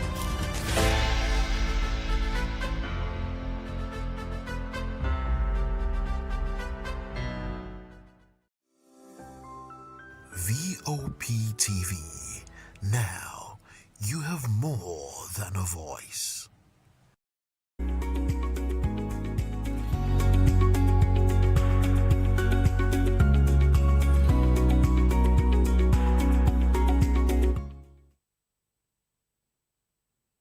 Hello there and welcome on board. Yes, it is People's Voice on Voice of People Television, where seeing stories shape the narrative. And of course, today we're dissecting a major story that is dominating the headline, sparking conversation across the nation. National Assembly approves e-transmission of election results with manual backup. Okay, so we've been, am I going to say we've been angry? Some have been, smiling. And some have been, it's been a mixed feeling. And the reason why I said some have been, angry and some have been smiling is because some people have actually said that they were not expecting anything less from the National Assembly. They knew that they wouldn't actually, totally kick off the manual backup. Of course, and we saw the drama that happened at the National Assembly yesterday, where the President of the Senate, said, if you're in support of this, can you stand up? Don't say anything, just raise up your hand. And so many of them did, about 55. And he said, if you're opposing, stand up, raise up your hand, and it was just 15. And you know what that particular one means. I don't know what to say about this. It's actually a mixed feeling. All we just wanted the National Assembly to do is to make it, mandatory for the electronic transmission of results. But this is Nigeria, and welcome to Nigeria. Join the conversation with experts and scientists and perspectives. Share your thoughts with us. I am Savior Udo. And of course, before I go into any of the news stories, I believe you understand what today is, both for the Christians and, of course, the Muslim. And it would be very, very bad of me if I just start off the show without talking about this. And sincerely, I'm so grateful and I'm happy that this whole situation, both the Lent and the Ramadan is starting, simultaneously. This to let you know that Nigerians should remain as one, okay? Unity is all we want. As we begin this holy period, I want to extend my warmest wishes, of course, to all Christians and Muslim friends who are observing their Lent and Ramadan. And I pray that this time of reflection, of prayer and fasting, of course, bring you spiritual growth, peace and renewal. May your sacrifice and, of course, our devotion be accepted, and may you emerge stronger and more united as a community. And please don't forget that we're all one, and the situation of, this security issue in the country where we're trying to attack one another, it shouldn't be a thing of, it shouldn't be a conversation at all, knowing fully well that we're Nigerians. And this is just not about Nigerians now, it's about, respecting each other's religion, and we should learn to live together, as one. And of course, to our Christian friends, happy Lent. May your journey be filled with hope and, of course, joy. And to our Muslim friends, Ramadan Kareem, may your fast be blessed and your prayers be answered. Let's take a moment to appreciate the diversity and richness of our faith, and, of course, strive for unity and understanding. That is all I would say from us here, from my crew, from People's Voice, and, of course, from Voice of People Television. We're just saying, may God hear all our prayers. And I believe you are also fasting, because no matter what, you're either a Christian or a Muslim. Of course, I'm talking about, the two religions now. So it's either you are one, and of course, I'm going to ask my guest to also answer the question if they're also observing their fast or they've eaten today. Some people, amongst my crew, when I walked in, some actually said they were just breaking their fast, so I would just allow that particular one to slide. But let's come back home now. Let's come back to the program. Yes, let's look into other news stories with details. And we're taking it up from Kogi State. Kogi Poly Rector urges staff to support reforms.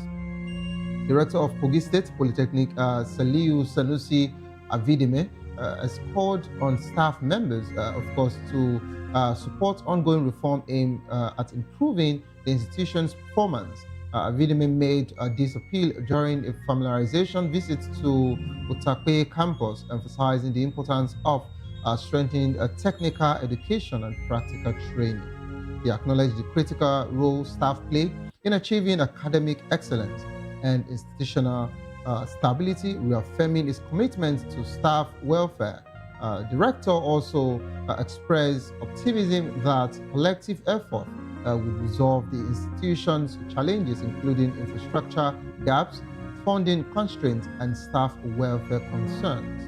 Of course, away from that particular one, Youth, key to Nigerians' future, says ADC leader, the national youth leader of the African Democratic Congress, El-Rufai, has urged young Nigerians to take an active role in shaping the country's political future ahead of the 2027 general elections. Rufai emphasized the importance of youth participation in civic and democratic processes, stating that the party views young people as key drivers of political change. The ADC plans to strengthen youth participation at the grassroots level. Initiatives such as developing a satellite internet technology to improve connectivity and facilitate electronic transmission of results. And of course, away from that particular one, we're here at Cross River again. And of course, yesterday, the same Cross River State government said they've actually done so much for this nation that they shouldn't be ignored. And it was actually sending a message to the federal government, of course, because they're also a oil-producing state. But today, Cross River APC pledges 1.5 million votes for Tinubu in 2027. The All Progressive Congress in Cross River State has pledged to mobilize 1.5 million votes for President Bola Ahmed Tinubu in the 2027 general elections. The pledge was made at the stakeholders meeting convened by Governor Basi Otu, who also appealed to Tinubu to support the state's bid to reclaim its oil wells and restore its littoral status. The meeting, attended by party executive, lawmakers, and other stakeholders, aimed to prepare the party for the upcoming elections. And of course, I appreciate APC's faithful for their unity and support. Away from that particular one, don't quit politics after 2031. Abia clerics advise OT. Clergymen and leaders of the Pentecostal Fellowship of Nigeria, Abia State Chapter, has urged Governor Alex Oti not to quit politics after completing his second term in 2031. The group, led by Archbishop Chikezie Elekwa, made the appeal during a courtesy visit, citing the governor's significant impact and the people's desire for his continued leadership. Oti, who has previously stated his intention to retire from politics, acknowledged the advice but emphasized that leadership decision must align with divine direction. Okay, so I love this particular one where, he has not even contested for the next, next term. Of course, his second term is not even contested for the next election, but he's already getting, people in that state telling him, even after you are done with us, after 8 years, we don't want you to quit politics. Maybe you just move in to become a senator, because for you, we actually know that you will do something better for the state. Do you know what it means for Abia State government to say that if anything happens to national grid today, of course it has been happening ever since we entered the year 2026, that nothing would actually happen to Abia Electric, And truthfully, all of the national grid that has been collapsing, it has not affected Abia State. And I believe you know what that particular one means ever since Oti came into power. Yet, people like Oju Zokalu are actually saying that Alex Oti has been a painter who has just been painting where and the roads he has actually constructed in his own tenure. But it is okay, the work would actually speak for itself. Let me just borrow the word from the general politicians, go and verify. So away from that particular one, ghost workers faced a March pay cut as federal government closes audits. The federal government has given unverified workers in the civil service a final 2-week window to regularize their status or face pay suspension from March 2026. The Personnel Audit and Skills Gap Analysis exercise has launched a particular index and, of course, a thorough investigation into 2025, and it aims to strengthen payroll integrity and intensify irregularities. The affected officers must complete verification and assessment process by February 27, 2026, or risk salary stoppage and possible termination. It means that some people actually know these people exist as ghost workers and they've been paying them. So if this audit did not happen, such conversation would not be taking place. But let's actually leave it for another day. Kano closes entertainment venues for Ramadan. Kano State Censorship Board has ordered the closure of all entertainment centers, including event centers and DJ operators, effective from February 18th, 2026, to allow residents observe Ramadan peacefully. The closure will remain in force throughout the fasting period, with reopening dates to be announced later. This is it. You know, I remember that we said something about the Ishba on Saturday at Morning Boss, one of our, program, our weekend program. And I said, we should understand that things are evolving. And I understand that Kano State is also a Sharia state, but we have Christians in that state, and they should look for a way to regulate these things, and so it doesn't affect, other people there. But if this is what the Kano State government wants, and no one has actually said yes or no, then who am I? I believe I'm in Lagos. So let me just keep these thoughts to myself. To join the conversation, kindly call the number 090-447-32605, 090-447-32605. Follow us on social media at VOBTV Live. You can use the hashtag People's Voice on VOBTV. And of course, on YouTube with Voice of People TV, kindly hit the subscribe button, and together we can make our voices heard. It is time for us to go on a quick break. As soon as we return, we'll be taking the most talked about conversation in Nigeria, to be precise. National Assembly approves e-transmission of election results with manual backups. Don't go nowhere, please. Stay tuned. I'll be right back.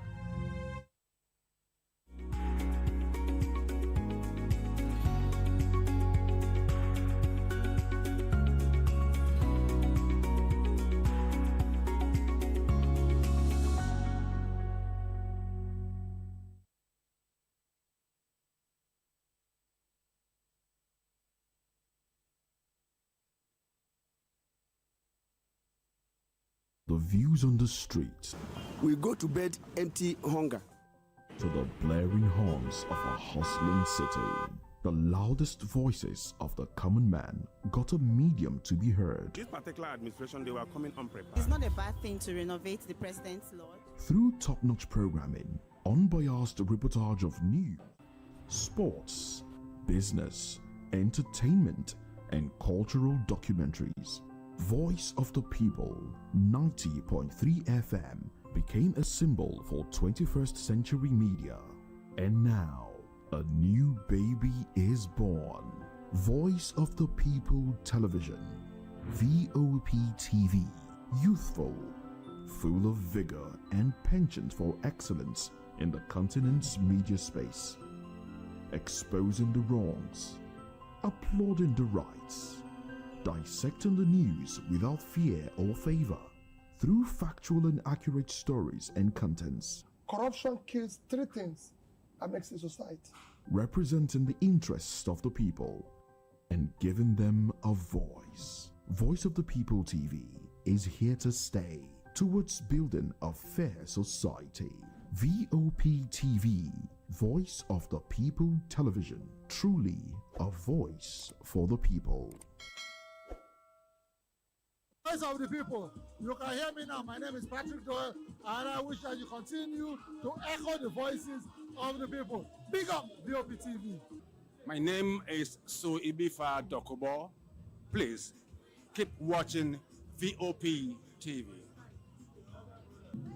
Hi, my name is Kwekumali Ikenda Onyekwena, and I am with the Voice of the People TV. Now, if you're looking for the veritable channel for information, politics, robust discussions, you don't need to go far. VOP has you. VOP will always have you. Thank you. Hi, my name is Patrick Diabwa, aka Ibani Chuka, Amayanabo the Eagle King, and you are watching VOP TV. Stay with us. What happens in the hush behind hangar doors? Who signs the papers that gamble with lives? Which truths were grounded before they even ever had wings? If you've ever buckled a seatbelt at 30,000 feet, if you've ever stared out of that tiny window and wondered who's really in control of the skies, it isn't just flight, it's power, it's politics, it's pressure sealed in steel. We're peeling back the clouds from runway risks to sky-high secrets. We're diving deep where most dare not to look. Aviation Scope, every Sunday at 7 p.m. only on Voice of the People TV. We don't just report, we reveal. We don't just ask, we uncover. Because when it comes to the skies, ignorance is turbulence. Aviation Scope, the sky isn't the limit, It's just the beginning.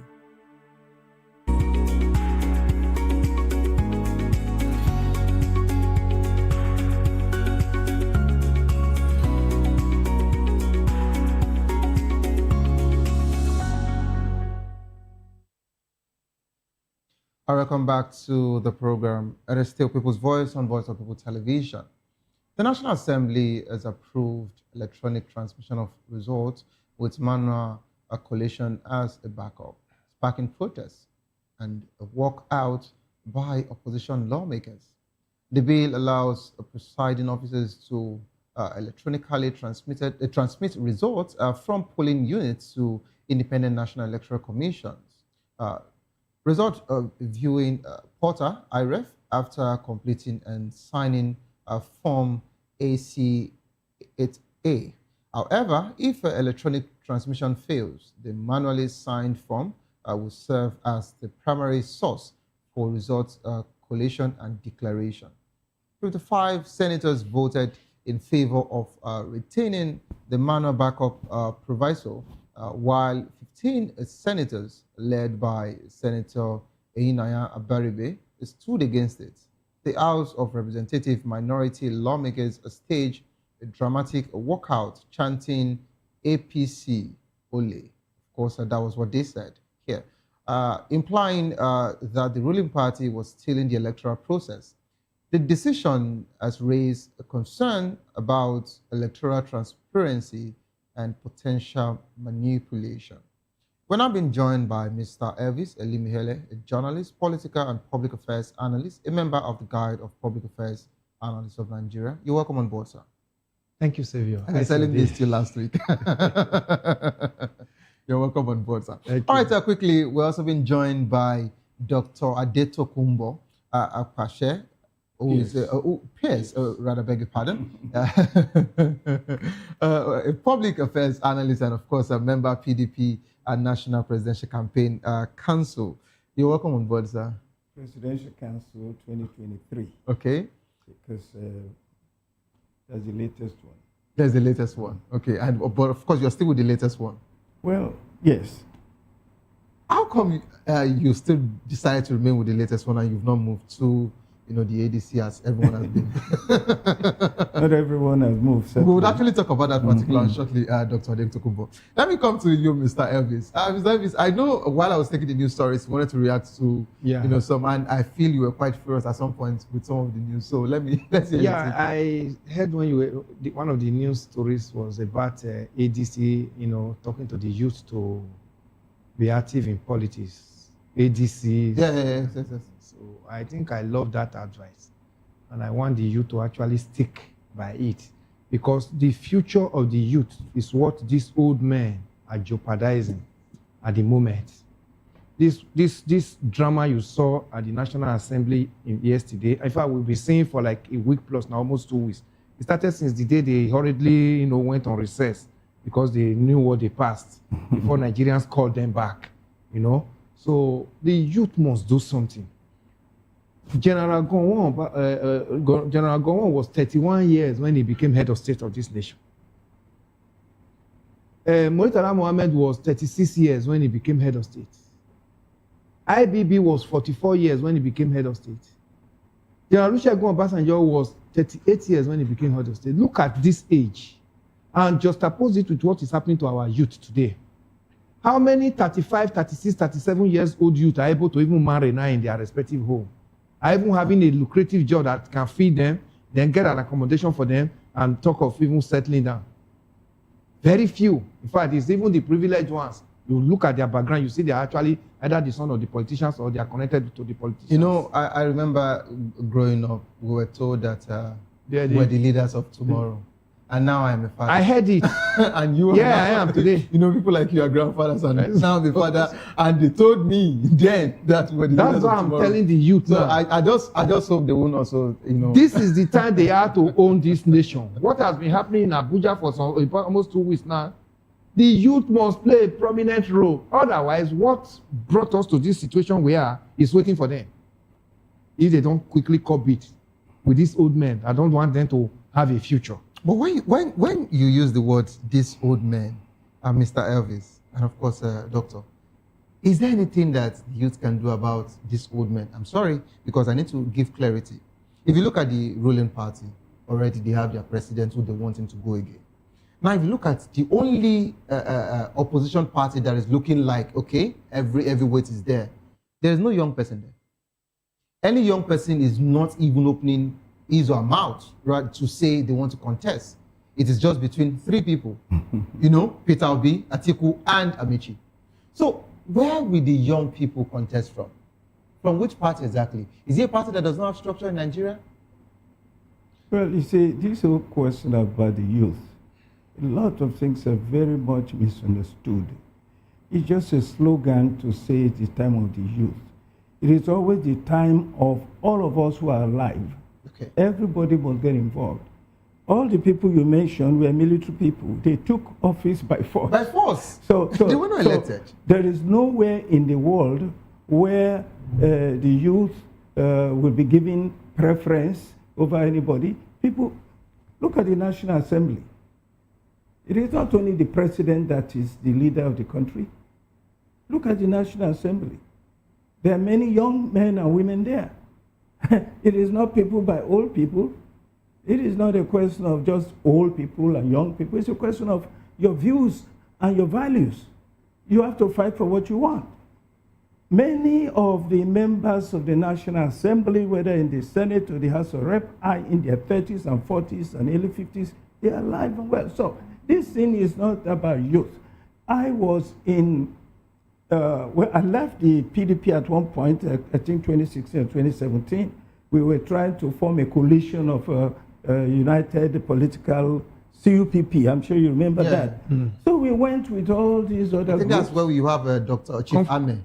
Conference of United Political Parties. We had all these about 20 or 30 groups. When they all came together, I went with Professor Tunde Adeniran and Professor Jerry Ghana to the SDP. When we got to the SDP, I became the organizing secretary for the SDP in Lagos State before I eventually emerged as the candidate for governor in Lagos State for SDP. I spent a lot of my time because, you know, I'm a professional teacher. Yeah. I'm from the University of Lagos. So I work with young people all the time. Look, there was nothing I didn't do to bring young people into the SDP. They didn't want to come because the SDP didn't have money, it didn't have structure, it didn't have this. Look, please. I have children, I have family, young people. It's not about how young you are. Your values. We must push that values. And if you're young and you are determined, when did these people, all of these people in the National Assembly, when did they get into office? Some of them in their 30s. Some of them in their 30s, So it's not a question of, look, they grow old and grow old in corruption. That's what happened. It's not as if when they were young, they were honest. Many of them are so dishonest. So let's call a spade a spade. Okay, Doctor, let me quickly say this. For those of the young politicians that we're seeing in National Assembly today, don't forget that so many of them we can actually, you know, trace them to see how they served the Godfather before they were given the opportunity, handing them the tickets to actually go into that particular offices. But today, the youths are saying, we don't even want this old Godfatherism thing. Look at what's happening in Rivers. And not only that, did you notice that Kogi State is not making so much noise, unlike the way Kwankwaso is hot now? But of course, Kogi State presently, as we speak, is actually being ruled by a former governor. This Adodo, who is there presently, is just there. If you look at any of their functions, he doesn't even sit all the time in the major seat of the governor. Our structure is very faulty. That is where the problem is. It is not a question of young and old. Okay. It's a question of young ideas and archaic ideas. So, for instance, I can tell you that all these issues about, like him, all of us are with the progressive movement. Even this. So we have young people in the PDP. It is possible. But if you go to the ADC, what happened in the ADC? All people who had money, they went to take over the place. They had already taken money. When did Atiku get into politics? He was a young man too. When he was in customs, he was a young man. When he became governor, he was a young man. So everybody is young at one point or the other. All right, since this is not the main conversation, but Mr. Evans, I just wanted to... Doctor, what I'm emphasizing is they have to show interest. Sure.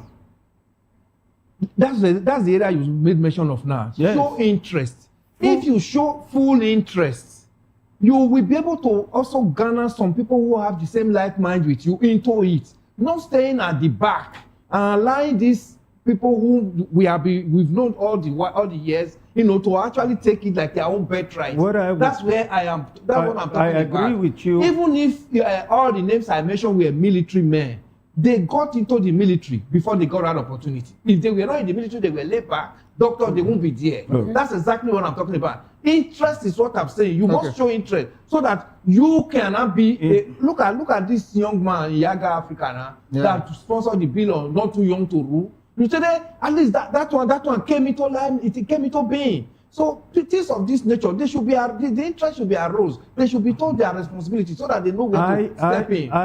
I hold young people accountable. I agree with you. Thank you. I'm only going to twist it a little bit. They have to show interest and they have to show commitment and they have to be honest with themselves.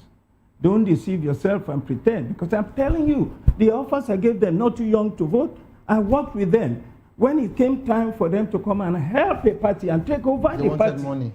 They wanted a party that already had money. I am telling you today that if you call some young people who are active, unless they are honest, I tell my students, I say, look, my friend, be honest, don't deceive yourself. If you are after money, if you are after immediate gratification, you're not going to achieve anything. You have to show commitment. First the interest, but the commitment. The sacrifice must be made. Like you said, those young people took over, the sacrifice. That's exactly what I'm saying. They must do doctor. So, see, when you talk about this particular sacrifice, for some of us, we actually laugh because we've heard this particular conversation, over and over. I remembered during the 2023 elections, before the elections in 2022, in Abuja, I heard some youths, coming out from a particular hotel, which I don't want to give them a cheap advert. They came out of a particular hotel with Mr. Peter Obi, and of course, he also hosted all of the state's Labour Party chairmen there, and some of my friends, Salako, it was part of them then, who was their chairman in Lagos, and I remembered some of them chanting a particular thing, and when I asked, our comrade Salako, I said, what happened? He said they were angry because they expected after the meeting, Mr. Peter Obi was meant to tidy all of them with, brown envelopes. And they can't imagine them coming and everybody coming from different places and they just coming to have meeting and that's it. You see that statement of Labour Party, not the give shishi, that particular word. Labour Party lost a lot of members. If they need to go back to the drawing board, that's one. Secondly, you see the situation of when you ask the youth to come rally around and see how to build a formidable party and they tell you they want money. So the truth is, the youths, so many of them don't have jobs. And now they've actually gone as far as acquiring so many skills, especially tech, and other things. When you ask them to come and work for you, they expect it to be transactional. So if the ruling party has been investing so many of them, it's not because they love the party or because they believe anything. It's not because they love the offer that has been presented to them because of the money. Yes. So what I would say, since the opposition party or maybe the government has not put so much in place, why don't the formidable party look for a way, you understand, to balance it so as to have this youth? A few of them are actually protesting today. A few would come out with you and say, oh, they are following you and all of that. But so many should have actually joined that movement, knowing fully well that you are a person of merit that they should vote for. But it is easy for them to be convinced. So that's the situation. This is where the change has to take place. Look, most likely you've gone through the same. I've been in the PDP now for about 10 years. You cannot imagine, and I know the president today, Bola Ahmed Tinubu, personally, Because when Fashola was governor of Lagos State about 2008 or so, I was actually, after, we had this problem in PDP, and my leaders, Jerry Ghana and Adeno, decided to go away, so I went with them. But, look, at this point in time, young people have an opportunity to come into the party. It's a sacrifice you make. I have been approached till today by members. In fact, I paid a big price last weekend for being in the People's Democratic Party. Because the APC friends of mine, they ganged up against me, and they did something that was unfortunate for me. But I took it. I refused to go to APC. If I wanted a position in APC today, I will get it because I know the president personally. I will call him and I will say, my friend, I'm ready, just give me something. They will be giving me money, I'll just be sitting on the bench. I don't have to play. Okay.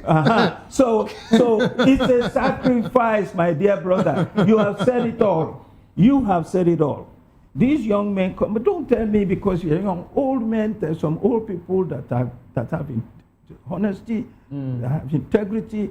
There's some young people that are crooked more than anybody else in the world. So it depends on individual. But what we need in Nigeria today to get it right is sacrifice. And I must commend those 15 senators.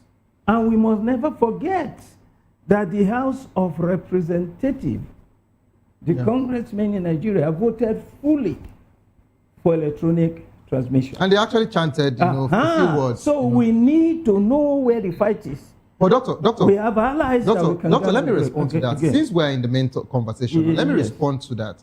You said you appreciated the 15 senators.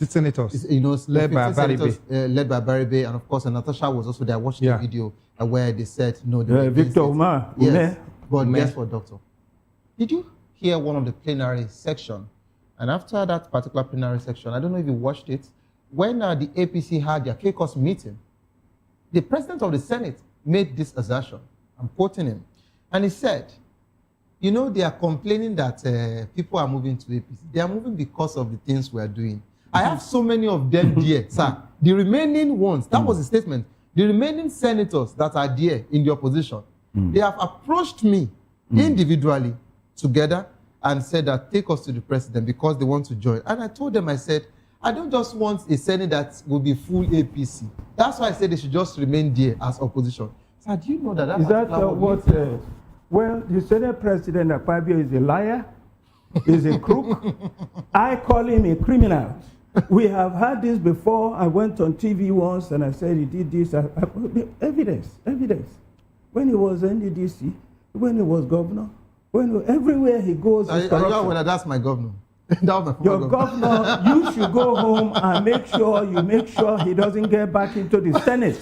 He doesn't deserve it. In the first place, he didn't even win. He came in through the back door. That's why I was not expecting. We have to send him out. Doctor, why you use the word he didn't even win? Did he even contest? That's the question. Well, he didn't even contest. Exactly.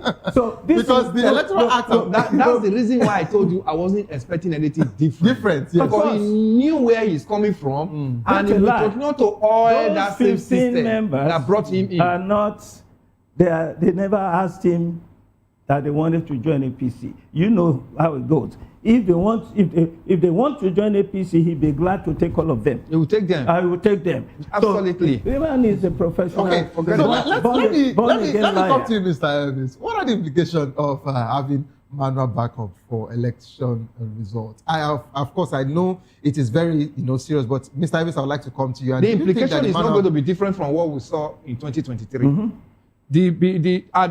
On that day of the election, don't be surprised, that's the day you will now hear that there is no network in Nigeria.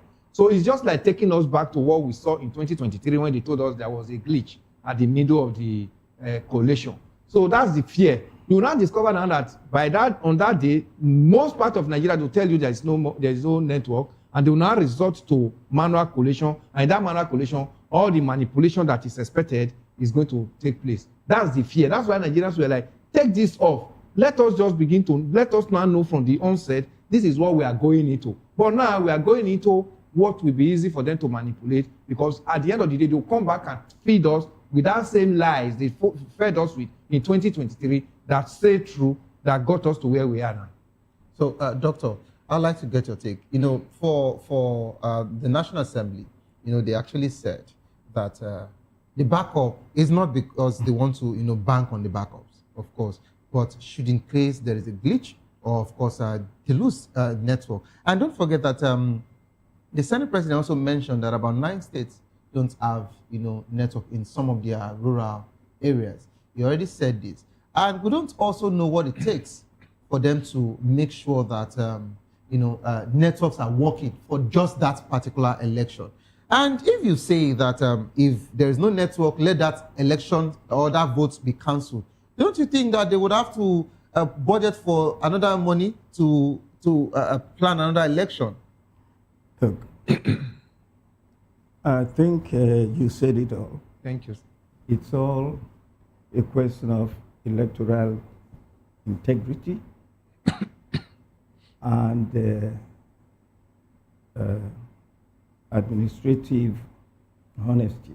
You know, the commission that provides information on communication has said clearly NCC that 90%, more than 90% of Nigeria has communication. We even have almost 5G is almost 12%. Yeah. And 3G, we have 3 and 2G. 3G is 80-something%. 2G and this thing can be transmitted with just 2G. You understand me? It is not an excuse. What we have going on now, Nigerians understand it. Anywhere you go, they'll tell you exactly what is going on. It is consistent with the effort, the determination of Bola Ahmed Tinubu to steal the election in 2027. His administration has become such a failed administration. Now, our economy is going down every day. Security is not there. Unity is not there. But we're told that the reforms are actually looking good and the economy is getting better. Well, they can say anything they want to say. Statistics that is coming from their MPS. We know. They even said that food prices are down. That statistics is coming from their own MPS. That's how much do you buy a bag of rice? Some are people saying 50 to 40,000. Well, the point is from where? From where did it come down to 60,000? And that even after buying the bag of rice, you just take it to the pot and cook the bag of rice and just start eating. Remember how the condiments. What about the cost of gas? And even the cost of transporting it to your own house. So look. Let's just say the fact of the matter is the economy is in shambles, security system. So we are very secure now too. Everything is okay in Nigeria. So they said everything is actually under control. Look. Only God will determine how to punish these people. Because we already are ready to punish them. And I'm telling you... Doctor, why you use the word you are ready to punish them? In what way? Because I like clarity. We are going to vote them out. Okay. Nigerians understand that. And that's why part of the plan is to make sure they deregulate and undermine every political opposition. And that's been going on with efforts to destabilize the PDP, with efforts. Now, you know, they're talking about they want to deregister ADC. The ADC, that was our conversation yesterday. I was going there. You see, when you have this kind of onslaught on democracy, this one is part of it, whereby whether you vote for us or not, we win. You know? Don't forget that the president of Nigeria is on record, on tape, saying, how do you win election? You take it, you grab it, you run away with it. Okay. Let me come to you, Mr. Davis. Yes. So what is going on now is simply an effort to deceive Nigerians into believing that, oh, there are some states where, some rural areas where you can't transmit. You can transmit everywhere. And by the way, let me explain something that even I had to think about. I read it from Falana. And it's true. And you vote. Do you vote? No, I can't. I'm a broadcast journalist. I should be, you should go and vote. I should be reporting that day. Vote before you come and go back to your job. Anyway, you and I vote. As Falana put it, we don't vote electronically in Nigeria. By the way, you know, I used to work in the United States for 20 years, and I'm telling you, they vote electronically. You know, just like you punch now. Yeah. My name shows up, you want to vote for me, bam, bam, you vote for me. That's it. It's electronic, it's gone. Now we don't do that. We vote manually. Yeah. But you know where the problem is in Nigeria? You see, after we have voted manually, in the polling unit, every polling unit, we now have a spreadsheet. That is the EC8A. Yes. That sheet is all we are saying. That is the result signed by the agent, your agent, PDP agent, APC, all of them signed that this is the result. Upload it. Take that result, send it electronically. Don't take it manually, because by the time it gets to the collation center, you are transferring it from one form to your INEC form. Manipulation starts there. That is where it is. You understand me? So look. If there's anybody who is not angry at God's will Akpabio, God will judge all of them. Okay, let me come to you, Mr. Elvis. Okay, I would need to just choke you with so many questions now because we're pressed for time. First, I'd like to talk about the situation of this electronic transmission of results, and some of the ruling members, some of the ruling party, their members have actually come out to say that. Did you people hear what El-Rufai said? These are people from the ADC that they've actually put in place so many tech boys getting set, waiting for this. The reason why they are all shouting this electronic transmission of results is because they want to actually hack the system and manipulate the whole thing. And that's why they are all saying this. They are not saying it because of anything, because if they really wanted election, they would have just gone with the way it is. That's one. Secondly, Mr. Harvis, when you look at this whole, drama from the National Assembly, with Senate saying they are going through with the situation, and of course, reps are saying no, and they staged that walkout that happened yesterday. Do you think that this whole situation will still work out? Do you think that the Senate might still come back to say that, okay, we're only doing, the electronic transmission of results, we're leaving back up? And don't forget that I'd like to add this particular one. The same Senate that we are talking about today, the way all of them came to that power, we actually understood. No, we understand. You understand? Yeah. So are they trying to repeat what happened before? And don't forget that the registration of ADC is around the corner, and they're going to take it up as well. And if that happens, that means both Atiku Obi does not have any platform to contest. In all this, it is the Nigerians that are being insulted. We the people are being insulted. The number of people there, 109 and 306, they are not up to a fraction of 200 and something million Nigerians that they are insulting. And they all come from constituents. And each of these constituents, people voted them, supposedly. Let me tell you, they should not bring El-Rufai matter into what we are talking about. What we are talking about, El-Rufai matter just came up. INEC has about 800 and something billion budget for 2026 in preparation for 2027 general election. They have another 171 billion from appropriation from 2025. Put all this together. Whatever hacking anybody is planning, go and safeguard that portal and make sure you give us election. They should not begin to use El-Rufai as an excuse. Do you hear me, Favor? They have so much on their hands to protect it. INEC should leave building hospital. If INEC want to get credibility, INEC is not Ministry of Health. Leave hospital for Ministry of Health. For build for Nigerians. If they put this money together and to give us credible election, we'll get credible election. Ghana just did it. Next door neighbor here. South Africa did it. Then the expecting that Senate is coming back to say, we are reversing it. It depends on Nigerians. It is only we that will hold these people accountable. If you think that those number of persons, those 55, are going to say, we made mistake, it's a lie. Okay. But if they get to their constituents and their constituents say, this is not what we send you, and put that drama and put that sledgehammer on their head, things might begin to change. We own democracy. Democracy belongs to people, and people must owe it. That's why it's called the government of the people, by the people, and for the people. Now they are pushing us to anarchy. When you remove the people from democracy, it becomes an anarchy. Okay. And that's why they are pushing us to now. Thank you so much, Mr. Elvis. Sir, in just 30 seconds, I'd like to respond before we run. Look, what El-Rufai is saying is unfortunate, but he shows you something. He shows you that the government is illegal, and he's ready also to be legal. That's all he's saying. If you rig the election, we too will rig.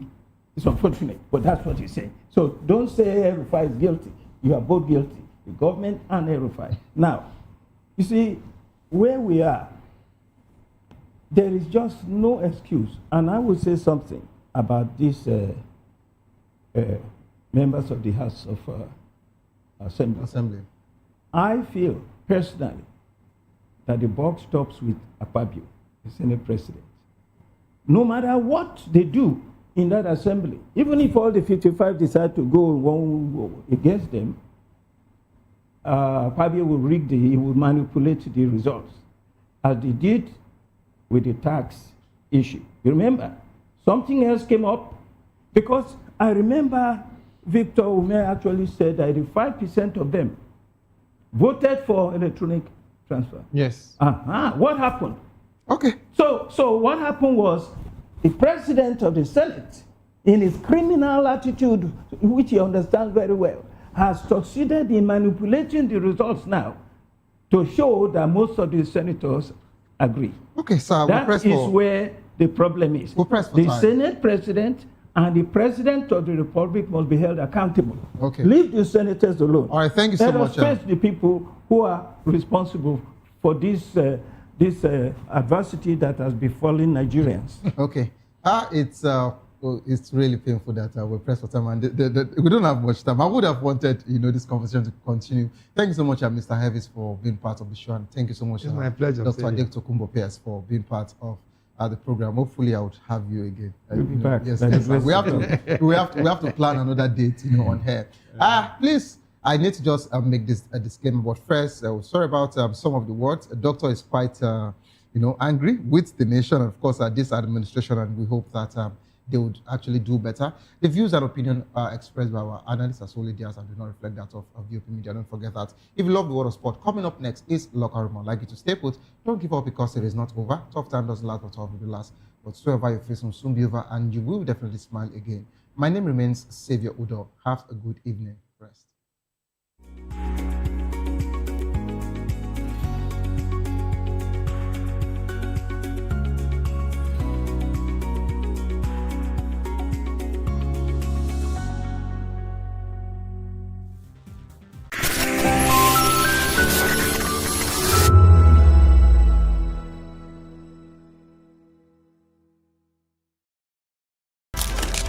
In a world where power shifts with every headline. In a nation full of questions.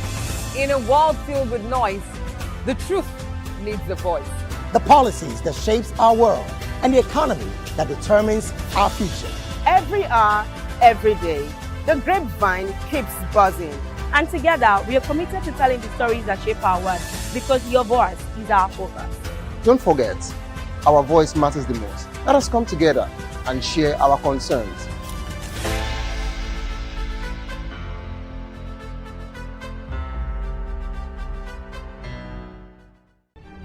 In a world where power shifts with every headlines, news breaks and events happens, we'll bring you unbiased and explicit information on politics, economy and state of the nation. We break down the chaos. Facts, not fluff. Truth, not spin. We discuss not just politics, but a glimpse into the future. Voice of the People Television. Now you have more than a voice.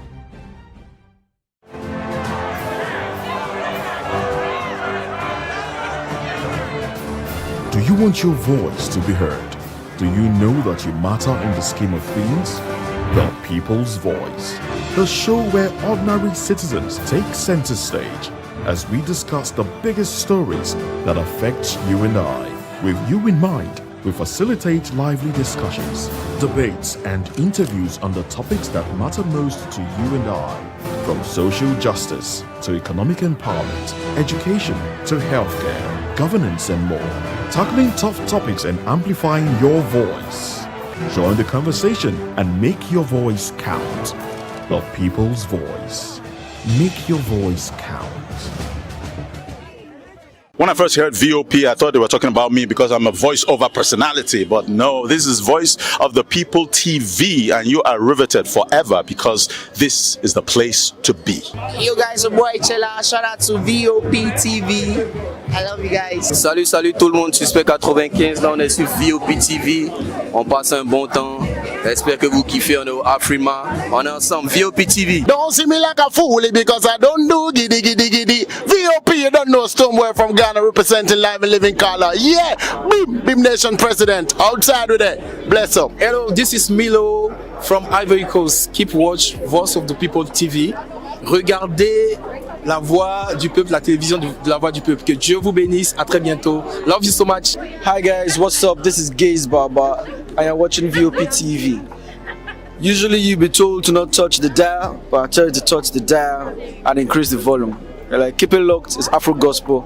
Thank you. Hello, my name is Shego Arunze. You're watching VOP. Don't change the dial. My Joe, fine girl. My Joe, fine babe. Yes, don't touch the dial. This is me, Dr. Adiwala Iba. Keep watching VOPT.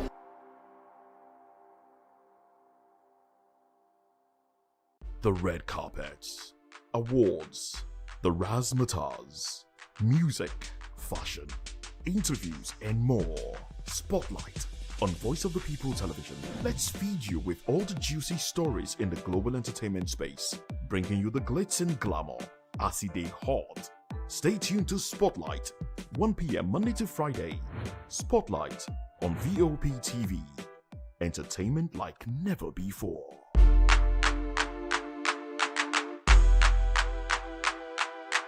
To know the happenings in the maritime sector, join us on the program Maritime Frontiers on VOP TV as we discuss key areas in the maritime sector from aquaculture, maritime transportation, maritime labor regulation, oil and gas exploration, ferry and passenger insurance, marine pollution and prevention, port operations, and lots more. Maritime Frontiers, exploring Nigeria's blue economy. Are you ready for the extraordinary? Something big is happening on your screen. Introducing VOP TV. Now streaming on SLTV channel 264. From breaking news to captivating conversations, news analysis, giving you all sides to the story. We bring in-depth discussions on the issues that matter, from politics to sports, entertainment, and lifestyle. VOP TV on SLTV channel 264. Join us as we redefine what television means to you. Voice of the People Television, VOP TV. Now you have more than a voice.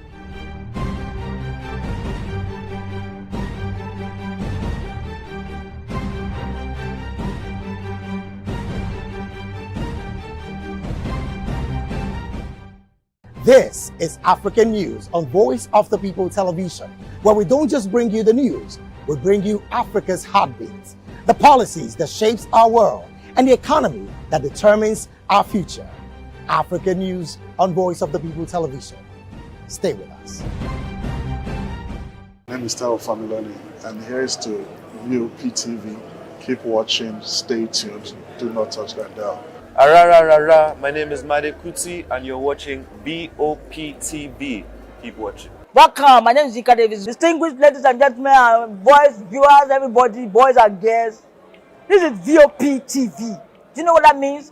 Voice of the People TV. You don't have a voice, don't come here. You better make sure your voice is heard. This is Health Check, your weekly guide to better living, smarter choices, and trusted answers. From everyday wellness to urgent health issues, we've got you covered. Health Check, only on Voice of the People Television, where your health has a voice.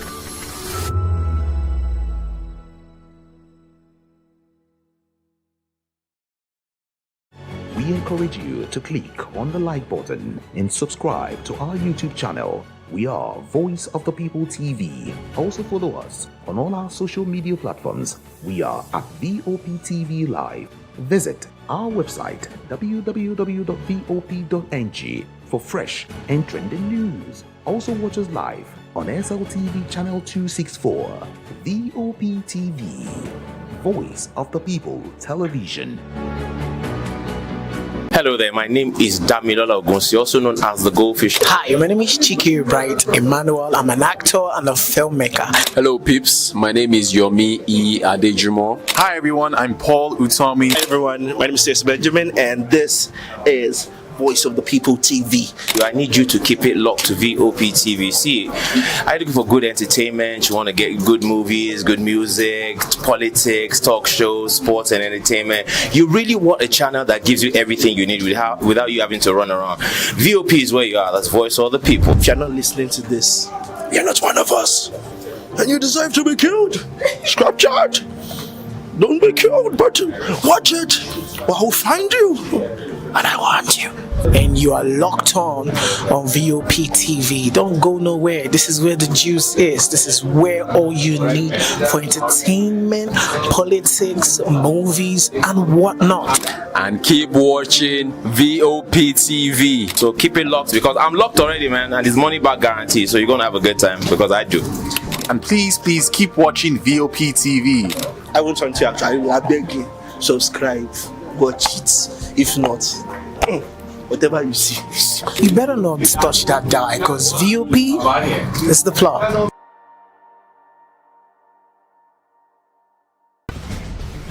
Join us as we drive into the world of politics through insightful interviews with prominent political figures, both serving and former governors, ministers, senators, legislators, party chieftains, activists, and analysts. Get first-hand information into the decision-making processes that affect our daily lives. Highly engaging 1-hour program that brings political discourse into focus. I am Chukwuma Okoro. Political Lens, Monday through Friday, 6 to 7 p.m. Join us. In a world where truth is the ultimate power and opinions scream the loudest, it's time to wade through the noise. Hunger no get tribe! Hunger no get religion! And scan the human interest and trending topics that matter. Stay tuned to The Issues, your plug to the stories making the buzz, from politics to science and technology, social justice, and more. Let's tackle the tough questions and expose the truth. The Issues on Voice of the People Television, Mondays to Fridays, 8 to 9 p.m. The Issues. Don't just react, understand.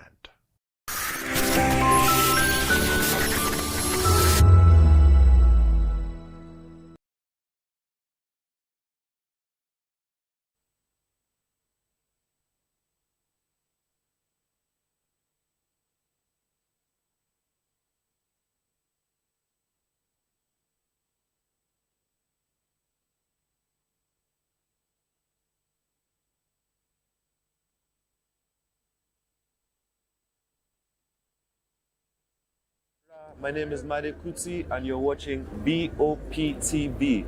Keep watching. Welcome, my name is Zika Davis. Distinguished ladies and gentlemen, boys, viewers, everybody, boys and girls.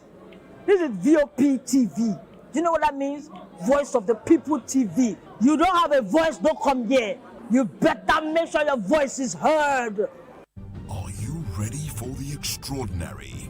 Something big is happening on your screen.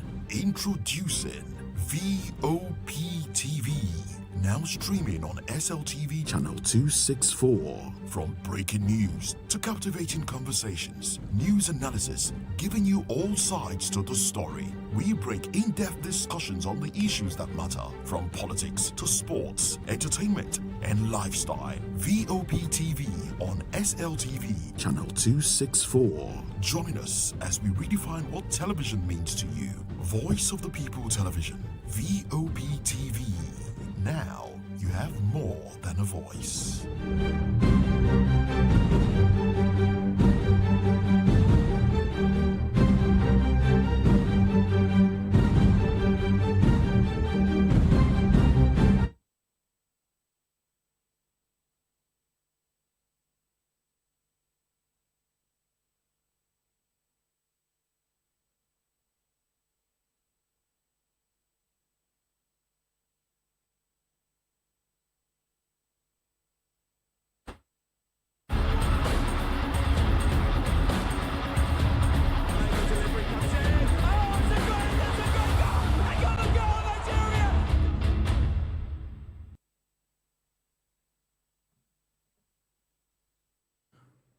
All right, welcome to another historic edition of the Locker Room. Thank God it's Friday. I am Jerry El-Rufai, and we've got a thrilling show for you today as we have loads of action to talk about in the exciting world of football. The weekend is upon us, and there's so much to talk about. Will Arsenal conquer their fears as they take on Tottenham in a London derby? It's going to be a lot to look forward to this weekend as Manchester City also take on Newcastle United. Of course, so much to talk about. Don't forget, you can hit that subscribe button and turn on your notification bell so you never get to miss an episode of The Locker Room and all our sister programs. And of course, you can also catch us on Facebook. We're also on TikTok and on Instagram, all right, at VOP TV Live and at VOP TV Plus on YouTube. Also, drop your comments on the comment section. We'll be taking them as the show progresses. And of course, your feedback is very, very important to us. And of course, Hafiz is back with us, the Algerian himself. I don't know where he stands today. He's gradually coming back to Nigeria. Anyway, it's great to have you join us. So much to talk about. All right. Good evening, Jerry, and good evening to the viewers out there. Well, I remember my humble self. I don't know if you call me Algerian, you are not wrong. If you call me Nigerian, well, I am Nigerian, to be honest. But if you want me to represent Algeria, then you know what to do. But of course, there's a lot to talk about. And of course, Arsenal, they are the focal points. I mean, it's looking like the title race is not for everybody at this point because, sometimes you just need that mental fortitude, to be able to win the race eventually at the end of the day. But Arsenal, that was a game they should have, handled even much more better. Wolves were there for the taking as the bottom team in the Premier League, but unfortunately Arsenal couldn't keep up with that. But they are looking into this weekend up against Tottenham Hotspur, North London derby, one of the biggest derbies in English football. A derby in the particular stadium that they've handled like three seasons ago. For 3 seasons now, they've been winning there. Hopefully they want to do that for the 4th season running. But Tottenham, of course, have a new manager, Igor Tudor. Maybe they might be having a new manager bounce, but they've been suffering with injuries themselves and they're in a very, very, very bad state, bad position in the Premier League. So it's going to be a tough match. It's not going to be like a rollover for Arsenal, because especially that they can't roll over teams like Brentford and Wolves. This one will be much more harder for them. But of course, if they have that mental fortitude to be able to beat Tottenham and go on to win the trophy at the end of the day, at the end of this season, well, it's all up on them. And let's see what Mikel Arteta and his boys will do this season. All right, a lot to look forward to. And of course, since the Super Eagles coaching situation has become an issue, a lot of permutations about Eric Chell's situation has become a focal talking point. And with recent updates, the United States-based Nigerian coach talking about Michael Essien. Let's not forget, he applied for this job before. That was where the job was thrown open on social media. And of course, the man is reportedly the favorite to be handed the Super Eagles job in the event that the present coach of the team, Eric Chell, leaves his post. And Chell is locked in contract talks with the Nigerian Football Federation on a new deal with 1 year left to run on his current deal as coach of the senior national team of Nigeria. And the coach who led Nigeria to a 3rd place finish at the AFCON, playing an impressive brand of football, is a prime target of Angola after the departure of their coach following a poor campaign at the AFCON. And talks with Chell isn't going as smooth as expected, largely due to the fact that the coach switched to a new agent who is reportedly behind the offer from Angola. And sources at the NFF say in the event that he decided to walk away from his contract, US-based Essien, who was in the running before Chell was appointed as a favorite for the job, a former under-23 international for Nigeria, he has worked in a lot of positions in America, starting with the Tulsa FC, where he moved from academy director role to becoming the head coach. His job earned him a job with the under-16 team of the USA, from where he stepped up to the under-19, under-20 as head coach last year. He is presently the assistant coach of Major League Soccer side Nashville SC. All right, the man has cut his ropes out there in the United States, but I don't know how competitive American soccer is, because African football and so on and so forth. Though they say soccer is almost the same thing everywhere, but of course, we know there's a difference between coaching African football and coaching European football. Now we're even talking about somebody who has mostly done his coaching in the United States of America, which is not a footballing nation. What do you think about that? Well, for me, I think this story, well, good one for Insane, at least trying to, put up himself for, the job. Like you said, he has applied before. But I feel like this is coming after, the 19 points wish list by Eric Chell for the new contract that he has presented to the NFF that they've subsequently, rejected. I think is opening up a bit of canker worms now.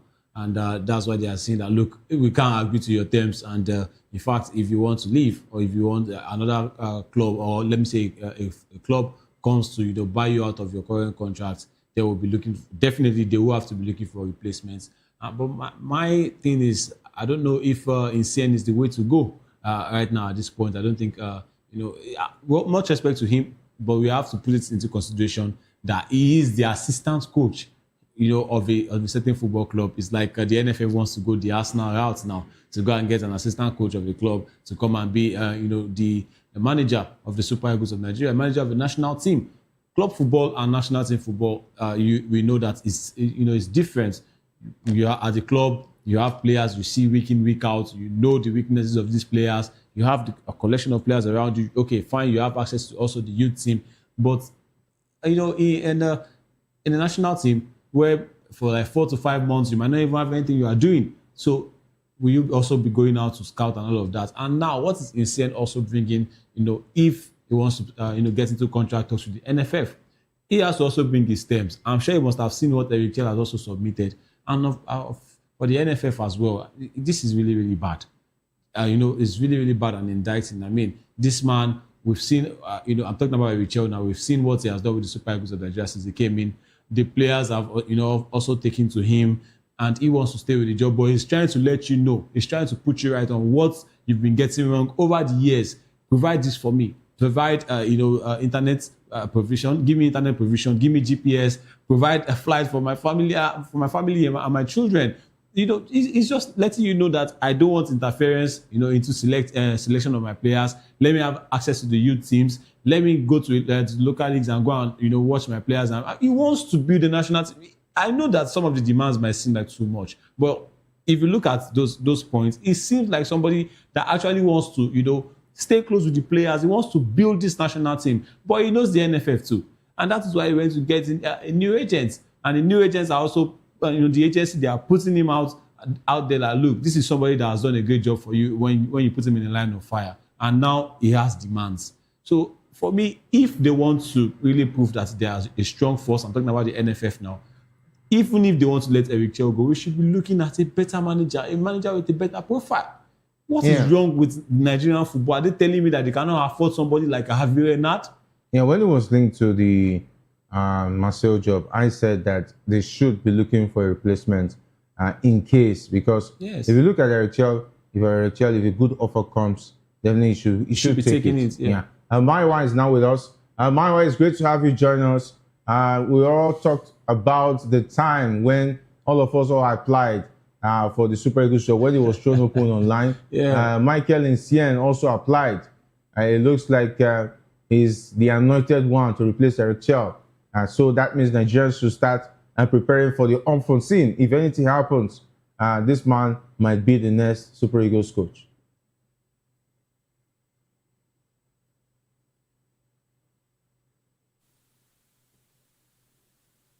Hello, Mario, are you with us? All right. Yeah, can you hear me? Yes, we can hear you now. You're welcome. Yeah, it's amazing to be here. I mean, I've not gotten back, NFF has not gotten back to me. I also applied online when they tried to throw it open. I wonder what the criteria is for them to be considering SCN when I'm here and they are not considering me. I also know how to, how to put 11 players together and tell them to run and follow the football. See, the NFF will have their joke. Yeah, the NFF will have their joke. And that's not the honest truth. It shows that you don't know what they're doing. You are replacing, and no disrespect to SCN, he has been able to, he has been able to do so well for himself. That's why he has been able to get to a position of an assistant coach. But an assistant coach for a Super Eagles job, I don't think it's appropriate. That's number one. Number two, what is the profile of this coach? A lot of people might come and say, and come with the argument that, Eric Chell was an unknown coach.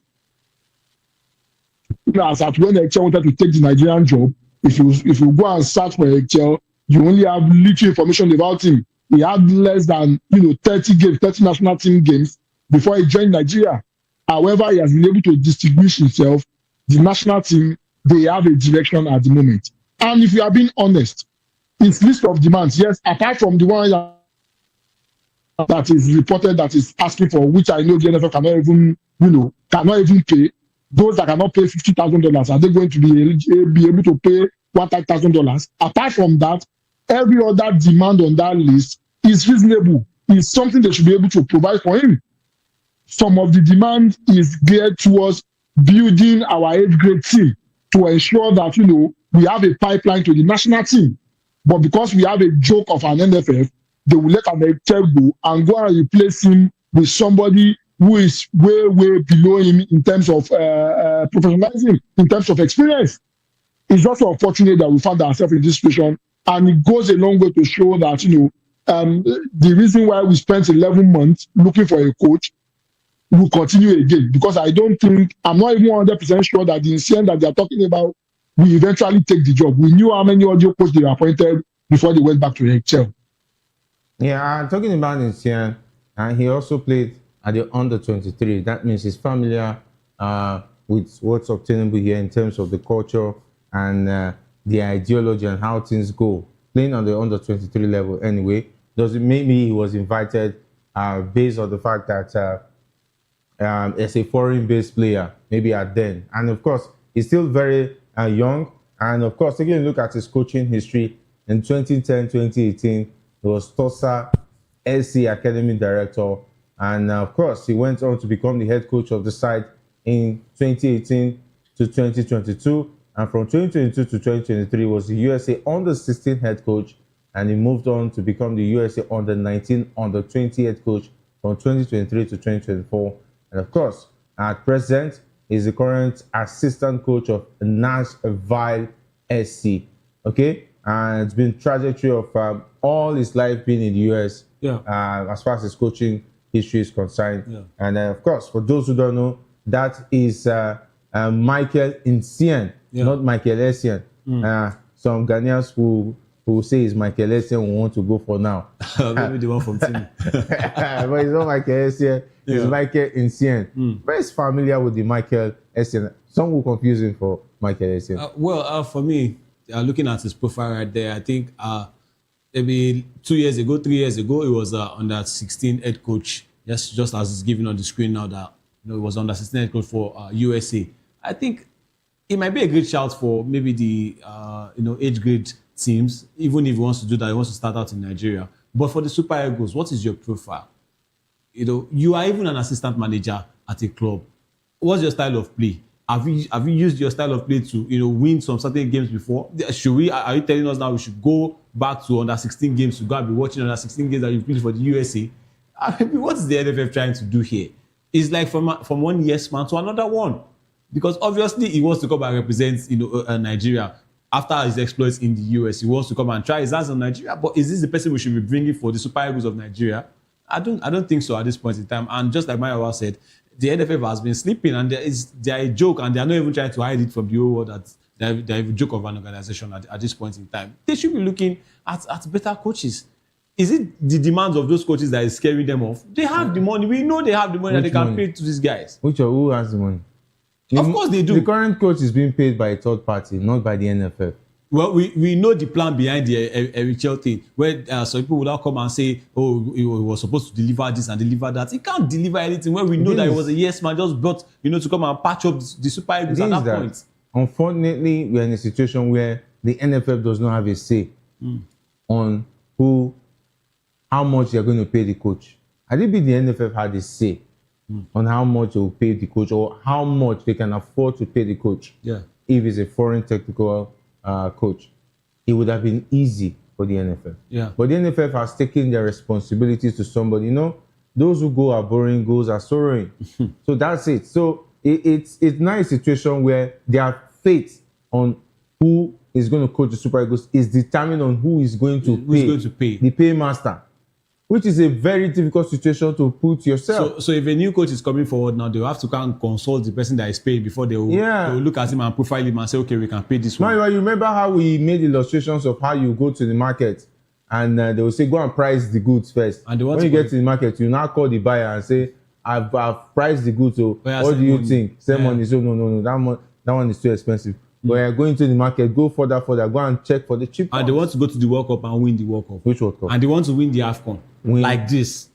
Essay doesn't even look like somebody that will speak in the dressing room and they will listen to him. Essay is going to be cheap.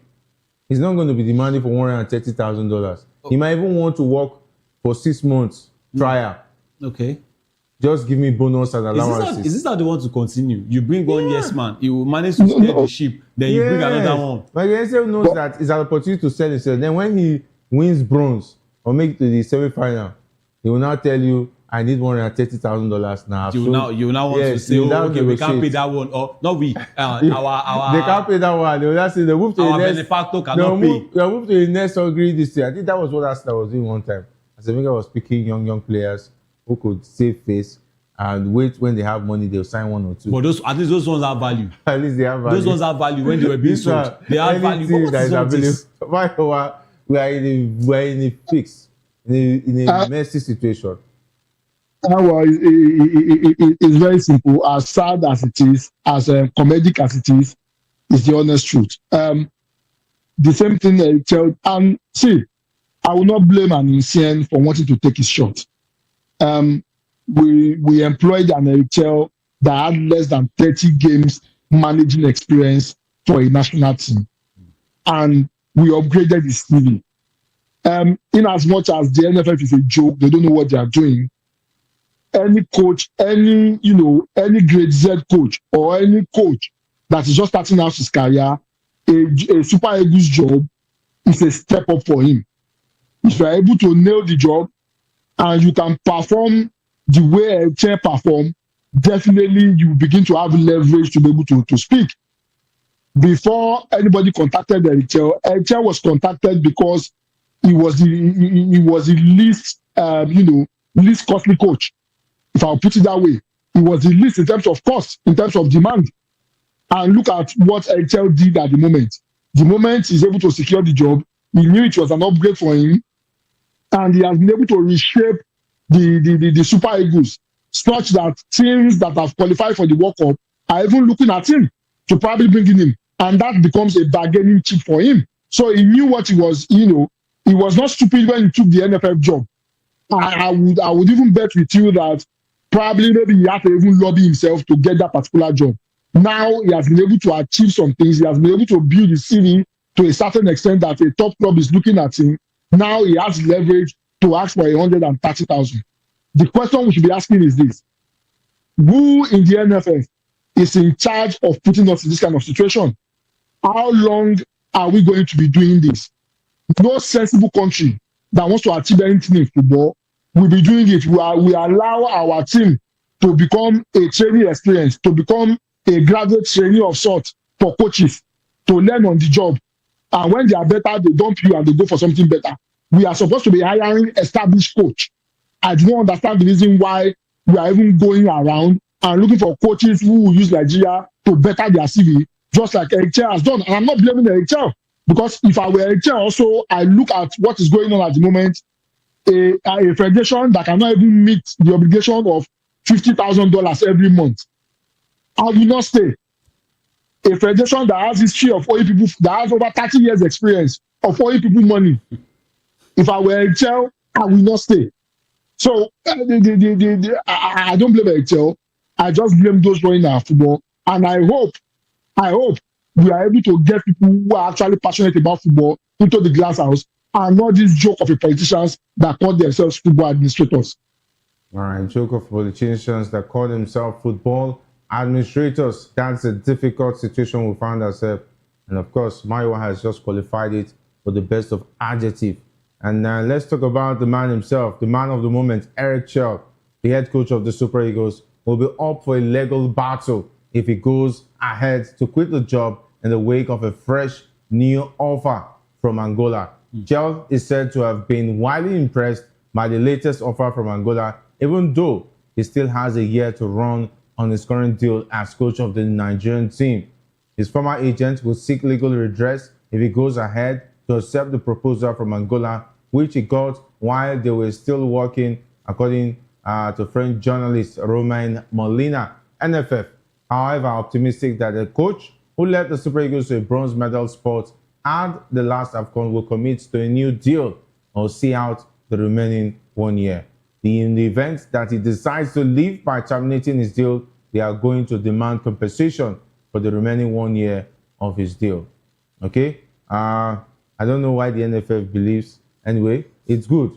When you are on one side, you want to see it from the positive side, but why not be realistic? Yes, this is a man you are owing salaries, and you want him to stay, you will commit to 1 year. You still want to collect compensation. On top of the I don't know that they're supposed to even pay him. Why do they like even dragging themselves into legal issues? Every time. You are supposed to be the one to pay. You are owing this person. He can sue you that you are owing him and you are not even fulfilling your part of the contract. Now you want to seek compensation. You want it to stay by force. And you should not finish the contract. That means you are not prepared for what's coming next. You want it to finish the contract by force. Anyone can leave anytime, Jerry. It's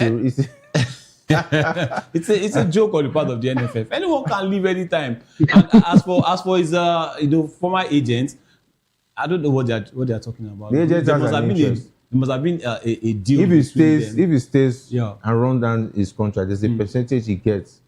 You know, and then of course there's also a loyalty bonus that goes to the agent. So that is why he's interested in protecting that he runs down his contract. But he's going to make sure that he's protected. If he's going to terminate his contract, he will want to get a piece of the pie. But I expect the agents will have been paid off since there's a new agency now in town. No. I think if there's a new agent, automatic cancellation of contract is automatic as far as agents and coach or player is concerned. You don't, unless there's a clause, a signed clause that if you are going to cancel, this is the amount you're going to get.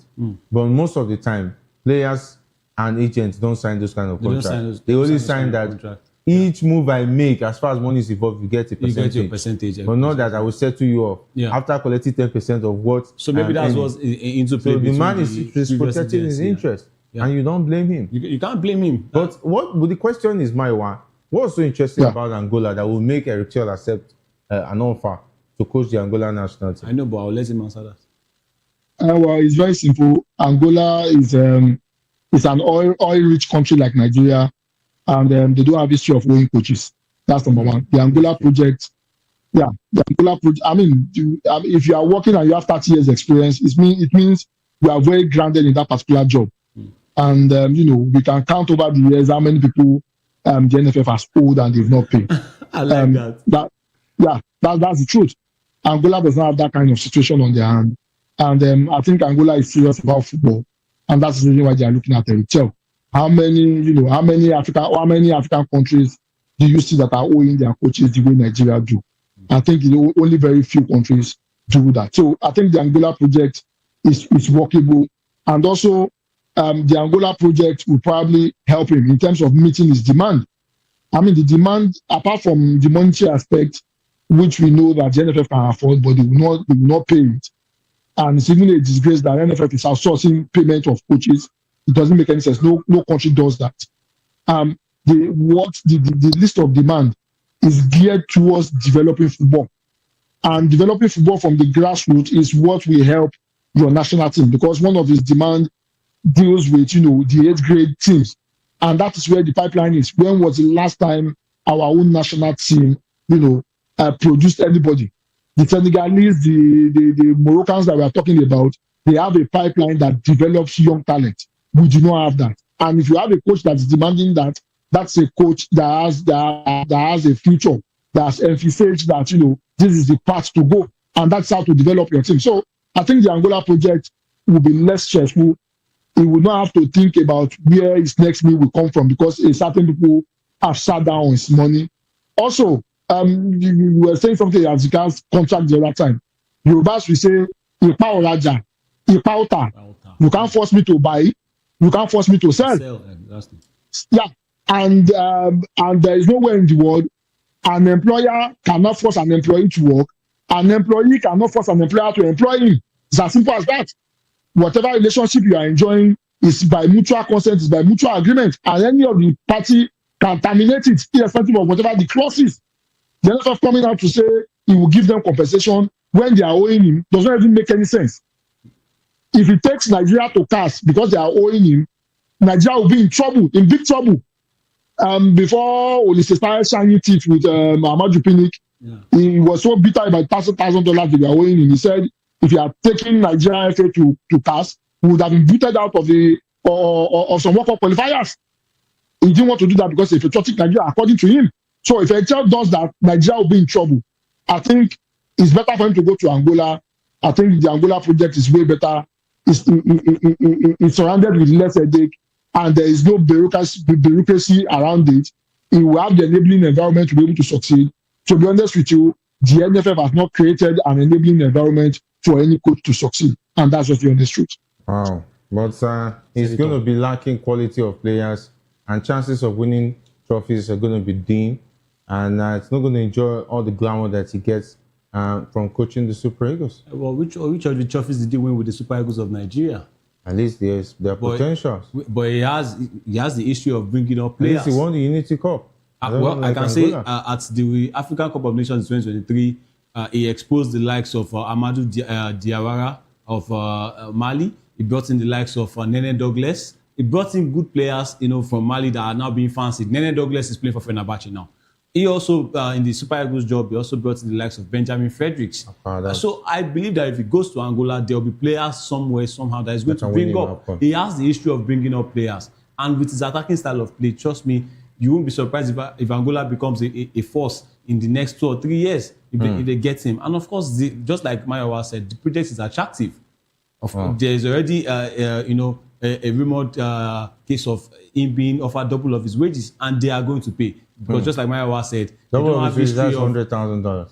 Yeah? That's $100,000. Yeah, the $100,000. And if you bring that forward for someone who is being owed $50,000 from his past job, he's going to grab it. And he'll be willing to work for you. When you give a coach... there will be constant electricity and internet. And there will be GPS. There will be GPS. There will be office with, AC and all of that. Enabling the environment for the coach to work. With fly first class. Exactly. When that is all provided and something goes wrong at the end of the day, the coach himself will be able to take full responsibility. What? Because what do you want to lie on? That you already got what you wanted. Mayowa, I find it indicting that he's making demands of demands that should have been provided. Simple as internet. He even wrote it on the demands. There's no Wi-Fi. Constant electricity and a good accommodation. And this is supposed to be luxury for a coach of the Super Eagles. These are things that coaches like Thomas Tuchel of England enjoys with the national team. Why is it looking like it's rocket science? And that person who released that demand thought that he was going to do some disservice to Eric Chel, but it puts it's exposing the NFF. And again, I think there's Wi-Fi, to be honest, and I'm sorry, NFF. I think there's Wi-Fi in the glass house. Maybe they just cut the one to Chel's office. Wow. Wow. I know. But I mean, I think it's very hilarious. And I'm not surprised. I'm sorry, I'm digressing a bit. A particular politician said there is no network in some particular areas. That's why they won't sign a particular thing. Sorry, I digress. And we have terrorists in the bush that have internet access. Go figure. It does not make any logical sense. A coach, Nigerian Super Eagles coach, is asking for Wi-Fi. And I'm not trying to advertise any brand because they are not paying us for advert. There's a particular brand that has a mobile Wi-Fi that you can carry on around. The owner owns a big social media. You can carry it all around. They have a mobile plan that you can carry all around. It's too expensive for the NFF. It's too expensive. Yeah, that is what those that stay in the bush and ask for ransom, that is what they use. And they are successfully using it and even going on TikTok to show Nigerians how they are enjoying their life inside the bush. And the NFF cannot provide that. It just doesn't make any sense. The same NFF will fly to Paris to go and massage the leg of Moses Simon, and they cannot provide internet access. They cannot provide Wi-Fi. The same NFF, different tester code, carry mosquito, carry everything, and fly abroad. They will go to tournaments that they didn't contribute anything, pack a whole lot of entourage, and be shining their teeth there. And our coach is asking for a decent flight, a decent flight. It's as terrible as that. And that is so shameful that, the NFF can release this kind of demand and say this is what the is demanding, and that's the reason why we are not going to give in to this demand. It just shows that the NFF, they are shameless and they are not hiding. And the annoying part is this: the NFF, they've taken Nigerians for granted so much that they believe they can do anything and they can get away with it. When those that are charged with the responsibility of ensuring that there is integrity, there's accountability in the NFF, are not doing anything. I continue to say it. Where is the audited report of the NFF? Where is it? The NFF is being funded by the federal government. The NFF is being funded by taxpayers' money. The tax you and I pay goes to the NFF. Where is the audited report? Who is giving account? The account. We have a lot of corruption-driven agencies in Nigeria that will look at people who are corrupt. None of them are doing anything about the NFF. The same people that collected allocation to pay bonuses and allowance they've not paid, and yet players were protesting at the last AFCON, and nobody is going to jail. Well, so they will take it as a joke. The ones that got money to build stadiums and they went to build a training ground that even players cannot play on, they are still walking about freely. Yeah. And they're even saying to come back. Yeah, they're campaigning to come back and saying the current NFF does not know what it's doing. That if they were there, they would have qualified us for World Cup. I don't understand it. They said they went to convince somebody's dad to bring him to the national team, and they are still working. So many lies, and they are still coming to say they want to bring in somebody. Mario, talking about lies, former Napoli sport director Mauro Meluso says Nigerian international striker, the original Victor himself, Victor Osimhen, lied about being racially insulted by the club during his time with them. And the Galatasaray forward, in an interview on Tuesday, said the club disparaged him with an insulting video on their TikTok channel after his penalty miss.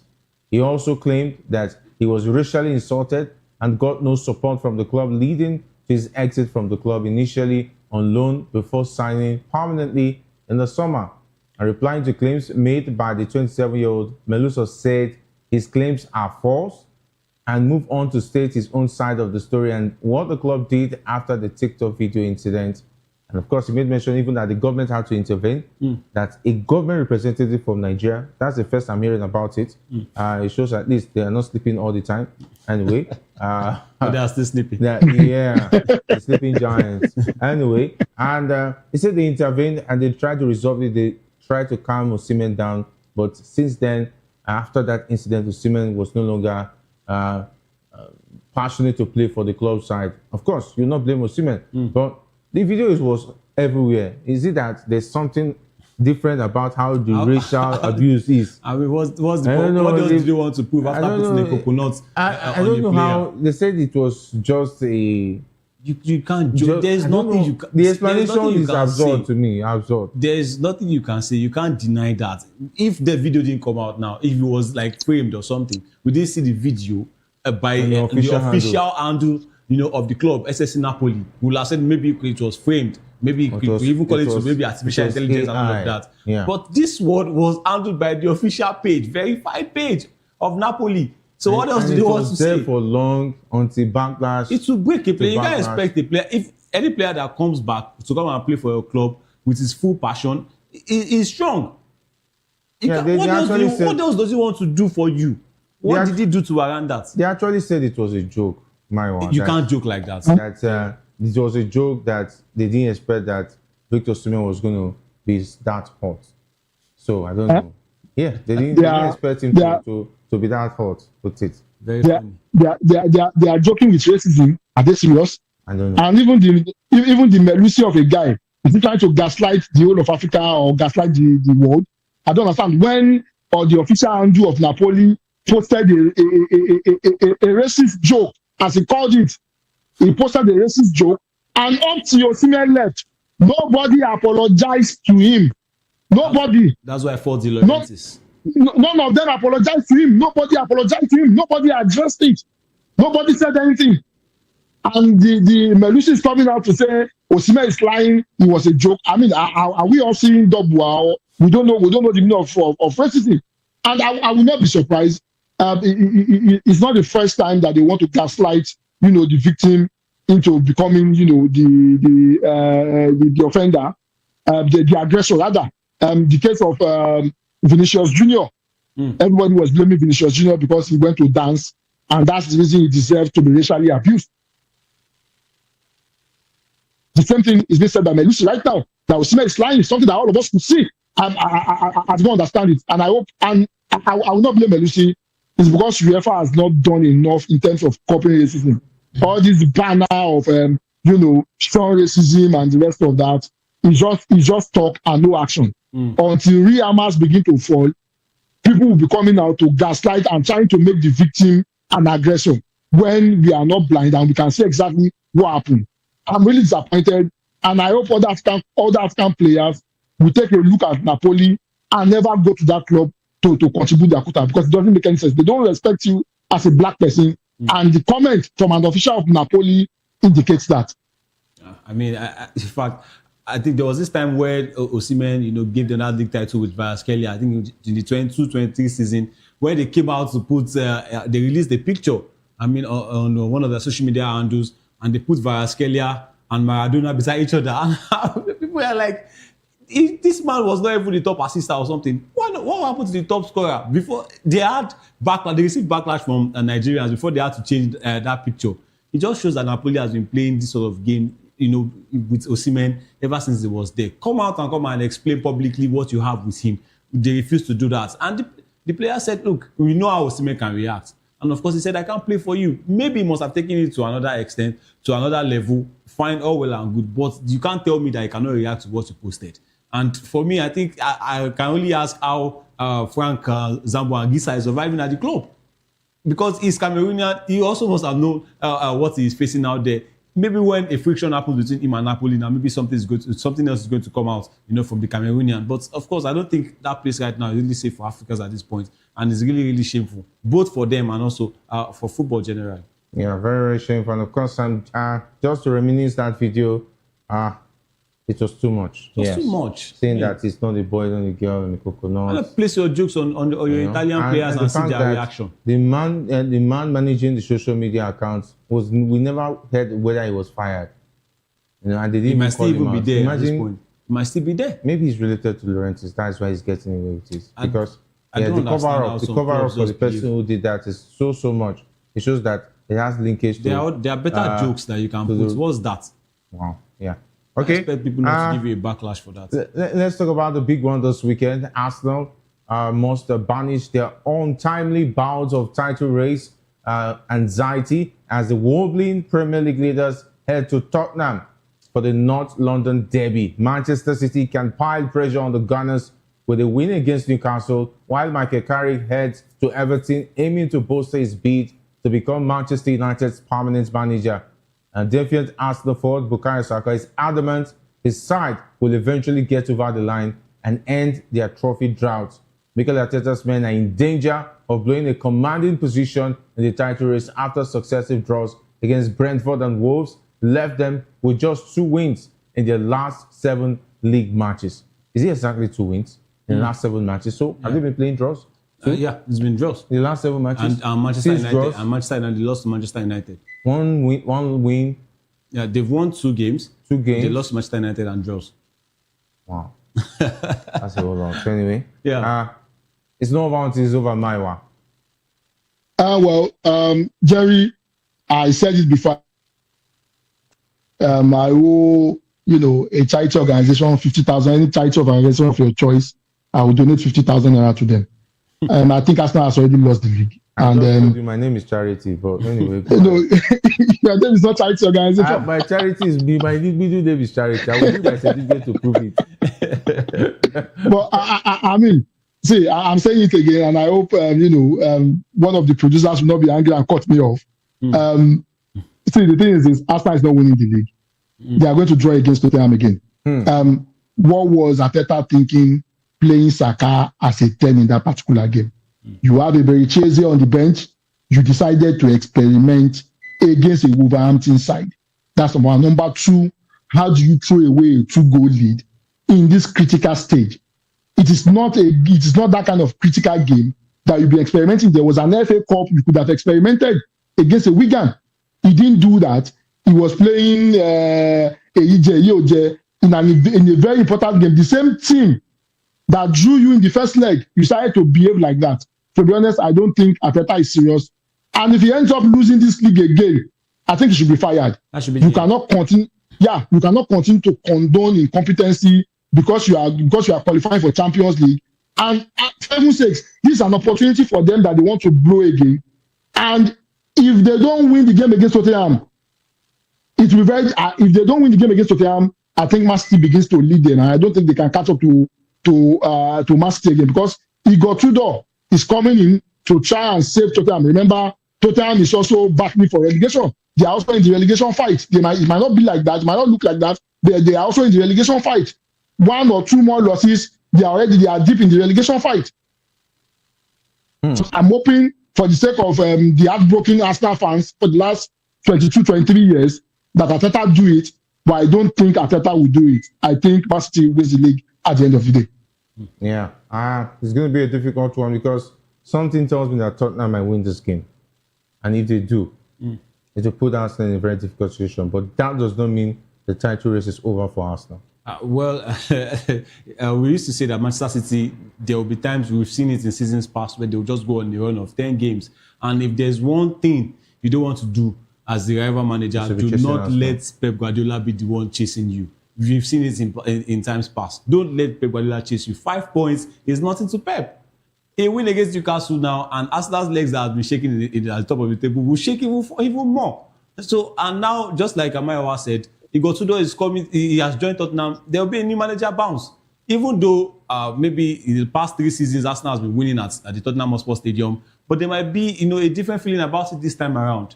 And of course, Tottenham, the enmity between them and Arsenal, they'll be like, okay, fine, who also wants to contribute to your downfall? They will want to contribute to the downfall, of course. So I think it's going to also it's going to be a very, very tough game for Arsenal this Sunday. But of course, they have to show that winning mentality. I think they've been suffering from this mental block. I said it somewhere earlier that look, I think Arsenal, they just want to wake up and see that okay, it is May and they want to end the season. I think they are spent, they are exhausted. Even Mikel Arteta, you could see that because a team that has finished back to back in second place, now that he has the chance to win, that pressure is coming. And Pep Guardiola, we've seen that he has boosted the squad, the likes of Maguire, who has been impressive, Antoine Semenyo, who has also been impressive as well. The attack has changed a little bit. The suffering defense has also gotten like a big boost to it. So going against Newcastle, yes, you can argue that Newcastle might be a tough team for Manchester City to face, but this is a team that they dismantled over 2 legs at the Carabao Cup. Who says they can't do it again at the Etihad? I think it's going to be 2 points, going into the next round of games. And City, because Arsenal is going to be involved this weekend as well, they will have the game in hand. So it's looking really bad for Arsenal right now, to be honest. All right, and of course there will also be fixtures to look forward to. Manchester United goes away to Everton. Yeah. They lost the first game. Yeah, at Old Trafford. At Old Trafford. This time around, they're going away. And Liverpool has a tough fixture against Nottingham Forest. Aston Villa is not still out as well. They just 8 points. Well, for me, I think Aston Villa, technically, they've been very, very inconsistent. I think Aston Villa, one way or the other, they will get, sooner or later, they will be out of the title race. I don't think Aston Villa are really fancied. I think it's going to be between Arsenal and Manchester City. And it's going to go down to the wire. And as for Everton and Manchester United, well, I think Manchester United will want to right the wrongs, at the Old Trafford. 1-0. It was under a different manager with Ben Amorim. This time around is Michael Carrick. And yes, the West Ham game might not have gone as planned, but you could see that there's a new identity to Manchester United, the way they play. The players really want to play now. You can say that West Ham game was an aberration. But of course, I also said it here that, look, the most dangerous team you want to play in the Premier League is a team that is trying to survive. And that was what West Ham, showed Manchester United, in the London Stadium. But this game against Everton, I'm sure the players will also go into that game a little bit with revenge on their mind. And look, because we beat us at Old Trafford, that was under Amorim. This time it's Carrick, and it's going to be a different feeling this time. Yeah, I go clear. I think it's Everton's eyes are clear. No. Manchester United will beat Everton. Everton has no joy. They've been on form. But not this period. Manchester United. What's special? We saw them against West Ham. They're playing good football. Yeah. They're playing career. This is coming from somebody that is below Manchester United. What do you expect? You want Manchester United to lose? 3 points this weekend. If the league ends today, as Liverpool beating if the league ends today, yeah. If the league ends today, we are getting more money than Liverpool. That's just it. Someone is going to the conference Don't worry. league. I mean, and someone is going to the Champions League. Someone is going to the conference league. It's not going to end. And someone is going to the Champions League. With 500 million spent in the conference league. You want to put your conference money position that Liverpool will finish ahead of Man United this season. Jerry, don't Jerry, don't do that. Last time you promised. I'll be telling you now. The last time you promised, you said you will wear United jersey throughout the week. Jersey now. You will not keep the promise. It was one edition. You made the promise on there. You made the promise on there. I didn't keep it. You know, Man United jersey is scarce because they've not been doing well. People have not been selling it. I wanted to send one to you. You said no. No, I said no. You said no. Send it. If you are ready, send it. But that one has passed. We are on a new ground now. If you finish above Liverpool, I will wear your jersey. All right, stamped, and for 2 weeks. For 2 weeks. 2 weeks is too much. That will let me wear my jersey for 2 weeks. That would be what is happening? Does that have clothes? I have other clothes I will wear for one edition. No, we give you different shades. We give you different shades of Man U jersey. It's a lot. There are three shades. You will provide the jersey because me, I cannot. I cannot go to I'll send you the jersey. I promise I'll send you the jersey. One jersey is okay for one edition. But if Liverpool finishes ahead of you, you probably wear the Liverpool jersey as well. You wear the Liverpool jersey and the scarf. Because I will do that. We have variety of colors. Anyone you want. I like this position I am in now. Anyone you want. I will do that. I like this. And then there will be a charity case. I'm charity. We'll take care of the charity people. So it's on record on this edition. Yeah. But I know everything will do the job. My Merseyside brother will surely fulfill their responsibility of making it 6 points, 2 out of 2. Yeah. Because this Man United side, don't worry. Now small, from draw to loss, from loss to we don't know. We'll try again next season. But let's see how it's going to go this weekend. But I think I still want to maintain that Manchester United will get a win at Everton. I understand. And so Man United fans don't want to be on the bad books of Arsenal, right? Arsenal fans and people. But Arsenal is the team that they beating now. Come on. Anyway. Even at the Emirates, the only Emirates defeat, the only home defeat for Arsenal this season came at the end of Manchester United. What Man United has just succeeded in doing this season was just being the spoilers. At a time when Arsenal and Man City needed points, he just came and just spoiled everything. But with the way the season started for Manchester United, no one will have fancied them to be at this stage, to be honest. Obviously, that's true. No one will have fancied them, and at the point they were leading Liverpool with 5 points. No one will have fancied them to be at this stage. Yeah. And yes, since Carey came, it's just been 7 points. How many points? About 13 points because he won 13 points. Yeah. 13 points. And if you put 13 points to what Ruben Amorim has done so far, I mean, you can say Manchester United are on the up, to be honest. I mean, they are on the up. They are while we're talking about the team that will not win the league, let's talk about the top 3 anyway. Yeah. And of course, with that same position now, are you winning the league? So we are not winning the league too. Don't worry, defending champions they are still defending champions until May, right? Well, like I said, this is one of the worst defending champions I've seen in a long let them time. be worse, but honestly, at least £500 million conference league. They are still defending champions. You can't change that. You don't want to go to the conference league, Jerry. Anyway, time really fast, but we just have to wrap it up. Big thanks to Maiwa for being awesome on the show. And of course, the Man City Newcastle game is going to be very tough. But I see Man City picking this one. They will not joke with us. It's at the Etihad Stadium. At the Etihad Stadium. All guns blazing, they will come out. All guns blazing, yeah, definitely. Thanks, Maiwa, for being awesome on the show. Well, it's always amazing to be here. And I'm hoping by Monday, we'll be celebrating after bottling the league finally. Wow.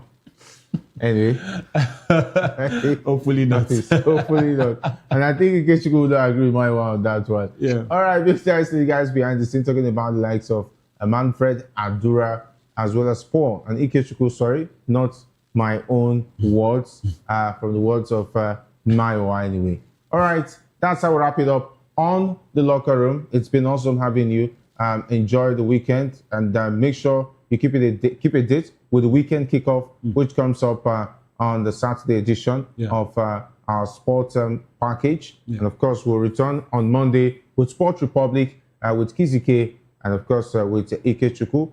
And we'll follow up with Locker Room, and all our sister programs. Continue to enjoy them on this platform. Until meet again, my name remains Jerry El-Rufai, saying have a great weekend. And up next is Political Lens with Chukwuma Okoro. Stay tuned.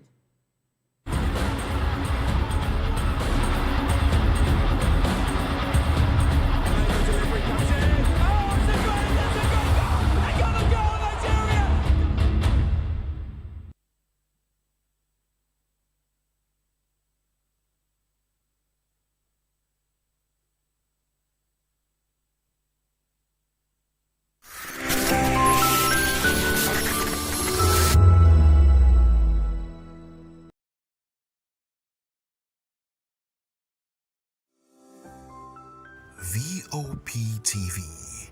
Now, you have more than a voice.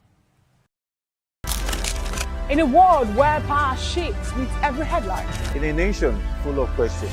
In a world filled with noise, the truth needs a voice. The policies that shapes our world and the economy that determines our future.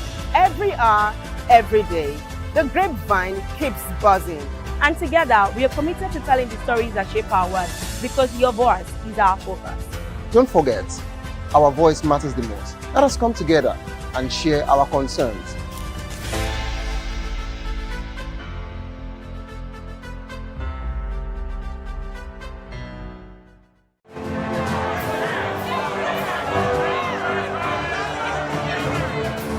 Do you want your voice to be heard? Do you know that you matter in the scheme of things? The People's Voice, the show where ordinary citizens take center stage as we discuss the biggest stories that affect you and I. With you in mind, we facilitate lively discussions, debates, and interviews on the topics that matter most to you and I. From social justice to economic empowerment, education to healthcare, governance, and more. Tackling tough topics and amplifying your voice. Join the conversation and make your voice count. The People's Voice. Make your voice count. The red carpets, awards, the razzmatazz, music, fashion, interviews, and more. Spotlight on Voice of the People Television. Let's feed you with all the juicy stories in the global entertainment space, bringing you the glitz and glamour as it is hot. Stay tuned to Spotlight, 1 p.m. Monday to Friday. Spotlight on VOP TV. Entertainment like never before.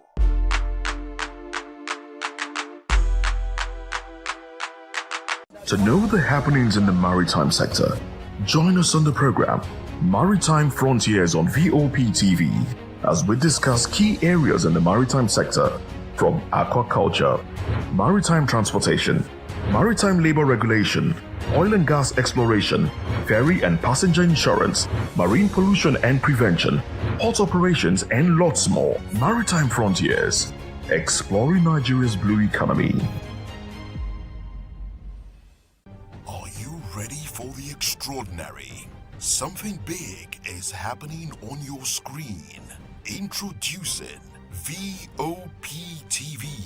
Now streaming on SLTV channel 264. From breaking news to captivating conversations, news analysis, giving you all sides to the story. We bring in-depth discussions on the issues that matter, from politics to sports, entertainment, and lifestyle. VOP TV on SLTV channel 264. Join us as we redefine what television means to you. Voice of the People Television, VOP TV. Now you have more than a voice.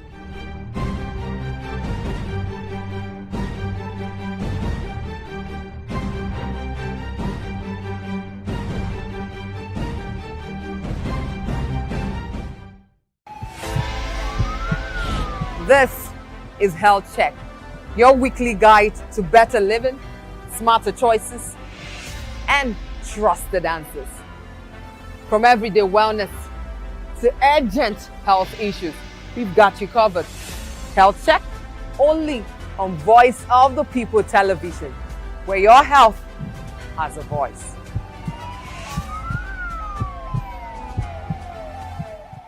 Behind every broken desk lies a broken promise. Education shapes the nations. But who is asking the right questions? Introducing Edu Dialogue, the show that goes beyond the surface, exposes the cracks, the corruption, and the silence in Nigeria's education system. Edu Dialogue, Saturdays, 3 p.m., only on VOP TV. We break the biggest stories, from missing funds to policy failures. We ask the tough questions and demand real answers. Edu Dialogue, this Saturday, 3 p.m. on Voice of the People television. Join us as we drive into the world of politics through insightful interviews with prominent political figures, both serving and former governors, ministers, senators, legislators, party chieftains, activists, and analysts. Get first-hand information into the decision-making processes that affect our daily lives. Highly engaging one-hour program that brings political discourse into focus. I am Chukwuma Okoro. Political Lens, Monday through Friday, 6 to 7 p.m. Join us. In a world where truth is the ultimate power and opinions scream the loudest, it's time to wade through the noise. Hunger no get tribe. Hunger no get religion. And scan the human interest and trending topics that matter. Stay tuned to The Issues, your plug to the stories making the buzz, from politics to science and technology, social justice, and more. Let's tackle the tough questions and expose the truth. The Issues, on Voice of the People television, Mondays to Fridays, 8 to 9 p.m. The Issues. Don't just react, understand. Wade through the noise. Hunger no get tribe. Hunger no get religion. And scan the human interest and trending topics that matter. Stay tuned to The Issues, your plug to the stories making the buzz, from politics to science and technology, social justice, and more. Let's tackle the tough questions and expose the truth. The Issues, on Voice of the People television. Don't just react, understand. Do you want your voice to be heard? Do you know that you matter in the scheme of things? The People's Voice, the show where ordinary citizens take center stage as we discuss the biggest stories that affect you and I. With you in mind, we facilitate lively discussions, debates, and interviews on the topics that matter most to you and I, from social justice to economic empowerment, education to healthcare, governance, and more, tackling tough topics and amplifying your voice. Join the conversation and make your voice count. The People's Voice. Make your voice count. Awards, the razzmatazz, music, fashion, interviews, and more. Spotlight on Voice of the People television. Let's feed you with all the juicy stories in the global entertainment space, bringing you the glitz and glamour as it is hot. Stay tuned to Spotlight, 1 p.m. Monday to Friday. Spotlight on VOP TV. Entertainment like never before.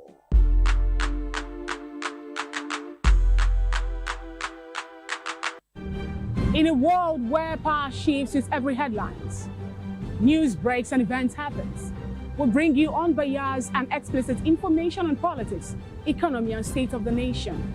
We break down the chaos. Facts, not fluff. Truth, not spin. We discuss not just politics, but a glimpse into the future. Voice of the People television. Now you have more than a voice.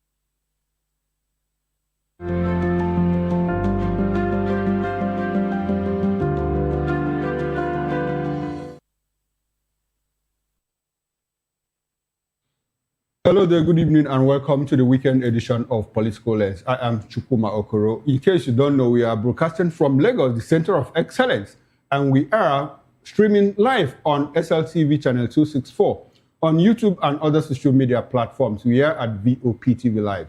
You can also be a part of this conversation by joining us by sending WhatsApp messages to the number scrolling on your screen. You can also go to the YouTube comment section and let us know your thoughts on the discussions that we are holding today. Now, let's take you into the discussions we have today. Tension as Obi's Village Boy movement counters Tinubu's City Boys. Obi article to test popularity with direct primaries. 6 hidden changes in the new Electoral Act. And El-Rufai's troubles worsen as missing Daddy Atta's case is reopened. Let's bring in our guests. We've been joined in the studio here in Lagos, where we're broadcasting from by Dr. Peter Anosike. Peter is a philosopher, journalist, business consultant, and political affairs analyst. Good evening, Peter, and thanks for coming to Thank you for having me. We'll also be joined in the course of the show by Luka Biniyad. Luka is a veteran journalist and former spokesperson of the Southern Kaduna People's Union, SOCAPO. Now the spokesperson of the Middle Belt Forum. He's going to join us in the course of the show. Now, Peter, let's run into it. Supporters of President Bola Tinubu and former Anambra Governor Peter Obi are intensifying grassroots mobilization ahead of the 2027 presidential election, following the launch of the Village Boys movement in Abuja.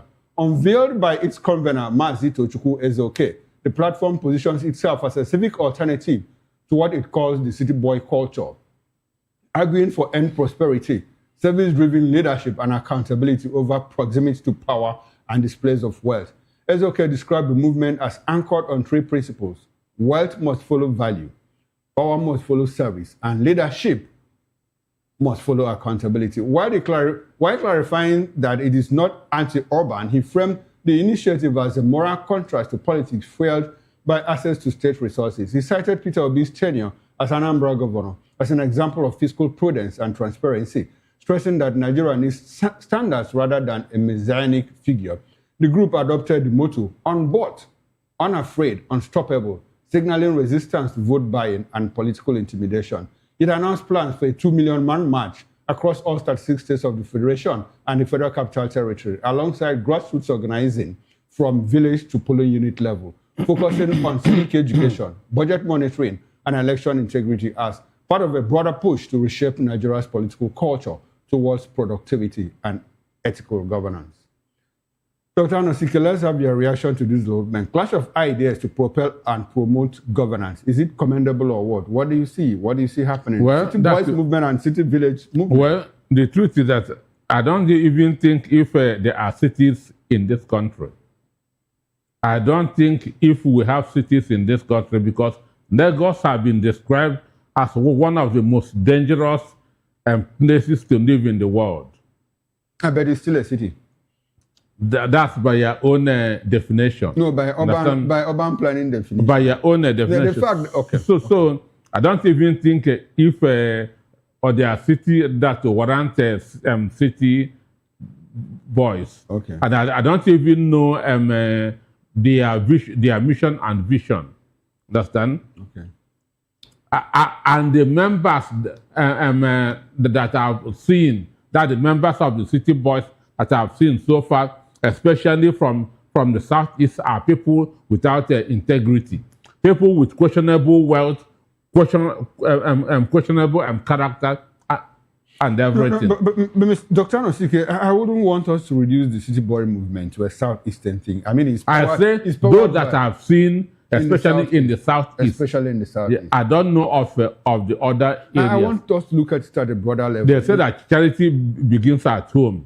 So I'm from the southeast. I'm telling you that the members of the city board that I've seen in the south, from the southeast, are people with questionable character, questionable wealth, no integrity. Understand? No integrity. Everything around them is questionable. So, but from what you read out there from the village boys, politics should be people over profit and moral over money. So for me, I will align more with the village boy than the city boys. No, okay. Before we get into reasons why you will align with the village boys, rather than the city boys, I want us to look at the city boys movement, at the national level. It is Seyi Tinubu, the president's son, is the grand patron, so apparently it's powered by him. Seyi is a lawyer by training. He has a foundation, the Nuela Foundation, that has been doing a lot, for the less privileged, sharing palliatives during Ramadan and all of that. And according to them... What is his business? His business. What is Seyi's business? He's a lawyer. He's a lawyer.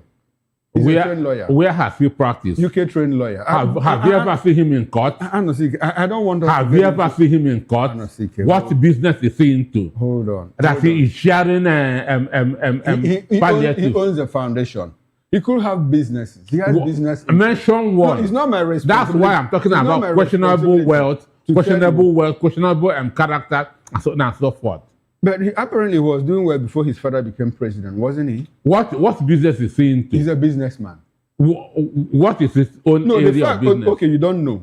I don't know. No, the fact that you don't know, the fact that it's not my position to enlighten you. The fact that you don't know. Since you know, you should enlighten me. I'm telling you that it's a That's why I said the members of the city boys are people with questionable wealth, questionable character, no integrity. They are just there to avoid EFCC and DSS, period. Dr. Anosike, they are just there to avoid EFCC and the DSS. But in all of this, none of the people that you mentioned, especially if you want us to go to the Southeast, now the people that you mentioned, none of them is undergoing investigations by the EFCC. None of them has been arrested or apprehended by the Many EFCC. of them have cases in court. That you know? Obi Kubana has cases in court. Okay, civil cases or criminal cases? A case is a case. No. There are differences. I mean, there are differences. There's a difference between... Which one do you have in court? If you both civil and criminal, which one do you have in court? I'm at liberty. And you have cases in court too. It concerns me. I said, which one do you have in court? I'm at liberty not to tell you because it's my personal affair. I'm not the person we are interrogating now. Okay. We are interrogating the people you said that have questionable character. And I'm telling you that because you brought in the angle of the EFCC, none of them is undergoing investigation to the best of my knowledge, except and you said they have cases in court, and I asked, is it criminal or civil cases? Anybody can have a civil case. It doesn't matter. I don't have any. I said anybody. I don't have any. Now, let's get away from all this argument. The guiding ethics, of the City Boy movement, CBM, as I call them, is accountable leadership, inclusive growth, and opportunities for all. While that of the Village Boys movement is wealth must follow value, power must follow service, and leadership must integrity, follow accountability. Moral over money, people over profit, and that's what P2B stood for. That's what P2B is practicing up to date. Okay, so you don't like accountable leadership and inclusive growth, opportunities. What have they accounted? Where have City Boys people been tested? Okay, now you're trying to create more like some kind of division, or you want us to compare notes between the president and Peter Obi, because both movements, one represent are working for the president, one are working for is working for Peter Obi. Is that what you want us to do? Let us go into it. Okay, so what do you think that the leadership of this country under the Bola Tinubu administration has not done? What have they done? No, Peter. What have they've done? Nothing. Peter, apart from impoverishing the life of Nigerians, apart from imposing multiple taxes on them, apart from having 141 million people in multidimensional poverty, a country that's supposed to be one of the richest on earth. What have they done? But they are trying to promote accountable leadership, inclusive growth and opportunities. On paper. Politics is about the streets. Okay, so politics is about you don't appreciate of the fact that the president has rolled out NEL fund, for university students in Nigeria, indigent students to access loans to further their education. It doesn't. Where that idea is borrowed from, United States, it has never worked. Really? If you have been following American politics, in 2024, Biden was talking about canceling the debts that the students have, that the beneficiaries couldn't pay. Biden, you Google it. Did he eventually succeed? Did he cancel? The Senate refused to approve it.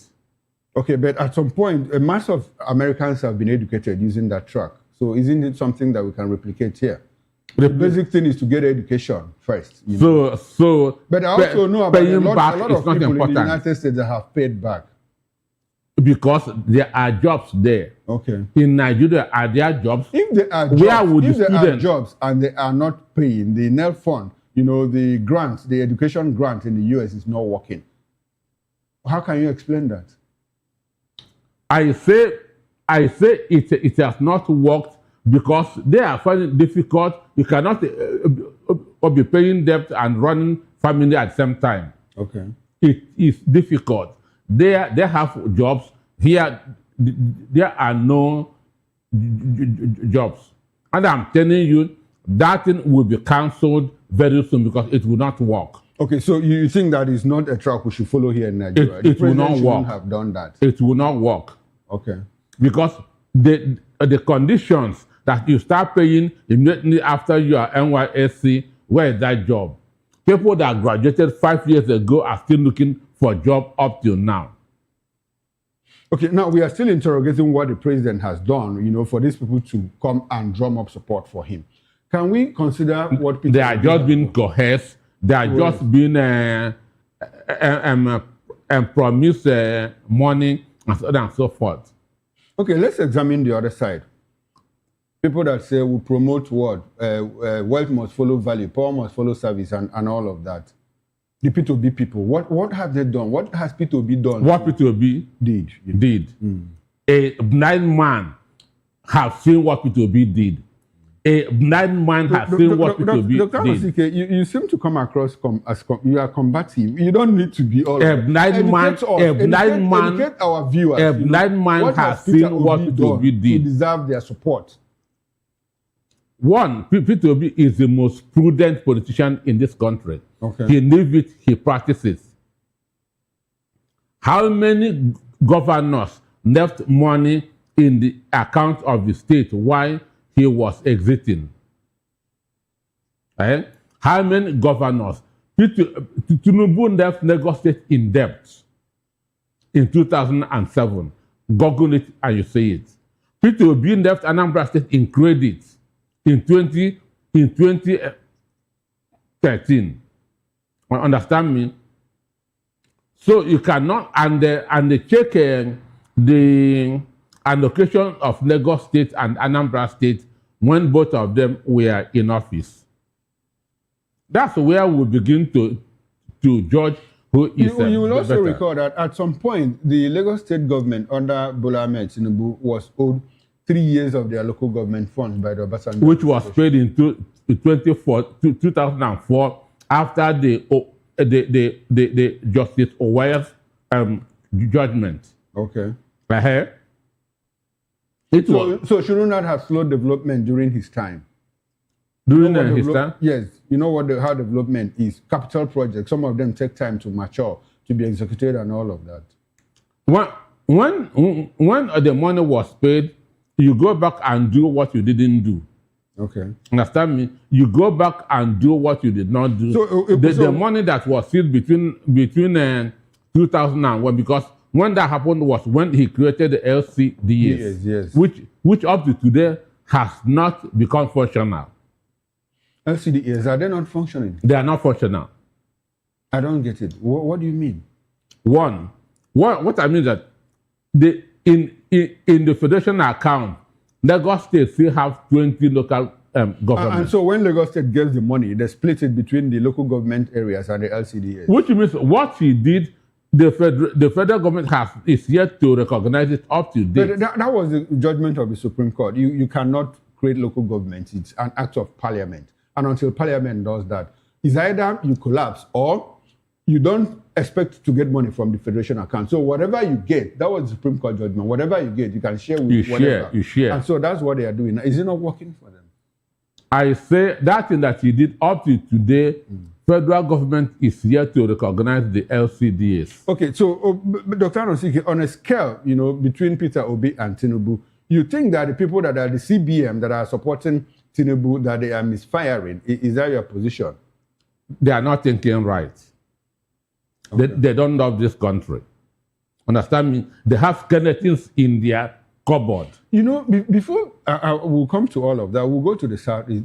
Before Tinubu became president, a lot of Nigerians eulogized him and said, oh, you know, he did well when he was in Lagos and all of that. And That's hype. They thought that he would be able to replicate all of that at the national level.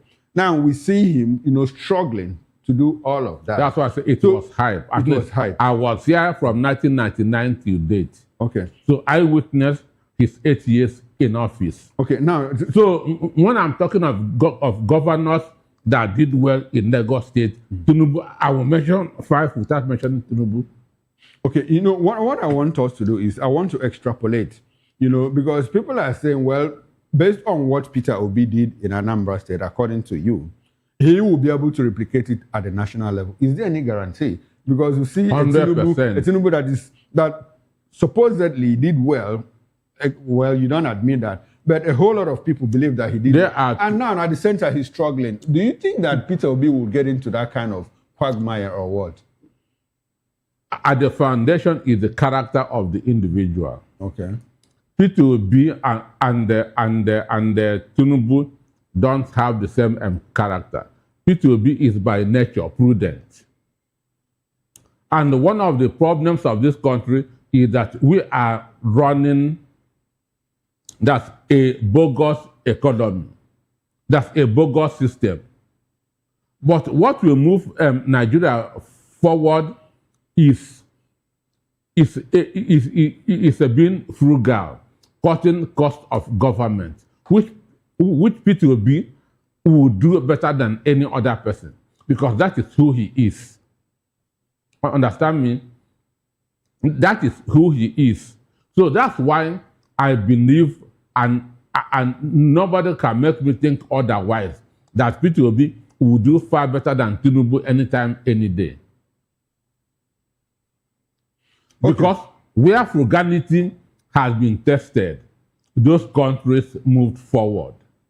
I can mention Croatia, I can mention Argentina. Ghana now is moving forward. Understand me? Because right now, we don't have any reason for running 48 ministers. It is a waste. Okay, it's a waste. And you think that Peter Obi wouldn't do all of that? Peter Obi can never do it. Now let's go to the southeast where you come from. The CBM is powered by Seyi Tinubu, like we said already. And his friends like Obinna Yebo, Obi Kubana, Pascal Okechukwu, that is the Kubana chief priest, Emeko Konkwo, E-Money, and Cletus Orawa, that's Zenko, and others. You know, and the counter group people are rooting for Obi. How much of this will impact directly on election results in the southeast, being that these people are role models for the youth in the southeast? Who are they running? You know, a lot of youth in the southeast look up to these people. Obi Kubana's junior brother ran for an election in 2023, House of Reps, and failed woefully. So what factors led to? So if it's influential, understand me, because this is just a federal constituency, which is 2 local governments. Understand me? We are not talking about a senatorial zone. So if he is influential, there's no way his own junior brother will have failed the election in his own locality. Understand me? Let us start from there to check their who they are. So if Obi Kubana is popular enough, is influential enough, his own junior brother would not have failed election in his own local government. Okay, so you want to dismiss the fact that these young men are not role models, because I know that a lot of young men in the South is look up to these people. They want to, in our local parlance, blow like them, and somehow they are somewhat influential. What is their source? No, but the young men that we are looking at, that we are talking about, that active population, that active, useful asset of the population, that demography in the Southeast, they don't know about all of this. What they see them is, oh, these are role models. I want to be like this. And if they are those young people will leave people that they know that people like who? They will leave people to be and follow Kubana chief priest. Peter, in reality, you know, in reality, how many young men do you think want to be like Peter Obi? As a matter of fact. Peter Obi is selling character. He's selling integrity. How many people, this generation that we are looking at, what happened in 2023? How many of them want to be what happened in 2023? Okay. What happened in 2023? Upon that, the whole 5 Southeast governors worked against Peter Obi. Peter Obi triumphed above all of them. Okay. It is this youth. Okay, so you think that the youth will rather look up to Peter Obi than look up to E-Money, Obi Kubana, Kubana Godfather and all of that, Kubana Chief Priest and all of that? There's no doubt about that. Okay, so whatever they are doing in the South is not going to affect. It's just a jamboree. It is just a jamboree. Okay, now, Dr. Anosike, I'll come back to you. Let's quickly run to Ruka Biniyat, who has joined us virtually. Luka is a veteran journalist and a former spokesperson of the Southern Kaduna People's Union. He is now the national spokesperson of the Middle Belt Forum. Good evening to you, Luka Biniyat, and thanks for joining us on Political Lens. Well, unfortunately, we lost a connection with him because of network downtime. See what we are talking about. Let's come back to the studio here, where we still have Dr. Peter Anosike, and we are interrogating the effect of the City Boys movement, what they are likely to do in the Southeast. Because the Seyi Tinubu and his friends have more like, taken a group of influential, according to standards, according to opinion outside that these young men are influential. But Dr. Anosike is destroying all of that premise, saying, well, these men are not influential. Assuming that I'm from Sokoto, you can be telling me about them. Okay. Understand me? Not the people that you know. Not the people that I know. Okay. Do you know that the latest thing, there's calls everywhere that they should stop patronizing Obi Kubana's products? Are you aware of it? No, I'm not. If you are not, I'm bringing that to your knowledge. Okay. That's in thing now, as we speak. So is that some kind of business fight or political fight? Why descend to all of that? Because you don't follow somebody who is going on a wrong way. No, but this is politics. People are allowed to support whoever they want to support. Is that not being emotional or overly emotional? Those who are making that call are being very, very, very rational. Okay. They are being very, very rational. And I'm 100% in support of them. No, okay, now, people that we have mentioned, talk about Obinna, Pascal, talk about that's the Kubana Chief Priest, Oragwa Boy, and E-Money. These young men are all businessmen. They are basically not politicians. Is there anything Then wrong? what are they doing? Is there anything wrong in them? What is the purpose of City Boys? No, they want to advance their business interest through politics. Okay, they want to advance, but politics is about other people. It's about the people. That's how I understand politics. Okay. Politics is about other people. Politics is about an appraisal of somebody's stewardship. Politics is also about interests. Do you condemn what Elon Musk did with Trump during the 2023 general election in the United States? Do you condemn that? What did he not do? He was supporting Trump because of his business interests. At some point, you know the position that he was given because he supported Trump. Do you condemn that? He ran a very successful business. Okay. Understand? And Donald Trump is... No, Peter, don't qualify it. He's a businessman. He ran a very successful business. No, he's a businessman. If you know the story, Trump if you know the story, if you know the story of Tesla, if you know the story of Tesla, understand me, you know that this guy went extra mile to become who he is. And Donald Trump is impressed with what he has achieved. And you think that these young men just grew from the ashes?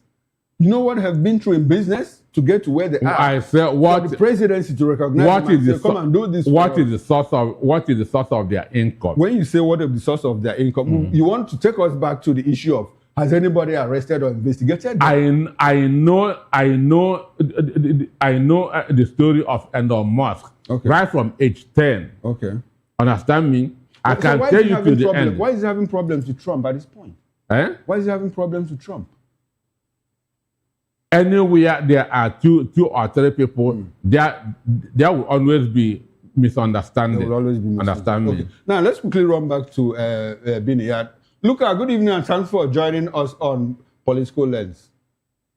Good evening, and it's good to be here. Okay, good to have you. Good to have you. We tried to bring you the other time, and the internet took you out. We'll talk about internet connectivity in a bit. But for now, I'm sure you have followed this conversation. We are talking about the CBM versus the VBM, the City Boys Movement and the Village Boys Movement. Apparently, one group rooting for continuity with the current president, Bola Ahmed Tinubu, and another group said, no, we want Peter Obi to come in. And in all of this, all of them are rooting for particular individuals. What's your reaction to that, especially with the fact that, well, Sheyi Tinubu is the one advancing the other cause for his father, and you have a group of young men, an outgrowth from the obedient movement, saying, look, this is what we want. So how do you react to this development?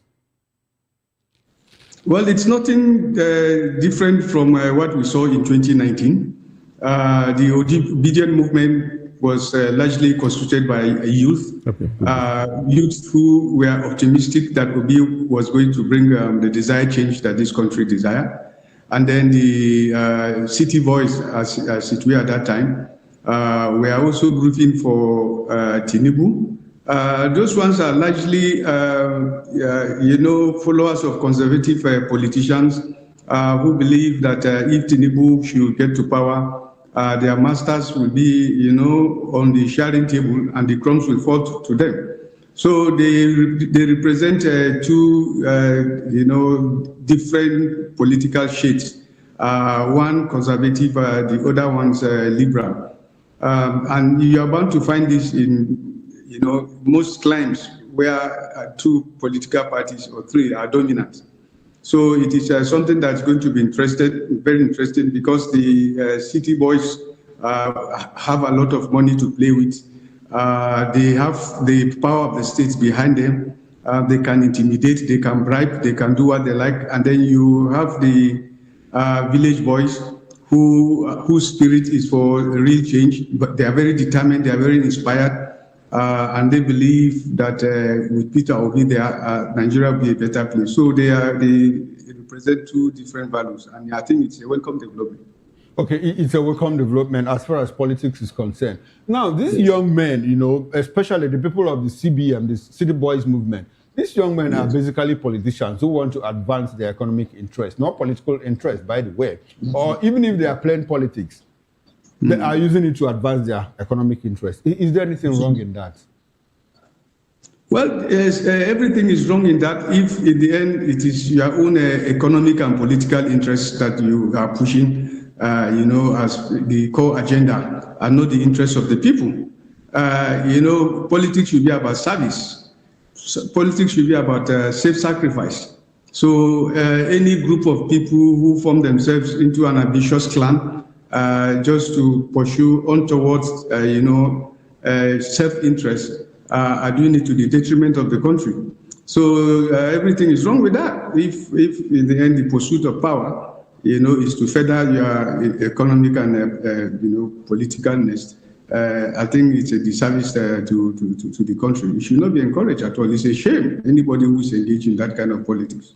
Okay, as far as Mr. Luka Biniyat is concerned, I mean, there's everything wrong in that, because people are trying to advance their personal interest instead of collective interest. Now, the way you understand Nigerian politics, will this result in some sort of clash between these two elements in the real election showdown? I want us to go to the Southeast now, where in the Southeast, you have one of their prominent sons, Peter Obi, coming out, to say, I'm going to be on the ballot in 2027.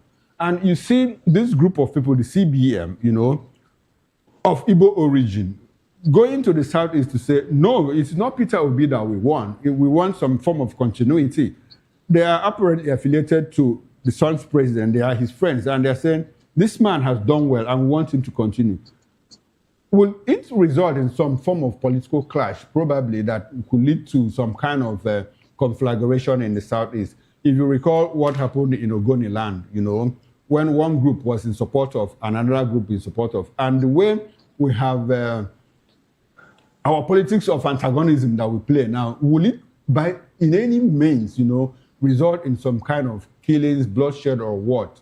The way things are going now, because if you go to the Southeast, a lot of people are already saying, no, we don't want to see you here. Don't come here. And like the analyst here in the studio said, some people are already making calls, asking some group of people, asking Nigerians from the Southeast to boycott Obinna Iyebu's Obi Kubana's products. What do you think? What do you see coming? Well, I think you are jumping the gun this time because Obi still has a very, very serious battle before he gets to the present position which you are talking. He has to clinch the ticket of the ADC first. And his chances are neither here nor there. I want to say the chances are 50-50. If you look at the major contender there, which is Abubakar Atiku. Abubakar Atiku has been an old fox in this game. He controls a lot of the political structures that the ADC has today. He's well-rooted. He has a lot of loyal followers, people that are politicians that he has developed over the time that are, fanatically loyal to him. Obi is a relatively newcomer.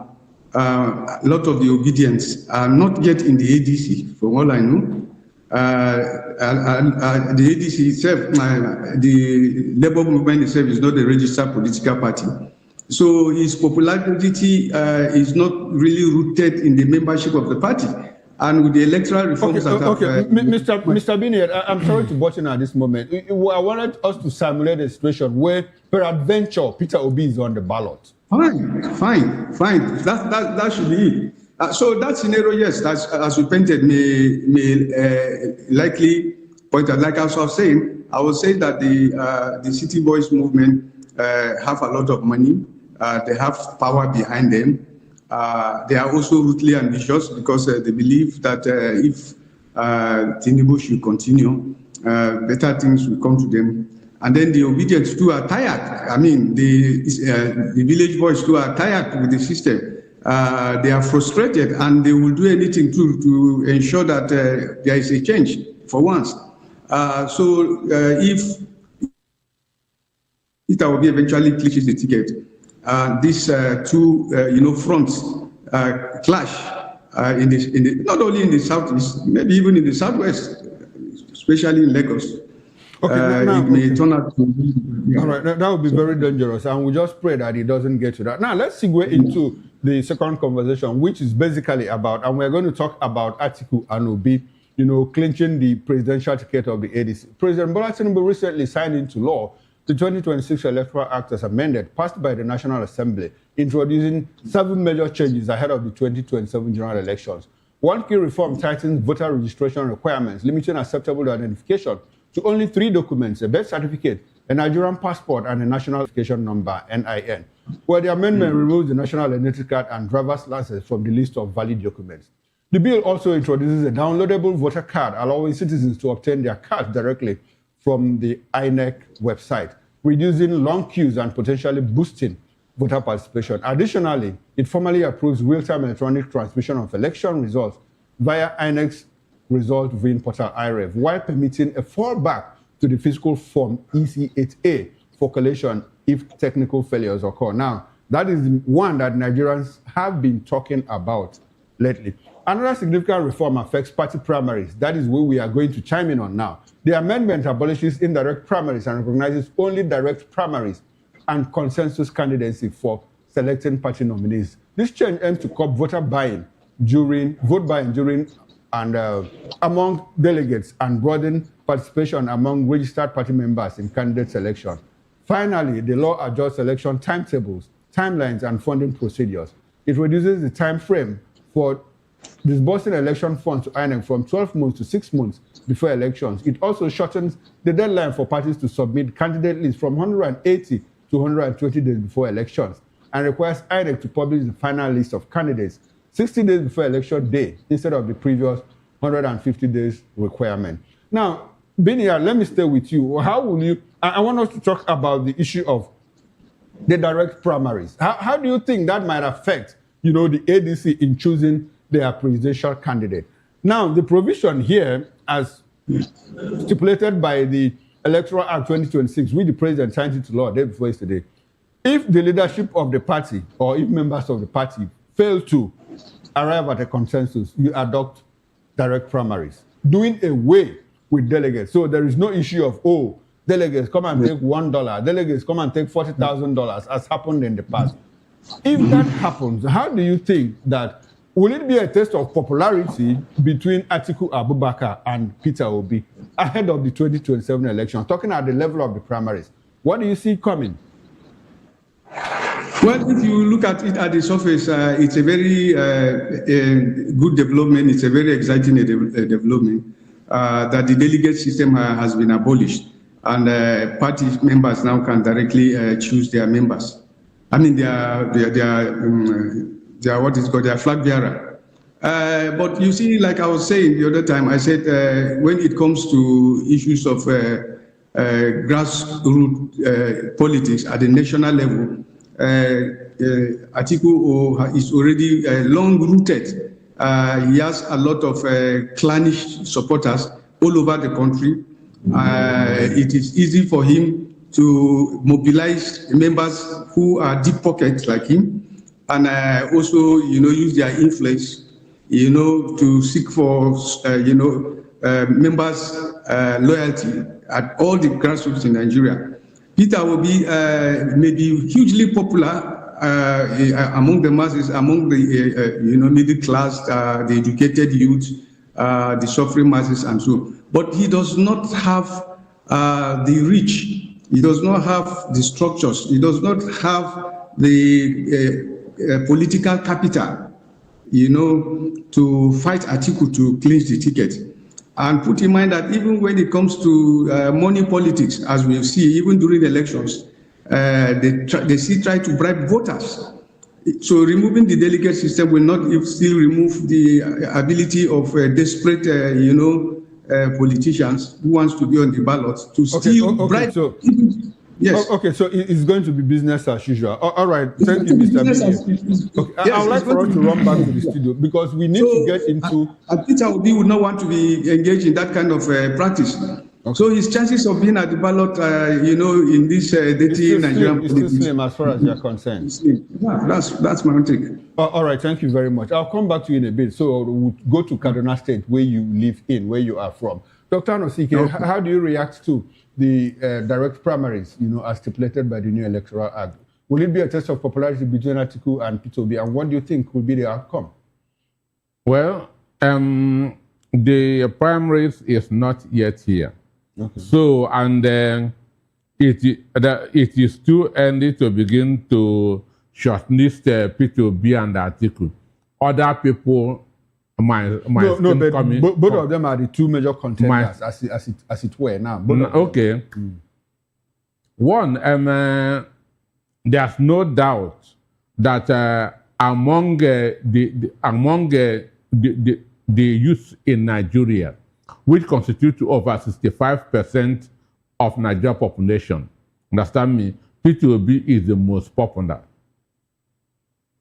Among the youth in the country today, Peter Obi is the most popular, and it is easier to bribe delegates, understand, because there are usually few, understand me. So the direct primaries will be more credible than indirect. Okay, so at this point, it's difficult for you to say who will carry the day. It is very, very difficult until then, because going by football experience, 2 days ago, people were expecting us now to give Wolves 4-0 because Wolves was at the bottom of the league. Okay. While Arsenal was at number 1. But what happened? It ended in a draw. In a draw. So it's too early to predict until the primaries. Okay, until the primaries. All right. We will know. Now let's run to Kaduna State, where the former governor and former FCT Minister El-Rufai is scheduled to be arraigned on February 25th before a federal high court in Abuja in a case filed by Nigeria's Department of State Services, DSS. The three-count charge marked FHC/ABJ/CR/99/2026 and to be heard by Justice Joyce Abdul Malik, accuses him of cyber crimes and violating provisions of the Communications Act, including the alleged unlawful surveillance of the National Security Advisor Nuhu Ribadu. Separately, Khadija, wife of missing social media influencer Idris Abubakar, popularly known as Daddy Yatta, has expressed sadness over remarks by Bashir El-Rufai, that's El-Rufai's son, mocking a public demand for answers about her husband's disappearance. In an interview with Ronald Mokri, ambassador designate, she said she was deeply hurt by continues to pray for her husband's safe return. Daddy Yatta, a lecturer at the Federal University of Dotson, was abducted outside his Kaduna home on August 2, 2019, and has not been since then. While the disappearance has sparked allegations against El-Rufai's administration, which were denied, the matter resurfaced after El-Rufai, in a recent TV interview, rejected claims of government involvement and instead suggested that Yatta had been critical of former Kaduna governor, former APC national chairman Abdullahi Ganduje. He cited an alleged police hint at a possible Kano link while maintaining that Kaduna state authorities bore no responsibility. Mr. Biniyat, Malam El-Rufai seems to have a lot in his hands. Now, walk us through how people in Kaduna react to his travels. Let us know what's going on in Kaduna when the issue of Nasir El-Rufai is brought up in public places, in corner shops, in public places where people sit around and they raise the issue. How do people react? Let us know. People react 25% differently and 75% separately. 75% are very happy. In fact, it's a long awaited development that 75% of the Kaduna state population, in my own estimation, with a lot of relief that a lot of the people that El-Rufai has taken feel with his arrest, because all this while he was carrying himself as if he was clearly above the law. Put in mind that he was the one that said that Peter Obi won the 2023 election, and they rigged the election. So we thought that was enough to incriminate him. He said a lot of other damning things too against the government, which we believe he had no ways of justifying. He said that the National Security Advisor and Kaduna State government were paying bandits huge sums of money every month in Kaduna State to stop the killings. He didn't come out to substantiate that. So he had been saying all kinds of things and getting away with it. But this time, I think he beat what he could not chew and swallow. And so it is with jubilation, in fact, to say, especially if you come from my part of the state, Southern Kaduna. Okay, all right. Mr. Biniyat, I hope you are not being emotional about this, because we want to get to the facts of the matter, the roots of the matter. I understand that you were at some point held by the El-Rufai administration. Am I correct on that? You see, that has become a burden on me. Each time I want to make some, a clarification on El-Rufai, they say, it was because you were jailed. But that's not true. I was a journalist covering the FCT. Okay, but were you at some point held by that administration? When I was minister of FCT. My encounter with him started when he was minister of FCT. Okay. And I saw cruelty and brutality firsthand. So my coming to Kaduna State to also meet him as my governor, he continued with the same mindset. And my attitude towards him has never changed. I am somebody that believes in fairness and justice. And it doesn't matter whether El-Rufai liked me or not, whether he has jailed me or not. What is on ground is that empirically, everything that I'm saying, you can come here and verify it. It's so. El-Rufai's tyranny in Kaduna State is unprecedented in the history of the state. And nobody can write that away. The story in Kaduna State is written in blood and sweat. There is nothing emotional about it. The figures are there. Okay. You are from Southern Kaduna, and a lot of people say, people that are in Kaduna, even people that are not indigenous of Kaduna, say that El-Rufai did a lot of harm and damage, to the people of Southern Kaduna. Is that correct? Yes. Very correct. It's not only people in Southern Kaduna, but we bear most of the brunt because in his own brutality against the people of Southern Kaduna, he comes out on TV to boast about it. He also dealt with poor people from his own side, demolition of houses, indiscriminate sacking of tens of thousands of workers, even from the other side. He said, disrespect for, court orders, and other harmful things. But you see, the Kaduna State is like two states forced into one. Why most of the people from this, why a lot of people from the northern part of Kaduna like El-Rufai, it was because of the clear hatred and brutality he was extending to the Christian South, because we have like two different fronts just forced together to intermarry. So they looked at him as a kind of hero. I like the point that you brought us to this angle. I like the fact that you brought us to this point. A lot of people, at some point, El-Rufai himself said, most of the problem with the people of Southern Kaduna is that they constitute 25% of the population. But they want 50% of the opportunities in Kaduna State. They want 50% of employment opportunities. They want 50% of elective positions. They want 50% of appointive positions. So how would that work? My brother, what fascinates most of us with El-Rufai is that El-Rufai lies with the ease of a hot knife cutting butter. Let me tell you what Southern Kaduna is. Southern Kaduna is not Kaduna South Senatorial District. No. It's like you said, the Middle Belt. The Middle Belt is not central. No. It's larger than that. Southern Kaduna is made up of 12 of the local governments, 12 of the 23 local governments of Kaduna State. 12, not 8. And according to 2006 census population, the area called Southern Kaduna, the 12 local governments make up 51.2% of the state. So the Christian population, which is largely based in Southern Kaduna, is a marginal majority in Kaduna State. It just portends his crude, ability to sit down and lie without batting an eyelid. Southern Kaduna is far, far bigger than that. And the culture has always been, if the governor is a Christian, the deputy will be a Muslim. If the governor is a Muslim, the deputy will be a governor, because of the fairly balanced in nature of the population.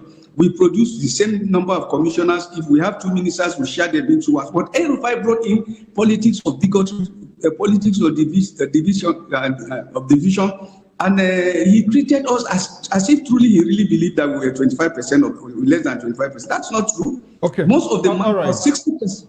So it's not true at all. All right, Mr. Biniat, as we leave now, I would like for you to give us a concluding thoughts. And while doing that, the present governor, Obasani, has he done any better for the people of Southern Kaduna compared to what El-Rufai did? The present governor has tried to bring the states together. He has tried to use suiting political tactics. He's very inclusive.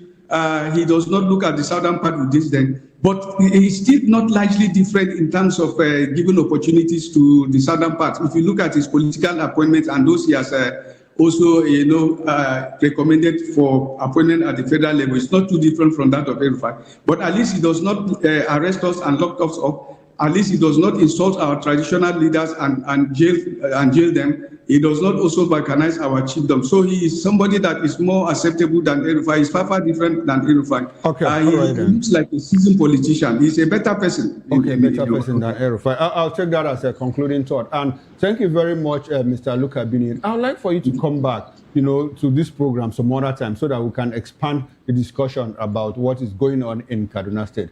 I must say thank you to you. I appreciate your presence on Political Links. And to you, Dr. Anosike, can you 30 seconds to give us your concluding thoughts? Well, like a wrap. Well, I've said on this program that what El-Rufai said during the interview is called a puffery. It's a psychological warfare, and that it is not enough to convict him if there are no other corroborating evidences. And that was why they have that to raid his house in search of other evidence to corroborate the interview. Understand me? Yes. And again, what is happening to El-Rufai is because he left APC. Okay, it's because he left. So he's politically motivated. So he's politically motivated. All right, then. Understand me? This would be a good place to anchor the show. And I must say a very big thank you to you, Dr. Peter Anosike, philosopher, journalist, and business consultant. Thank you for coming to my show. I appreciate your presence. Thank you for having me. On behalf of the backroom staff, I am Chukwuma Okoro. Up next is Issues with Nana Ndemdioto. Enjoy the rest of your weekend. I'll see you on Monday on the morning show, 8 o'clock. Bye for now.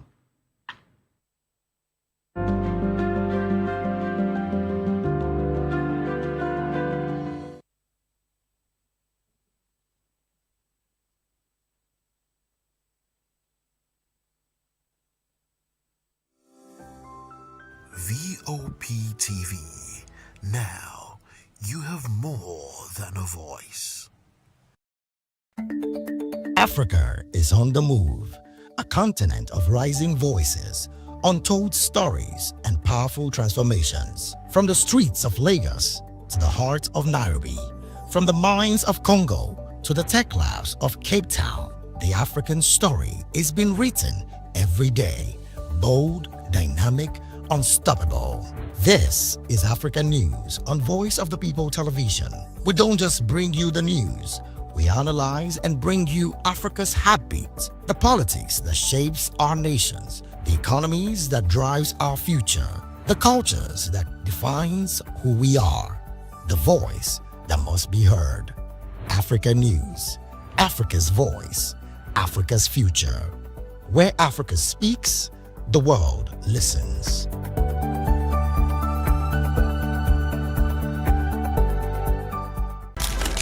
In a world where power shapes with every headline. In a nation full of questions.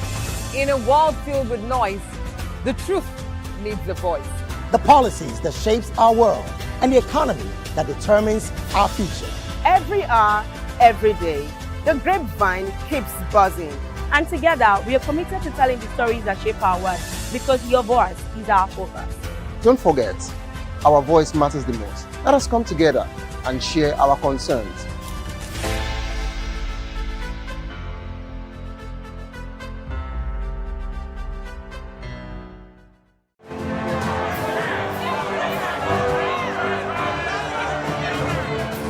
Do you want your voice to be heard? Do you know that you matter in the scheme of things? The People's Voice, the show where ordinary citizens take center stage as we discuss the biggest stories that affect you and I. With you in mind, we facilitate lively discussions, debates, and interviews on the topics that matter most to you and I, from social justice to economic empowerment, education to healthcare, governance, and more, tackling tough topics and amplifying your voice. Join the conversation and make your voice count. The People's Voice. Make your voice count. The red carpets, awards, the razzmatazz, music, fashion, interviews, and more. Spotlight on Voice of the People Television. Let's feed you with all the juicy stories in the global entertainment space, bringing you the glitz and glamour as it is hot. Stay tuned to Spotlight, 1 p.m. Monday to Friday. Spotlight on VOP TV. Entertainment like never before.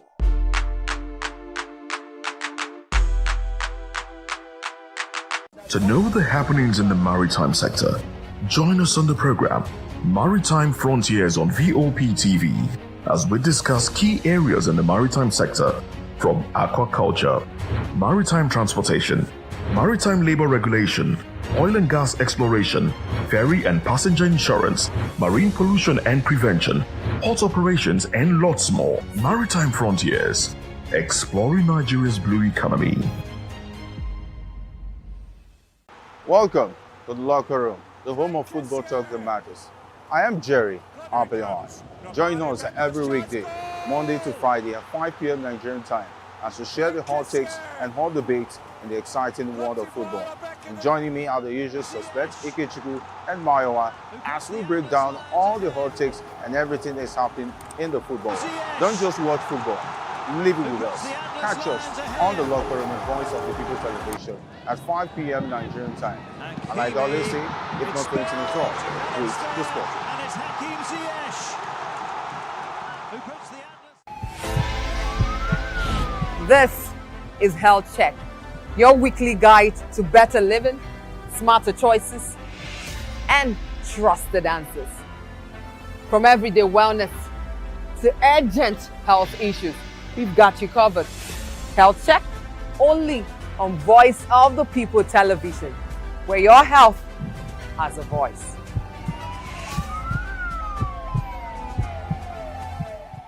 Behind every broken desk lies a broken promise. Education shapes the nations. But who is asking the right questions?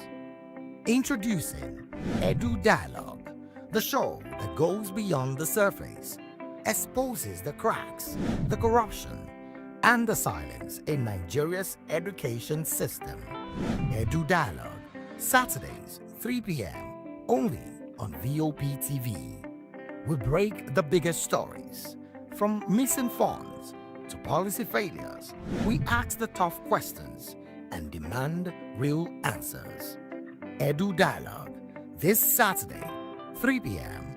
on Voice of the People Television. Join us as we drive into the world of politics through insightful interviews with prominent political figures, both serving and former governors, ministers, senators, legislators, party chieftains, activists, and analysts. Get first-hand information into the decision-making processes that affect our daily lives. Highly engaging one-hour program that brings political discourse into focus. I am Chukwuma Okoro. Political Lens, Monday through Friday, 6 to 7 p.m. Join us. In a world where truth is the ultimate power and opinions scream the loudest, it's time to wade through the noise. Hunger no get tribe! Hunger no get religion! And scan the human interest and trending topics that matter. Stay tuned to The Issues, your plug to the stories making the buzz, from politics to science and technology, social justice, and more. Let's tackle the tough questions and expose the truth. The Issues, on Voice of the People Television, Mondays to Fridays, 8 to 9 p.m. The Issues. Don't just react, understand.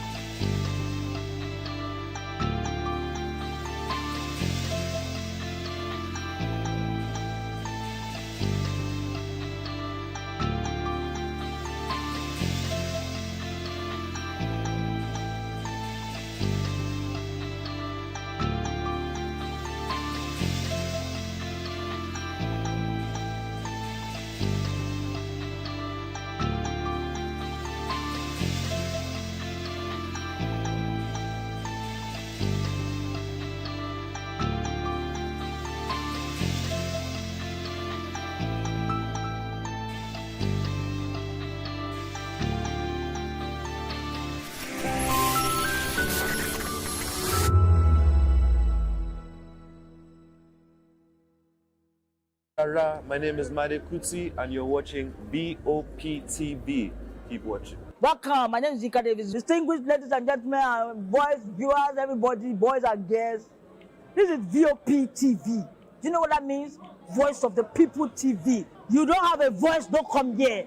You better make sure your voice is heard. Are you ready for the extraordinary? Something big is happening on your screen. Introducing VOP TV. Now streaming on SLTV channel 264. From breaking news to captivating conversations, news analysis, giving you all sides to the story. We break in-depth discussions on the issues that matter, from politics to sports, entertainment, and lifestyle. VOP TV on SLTV channel 264. Join us as we redefine what television means to you. Voice of the People Television, VOP TV. Now you have more than a voice.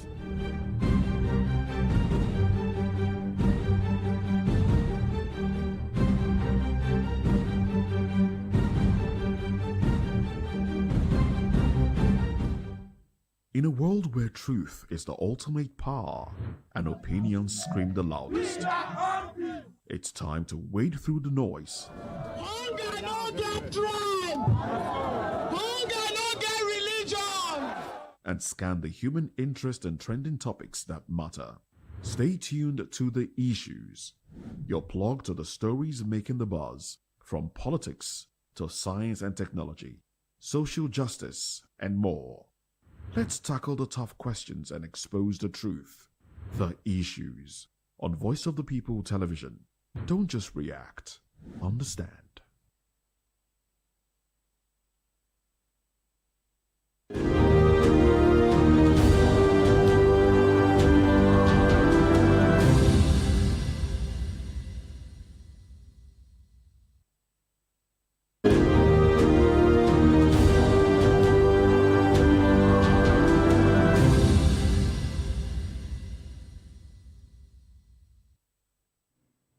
Hello, Nigeria. It's another exciting episode of The Issues on Voice of the People Television. And we bring you the most important and pressing issues shaping our nation today. I am your host, Nenna Ndomdioto. Today on The Issues, we're examining the complexities of Nigeria's politics and governance, from police confirming that 33 persons have been killed in Kebbi attack, to Pengerson faulting executive order on oil revenue. Also, Abuja residents prepare for February 21 local government polls. Finally, Bode judged the crisis exclusion of PDP, Labour Party, ADC from Rivers by election. Join us as we break down the fact and provide context to help you stay informed. We'll take a short break, and when we return, we'll dig deeper into these topics. Don't go away.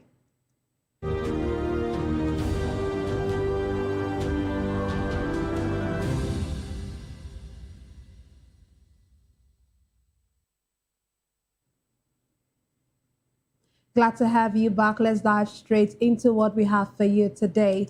We'll begin with security matters on a rather sad note. The Nigeria Police Force has confirmed that at least 33 persons have been killed following an armed attack on a community in Kebbi State. Authorities say gunmen stormed the area, leaving dozens dead and several others injured. Security operatives have since been deployed to restore calm and pursue the attackers. Meanwhile, troops of the Joint Task Force Northeast, Operation Hardin Kai, have arrested suspected collaborators of the extremist group Boko Haram. Military authorities say drones and other operational equipment were seized during the operation. Today, I'm delighted to be joined by three distinguished guests. Here in the studio, we have Elvis Elimihele. He is a senior journalist and a public affairs analyst. Glad to have you join us, sir. Good evening, Nena. How's your day? Fine, thank you. And how's yours? Fine. Also, we have Ayoyinka Oni. He is a human rights activist and a public affairs analyst. Glad to have you join us, Ayoyinka. Thank you very much for having me. You're welcome. Joining us virtually, we have Aaron Ikpe. He is a management strategist and a political analyst. We'll get to have him join us later on in the show.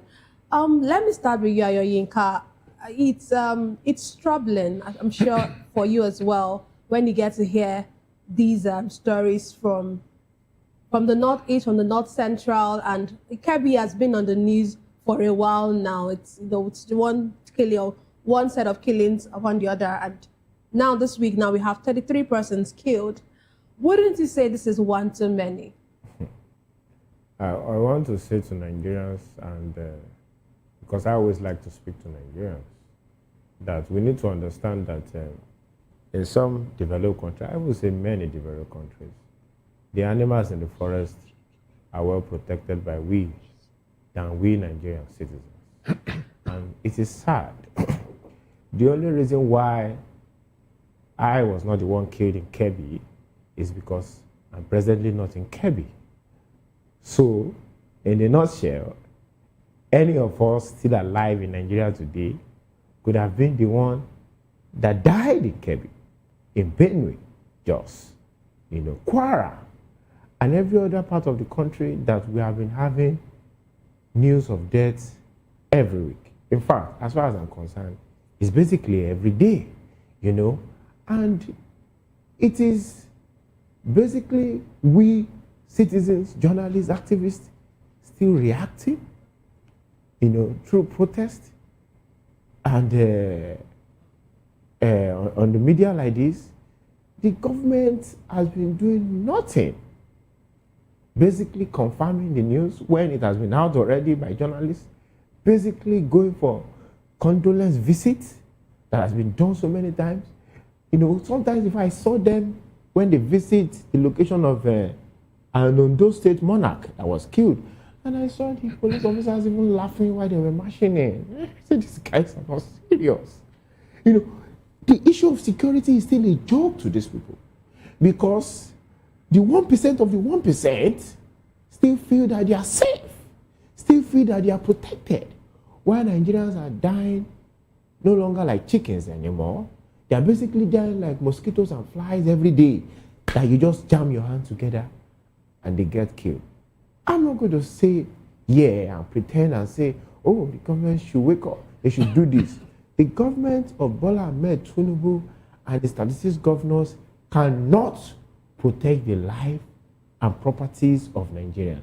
The question is that do Nigerians want to continue to die or they want to fight for their life? I think Nigerians have to answer that question. Okay, you said the government of Tinubu are not ready to protect Nigerians. So what should Nigerians do? Because really, one of the fundamental human rights that we have as citizens, or the fundamental rights that we have as citizens, is protection of lives. That's by the government. And now here you are saying our president of course the state government and all are not ready to protect us. So what will Nigerians do? That question is a big question.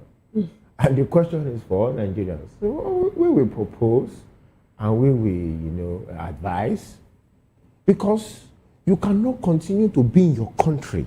Because I tell people, you wake up in Lagos and you hear in the news that someone died in Benue, and you are very comfortable.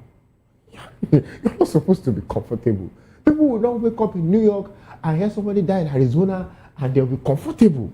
The governor or the president will not be able to last another few days in office. Yeah, people die. Nobody is sacked. Nobody resign. Nobody take responsibility. We don't even see their faces. All we just hear are 33 people are dead. These are not 33 chickens. These are not 33 mosquitoes. These are 33 human beings that have family and friends. So in your community, in your local government, in your state, you hear people die, what should you do? For me, the simple issue is that the people do not sit in their home and wait for the next to die. The simple issue is that they must come out and demand for better. Because if you go, like the issue of Jackson, and you try to defend yourself, you might end up in prison and will have to now speak out for you before they get you released, even for, self-defense. So it's not a case where you can carry a weapon and say you want to protect yourself. It's not a case where you can call the security or the police and they already come and protect you. It's a case where you are just waiting to die. They should flood the streets and say enough is enough. If Bola Ahmed Tinubu is saying they cannot protect our life anymore, if the governor are saying they cannot protect our life anymore, if the DPO of this division, if the CPO of this division, they should resign so that another person can come and protect our life. If any community, if any state that they are dying continually like chicken are not doing this, then they are just waiting for themselves to die. They are just waiting for the next person. Because yesterday's complainer or yesterday's protester is today's victim. It was 33 in Kebbi. We're talking about 400 and 170 in Kwara. Before it was another 140 in Benue. It keeps on coming and there's no solution. The solution is that you flood the street and demand for the resignation of whoever is in charge of their life. Okay, let me come to you, Mr. Elvis. One of the things that was said during this report is that some of the residents actually decided to stand up for themselves. And, it led to a fatal confrontation with the armed group. And that's why, according to the police, many of these people, as we saw this large number of deaths, well, the police were even blaming these people that why did you have to, that things like this need coordinated security intervention. But we've seen many times that the police always don't come on time when these things are reported to them. So what do you make of this? Here are these people coming out to help themselves or to help themselves, because it looks like the security agencies might not be doing that. And then the police, on the other hand, is telling them why are they doing this. So what do you make of it? Nena, it's so painful to hear these stories. And I sympathize with Nigerians in Kebbi that things of this nature, has repeated itself again in Kebbi State. Kebbi was in the news when those children were kidnapped from their hostels in the school. And now Kebbi is back to the news again. But do you know why this matter is becoming so frustrating to discuss, Nena? It's because there are no deterrents. When it happens and nobody is actually reprimanded for his or her failure, it's bound to happen again. We were told in Kebbi that before the children were moved out of their hostel, that there were supposed to be a military forces that were guiding that area. They moved out some few minutes before those children were adopted. Till today, Nigerians were calling for who gave that order for them to move out and what led to it. Till today, we have not been told that the people who moved out have been arrested and are now being queried. We have not heard. Then, that came, we saw even the governor that was running helter-skelter, talking about, people, the people that were meant to secure those children were called to move out.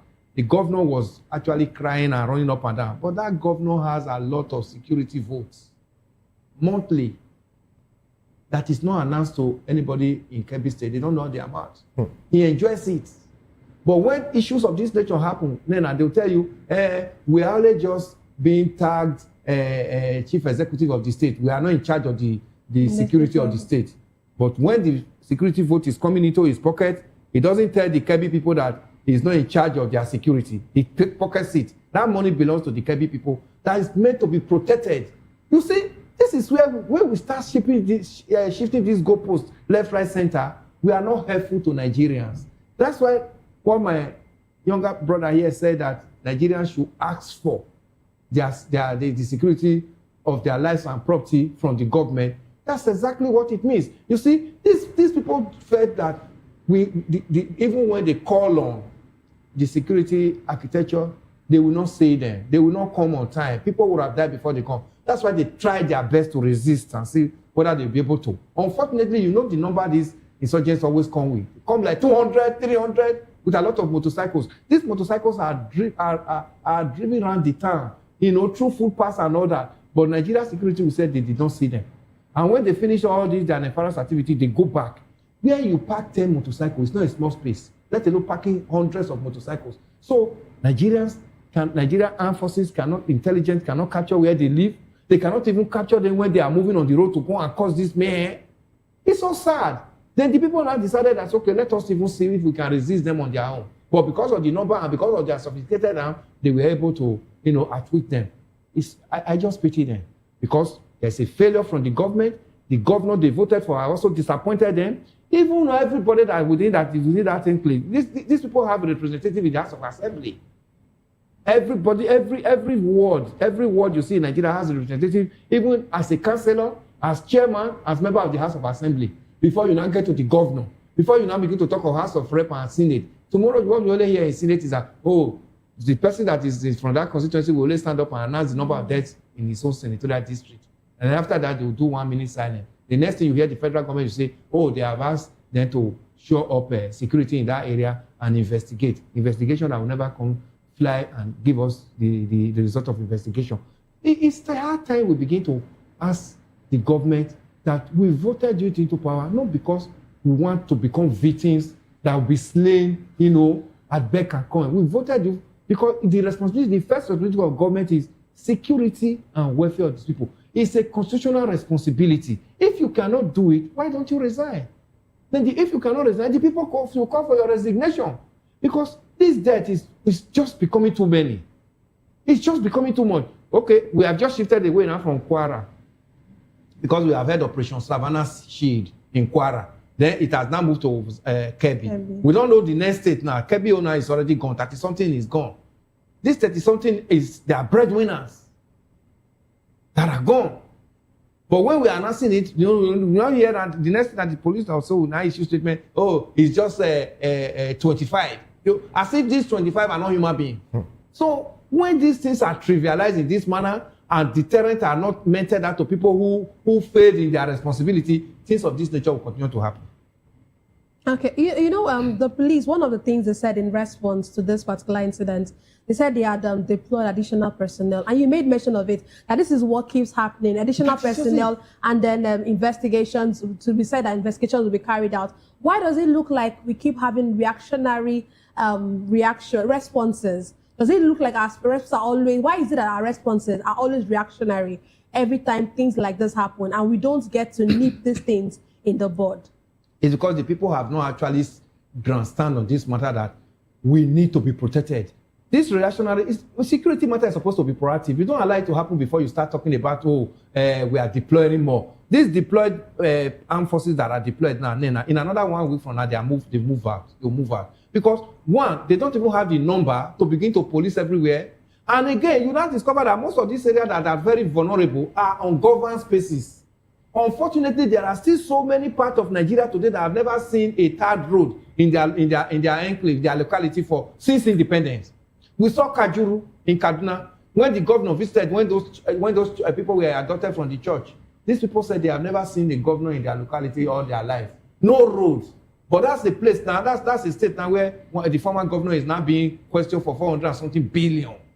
No roads. Ungoverned spaces are so many that people sit in the headquarters and forget the people at the fringes that voted them into power. When there are lack of facilities, infrastructure, things of this nature are easily happen. Because even when you even deploy the armed forces from their respective base, if there are no roads to get to that place early enough, these people would have finished committing their mayhem before they arrived here. We also saw it in Woro.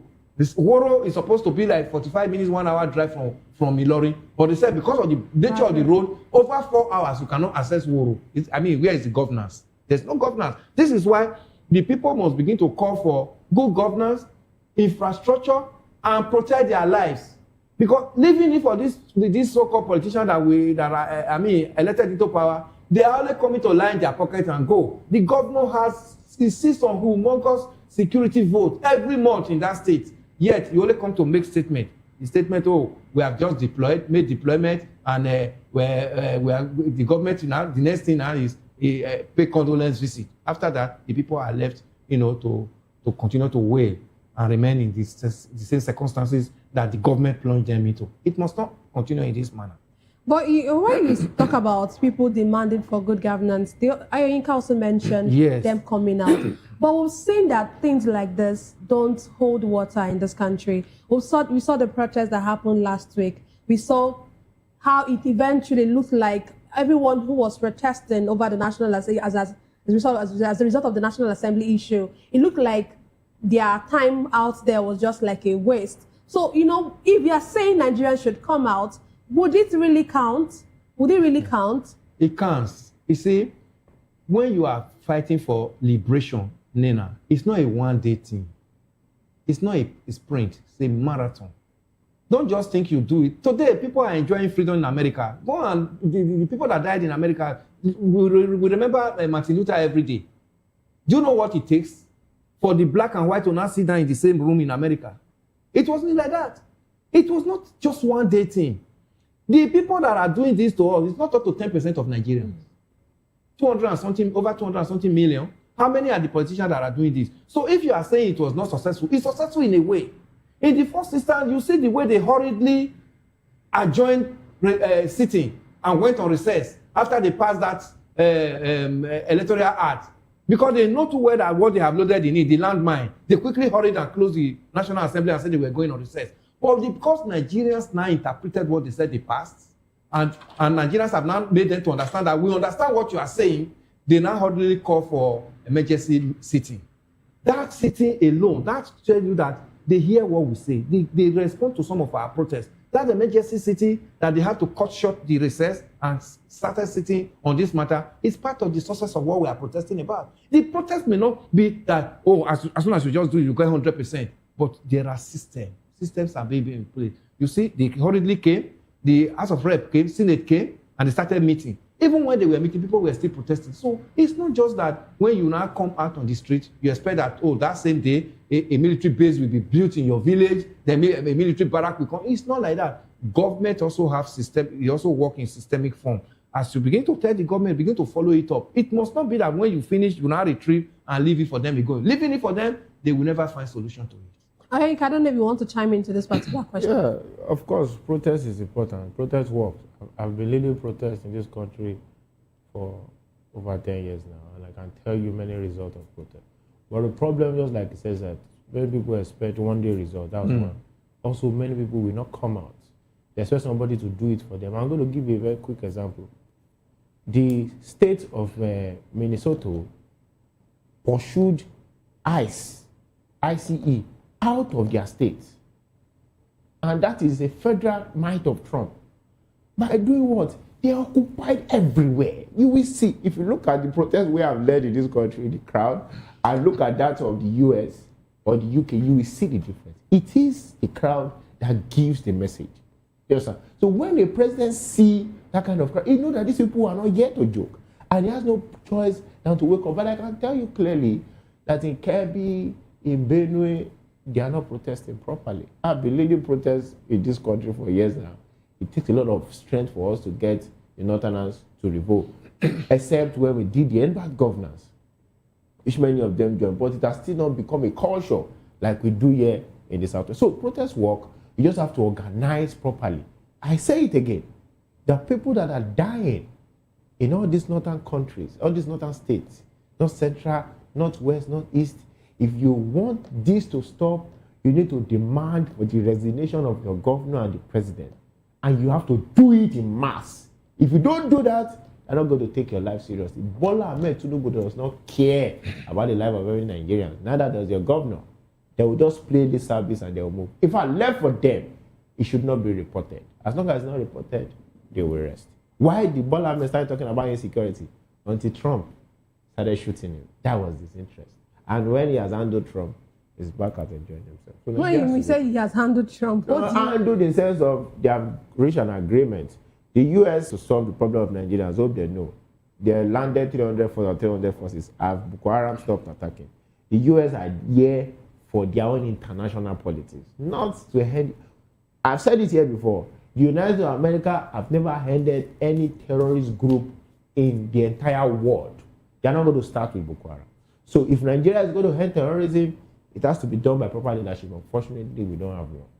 Okay, let's look at the military in the Northeast, who say they have arrested some Boko Haram terrorists, and of course, aside from arresting, they took some of their drones and all of that. Would you say that as a win in the midst of all of this that looks like darkness? Would you see that as a win? We've seen. Well, would you see that? Let me just ask. Would you see it as a win? Of course, I will not. Any Nigeria or any citizen that sees that as a win definitely don't know what we have lost. It's just like when I go out there and people are talking about road. What's the latest road now? I think the Calabar, whatever. And they are praising road. I say, what's wrong with you? You have lost so much. People have gone to speed train. People have gone to on the subway system of transportation. And you are rejoicing over a kilometer of road. It doesn't make any sense. The same way, people have died all over the country. So I'll be happy that the military caught some terrorist group. It is not today that the Nigerian military have been catching terrorist group. They caught in Obasanjo's time, Jonathan caught, Buhari caught. It didn't stop terrorism. What will I see as a win?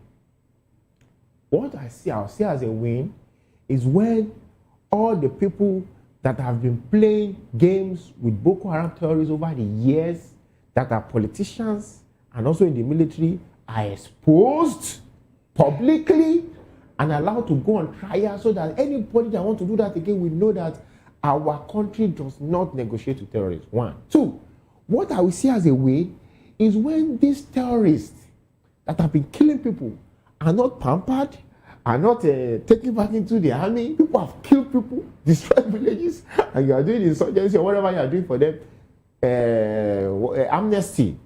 No.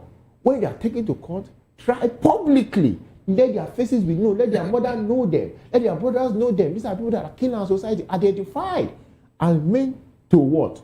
To face the consequence.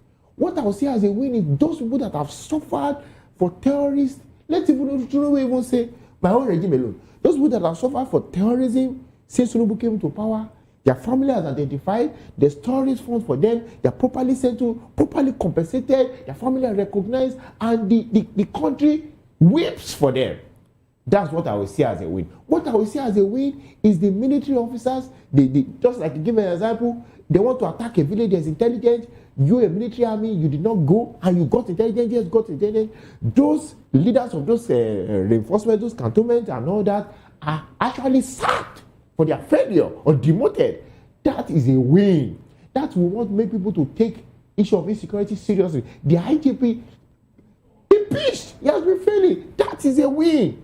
But if you say you caught drones and you caught terrorists and you want us to clap for you when we have already lost over 20,000 people alone in Tinubu's regime, please, we shouldn't joke in this country. That is no win, and it's a shame if they are telling us to see that as a win. Okay, Mr. Alvis, let me come to you. One of the things he talked about was the fact that one of the things he feels that he sees as a win would be actually trying this terrorist and not embracing them and trying to do this amnesty, this non-kinetic that the government is using. And we've seen that some of them are being integrated back into society. Some of them are even, according to reports, some of them are even being more pampered than those even in the IDP. What's your take on that? Like, are we supposed to be going through that route? Are we not supposed to actually, because all of things like that would actually cause more pain to the people who are seeing these people, who are victims, whose families have been killed, whose homes have been destroyed. And then we now see our government trying to ensure that these people are reintegrated into society. What the Nigerian government is just like empowering them. That's just what we're simply doing. We saw what happened between Israel and Hamas. You don't pamper terrorists. You don't negotiate with terrorists. Immediately that October 7 incident happened in Israel. Israel rolled out their armed forces and rolled out their armament and said, we know our enemies and we must bring them to their knee. Even when the whole world was talking about crime against humanity and all, it doesn't bother them because they know too well that a leopard will give birth to a leopard. An elephant gives birth to an elephant. Even this one, they are saying, oh, they are being killed. If they grow up under this Hamas, they are going to be worse to Israel. So whoever our armament meets will go and answer your call. That's how terrorists are treated.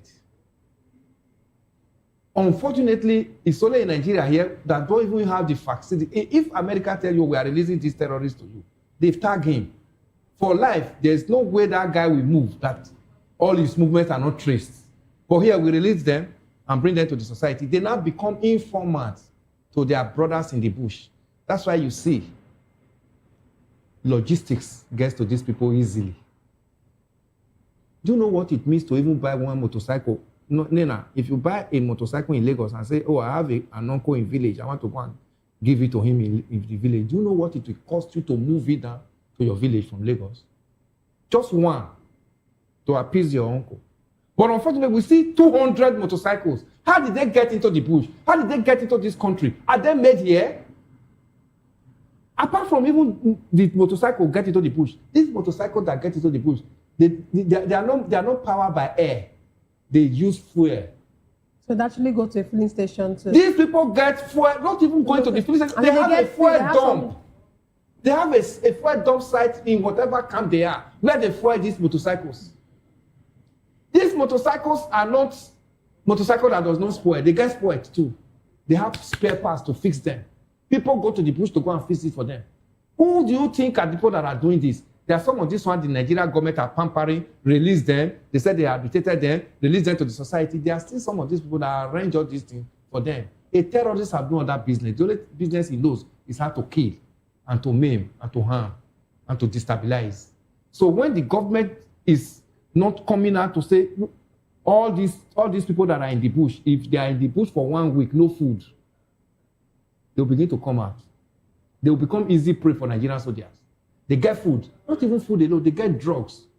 For them to come out and begin to shoot people anyhow, they are way high. Who supplies all these things? Apart from all these suppliers, Nina, where is the money coming from? Have you thought of that? The money, the financiers of these terrorists are part of the people that are governing this nation. They get government contracts. They are high rich men that dine and wine with the government people.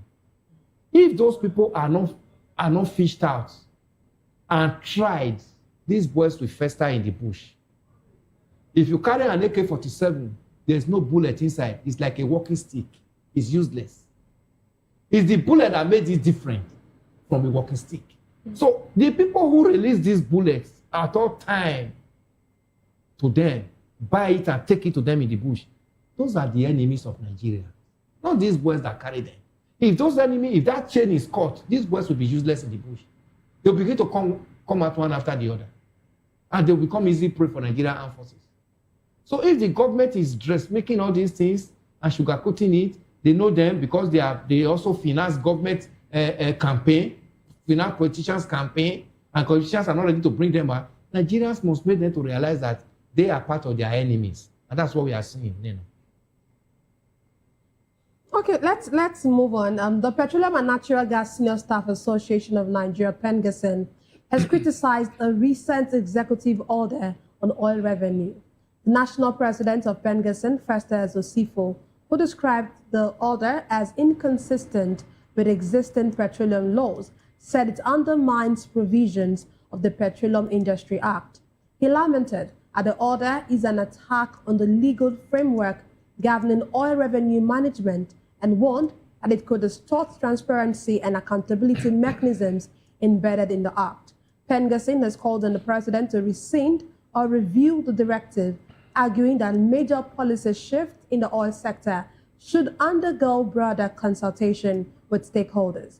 Meanwhile, energy expert Nick Agule has described President Bola Tinubu's Executive Order 9 on the direct remittance of oil revenues to the Federation account as perhaps the most significant reform of his government. Speaking during an interview, he insisted that he restores constitutional order and ends what he called the unlawful diversion of Federation revenues. Let me come to you first, Ayo. You went of this executive order, when you got wind of it, do you think it's actually a good one? Do you align with Festus Osifo's saying that this is wrong, or do you align with Nick, who is saying that this is like the best reform that our president has actually done? Well, I will laugh at the energy experts. And the reason is because this is not the first time. Buhari did the same thing. Executive order, direct disbursement, and nothing came out of it. And if you should, some of the things that this president do, sometimes you just smile because they basically almost follow the same calendar. When I remove subsidy, I will use the money I remove to do infrastructure. Later, Jonathan tell you we made 50 million after removing subsidy. The same thing Buhari said, the same thing Jonathan said. It's basically almost like a playwright that someone gives to them. Buhari said this also during his time. Nothing came out of it.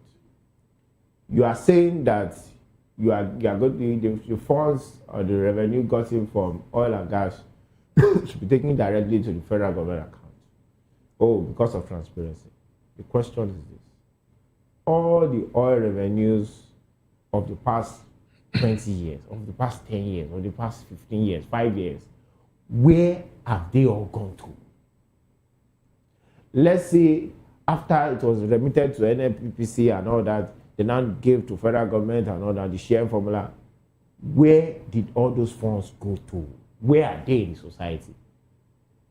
Where are they in the health sector? Where are they in the educational sector? What has it built? You can trace what the UAE used their oil to do. You can actually, oh wow, this is what they used it to do. We cannot see that our oil sector was used to build our science and technology. We cannot see that our oil sector was used to build our education. What massive health care sector do we have in Nigeria? So when you just wake up as the president of Nigeria and say, I'm giving an executive of accountability, were you ever accountable? That's the question Nigerians will ask. Even though it looks like a sweet thing to do. But this is why PENGASSN is saying that, and I will explain. The Nigerian oil sector is not fully owned by the Nigerian government. They have privatized that sector. And they were the ones that sold it to themselves.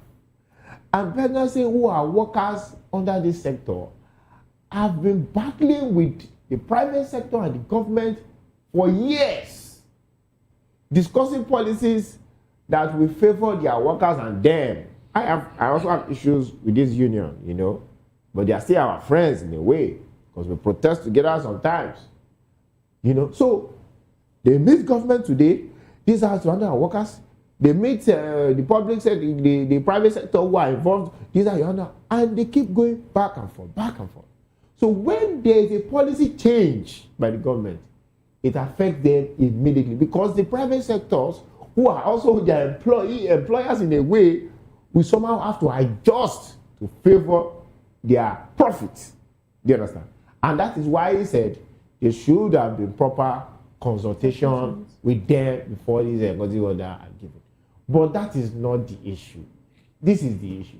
The issue is that you cannot, as the federal government of Nigeria, privatize your resources, privatize your major sector, excuse me, over the years and expect any progress. Not only that, you have privatized it and you are still subsidizing. It's a lie, I don't know. That's not subsidy. The government is still subsidizing for some of their friends in that sector. What they do is not that they remove subsidy. What they do is that subsidy change hand. Now I am in the government. I also like oil. I'm also involved in the business. Who are people that are enjoying the subsidy? Oh, 50 companies. Who are they? This I don't know that. Okay, now I remove it. I will give it to people that have direct interest in me. That is what they do. They do not remove subsidy. They do not. You know, so when you are not in charge of your resources, when you are not exporting your resources that should be exported, when you are just taking your oil and sharing shell and all that, and you later buy it back, you cannot have any meaningful progress. Then to now even make it worse, even the funds that you are getting from it, there's still corruption upon corruption under it. So of course, I also fought the executive order, you know, but that is not really the issue. The issue is that we do not have a government that is accountable. How the federal government of Nigeria, Bola Ahmed Tinubu, has managed that sector has not favored them, so they feel now let's get all the funds directly. Nigerians, this is not done for your benefit. This is done for the benefit of the government in power. If you want the oil sector to work, you have to ask for transparency. You have to have for the oil sector to be renationalized back to the people of Nigeria. You have to ask for the region that are producing the oil to have proper development for their resources, which is directly for them. You have to ask for the people that have been stealing our oil over the years to be exposed and to be punished. When that is done, we have progress in the oil sector. But all this executive order, Buhari did it, it's not going to make any progress.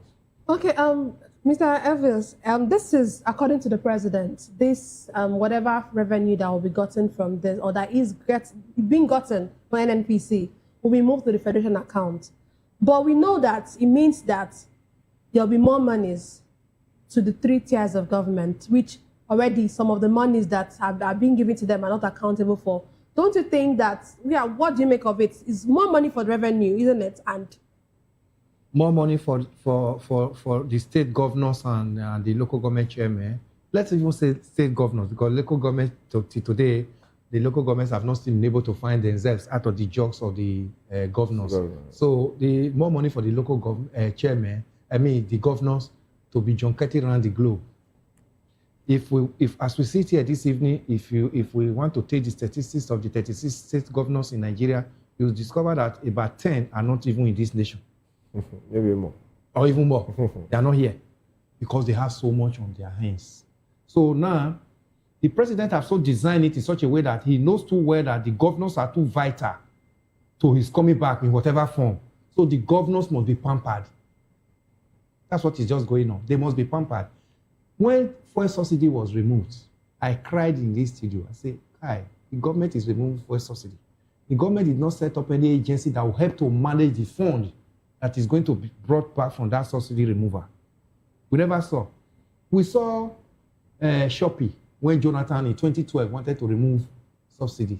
Say Shopee will manage the fund to be able to at least give an account of the money that is coming out and where it is being spent on. At least Nigerians can hold Shopee and whoever is heading it are responsible. That one was in place. We saw PTF when Abacha brought in petroleum tax into petrol in filling stations. He set up PTF. And you will agree with me that at the time, PTF was the only agency in this nation that everybody can see. You see tying of road, they put PTF. Buying of building of hostels, in higher institution, PTF. Supplying drugs to hospital, PTF. They even label it in the small drug dispensing. Petroleum Trust Fund. The Petroleum Trust Fund, it was there. We saw Abacha could do that, even as a military head of state. But President Bola Ahmed Tinubu removed subsidy. The best thing he could do for Nigeria was to plow the money into the hands of governors. Today, the same governors will now tell you that they cannot even provide security for their people because the governors are living large. And the same governors now are the ones that are telling you that 30 or 31 of them are now in APC to bring Tinubu's back. Do you know what that means? He has designed this down that he saw what the governors did, almost not wanting President Obasanjo to return his second tenure, 2003. He saw the power of the governor because he was also a governor there in Lagos State. And he now designed it that by the time I get into power, I'm going to pamper the governors and make them live like emperor in their state. No governor is quarreling with President Tinubu. No governor have issues with President Tinubu because he has so pampered them, he has so made them to live larger than life at the expense of Nigerians. And I was even surprised that day when he was having a forum with the governor. You know what he told them? He said, go back to your state and work more ground. Remember? He told them. Because he himself knows that what the governors are getting now, very stupidly rich, so humongous, that they are not doing half of what they are getting. That's why he said, go back and work more ground in your respective state. Have you seen more ground worked in your state or even in my own state? Like nothing. These monies are just being used to prepare for the next election, and the rest is for them to open up more bank accounts outside the shores of this nation. So it's not different from what he has just this executive order. Now, the executive order now is coming to enrich the governors more. That's what you are just going to see. 200 and something trillion naira missing in NNPC. These governments have not thought of how to recover it. It's just silent. Then now you are bringing more money now into the hands of the governors. The governors will now go back and begin to tell you, on your mandate, we shall stand. And that mandate is what we are seeing now. That mandate is going to now be more empowered towards 2027 general election. Nothing is going to show for it. So, Benghazi coming to cry. They are crying because of their jobs. Because these oil companies in Nigeria is a joint venture thing. They also have percentage of what they have, they get from Nigeria government. So, if this one is now being pushed and now being shrink, it's going to affect their jobs.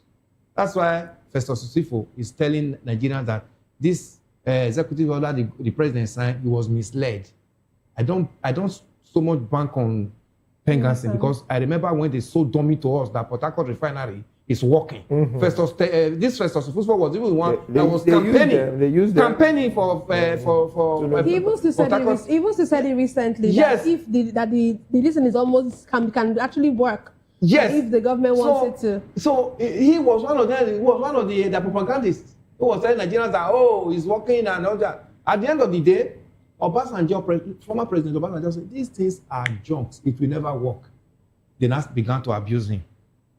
But we have just heard from the group managing director, chief executive officer of NNPC, that Ojulari, saying that these refineries are just meant to just siphon Nigeria's money, that they are not going to work.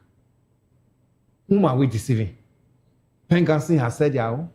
Obasanjo said this thing will not work. Remember, he sold off all this refinery towards the end of his government in 2007. He sold them off. Before, when Yar'Adua came, Yar'Adua, the northern oligarchy were on his neck because this is where they first start. This is where all of them, their siphoning pipe is in their mouth, drilling the oil. He now reversed it. Dangote was one of the buyers. And when that deal failed, that was when he now initiated the Dangote refinery that everybody is now Nigeria. A whole country cannot have a functioning refinery. We are now looking at one individual who has established his own. Now everybody is now looking at Dangote. So whatever you are seeing, whatever executive order the president is signing regarding anything that has to do with the oil industry in Nigeria, the decay and the fraud in Nigeria oil sector, nobody can investigate it, nobody can audit it. We see today, ask how much barrel are being sold out. Nobody will be able to give you the figure. How much do we make at the end of the year? We have never, for some time now, the price of crude in the international market have been very stable. But Nigeria still go to borrow more to finance the budget, even when we sell out oil every day and every month. So these are just, robbing Peter to pay Paul. It's just more for the governors to enjoy themselves and have more to campaign for 2027 for them to get back to power. Well, thank you very much, Ayoyin Kauni, and thank you very much, Mr. Elimihele, for being a part of the show. That's all we have for today's episode of The Issues. We explore the challenges facing Nigeria and, of course, its governance.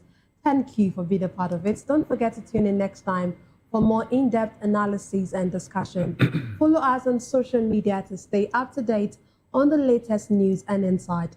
Until next time, stay informed. Remember that the views and opinions expressed by analysts are solely their own and do not reflect that of VOP Media. I am Nnenna Ndomdioto, and this has been The Issues on Voice of the People Television, where the future faces forward. Please don't forget to stay tuned for Hashtag with Vivian by 8 p.m. Don't go away.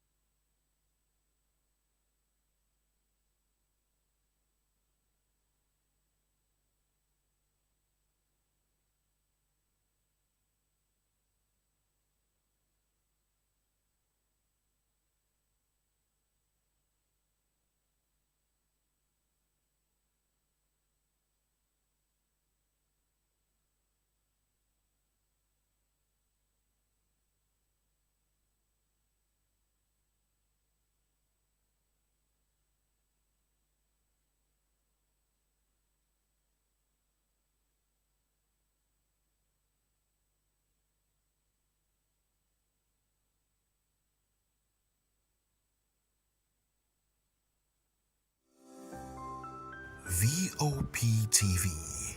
Now, you have more than a voice.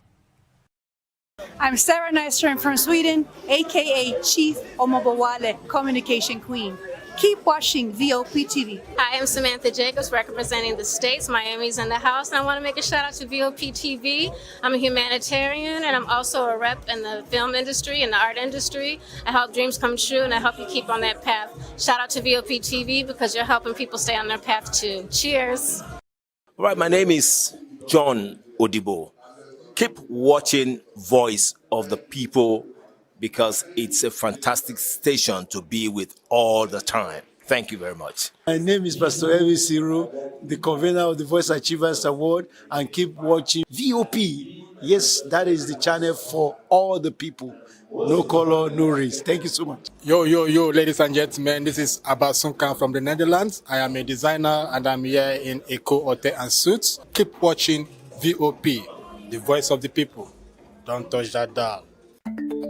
Africa is on the move, a continent of rising voices, untold stories, and powerful transformations. From the streets of Lagos to the heart of Nairobi, from the mines of Congo to the tech labs of Cape Town, the African story is being written every day. Bold, dynamic, unstoppable. This is African News on Voice of the People Television. We don't just bring you the news. We analyze and bring you Africa's heartbeat, the politics that shapes our nations, the economies that drives our future, the cultures that defines who we are, the voice that must be heard. Africa News, Africa's voice, Africa's future. Where Africa speaks, the world listens.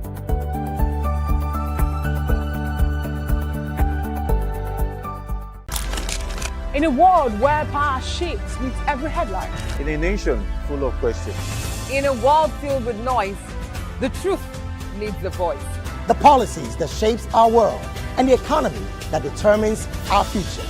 Every hour, every day, the grapevine keeps buzzing. And together, we are committed to telling the stories that shape our world because your voice is our focus. Don't forget, our voice matters the most. Let us come together and share our concerns.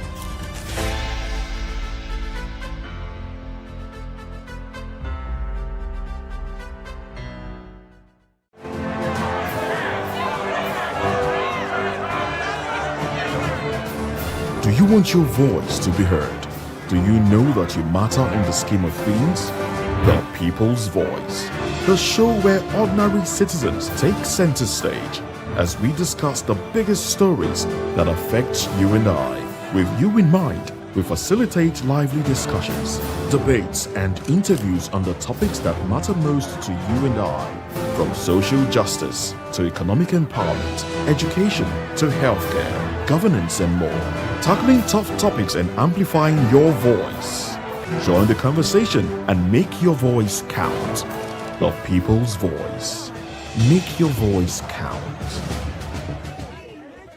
The red carpets, awards, the razzmatazz, music, fashion, interviews, and more.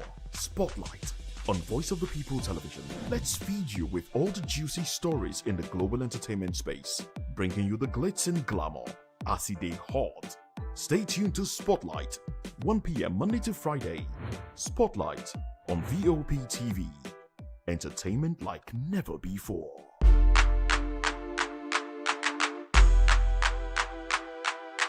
To know the happenings in the maritime sector, join us on the program Maritime Frontiers on VOP TV as we discuss key areas in the maritime sector from aquaculture, maritime transportation, maritime labor regulation, oil and gas exploration, ferry and passenger insurance, marine pollution and prevention, port operations, and lots more. Maritime Frontiers, exploring Nigeria's blue economy.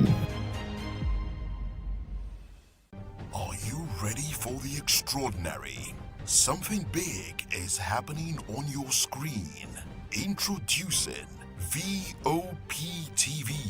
Now streaming on SLTV channel 264. From breaking news to captivating conversations, news analysis, giving you all sides to the story. We break in-depth discussions on the issues that matter, from politics to sports, entertainment, and lifestyle. VOP TV on SLTV channel 264. Join us as we redefine what television means to you.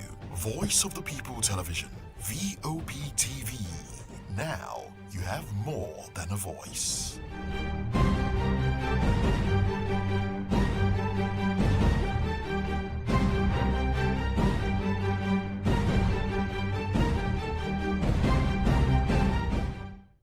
Welcome to the locker room, the home of football talk that matters. I am Jerry Arraign.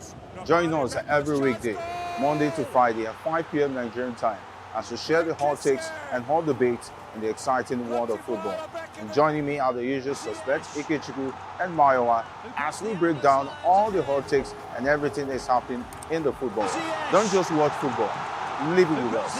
Catch us on the locker room and Voice of the People Television at 5 p.m. Nigerian time.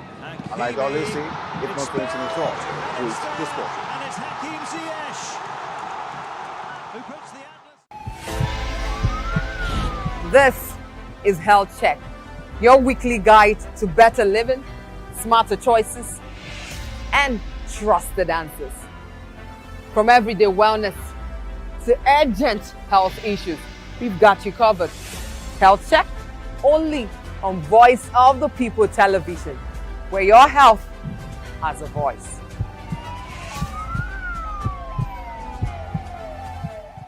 Behind every broken desk lies a broken promise. Education shapes the nations. But who is asking the right questions? Introducing Edu Dialogue, the show that goes beyond the surface, exposes the cracks, the corruption, and the silence in Nigeria's education system. Edu Dialogue, Saturdays, 3 p.m., only on VOP TV. We break the biggest stories, from missing funds to policy failures. We ask the tough questions and demand real answers. Edu Dialogue, this Saturday, 3 p.m. on Voice of the People Television.